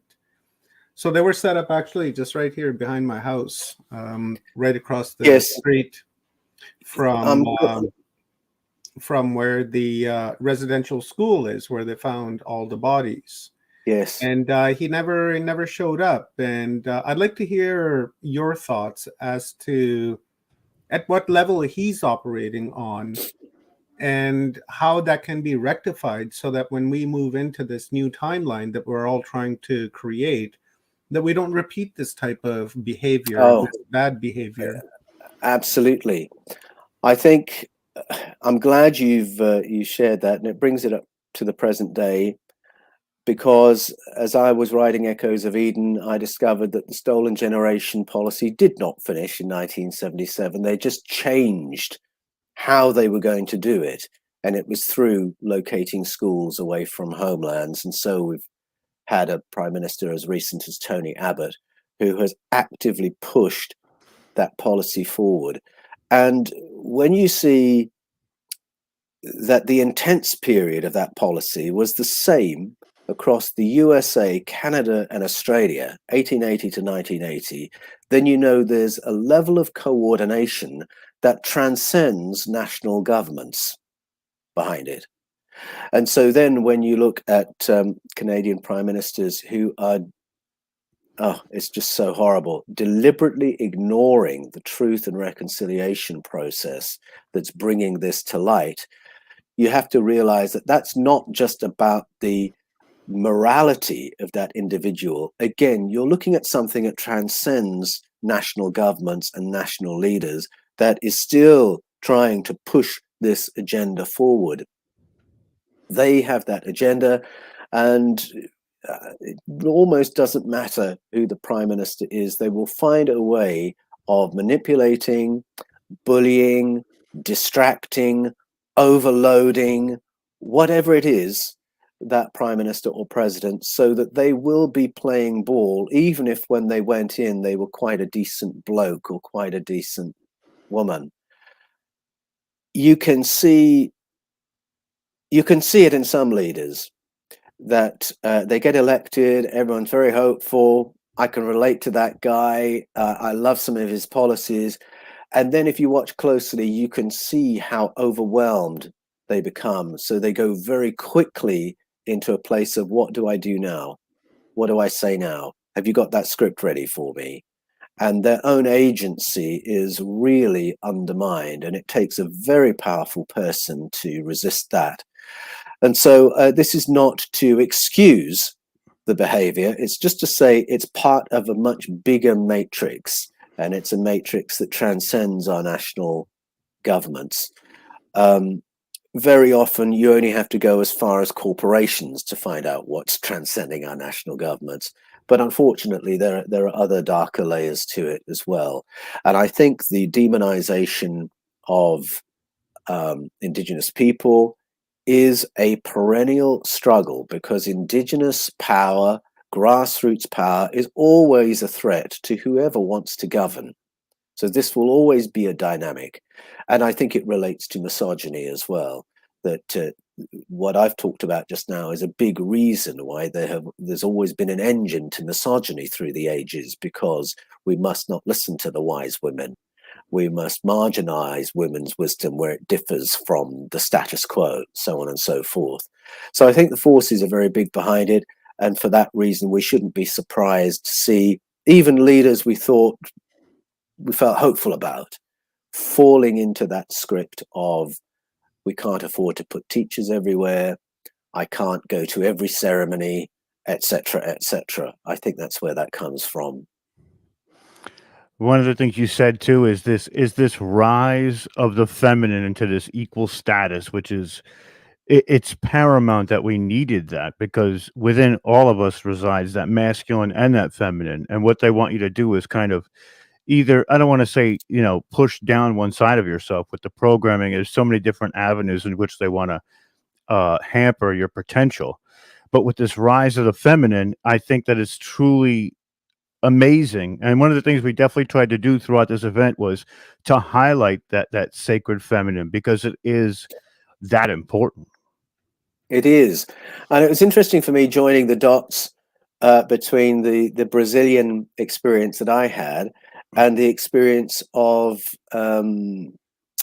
Asherah in Jerusalem in the 7th century BCE, because up until that point, the divine feminine was very strong in Judaism. Right up until that point, you could go to numerous temples, Jewish temples, and you would find shrines to these female entities, and you would pray to female entities. Come the harvest festival, it's a female entity that you're holding in your right hand. And all that had to be stamped out as Judaism became monotheistic, and of course monotheistic with a male god. And suddenly you've amputated half your culture, half your identity. And what have you gained for that? Well, all you've gained from it is that you've legitimized the priesthood and the monarchy. The people, forget them. And so I think that when you forget the female, and when you cut the heads off and throw them in a pit, or you have witch trials, as happened in North America and in medieval Europe, you are not just aggressing against women, you are aggressing against human society and trying to turn human society into a society of automatons who are just there to follow the male leadership. And of course, the presence of Asherah, the female divine, is empowering to men and women, because it's a totally different vision of life when you recognize what our source is, our source as a species, our source as a farming culture. I mean, you go to the story of Abasi and Atai, out of Nigeria, and they say very clearly it's the women who taught us how to farm. And if you go to many indigenous cultures today, before the boys are taken away for initiation, it's the women who've taught the boys how to live on the land. And so that pattern remains. So, it's about surviving and thriving. You can't really do either once you have excised the female identity and the female memory from your culture and any veneration of female qualities. Agreed. One of the things that I've been studying recently is the Norse, and how the Norse had specific sects of their mythology where they were women warriors, women priestess, male priestess. It was a very equal society amongst a lot of it. Some of it was not. Some of it was some bad stuff too. But Sure. and I feel that they've been trying to stamp out this divine feminine for a long time. We see portions of it in Egypt, where they brought in the sun god Ra, and everybody else was second best to that one sort of deity. And it's wild, because if you follow some of these sacred feminine characters like Ayana from the Sumerians, you can see her portrayal all the way up through King Arthur and Morgan Le Fay, and it's so wild how they weren't put in the forefront, but they were still there in all their glory. If you look well enough, you can find it, and it's pretty wild to see. Yes, it is wild to see. And it's interesting, isn't it, how many of the cultures that I named, when they talk about the tutelage that took us from an animal level on planet Earth to the level of a civilization, who will say it was a female entity who taught us this. I mean, Always. is there anything more important than that great leap forward, that great lesson?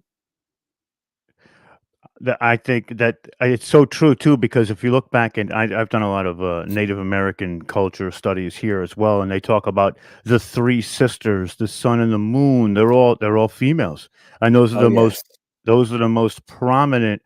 Well, for bearing life and giving life, and the divine feminine, as we see it portrayed, can be this fierce warrior or this nurturer, where men are usually just the hunters and I guess the societal keepers in the sense of protection, So it's really wild how, you see that happening between all these different cultures, and a lot of them felt the same. But you're right. As it got to a certain point, there was an organized effort to get rid of that divine feminine. And now that we're coming into this new time, this is almost uncharted waters that we haven't seen for a very long time, because society has changed so much, and we're bringing in that feminine now again. So, you know,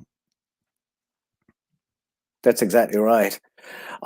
This might seem a random story to share, but it's just an illustration of how impoverished men are without the divine feminine, without the wise woman. And it's a story from when I was a boy, and the Prime Minister in Great Britain was Margaret Thatcher. And Margaret Thatcher is a very divisive figure, because she did some important things for Britain and she did some terrible things for Britain. So I should probably say that at the outset before I share this story. Preface But that. some of the change that she was able to effect was incredible, and she was able to effect it because there had never been a female prime minister before, and Britain was governed and administrated by boys who went to all boys schools, and then joined all boys clubs, and then went to the all boys parliament, and so on and so forth. And then they became the ministers, so on and so forth. And suddenly there's this powerful woman, Margaret Thatcher, who wants something done. And instead of passing a piece of paper to one man who'll pass it to another man, who'll pass it to another man in another office, she would physically go to the office of the senior civil servant and say, I want this done by next Tuesday. And this poor man in his 60s, who's never had a conversation with a woman other than his wife, is, oh yes, sorry, I didn't know what to do with himself. Because there's this powerful woman standing on the other side of his desk saying this is how it's going to be. And she was able to get things done because she was willing to operate that way. And I heard he was a cabinet minister say, I mean, it sounds so absurd, but I'll share the story. He said, I always thought Margaret was a little bit unfair the way she used her feminine wiles. Because, we would have a conversation where we were deciding policy, and we'd be up in her flat, and she'd kick her shoes off and sit with her feet underneath her. And I can't have a conversation with a woman when she's sitting like, how can I disagree with a woman when she's sitting like? Suddenly he was totally disempowered because there was this female sitting in front of him in a female position. And he said it was unfair because he couldn't think clearly. Well, I'm very sorry that you couldn't think clearly, but that just shows you how separated from the feminine those ministers were. And up until that point, they'd been governing our country, for goodness sake.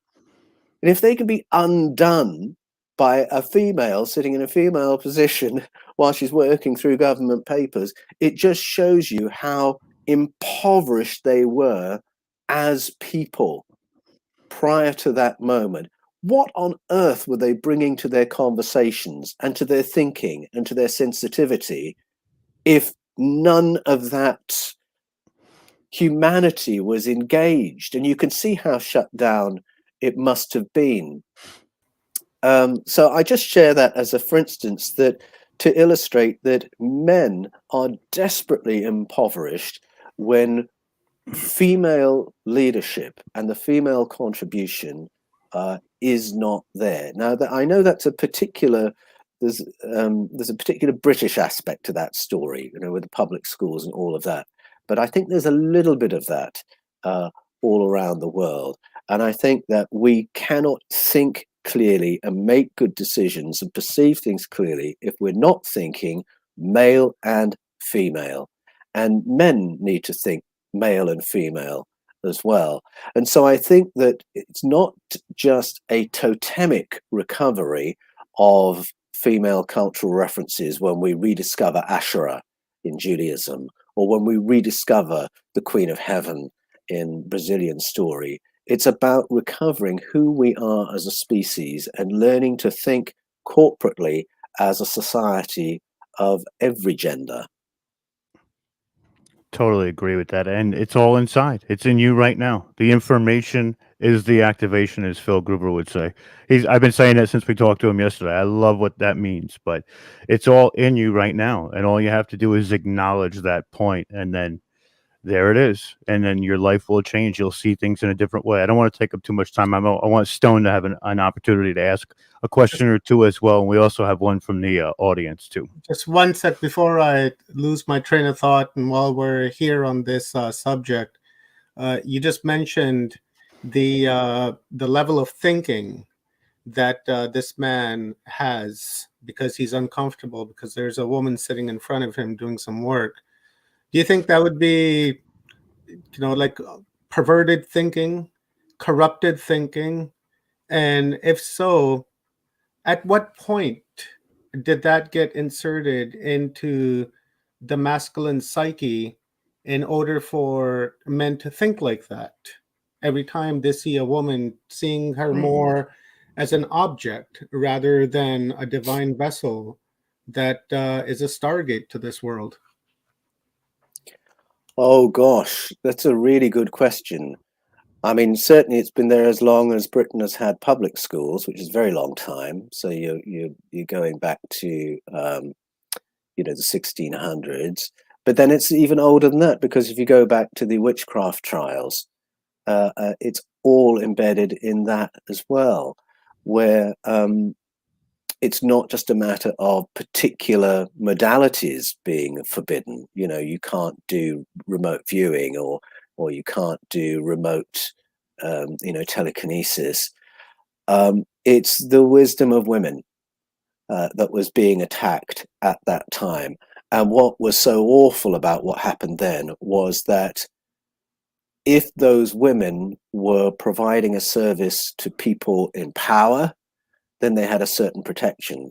If they were doing it for their next door neighbor, then they might end up on a pyre.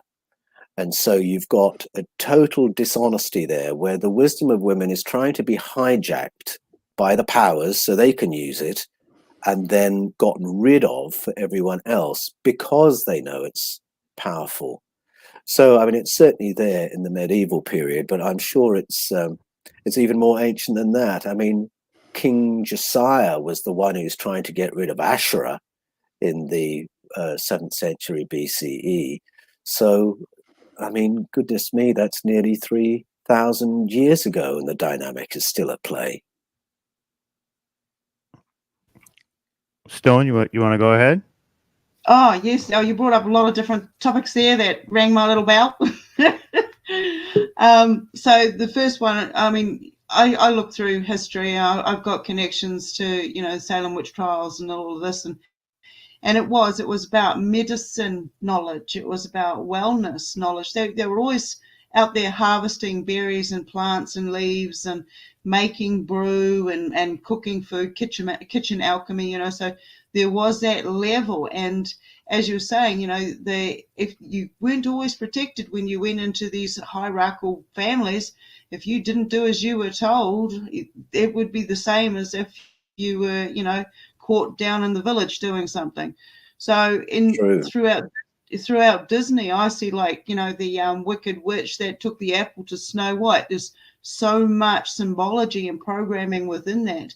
And now we have the apple, and we have the apple of knowledge, and it's so, you know, you bite from that apple and you're going to be poisoned. You go into a sleep. You know, you're going into a sleep because of that download of knowledge that you just now suddenly tapped into. There's all these different elements to tribal. I mean, where I am at in New Zealand, Aotearoa, we're not allowed to be recognised or practice tohanga, which is our Māori seeing, our native healing abilities, you know, to go out there and collect and forage and heal. Well, a lot of people, a lot of us are getting back into it because this is our way. The plants talk to us. They're telling us, you need to start making, we're in abundance right now. You may not have the ailment right now, but we're in abundance. So you need to work with us, preserve it, put it away, because they're going to come knocking. And 9 out of 10 times they do. You know, so we make the medicines for the ills. It's like the telling bone. But yeah, there's so many different areas. Like you're talking about the government. I try not to get into politics because I come from a political family. My grandfather was in politics. And so what I found with it is Hegelian dialectic, very real, very alive. Mass Stockholm syndrome, the whole works is out there. Good cop, bad cop. Both of these parties in all of these countries know exactly what they are doing. They know it, you know, and it's like, who's going to come up with the better scenario for the, you know, bringing on more agendas? And so this is how I see them playing that game. So, thank you for coming along. It's lovely to chat with you, Paul. So, cheers for that. Oh, likewise. Thank you. Awesome. We have one question from the audience, and then we have to wrap up. But it says, at what point did it become a man's world? Because it did change, and I think we kind of going over that a little bit. But just to reiterate. Oh, I think there wouldn't be a single moment, as we were just saying. There was a moment in the 7th century BCE, for instance, but then there was another moment when Christianity got hijacked by the empire, and that was a masculinization of the world as well. I think every time you're looking at a moment of colonization, you're seeing another moment of masculinization. Ghana, would be an example of that. Where that originates from, I'm a little bit agnostic about, simply because I think the roots of it are beyond humanity. I do believe that there has been a non-human layer to the story of human governance for a very long time. It's what I write about in The Scars of Eden and Escaping from Eden. And I think that some of the gender dynamics come from that layer, from beyond humanity, that there may be entities who want to have a heavy hand in the running of Project Earth and who have an energy that is more compatible with human male energy and less with female energy. They don't like it. They don't know what to do with it. Maybe they're like that government minister who didn't know what to do in front of Margaret Thatcher.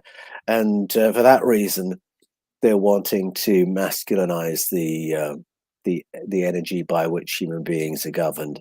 So I have to be a bit agnostic about it, because I think the roots of it are there, but we can see it playing out every time there is a transition of power, or a conquest, or a colonization, or a cultural coup of some kind. It just reasserts over and over again.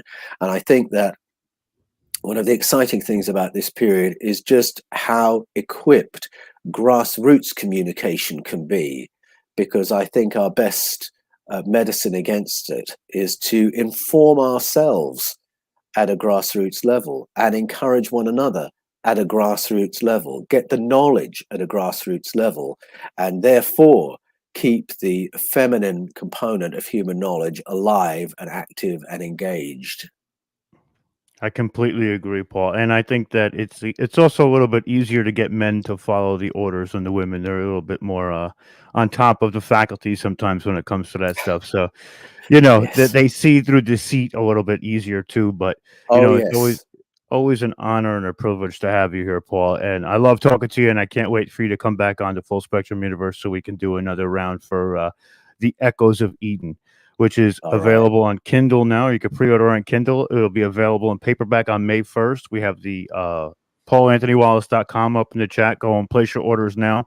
If you don't, you're truly missing out on something absolutely amazing. Absolutely amazing. Some of the best work I've ever seen. So, thanks, Rob. Thanks so much. It's a pleasure being with you, and I am so blown away by what you've pulled together for this summit. We're having a wonderful time. Thank you very much, Paul. I truly appreciate your contribution and your wisdom into Humanity Unplugged. It is a valuable input and an upload into our psyche and into our minds with something that we can move forward and apply this wisdom in our lives, because there's no point in getting wisdom if you're not going to apply it, right? So thank you very much. I so appreciate you, and I love you very much. And I will be in contact at the conclusion of this event. And thank you, Paul. And once again, guys, it's available May 1st, Echoes of Eden. Kindle is available right now. Order that, check it out, and visit paulanthonywallace.com. Thank you very much, boss. Love you, and have yourself a wonderful day. Likewise. You too. All the best. We have another legend coming up next. This is going to be a really good one. Oli Demigard. This is going to be a wonderful, wonderful conversation, and I'm looking forward to it. Paul Wallace, again, thank you very much, brother. You're amazing. Just an amazing man. Thank you for your service to humanity. And let's bring Oli on. If Rob, well, I'm going to do the bio real quick first. Yes, sir. We're about to break down the paradigms of reality, programming, and everything that you know to be. So real quickly, truth seeker, code breaker, and peacemaker. Oli Demigard is an award-winning he's awarded the Prague Peace Prize and was adopted by the Apache Nation, given the native Indian name Wayakapiala Wanza, meaning the bright one. He is an author, international speaker, former journalist, musician with 2 solo albums, composer, TV and short film, artist, inventor, investigator, who has dedicated the last 40 years to researching many of the global conspiracies. Ol has also given more than 1,000 international interviews, and millions of viewers and listeners around the world have taken part of his impressive findings and presentations. Without further ado, let's bring on Ol. My friend, it's always good to see you, Ol. How are you? It's good to see you, Rob, too. And actually, my name is more like the Spanish ole, ole, ole, ole. Ole. I know. I always do that too. Brother. I'm sorry. I call you Ole while I'm talking to you, and then I say Ol the rest of the time because I'm damn near illiterate. But it's okay. How's everything been since the last time we saw you? I have no idea since we last saw each other. It feels like a million years because so much is going on. So I'm really happy to see you again. Oh, I'm very happy to see you too. I love talking to you. You've given me a lot of inspiration to do my own investigations and really tear down a lot of conspiracies that we see in today's world. Of course, we can't really talk about the big pink elephant in the room, which is the medical tyranny that we're so ruddily going through at the moment. But what I wanted to talk to you about tonight a little bit is programming and how we see this programming that is happening on a daily basis through media, social media, censorship. I mean, give us your take on what you're seeing out there, but in the mainstream right now. I know we've kind of detached ourselves from it, or at least we try to, but it's always good to know what's on the other side of that wall. So if you want to just break down a little bit of it. I think it's wonderful. I think it's absolutely wonderful to see what's going on, because it's becoming so obvious, even for people who were totally denying what was actually happening. So now even the most stone rock hard blockheads are starting to see that really this is bizarre. I mean, I just posted something about carrots and Facebook banned me. What's going on? I mean, it's not that many years ago, it was only individuals like myself who was heavily censored. And when I mentioned it to other who was not in this realm, I could see in their eyes you must have said something. Well, I mean, you must have done something, otherwise that wouldn't have happened. But now it's like people collect rainwater, boom, they get a SWAT team in their garden. It's like, It is wonderful because it's getting to like a Monty Python type of level where it's just like an absolute joke, scary joke. I'm not saying anything else, but it's like it's pushing so fast because I think there's a desperation behind the actions of this dark empire, because it's cracking down, and millions of people are becoming aware thanks to platforms like yours and getting the information out there. And so many people are starting to see, oh my God, what the hell is actually going on? And so once you start seeing it, and also for so many years or even generations, these powers have worked to concentrate the power to fewer and fewer and fewer. So nowadays, they've centralized it so much through international corporations and stuff like that. So whatever area you get into, might it be chemtrails or bio weapons or mass destructions or false flag operations or political assassinations or mind manipulation through media, you will find the same forces, the same individuals, the same corporations over and over and over. It doesn't matter. So all roads leads to Rome, sort of, to speak. I mean, it's indirectly more or less correct. It's just Rome isn't located where we used to think. It's more in the New World Order area. So it's like and this is also why you see the impact from all different areas is like all nations are walking the same direction. Or I don't want to say all, but most social media platforms are also censoring in a very similar way. I mean, now I've been shut down everywhere, except not except.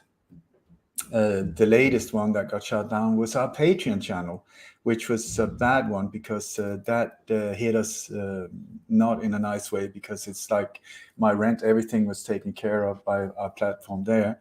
And Patreon is said to have been this platform that takes care of artists and free speakers, free thinkers, and so on. And suddenly, yeah, that's what I thought too. And then suddenly we were shut down, and they said, interesting, I'm going to quote them. We're very sorry to see you leave, but unfortunately, if you do not get rid of this information, you are breaking community guidelines, and we are forced to shut you down. So they were kind enough to send some links of why they shut me down.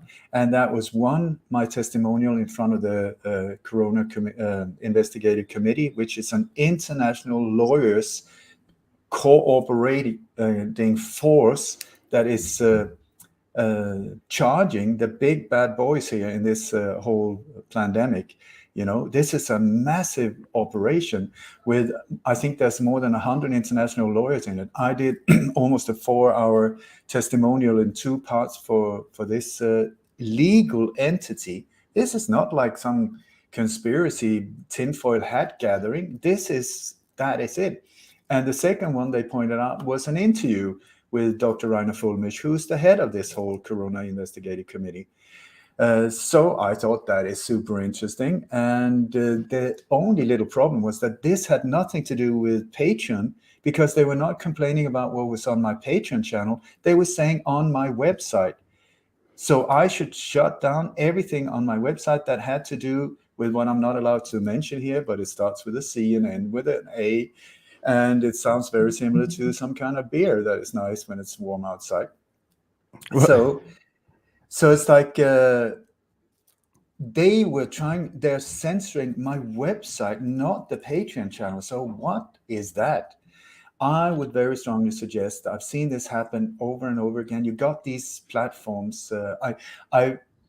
I remember I was sitting with this guy, a friend of mine. He was a journalist since 40 years. He was working for many of the heavyweight channels, like I think CNN, BBC, in the beginning when they were still broadcasting some kind of news. And he was also part of starting Al Jazeera, which in the beginning was amazing. And he said after 40 years, he was so excited with Al Jazeera. They were really pumping it out there, and they were feeling, oh, we're making a difference. And then he said one day there were these people, more or less men in black, that came, knocked on the door. Nobody really noticed them. They went in with the chief editor in his office. There was a glass window. There was this conversation going on. And when they left, the whole direction of the Algeciras just did a 180 turn towards something totally different. And he was like, what happened? Nobody said anything. It was just like, dum, dum. And that's how it's done. So this is also where I think that Patreon, these other platforms, I mean, bless their heart. I'm sure they before they got bought up by the big ones, they meant to do the right thing. They had good intentions and so on. And then they came up with that and started feeling the bad breath of this beast that was just saying, listen, you have a choice. You do your own thing, we destroy you. You follow the rules, we will let you stay. It's like management by fear. It's what the mafia has done in all the times. So it's just an upgrade to a different area. So it's like, and this, when you look behind the scenes, what we're experiencing on a global scale is Agenda 21. All of these nations are standing in line, all of them saluting the exact same flag.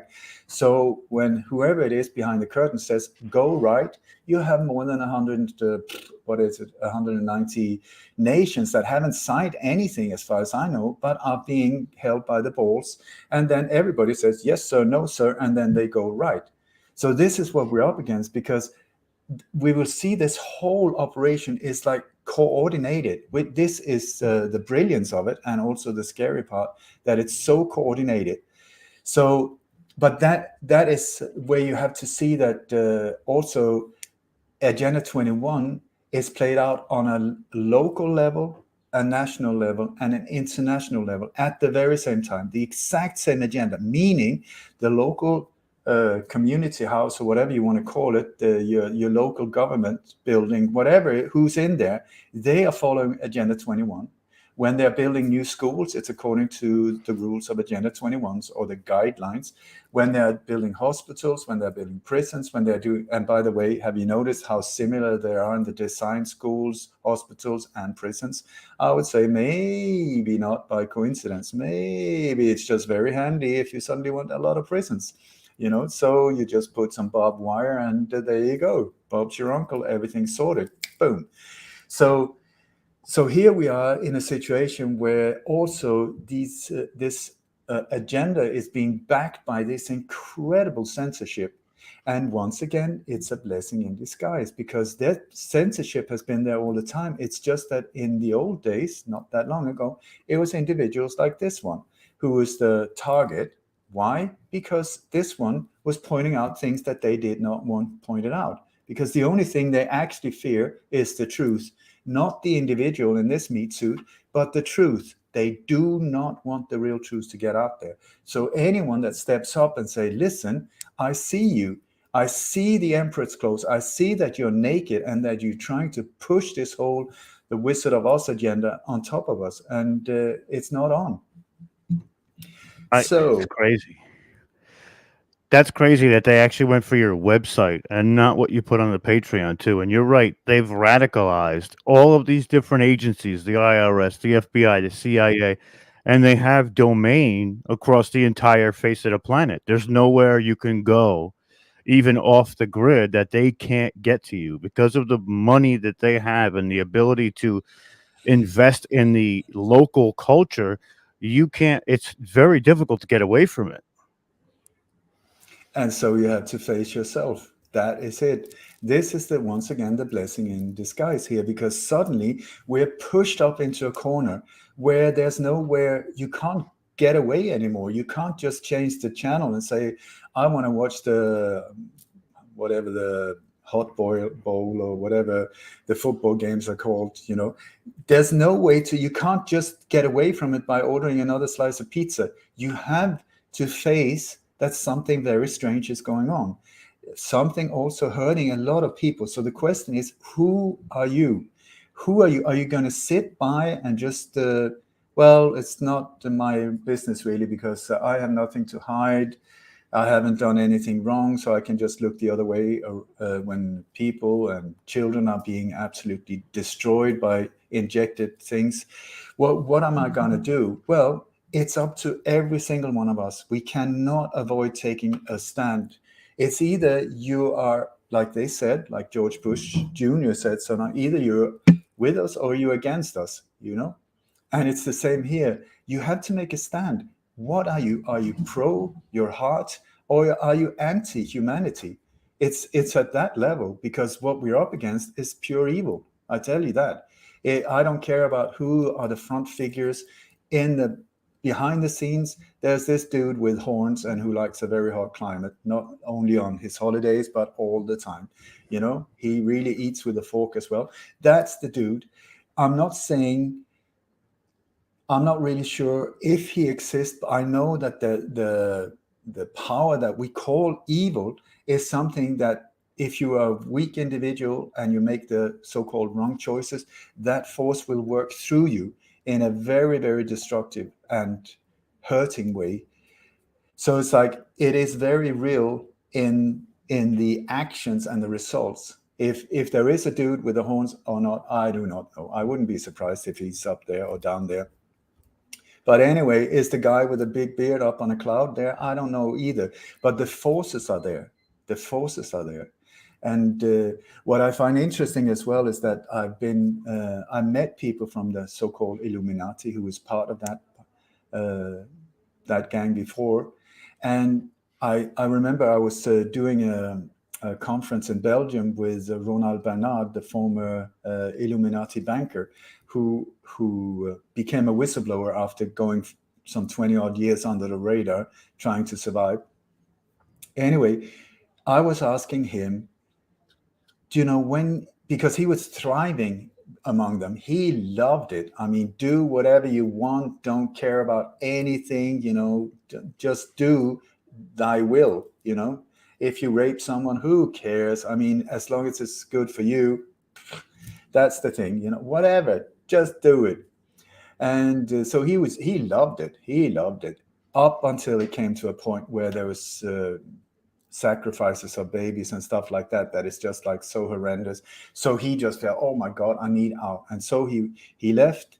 And anyway, so I spoke to him. I asked him, if you look at your life when you were among these individuals, how would you see someone like this one? And he said, the enemy. So I said, okay, so in that world, was there good and evil? He said, yes. So I said, how would you describe a one like this one? He said, evil. I thought that was super interesting because I see them as evil. They see me as evil. So I said, okay, so in these friends, were there real friendship? Yes. Were there love? Yes. Did they love their children? Yes. So how did they express their children? Through torture. He said through pain. I was like, what? What? Yes, it's through pain that they express love, because it's just like a battery, with plus and minus. And if you look in this duality, you have up and down, you got plus, minus, you got black, white, you got duality. And so we need both of them to be able to play in this matrix or whatever it is, apparently. And so he said the way they're striving this way towards the hot little dude with the horns. We're striving that way, trying to be good. They're trying to be so-called good, going that way. And they see someone like this as the enemy who's standing in the way, trying to obstruct them going that way. So I thought after that, I just thought, I'm never going to be able to understand this. No way. So I might as well let go of that one, trying to understand. But what I can see is that they believe that they're doing the right thing. I believe that I'm doing the right thing. People striving up towards the cloud are believing they're doing the right thing. So instead of judging each other, saying, oh my God, you're so evil, and that's so horrible, just see that we're striving in different directions. And in this, whatever we're living in, it's just a matter of I have decided that on my way through life, in this Dharma, I am going this direction, and I will do everything to stop and transcend what I see as evil. Not judging them though, because if you look at many of these, like Dr. Kill Bill and these other individuals, I mean, when you look at them, they're super psychos. They were born like that. They were born into families that destroy them into being sociopaths if they weren't psychopaths to start with. And they are striving for something good the way they see it. So you can't really blame them, because super psychos do not have empathy. They do not have it in them. So you can't say, you are so bad, you're so evil. No, they're just themselves. They're just themselves, and they're trying to excel to be the best Kill Bill, and these people can even be happy because they're really thriving doing what they're supposed to do, as would the Joker in a Batman movie, because you need a villain to be able to have this duality, so that we can go on a hero's journey, we can fight the dragons, and we can sort of great. So I think it's time to let go of the blame. It's time to, for me at least, it's time to don't charge it with a lot of negative emotions. Just say, absolutely no fucking way am I gonna allow anyone to get hurt on my shift. If I can stop it, if I can, and I don't even want to stop it, if I can transcend it, because you have forces against each other, and we are up against very mighty forces when it comes to the pushing force, or the dominating force, or the controlling force. So we have to deal with it in a different way, where I think transcendence is the way to just lift ourselves by raising the frequency, by letting go of fear, by confronting them, yes, and aiming the light right at their bullshit into the belly of the beast, to expose exactly what is happening. Because as any criminal or organized crime factor, or whatever it is, they cannot function if we see them. If the spotlight is on them, it neutralizes them. So that we don't have to go violent, we don't have to fight, we don't have to throw rocks at them or whatever, which is what they would love, because nothing is more of a wet dream than martial law, absolute total control. So we have to do it in a smart way, which is exposure, let the truth do the work, and us letting go of fear so that we will not be manipulated, informing ourselves and just calling out the bullshit for what it is, and then transcend it by feeling a lot of gratitude, just pumping up our heart with all of this love for humanity, for nature, and so on. Because what they're trying to do with their agenda is take away humanity from us, replace it with virtual reality, replace it with all kinds of things that looks like humanity, but it's not. So whatever way they're pointing, the only thing we have to do is go the other way. If they say this is good for you, I can guarantee you it's bad for you, and the other way around, and so on. So happy days, challenging days, scary days, and wonderful days. One of the things you've always been amazing at is looking at the revelation of the Methodists, where they tell you what they're doing before they do it. And you've had the instincts to thwart some of the conspiracies that you've seen brewing behind the scenes. Can you go into that a little bit and tell the audience of how you pretty much saved a lot of Europe from getting decimated through bombing? It's a long story, and I don't want to call it instinct whatsoever. It's a matter of learning the modus operandi that they are using, the methods they're using, and also it was only thanks to an insider that contacted me in the fall of 2014, informing me. He said, "I've been following you for some years. You're doing great, but you're missing out on the clues." And I was like, what are you talking about? He said, you have to become aware. They're hiding clues in the forensic evidence. After each and every one of these attacks, they're pointing towards the next one, or connecting to also former operations. But I said, why would they do such an incredibly stupid thing? I mean, that's a dead giveaway. And he said, yes, but these forces or individuals who are doing a lot of harm to humanity are very, very aware of the law of karma. What you do comes back to you. And they're terrified of that law. So what he said is what they're trying to do is show us, even in subtle ways, like they're hiding it, but still there.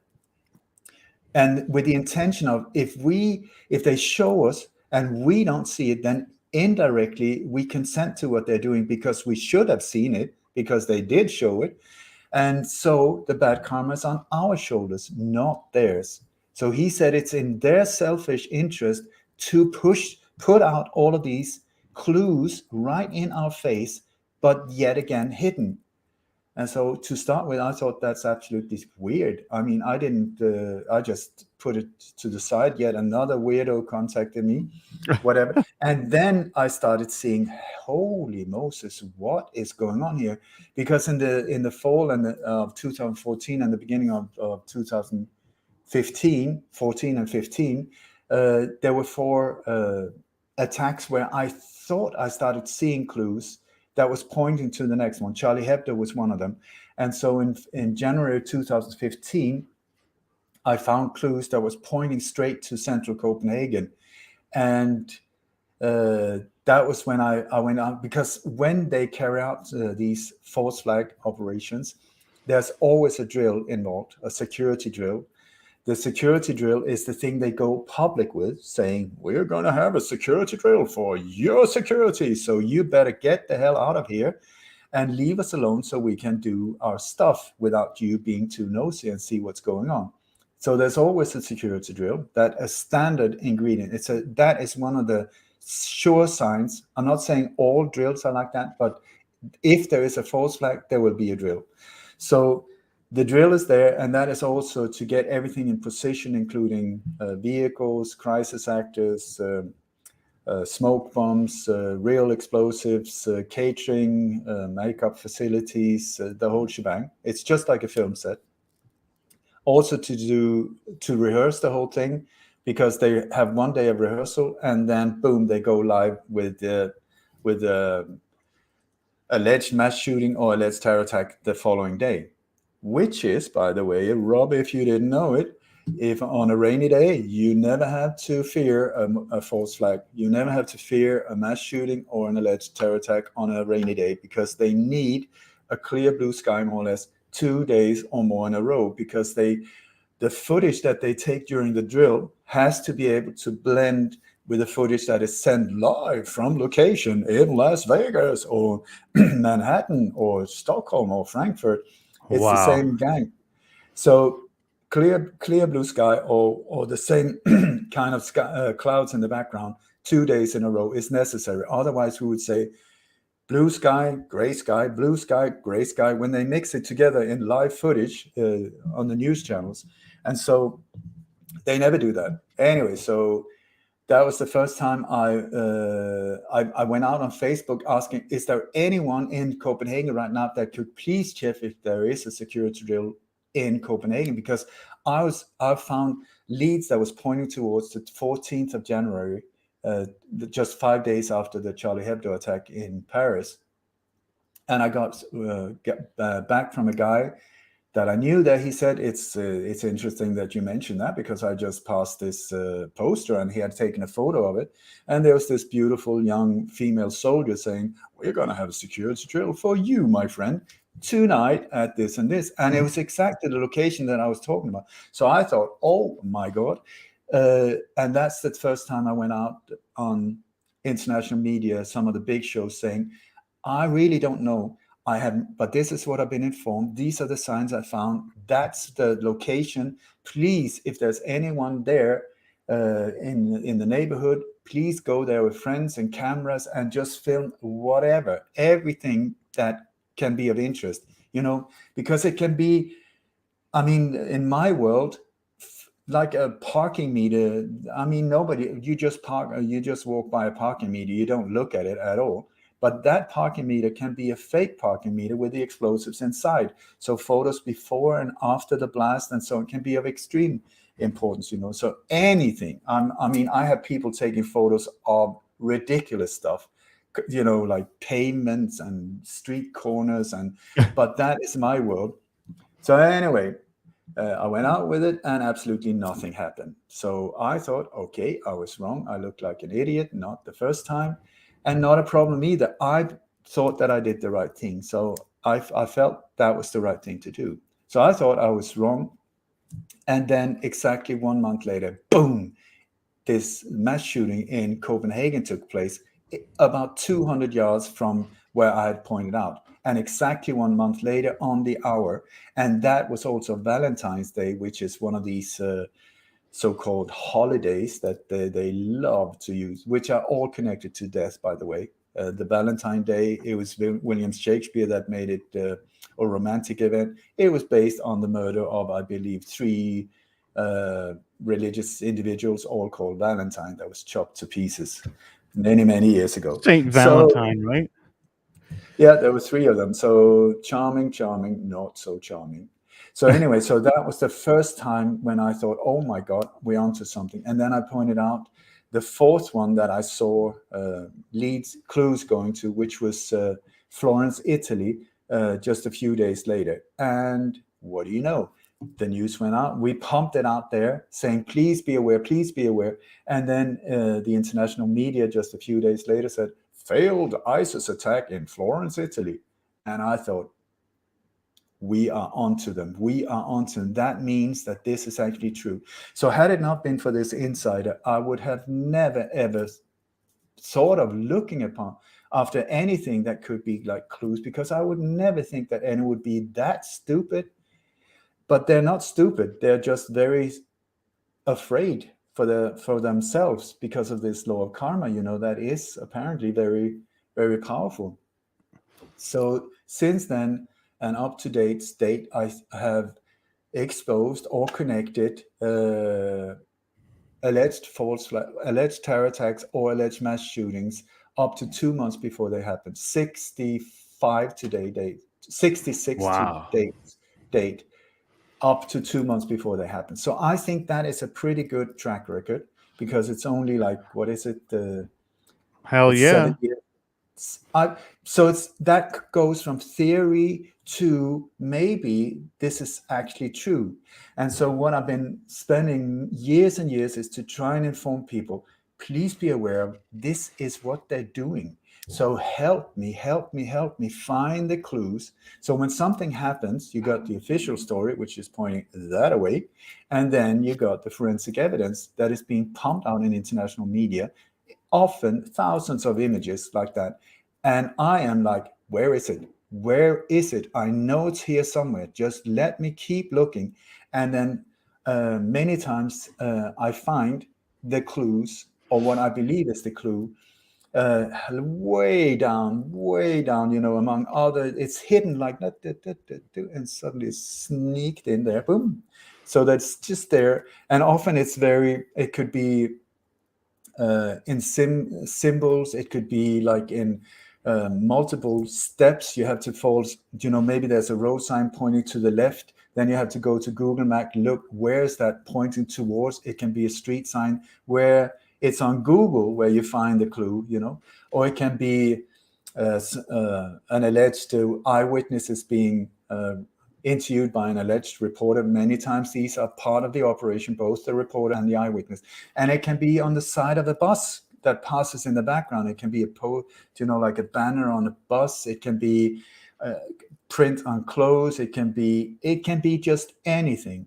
And then one thing that is also occurring all the time are shoes, Nike shoes that are left on site, inside the crime scene or nearby.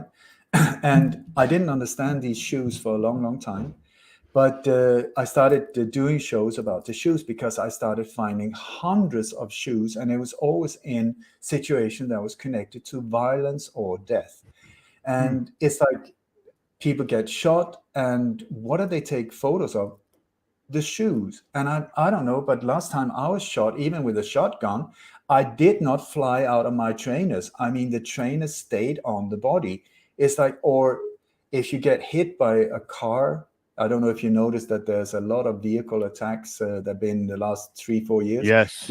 Before that, there were no car attacks driving Never. into a crowd. Or they wouldn't Never. put them in. They wouldn't put them in the paper, even if there was. But now they're everywhere. Yeah, and why is that? It's the old Roman template problem. reaction, solution. So here we have a problem with vehicles driving into crowds. Oh my God, that is a problem. Yes. So should we do something about the people that were driving the cars? Maybe get the standard of the driving permissions raised like that? No, it's the vehicle and that's the problem. So you will see there's a vehicle attack, boom. So people go into reaction mode. Oh my God, that's horrible. And then just a week later, there's introduced like a driverless bus to the library, or a driverless this, or driverless truck, or driverless this, because that is what they're trying. They're trying to get us into autonomous cars, vehicles, because it's part of the smart city, part of the fourth industrial revolution thing, where they're gonna, in the end, ban normal cars and have all of these cars that is without drivers. It's so handy. It's so you can even sleep and have a sandwich while doing absolutely nothing, while you're being taken somewhere inside the grid. But the thing is, the grid will end where they will not let you go further. So you will be transported around inside these smart cities, which is the whole point of all of these smart devices, is to get us into this digital grid, out of nature, out of the countryside, all of that, and pushed into smart cities where we can be controlled. Every aspect of our lives will be controlled, digitally controlled. That is the idea. And so we cannot have cars. Yeah, it's exactly. Somebody says Agenda 21. It is That's right. Agenda 21. Through and through. It's not hiding anywhere. It's there. And when you look at Agenda 21, it's really charming. It was architected by former Prime Minister of Norway, Gro Harlem Brundtland, Bilderberger, and Bilderberger, with, and then Morris Strong, another charming individual behind many of the big personalities we've seen step forward on scene. These two were the architects of Agenda 21, which was presented in, I think it was 92 in South America, at a conference that was called UNCED. When you pronounce it, it's UNCED. I love these type of things. Do you know the re-election committee for electing the president? It was CREEP, CREEP. That was Nixon's Really? sponsor. I mean, they're telling perfect. you. That's perfect. They're telling you. I know. So they're telling you. Just to But jump anyway, in real quick, I think that digital, the smart cars as well, is also for their climate change agenda, where they can put however many miles you go, they can tax you on that via the climate change too. But go ahead. Just a fact that I was looking into too. Rob, you are absolutely correct. And if you look into climate change, that is a massive big one, where Morris Strong is one of the same architects behind that one. Go figure. And when Agenda 21 was presented, what was that conference about? Climate change. The climate change is just another side of it. And it's a matter of them controlling and taxing us really to death. That is the thing. So even the air we're breathing, CO2, it's really, really good for nature. It makes things very green. It's so that it's good. But here we're being told, no, that's the enemy. And we're being taxed for, well, anyway, everything is upside down, inverted, which they're trying to do. Invert reality, which is what evil is always trying to do. So anyway, what was the question? It was Absolutely. about, Next question I have for you is, this is kind of a little bit more current events, and I just wanted to get your take on it. Of course, everybody knows what's going on between Russia, NATO, and Ukraine. When you look at it, what do you see? Knowing all that you know about how these people operate and function, what exactly do you see happening? I would see the exact opposite to what most people are seeing.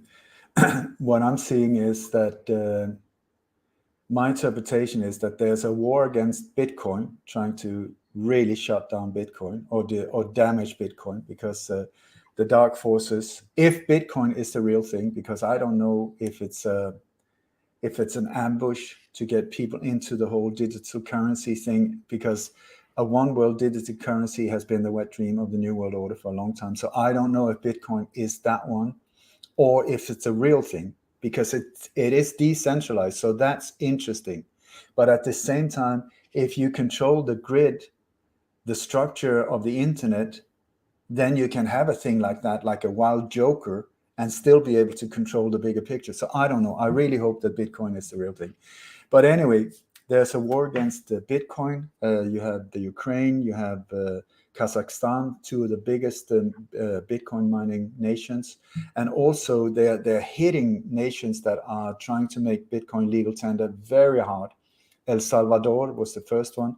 They're trying to really shake it and scare it. Paraguay was going to be one of the first ones as well. They decided right after the biggest Bitcoin conference in 2021 ever.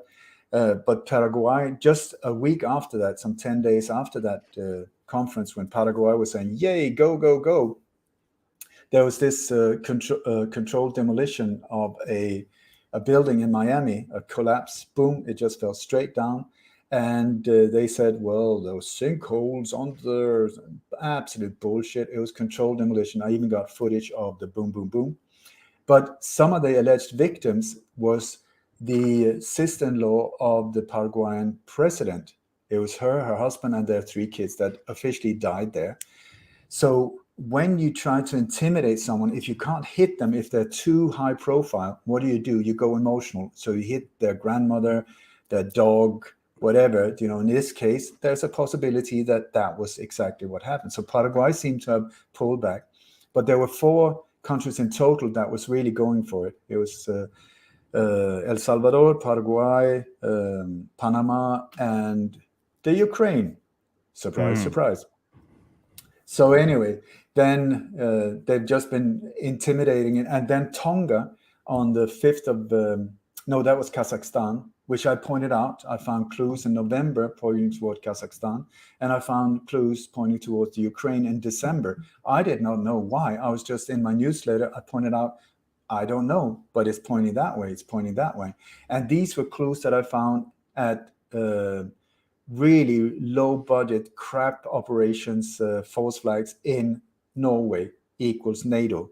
They were pointing. So I'm telling you, what happened in Ukraine and what happened in Kazakhstan did not come from uprisings, did not come from so on. So then Tonga went out on the 15th of January this year saying, we're going to be number 2. This tiny little nation said, we're going to be number 2 in the world with Bitcoin as legal tender. So what happened? Within hours, there was this massive volcanic eruption that was, according to NASA, if you want to believe NASA, anyway, they said that the power of that eruption was 500 times stronger than the bomb over Nagasaki. 500 times the bomb of the the nuclear explosion over Nagasaki or Hiroshima. That is not natural whatsoever. And also, if there's what appears to be satellite footage where you can see like a missile coming in and boom, it just explodes. And then during the whole eruption, there were 86,000 lightning strikes hitting the volcano. Does that sound natural to you? That's 167 lightning strikes per minute. I mean, it's like that's HARP, folks. That is directed energy weapons and HARP. That's HAARP. Exactly what I was going to say. It's geothermal weapons and direct energy weapons all trying to merge onto one spot. They have the tectonic plate motion, and then what they do is they take the cloud seeding as well for the lightning on top of it, which could destroy any living city if they did it the right way. Any city with nobody left. So here we have nation number 2 that is trying to stand up and do that. And I would say management by fear. They're showing that, telling people, this is what is going to happen to you. If you stand up to nations, if you follow them, we will destroy you. Exactly like they did with Kennedy. They could have dropped a pill in his coffee and boom, heart attack, JFK, thank you and goodbye. But instead, what they did in open daylight in front of the whole world, they killed him. They assassinated him, sending shockwaves in the corridors of power. Because what they were saying indirectly is, whoever you are out there, we can get anyone, anywhere, at any time. So you better back off. back off, behave, or you will be next. And that's why there's this secondary conspiracy of silence following so many of these whatever you want to call them. So anyway, so in the Ukraine, Kazakhstan, when that happened on the anniversary almost of the Capitol Hill attack, which I predicted 1 week before it happened on Navy SEAL Michael Jaco's show, I said, Capitol Hill, please be aware, because he was going there, and boom, it happened. What happened? Not what we're being told happened. I can guarantee you that. So, right. And they love the anniversary. So on the anniversary, boom, gas prices, the revolution, uprising. Absolutely not. Absolutely not. But what they did, they used it as an excuse. They got the prices up there, which just by changing the price going up, gas, enter, and suddenly you have an uprising because people got pissed off. And then you have provocateurs and all of these things, and through media pumping out, boom. It's so easy. We're so easily played. So what did they do? They went in, and one of the first thing they did was shut down the internet. So the Bitcoin mining went straight down. Boom. Attack on Bitcoin once again. I'm not saying that's the full picture, because also Kazakhstan is very interesting, because there's specifically one city called Astana, which has been prepared for some 20, 25 years as the New World Order, new capital, the new Rome of the earth. It's a bizarre city with it's so Freemasonically built. I mean, Washington D.C., but on steroids. It's out in the open. It's like pyramids and obelisk and Freemasonic sun temples. I mean, the whole shebang is there.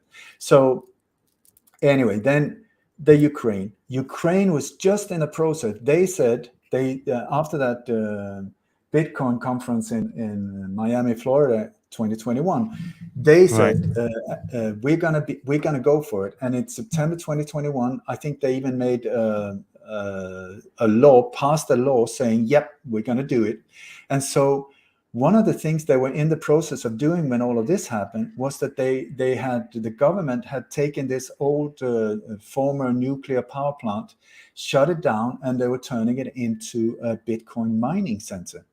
And then that was supposed to go live here the summer of 2022, I believe. So imagine the power of a place like that, what that could do for Bitcoin mining instead of people having it down in their basements and stuff. So I think that is a major part of this whole thing. Then you have, if you go into helicopter mode, which I think is where you have to look at these things, it's not a matter of nations. It's not a matter of US, China, this. You have to go above that to see that the world is being played like a chessboard, and nations are just like pieces on a chessboard. So for the last couple of years, they've used this pandemic as one of the things to deconstruct the US, deconstruct and destroy the financial situation and companies and hotels and restaurants, just destroy the whole infrastructure of the US, where we are playing along without understanding it by doing these truck convoys, where we're exactly following what they're trying to do: destroy the structure and getting the supermarkets empty and so on. So we have to be very aware of what we're following, so we're not following the piper, and we just come without really using our brain, having a really good intention, but playing their game to their advantage. So first superpower number one, the US, destroyed. Then they prepared a new capital in Kazakhstan. They've been talking for a long time about moving a power center to the middle of the world, in between Asia, the US, the whole shebang. What would be a more perfect place than Astana? If you look at the position on the map, dead center, flat around, I would say maybe a bit oval, whatever it is. It's absolutely not round. It's absolutely not flat. But anyway, dead center, Astana, boom. So strategically placed, interesting. So what do they do now? I would say they're going for superpower number two, which is Russia. So how to do that? How can they do that? Demonize First of all, That's the key word. Thank you, Rob. First of all, you need to demonize a nation to be able to get the rest of the world to applaud. Yes, go for it. Yes, go for it. So how do you do that? You get the media that you control to say this nation or this leader is doing horrible stuff. It's poison, chemical attacks on its own population. Syria. Thermobaric missiles that take your lungs out, pretty much, that just suffocates people. I know. Whatever it is, they will demonize it. So here we have an interesting situation because you got the Ukraine, and Ukraine is interesting for different reasons. One is the breadbasket of Europe. It's the wheat center of Europe. That's interesting. Also, it's where the Khazarian mafia has its roots, and the Khazarian mafia is very dominant in this dark agenda which is going on. So, and I do not want to appear like I'm understanding the full picture. Absolutely not. I'm just pointing out stuff here. So, but then we have Ukraine. So who is leading the Ukraine? I mean, that is interesting as well, because there is something. You got the power on a front, at least the power we see, because the real power is behind these shop windows. But one of the major shop windows at the moment is called the World Economic Forum with Klaus Schwab, Anal Schwab Klaus here, another version of Dr. Evil. Yeah. Very much so. I mean, he even looks like it's only the white cat that is missing. But so we got this, but that is the 1% financial percent of multinational corporation and individuals in key positions that are there to destroy the 99%. So that is an interesting organization, and this organization has another an education program that is called Young Global Leaders, which started in the early 90s, exactly like after George Bush Sr. went out and said on 9/11 of all dates in 1990, he said, "This is the new world order. We are gonna fuck you." Sorry for my French, so I will change my language. We will fuck you, because that is what he said. This is what we're going to do. We will totally screw you over in all areas of life, and there's nothing you can do. So just pull down your pants, bend over, and accept. That is what they said. And so from then on, all of these world leaders started talking about the new world order, the new world order, the new world order. You'll own nothing and be happy with it. We've infiltrated all the cabinets of the of all these different nations. Tulsi Gabbard, Justin Trudeau, all of them. They're all from the young leaders of the World Economic Forum. Yeah, the young global leaders. And among them are also like Bono from U2, who's a total sellout and who's been in the outskirts of several of these alleged terror attacks in Europe. You got Richard, what's his name, Virgin Record, Richard Branson. You got Angela Merkel. Tony Blair was in the outskirts in the beginning there as well. And one of the people they point out, Klaus Schwab, says that Putin was one of theirs as well. Yes, he was. But you have to be aware of. Yeah, but you have to be aware of if you play the game as well. If he's a real enemy, they can claim that he's one of theirs to destroy his credibility. Do you know? So it's multi-layered sometimes. So maybe got it. Be aware, smoke and mirrors. So anyway, they claim that he was one of theirs, that he in the early 90s. And that is very possible, because I heard an interview with a former MI6 agent who said that while he was being trained in the UK many years ago as a young man, one of the other agents in training was Vladimir Putin. So what? But that could also be a plant. So you have to be aware. But at the same time, if that's true, if Vladimir is MI6 and World Economic Forum young global leaders, Boris Johnson's dad was MI6, and he seems very much like he could very well have been into this as well. Then we have Zelensky, who graduated from the World Young Global Leaders in the year 2000. And he's an actor, a stand-up, and he played a role of himself the role he's playing today. Yes. He played that for some 5-6 years in a show called Servant of the People, I think, something like that.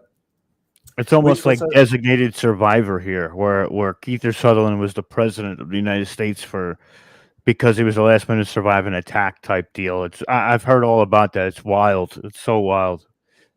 Sorry to But interrupt.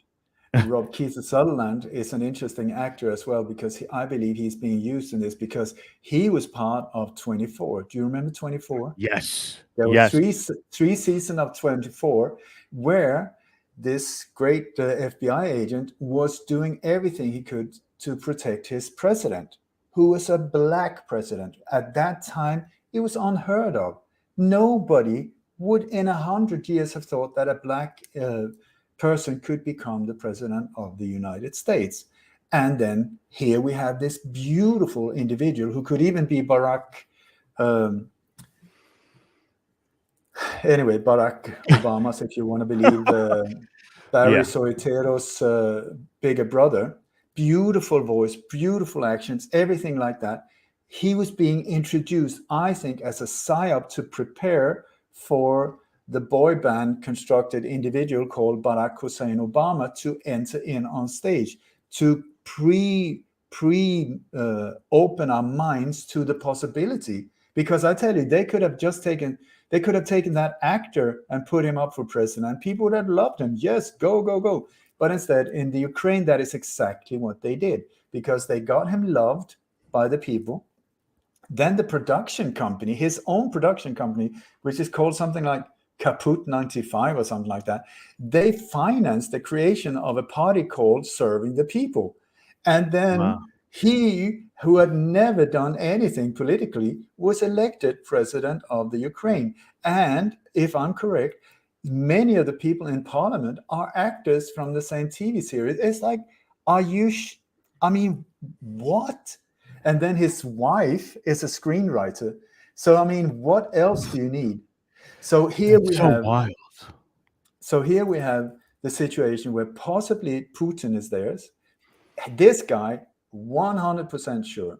So what do they need? So the US, I think it was the US State Department some weeks ago, they went out and said, or months ago maybe it was, they said, we just found out that Russia is planning a false flag attack on Ukraine.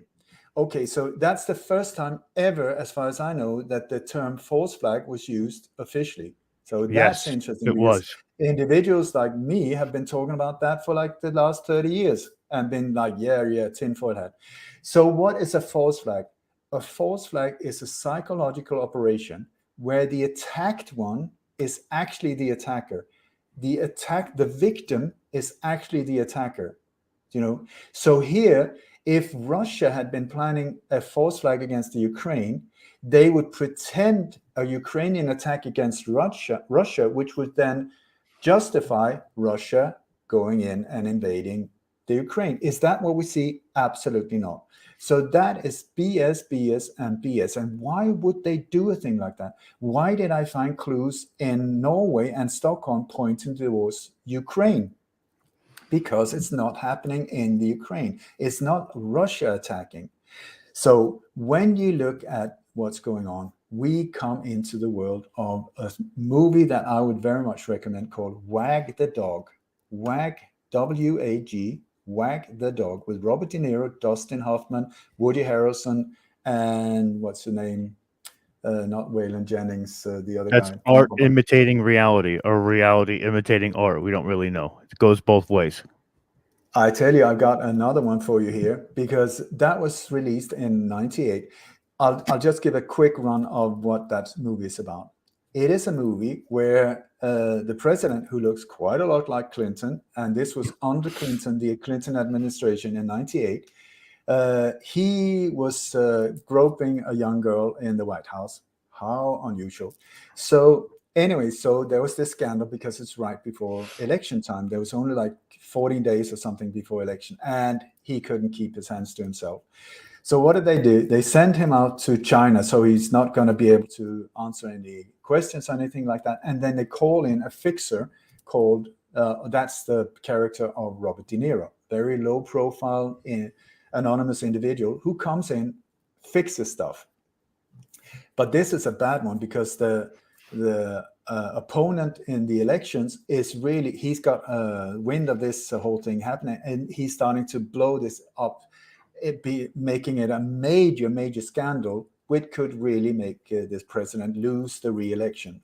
So problem for these forces. So what they do is that Robert De Niro says, we had to create a credible diversion so that media will look the other way, so that the nation will look the other way while we sort these problems out. Okay, so what he does is he creates a war that does not exist between Albania and the USA. So how does he do that? There is no war. There is no conflict. There is nothing. What they do is, because he's working for the White House, so he's got the powers to do stuff. So what they do is they activate the different military forces. They just say, please be on standby. That's it, on standby.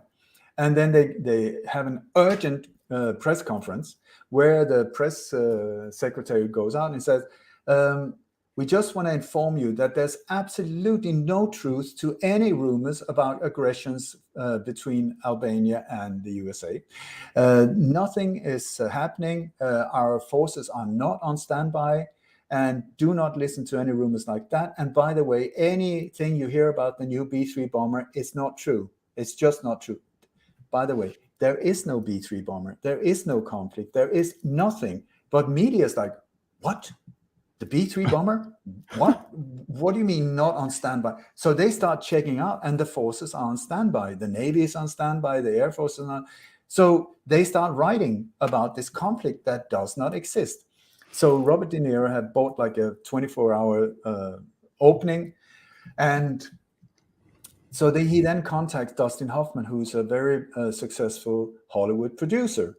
And so with this Hollywood producer, he said, we need to get them, we need it to get going, the emotions going, we need the whole thing. So we need war scenes, we need like women and children, young girls, puppies, no, not puppies, kittens is even better, get the emotions going.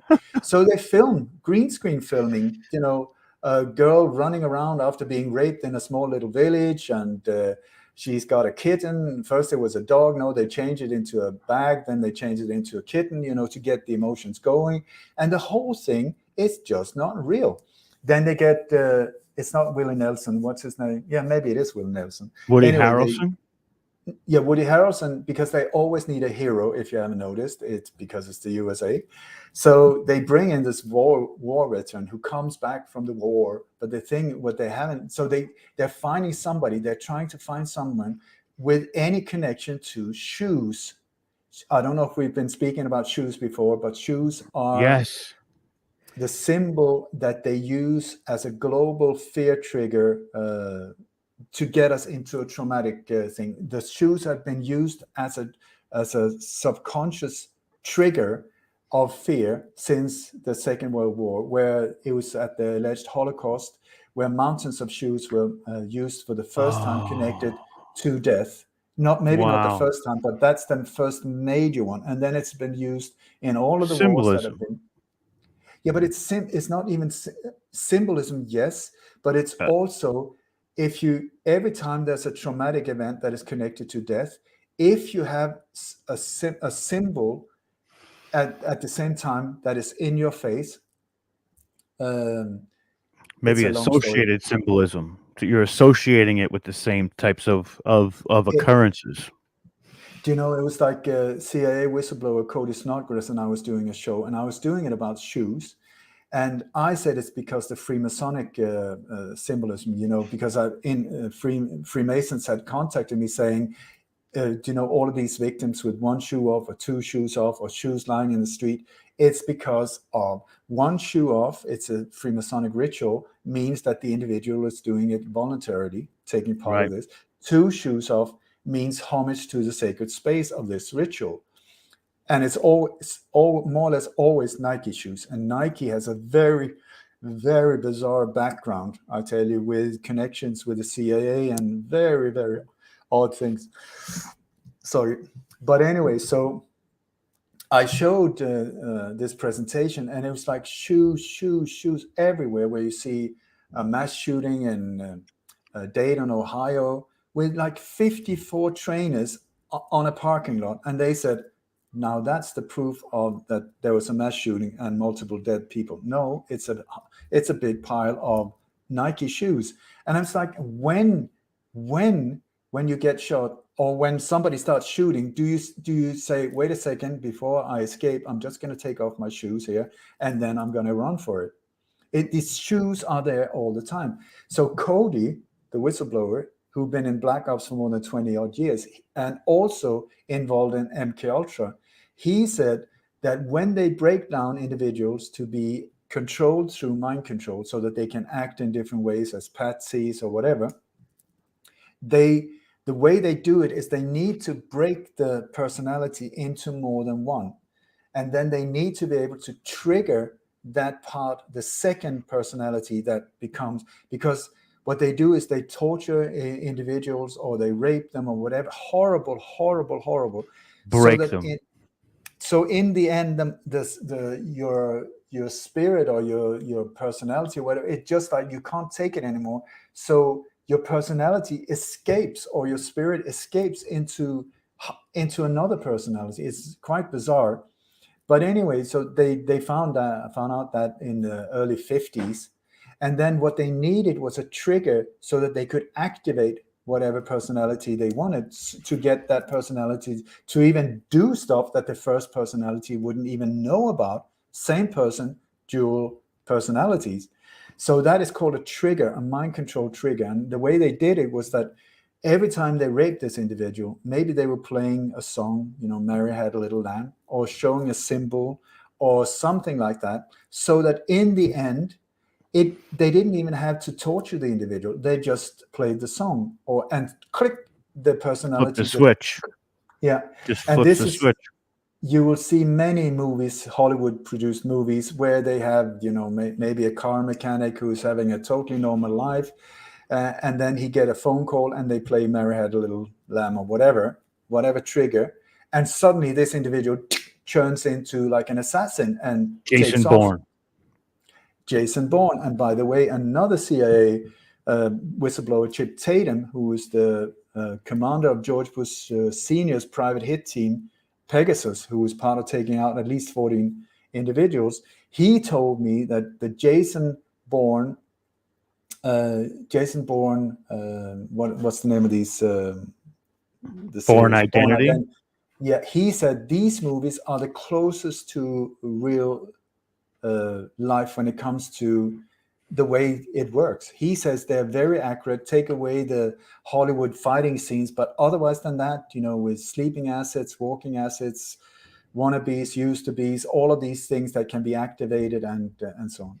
So anyway, so what Cody was, we go back to the other CIA whistleblower, he said that as far as he could see, that these shoes were being used as a global trigger, because mind control trigger globally, because so many years we've seen from the Holocaust and onwards, death, and what is in the front?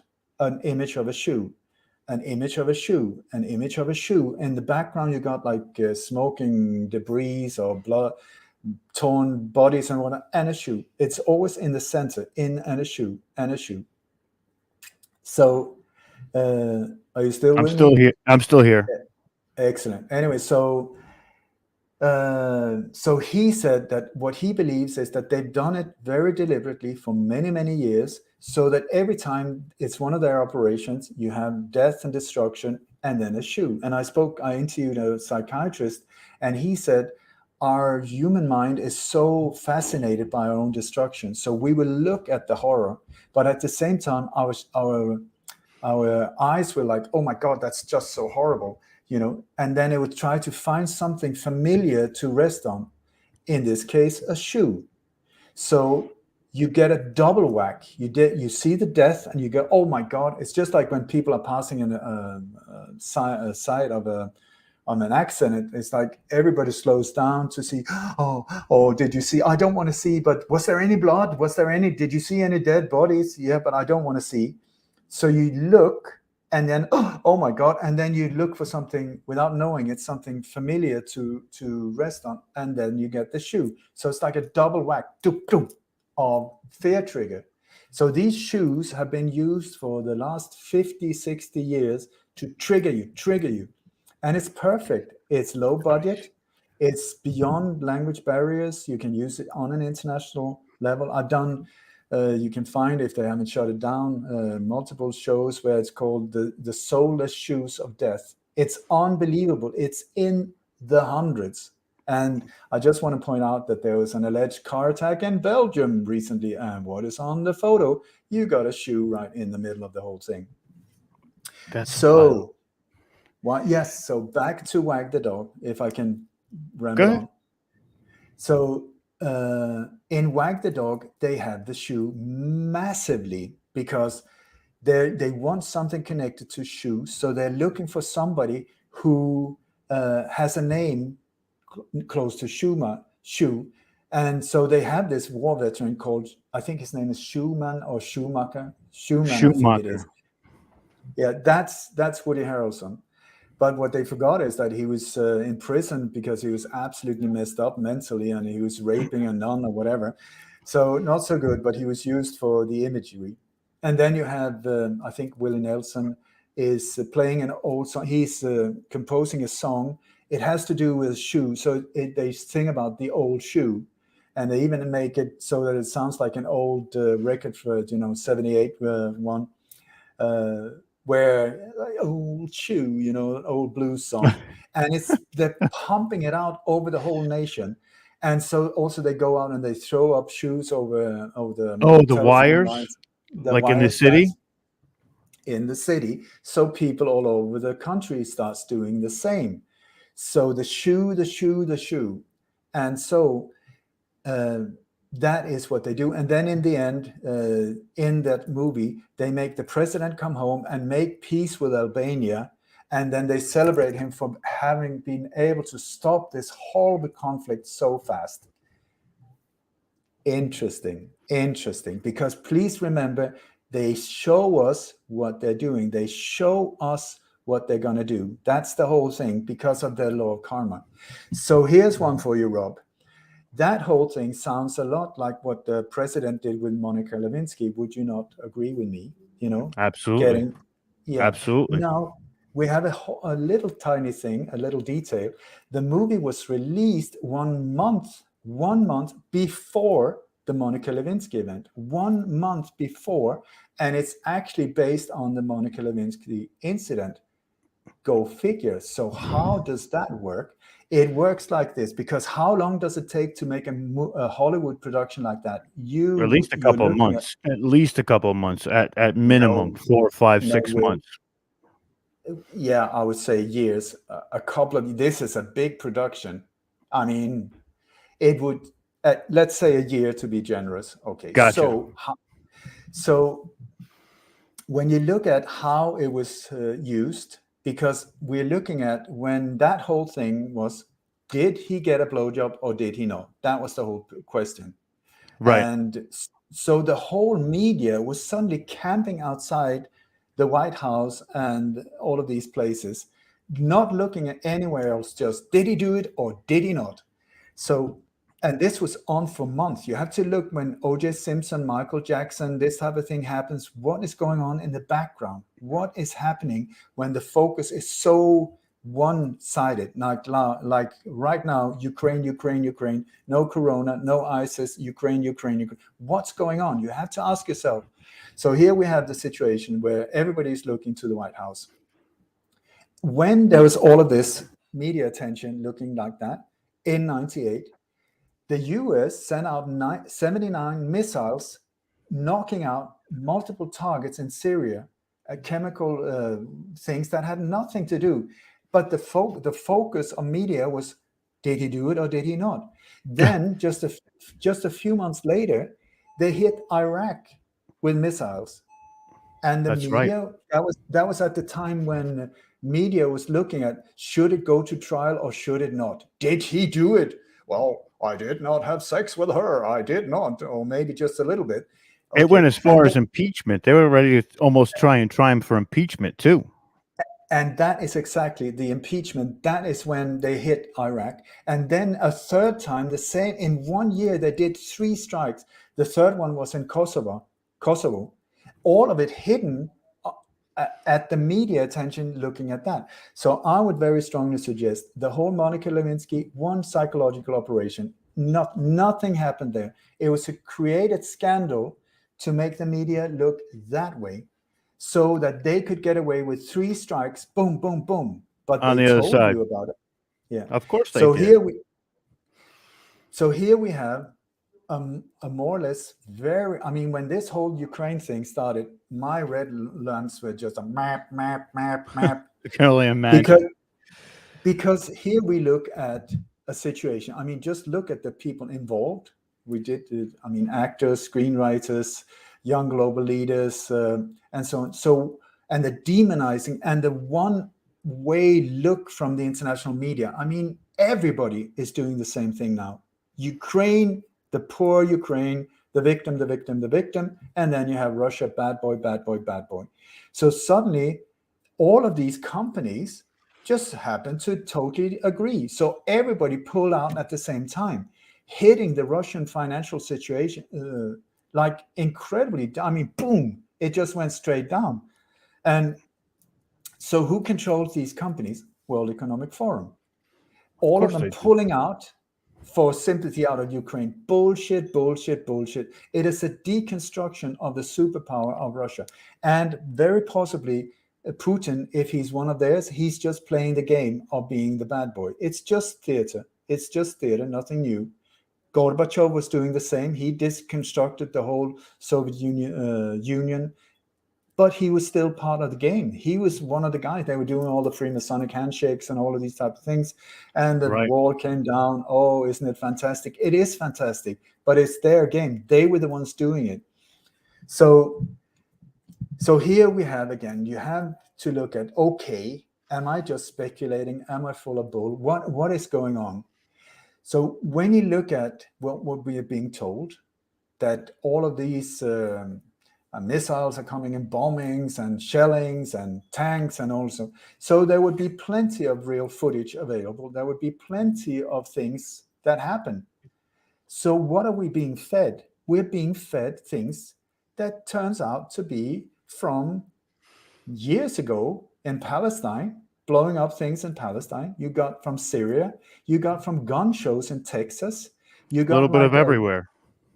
You got taking stuff from all over the place. It's crazy. I saw that too. And they have Zelensky walking the front line in 2000. I think it was 2014 when he was visiting troops. 2016. It's just wild. They're just throwing whatever they find out. There was even an explosion they showed. It was from China, where I think it was a factory blew up from a spill of some sort. It's just crazy. Yeah. It's crazy stuff. You got another. There's one photo. There's one photo of. Well, there you got Boy George. Yeah. There was one photo of from a gun show in Texas, also where you see all of these explosions. Then there's several images being used from a computer game, I kid you not, called Armor 3. And Armor 3 have, as far as I know, have even started suing the different news channels for using footage from their computer game.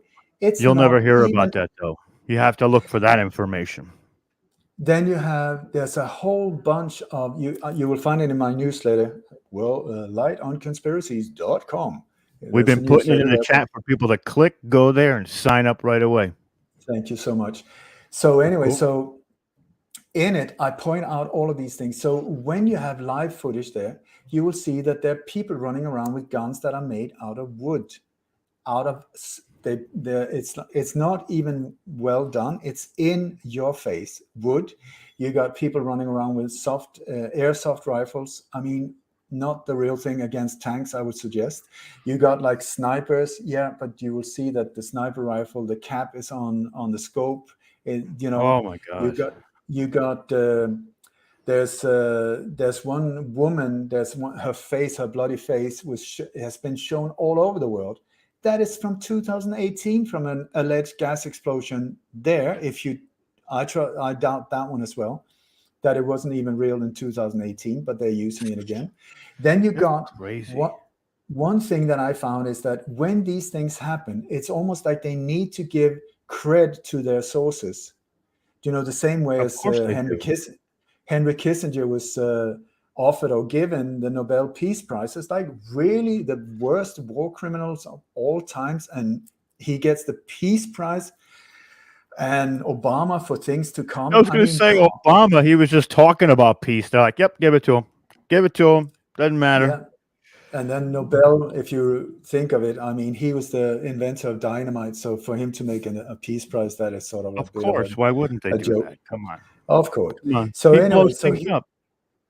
So here we have when I found a very clear pattern of photos of false flags. We have an alleged assassination of a Russian ambassador in Turkey in 2016, where one of the security guards pull out a gun and shoots him. I and other people have totally exposed it as a false flag. It didn't even happen. It was not a real assassination.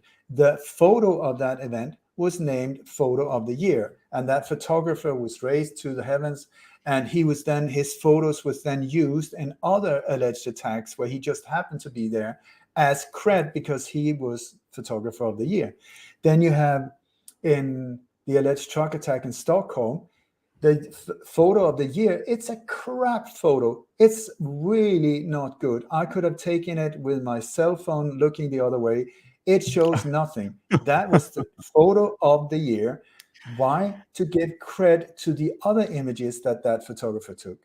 Then you have, there's one guy, especially from Ukraine. I forgot his name now. It doesn't matter. But anyway, he was named photographer of the year in 2015, I believe, when MH17 is said to have been, this Malaysian plane crashed in the Ukraine. That is what they claim. There's so many mysteries and question marks around that plane crash. Anyway, so there was a group of scientists on board that plane that were looking into HIV and AIDS, which is a total construction, just like the thing we're not supposed to mention. Right. That sounds a lot like a nice beer. And also were at the point of possibly exposing Fauci and other of these bad boys that have been in this game for a long time. So they just happened to very conveniently die on board of that plane. So one of the photos that was taken from that crash site is of a plane chair, and then you just see a dead body in it. But the only thing you see is a foot without a shoe. Okay, so here we have, that's the center of this photo. There's no burnt grass around it. There's no torn things on the seat. It's just a seat and a body with a foot showing out. Anyway, so that was photo of the year. And this guy is now, when I've been tracking down the photos taken by him, and he's the one that is giving credit for the photos taken from Arma 3, this computer game, and other photos that is just not real. They're just not real. And so what are we looking at? We're looking at a massive deception. Then there are some very fantastic individuals. You have to question them as well, but I really think that they're the real deal. There's one English guy who just took a plane over there, a flight to Poland, and then a train into the Ukraine to see what's going on. And what he found like film stages, like there were specific train stations where people were crammed inside. Wow. Chaos. People were filming inside. On the outside, absolutely nothing happened. He went to different places. They say, you can't go to Kiev. It's a war zone. He went there. It was just another Monday, Tuesday, Wednesday day. Nothing unusual. Nothing, no explosions. That happens when they're on the news too. When they're on the news and they're sitting there reporting, the background looks like just a regular city, cars driving, people walking, but it's supposed to be a war zone. Makes no sense. You got the specific websites around the world where you can see CCTV footage from, just like stationary cameras from plazas in different cities. You look at Kiev. I looked on the media, bombs going off and boom, boom, boom. That was from the gun show in Texas or Houston or whatever. And then you look at the footage from the Ukraine. It's not even the same daylight. It's not even the same, they haven't even got that correct, and nothing is happening. Then you got CNN during the first Iraq war, the Desert Storm. They had these reporters that was in a studio. I mean, it's like an echo, even though you can see palm trees in the background, but you can hear the echo. And they're standing around joking. And now it's called CNN bloopers. What? Yeah, That was real it's footage. all trash. But They're all anyway, trash. It's crazy. it was live footage, and in it, they suddenly started, oh my God, was that a bomb? And they put on a bulletproof vest and a gas mask. And then afterwards, you hear them stand and joking and stuff. Here, we have the exact same scenario where a guy is standing, it's direct from CNN and the Ukraine. There's nothing moving. He's standing in front of a green screen, or I don't know if it's green screen or just a photo print. There's no movement whatsoever. Normally, there would be some lights on, off, a car, nothing. And then he's standing and he suddenly says, "Did you hear something?" And the reporter says, "Yes, was that an explosion?" There was nothing there. Sure was. Anyway, Sure was. So this guy puts on a helmet and then a bulletproof vest, and it's all so dramatic. It's called bullshit, bullshit, bullshit, and bullshit. And I think they're doing it on purpose because they need to show us it's not real. Why else would they run around with guns made of wood? Why would they do it? It's to say to us, please wake up, wake up. It's not real. It's not. It's not. And I hate to do this all, but we got to wrap in like 2 minutes. So just say a final piece, because I know we could go for hours doing this. We could talk about this stuff for hours, and I love it. I love it to death. But we got to wrap up because we'll lose some of the footage at the end. With YouTube only does 12 hours, so I'll give you the last 2 minutes to rock it out. Rock it out. So I would say, please question everything, myself included, and then ask yourself, if it's fear-based, who benefits from you getting scared? Who benefits from you believing something that makes you feel, oh my God? These are the ones you have to look out for. Whatever comes from the heart, follow that, and don't follow it without blindly. Just feel with your heart instead of your mind, and then take a step back, breathe, and do the right thing.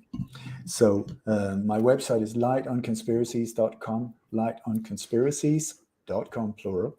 That's more or less the only platform I'm still on. I used to be on all of them. I've been shut down and destroyed and bombed and whatever, but still here and not going anywhere. So lightonconspiracies.com. It's a travesty that they've done that to you. And, watching what you do has given me the ability to see a lot more of the inside baseball and really check out what's happening, because I take it from a different perspective now, especially after talking to you a few times and watching your work. So if you guys haven't checked out lightonconspiracies.com, I'm telling you, you're missing out. It is incredible what you talk about in your interviews and when you're on. It's absolutely phenomenal. So it's always an honor and a privilege. Ole, I love talking to you. I'm gonna have you come back on Full Spectrum soon, and we're gonna rock out. We're just gonna go no time limits, just to the wall. You know what I mean? We're really gonna get crazy. But yeah, I appreciate you coming through, and I have so much respect for you, my friend. And we'll talk very soon. Thank you so much for having me on. And life is good. Never forget that, and stay in gratitude, and don't buy into bullshit. Wise words. Thank you, sir. Thank you. Epic conversation. Thank you, Oli. Two Thank you very much back-to-back for epic your conversations, bro. Wow. Beautiful upload. I appreciate that. And thank you for your contribution to Humanity Unplugged. Just raising awareness like that is really what we need. I was sitting here just nodding my head every Me time. too. On camera, right, like, yep, something, and yep. it's like, oh my God, yep, yep, yep, I'm aware of that. I'm aware of that. And I know exactly what Oli's going through when it comes to censorship and shadow banning and all of that. Look at this channel, for instance. It's been around for 7 years, and it has 3,700 subscribers. In 7 years, if this channel wasn't shadow banned, it should be like upwards of 1 million, 500,000, because Watchers Talk has good content, it's produced well. But because of the shadow ban, they don't put this feed out. They don't allow people to see this because they don't.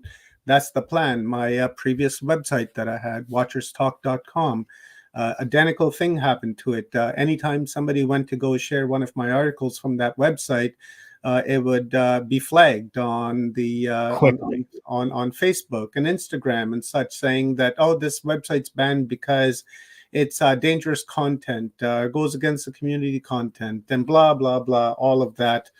So I was forced to shut that down, right? Because there was no point in keeping a website that the URL was, compromised, so to say, right? Couldn't share it anywhere, and people want to share, but traffic just drops after a while. And I totally get it. It's bullshit, and I think we have to really do our shadow work and take our light into the darkness, shine it, do the shadow work there, and realize and understand what that is. What are we dealing with? What is the nature of this? What's the force behind this? We know that you have all these groups, these economic forums and G20 countries and these treaties and that treaties, sure, but even those treaties themselves are, they're a front, right? All these presidents and all these prime ministers and queens and royals and all of these people,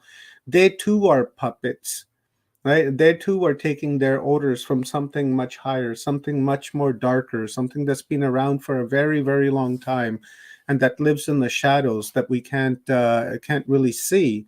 And it's those people that are controlling this world. Some would say that they're the parasitic archons or the dark entities, or something towards those lines. And who knows, right? We can speculate and we can open ourselves to discussion and dialogue, and try to figure that out. And with Oli's upload there, he allowed us to really look deep into what these guys are doing. Like when he was talking about Ukraine, I was thinking to myself, like last night, I was telling Amy, I kept pausing the news channel there because I was global news. And I like watching it at night because Amy and I sit there and say, okay, let's go and see what these guys are bullshitting us with today. So we go there and we watch, and they showed Ukraine, and I kept pausing it, and I was like, look, baby, these guys are saying that these people are escaping this first city that the Russians supposedly have taken, and they're bombing this country, but every single one of them is wearing brand new clothes. How is that possible? Like, did these people, like, bombs are falling and they're like, grab their best outfit, the newest outfit they had, and put them on? There's one guy standing there smiling and laughing. And then I kept pausing. I was like, look at their shoes. It has there's nothing on it. Like, look at the soles. They're clean. They don't have any damage on them. And Amy's like, yeah. She's like, that's fucking bullshit. And I was like, yeah, the entire thing is garbage. The entire thing. They cannot be believed. And then they showed this news reporter guy there. He, you see him. There's nothing going on. Absolutely nothing. But he's got this great big bomb jacket on with this great big helmet that's like this big, that's going to protect his head. He's got goggles on, going for the full effect, right? And I was looking at Amy. I was like, look at this clown, right? And I said, really, like, look at this clown. Like, how does he do this? He must not have a conscience. He must not have self-value to do this. Because if you had self-value and if you valued humanity, you wouldn't do this. You wouldn't be involved in this type of, make-believe thing to complete an agenda, right? So I'm so very happy that Oli came and exposed this to us all, right? Because it's very, very important that when we look at these newscasts, we look at them with, a really side eye. You know what I do, Stone, is I stopped watching, these mainstream news, right? I used to go to those guys for my news every day, right? Because I was a news junkie and I still am. But now I get my news from a little bit of a different source, right? I get it from this guy, right? His name is Scott Goulet. He's an independent journalist. He has no connections to like nothing.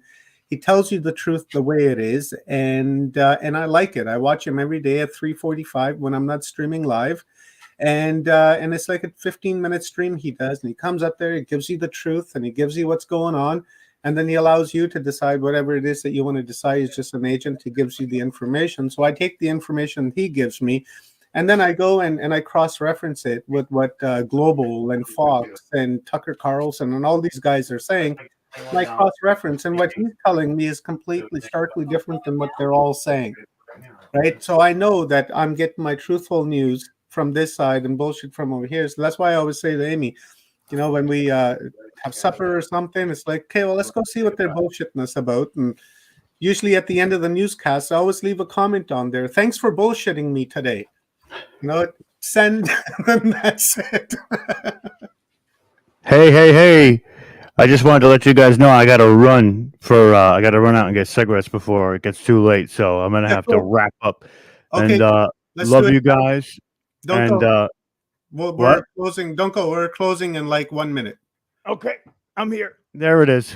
So, guys, our schedule for tomorrow. Thank you very much to everyone today. Tomorrow is our 10th day. Going to start the day off at 8:10 a.m. with Hugh Newman. Then we're going to jump over to Tom Palladino, then Guimore Legrand, and then after that, Angela LaRue, and then Eric Hecker, and then Rosalind Beth Horowitz, and then Dave Gannett, Ernie Atwell, Sean Morgan, Marlon Cox, and hopefully Leah Capitelli. But if not Leah Capitelli, we have that covered. And that's and maybe Janelle Ware. We might switch that up, but that's just a backup there. And that is our plan for tomorrow. Today was a wonderful day, everyone. Thank you very much for all of your contribution. Thank you to the mods in the Watchers Talk chat room for moderating, sharing links, and keeping an eye on the behavior in there. Everyone was really good anyways. No posters today. Yeah, no posters. None at all. I think we blocked them all. I think we got them. I appreciate you guys. Thank you for super chats. Thank you for any PayPal donations. We appreciate that. My name is Omar, coming at you guys from West Coast, British Columbia, Canada. Thank you. A big, huge thank you to Jennifer Koofman today for her film. What was the name of that? There's got to be something more to this, something better than this. I forget. There's just been a long day, a lot of information in here. Yeah, dude. Right. So So much. that's, you know who you are, you know what you've done. And Jennifer, thank you very much. I truly appreciate it. And thank you to Kathy for making that connection happen. So a lot of love to you guys. My name is Omar, coming at you guys from West Coast, British Columbia, Canada. I love you all. See you guys tomorrow morning at 8. Really quickly, Stone, any last words? And really quickly, Rob, any last words? I love you all. Go Check ahead, out Stone. Paul Wallace. I don't know. I'm so shot right now. That was just an intense conversation at the end of the night. Yeah, right. We were hammering it. That was something else, I'll tell you. Tomorrow's going to be just as much fun. So I know. Hey, I know. guys. Last 2 days.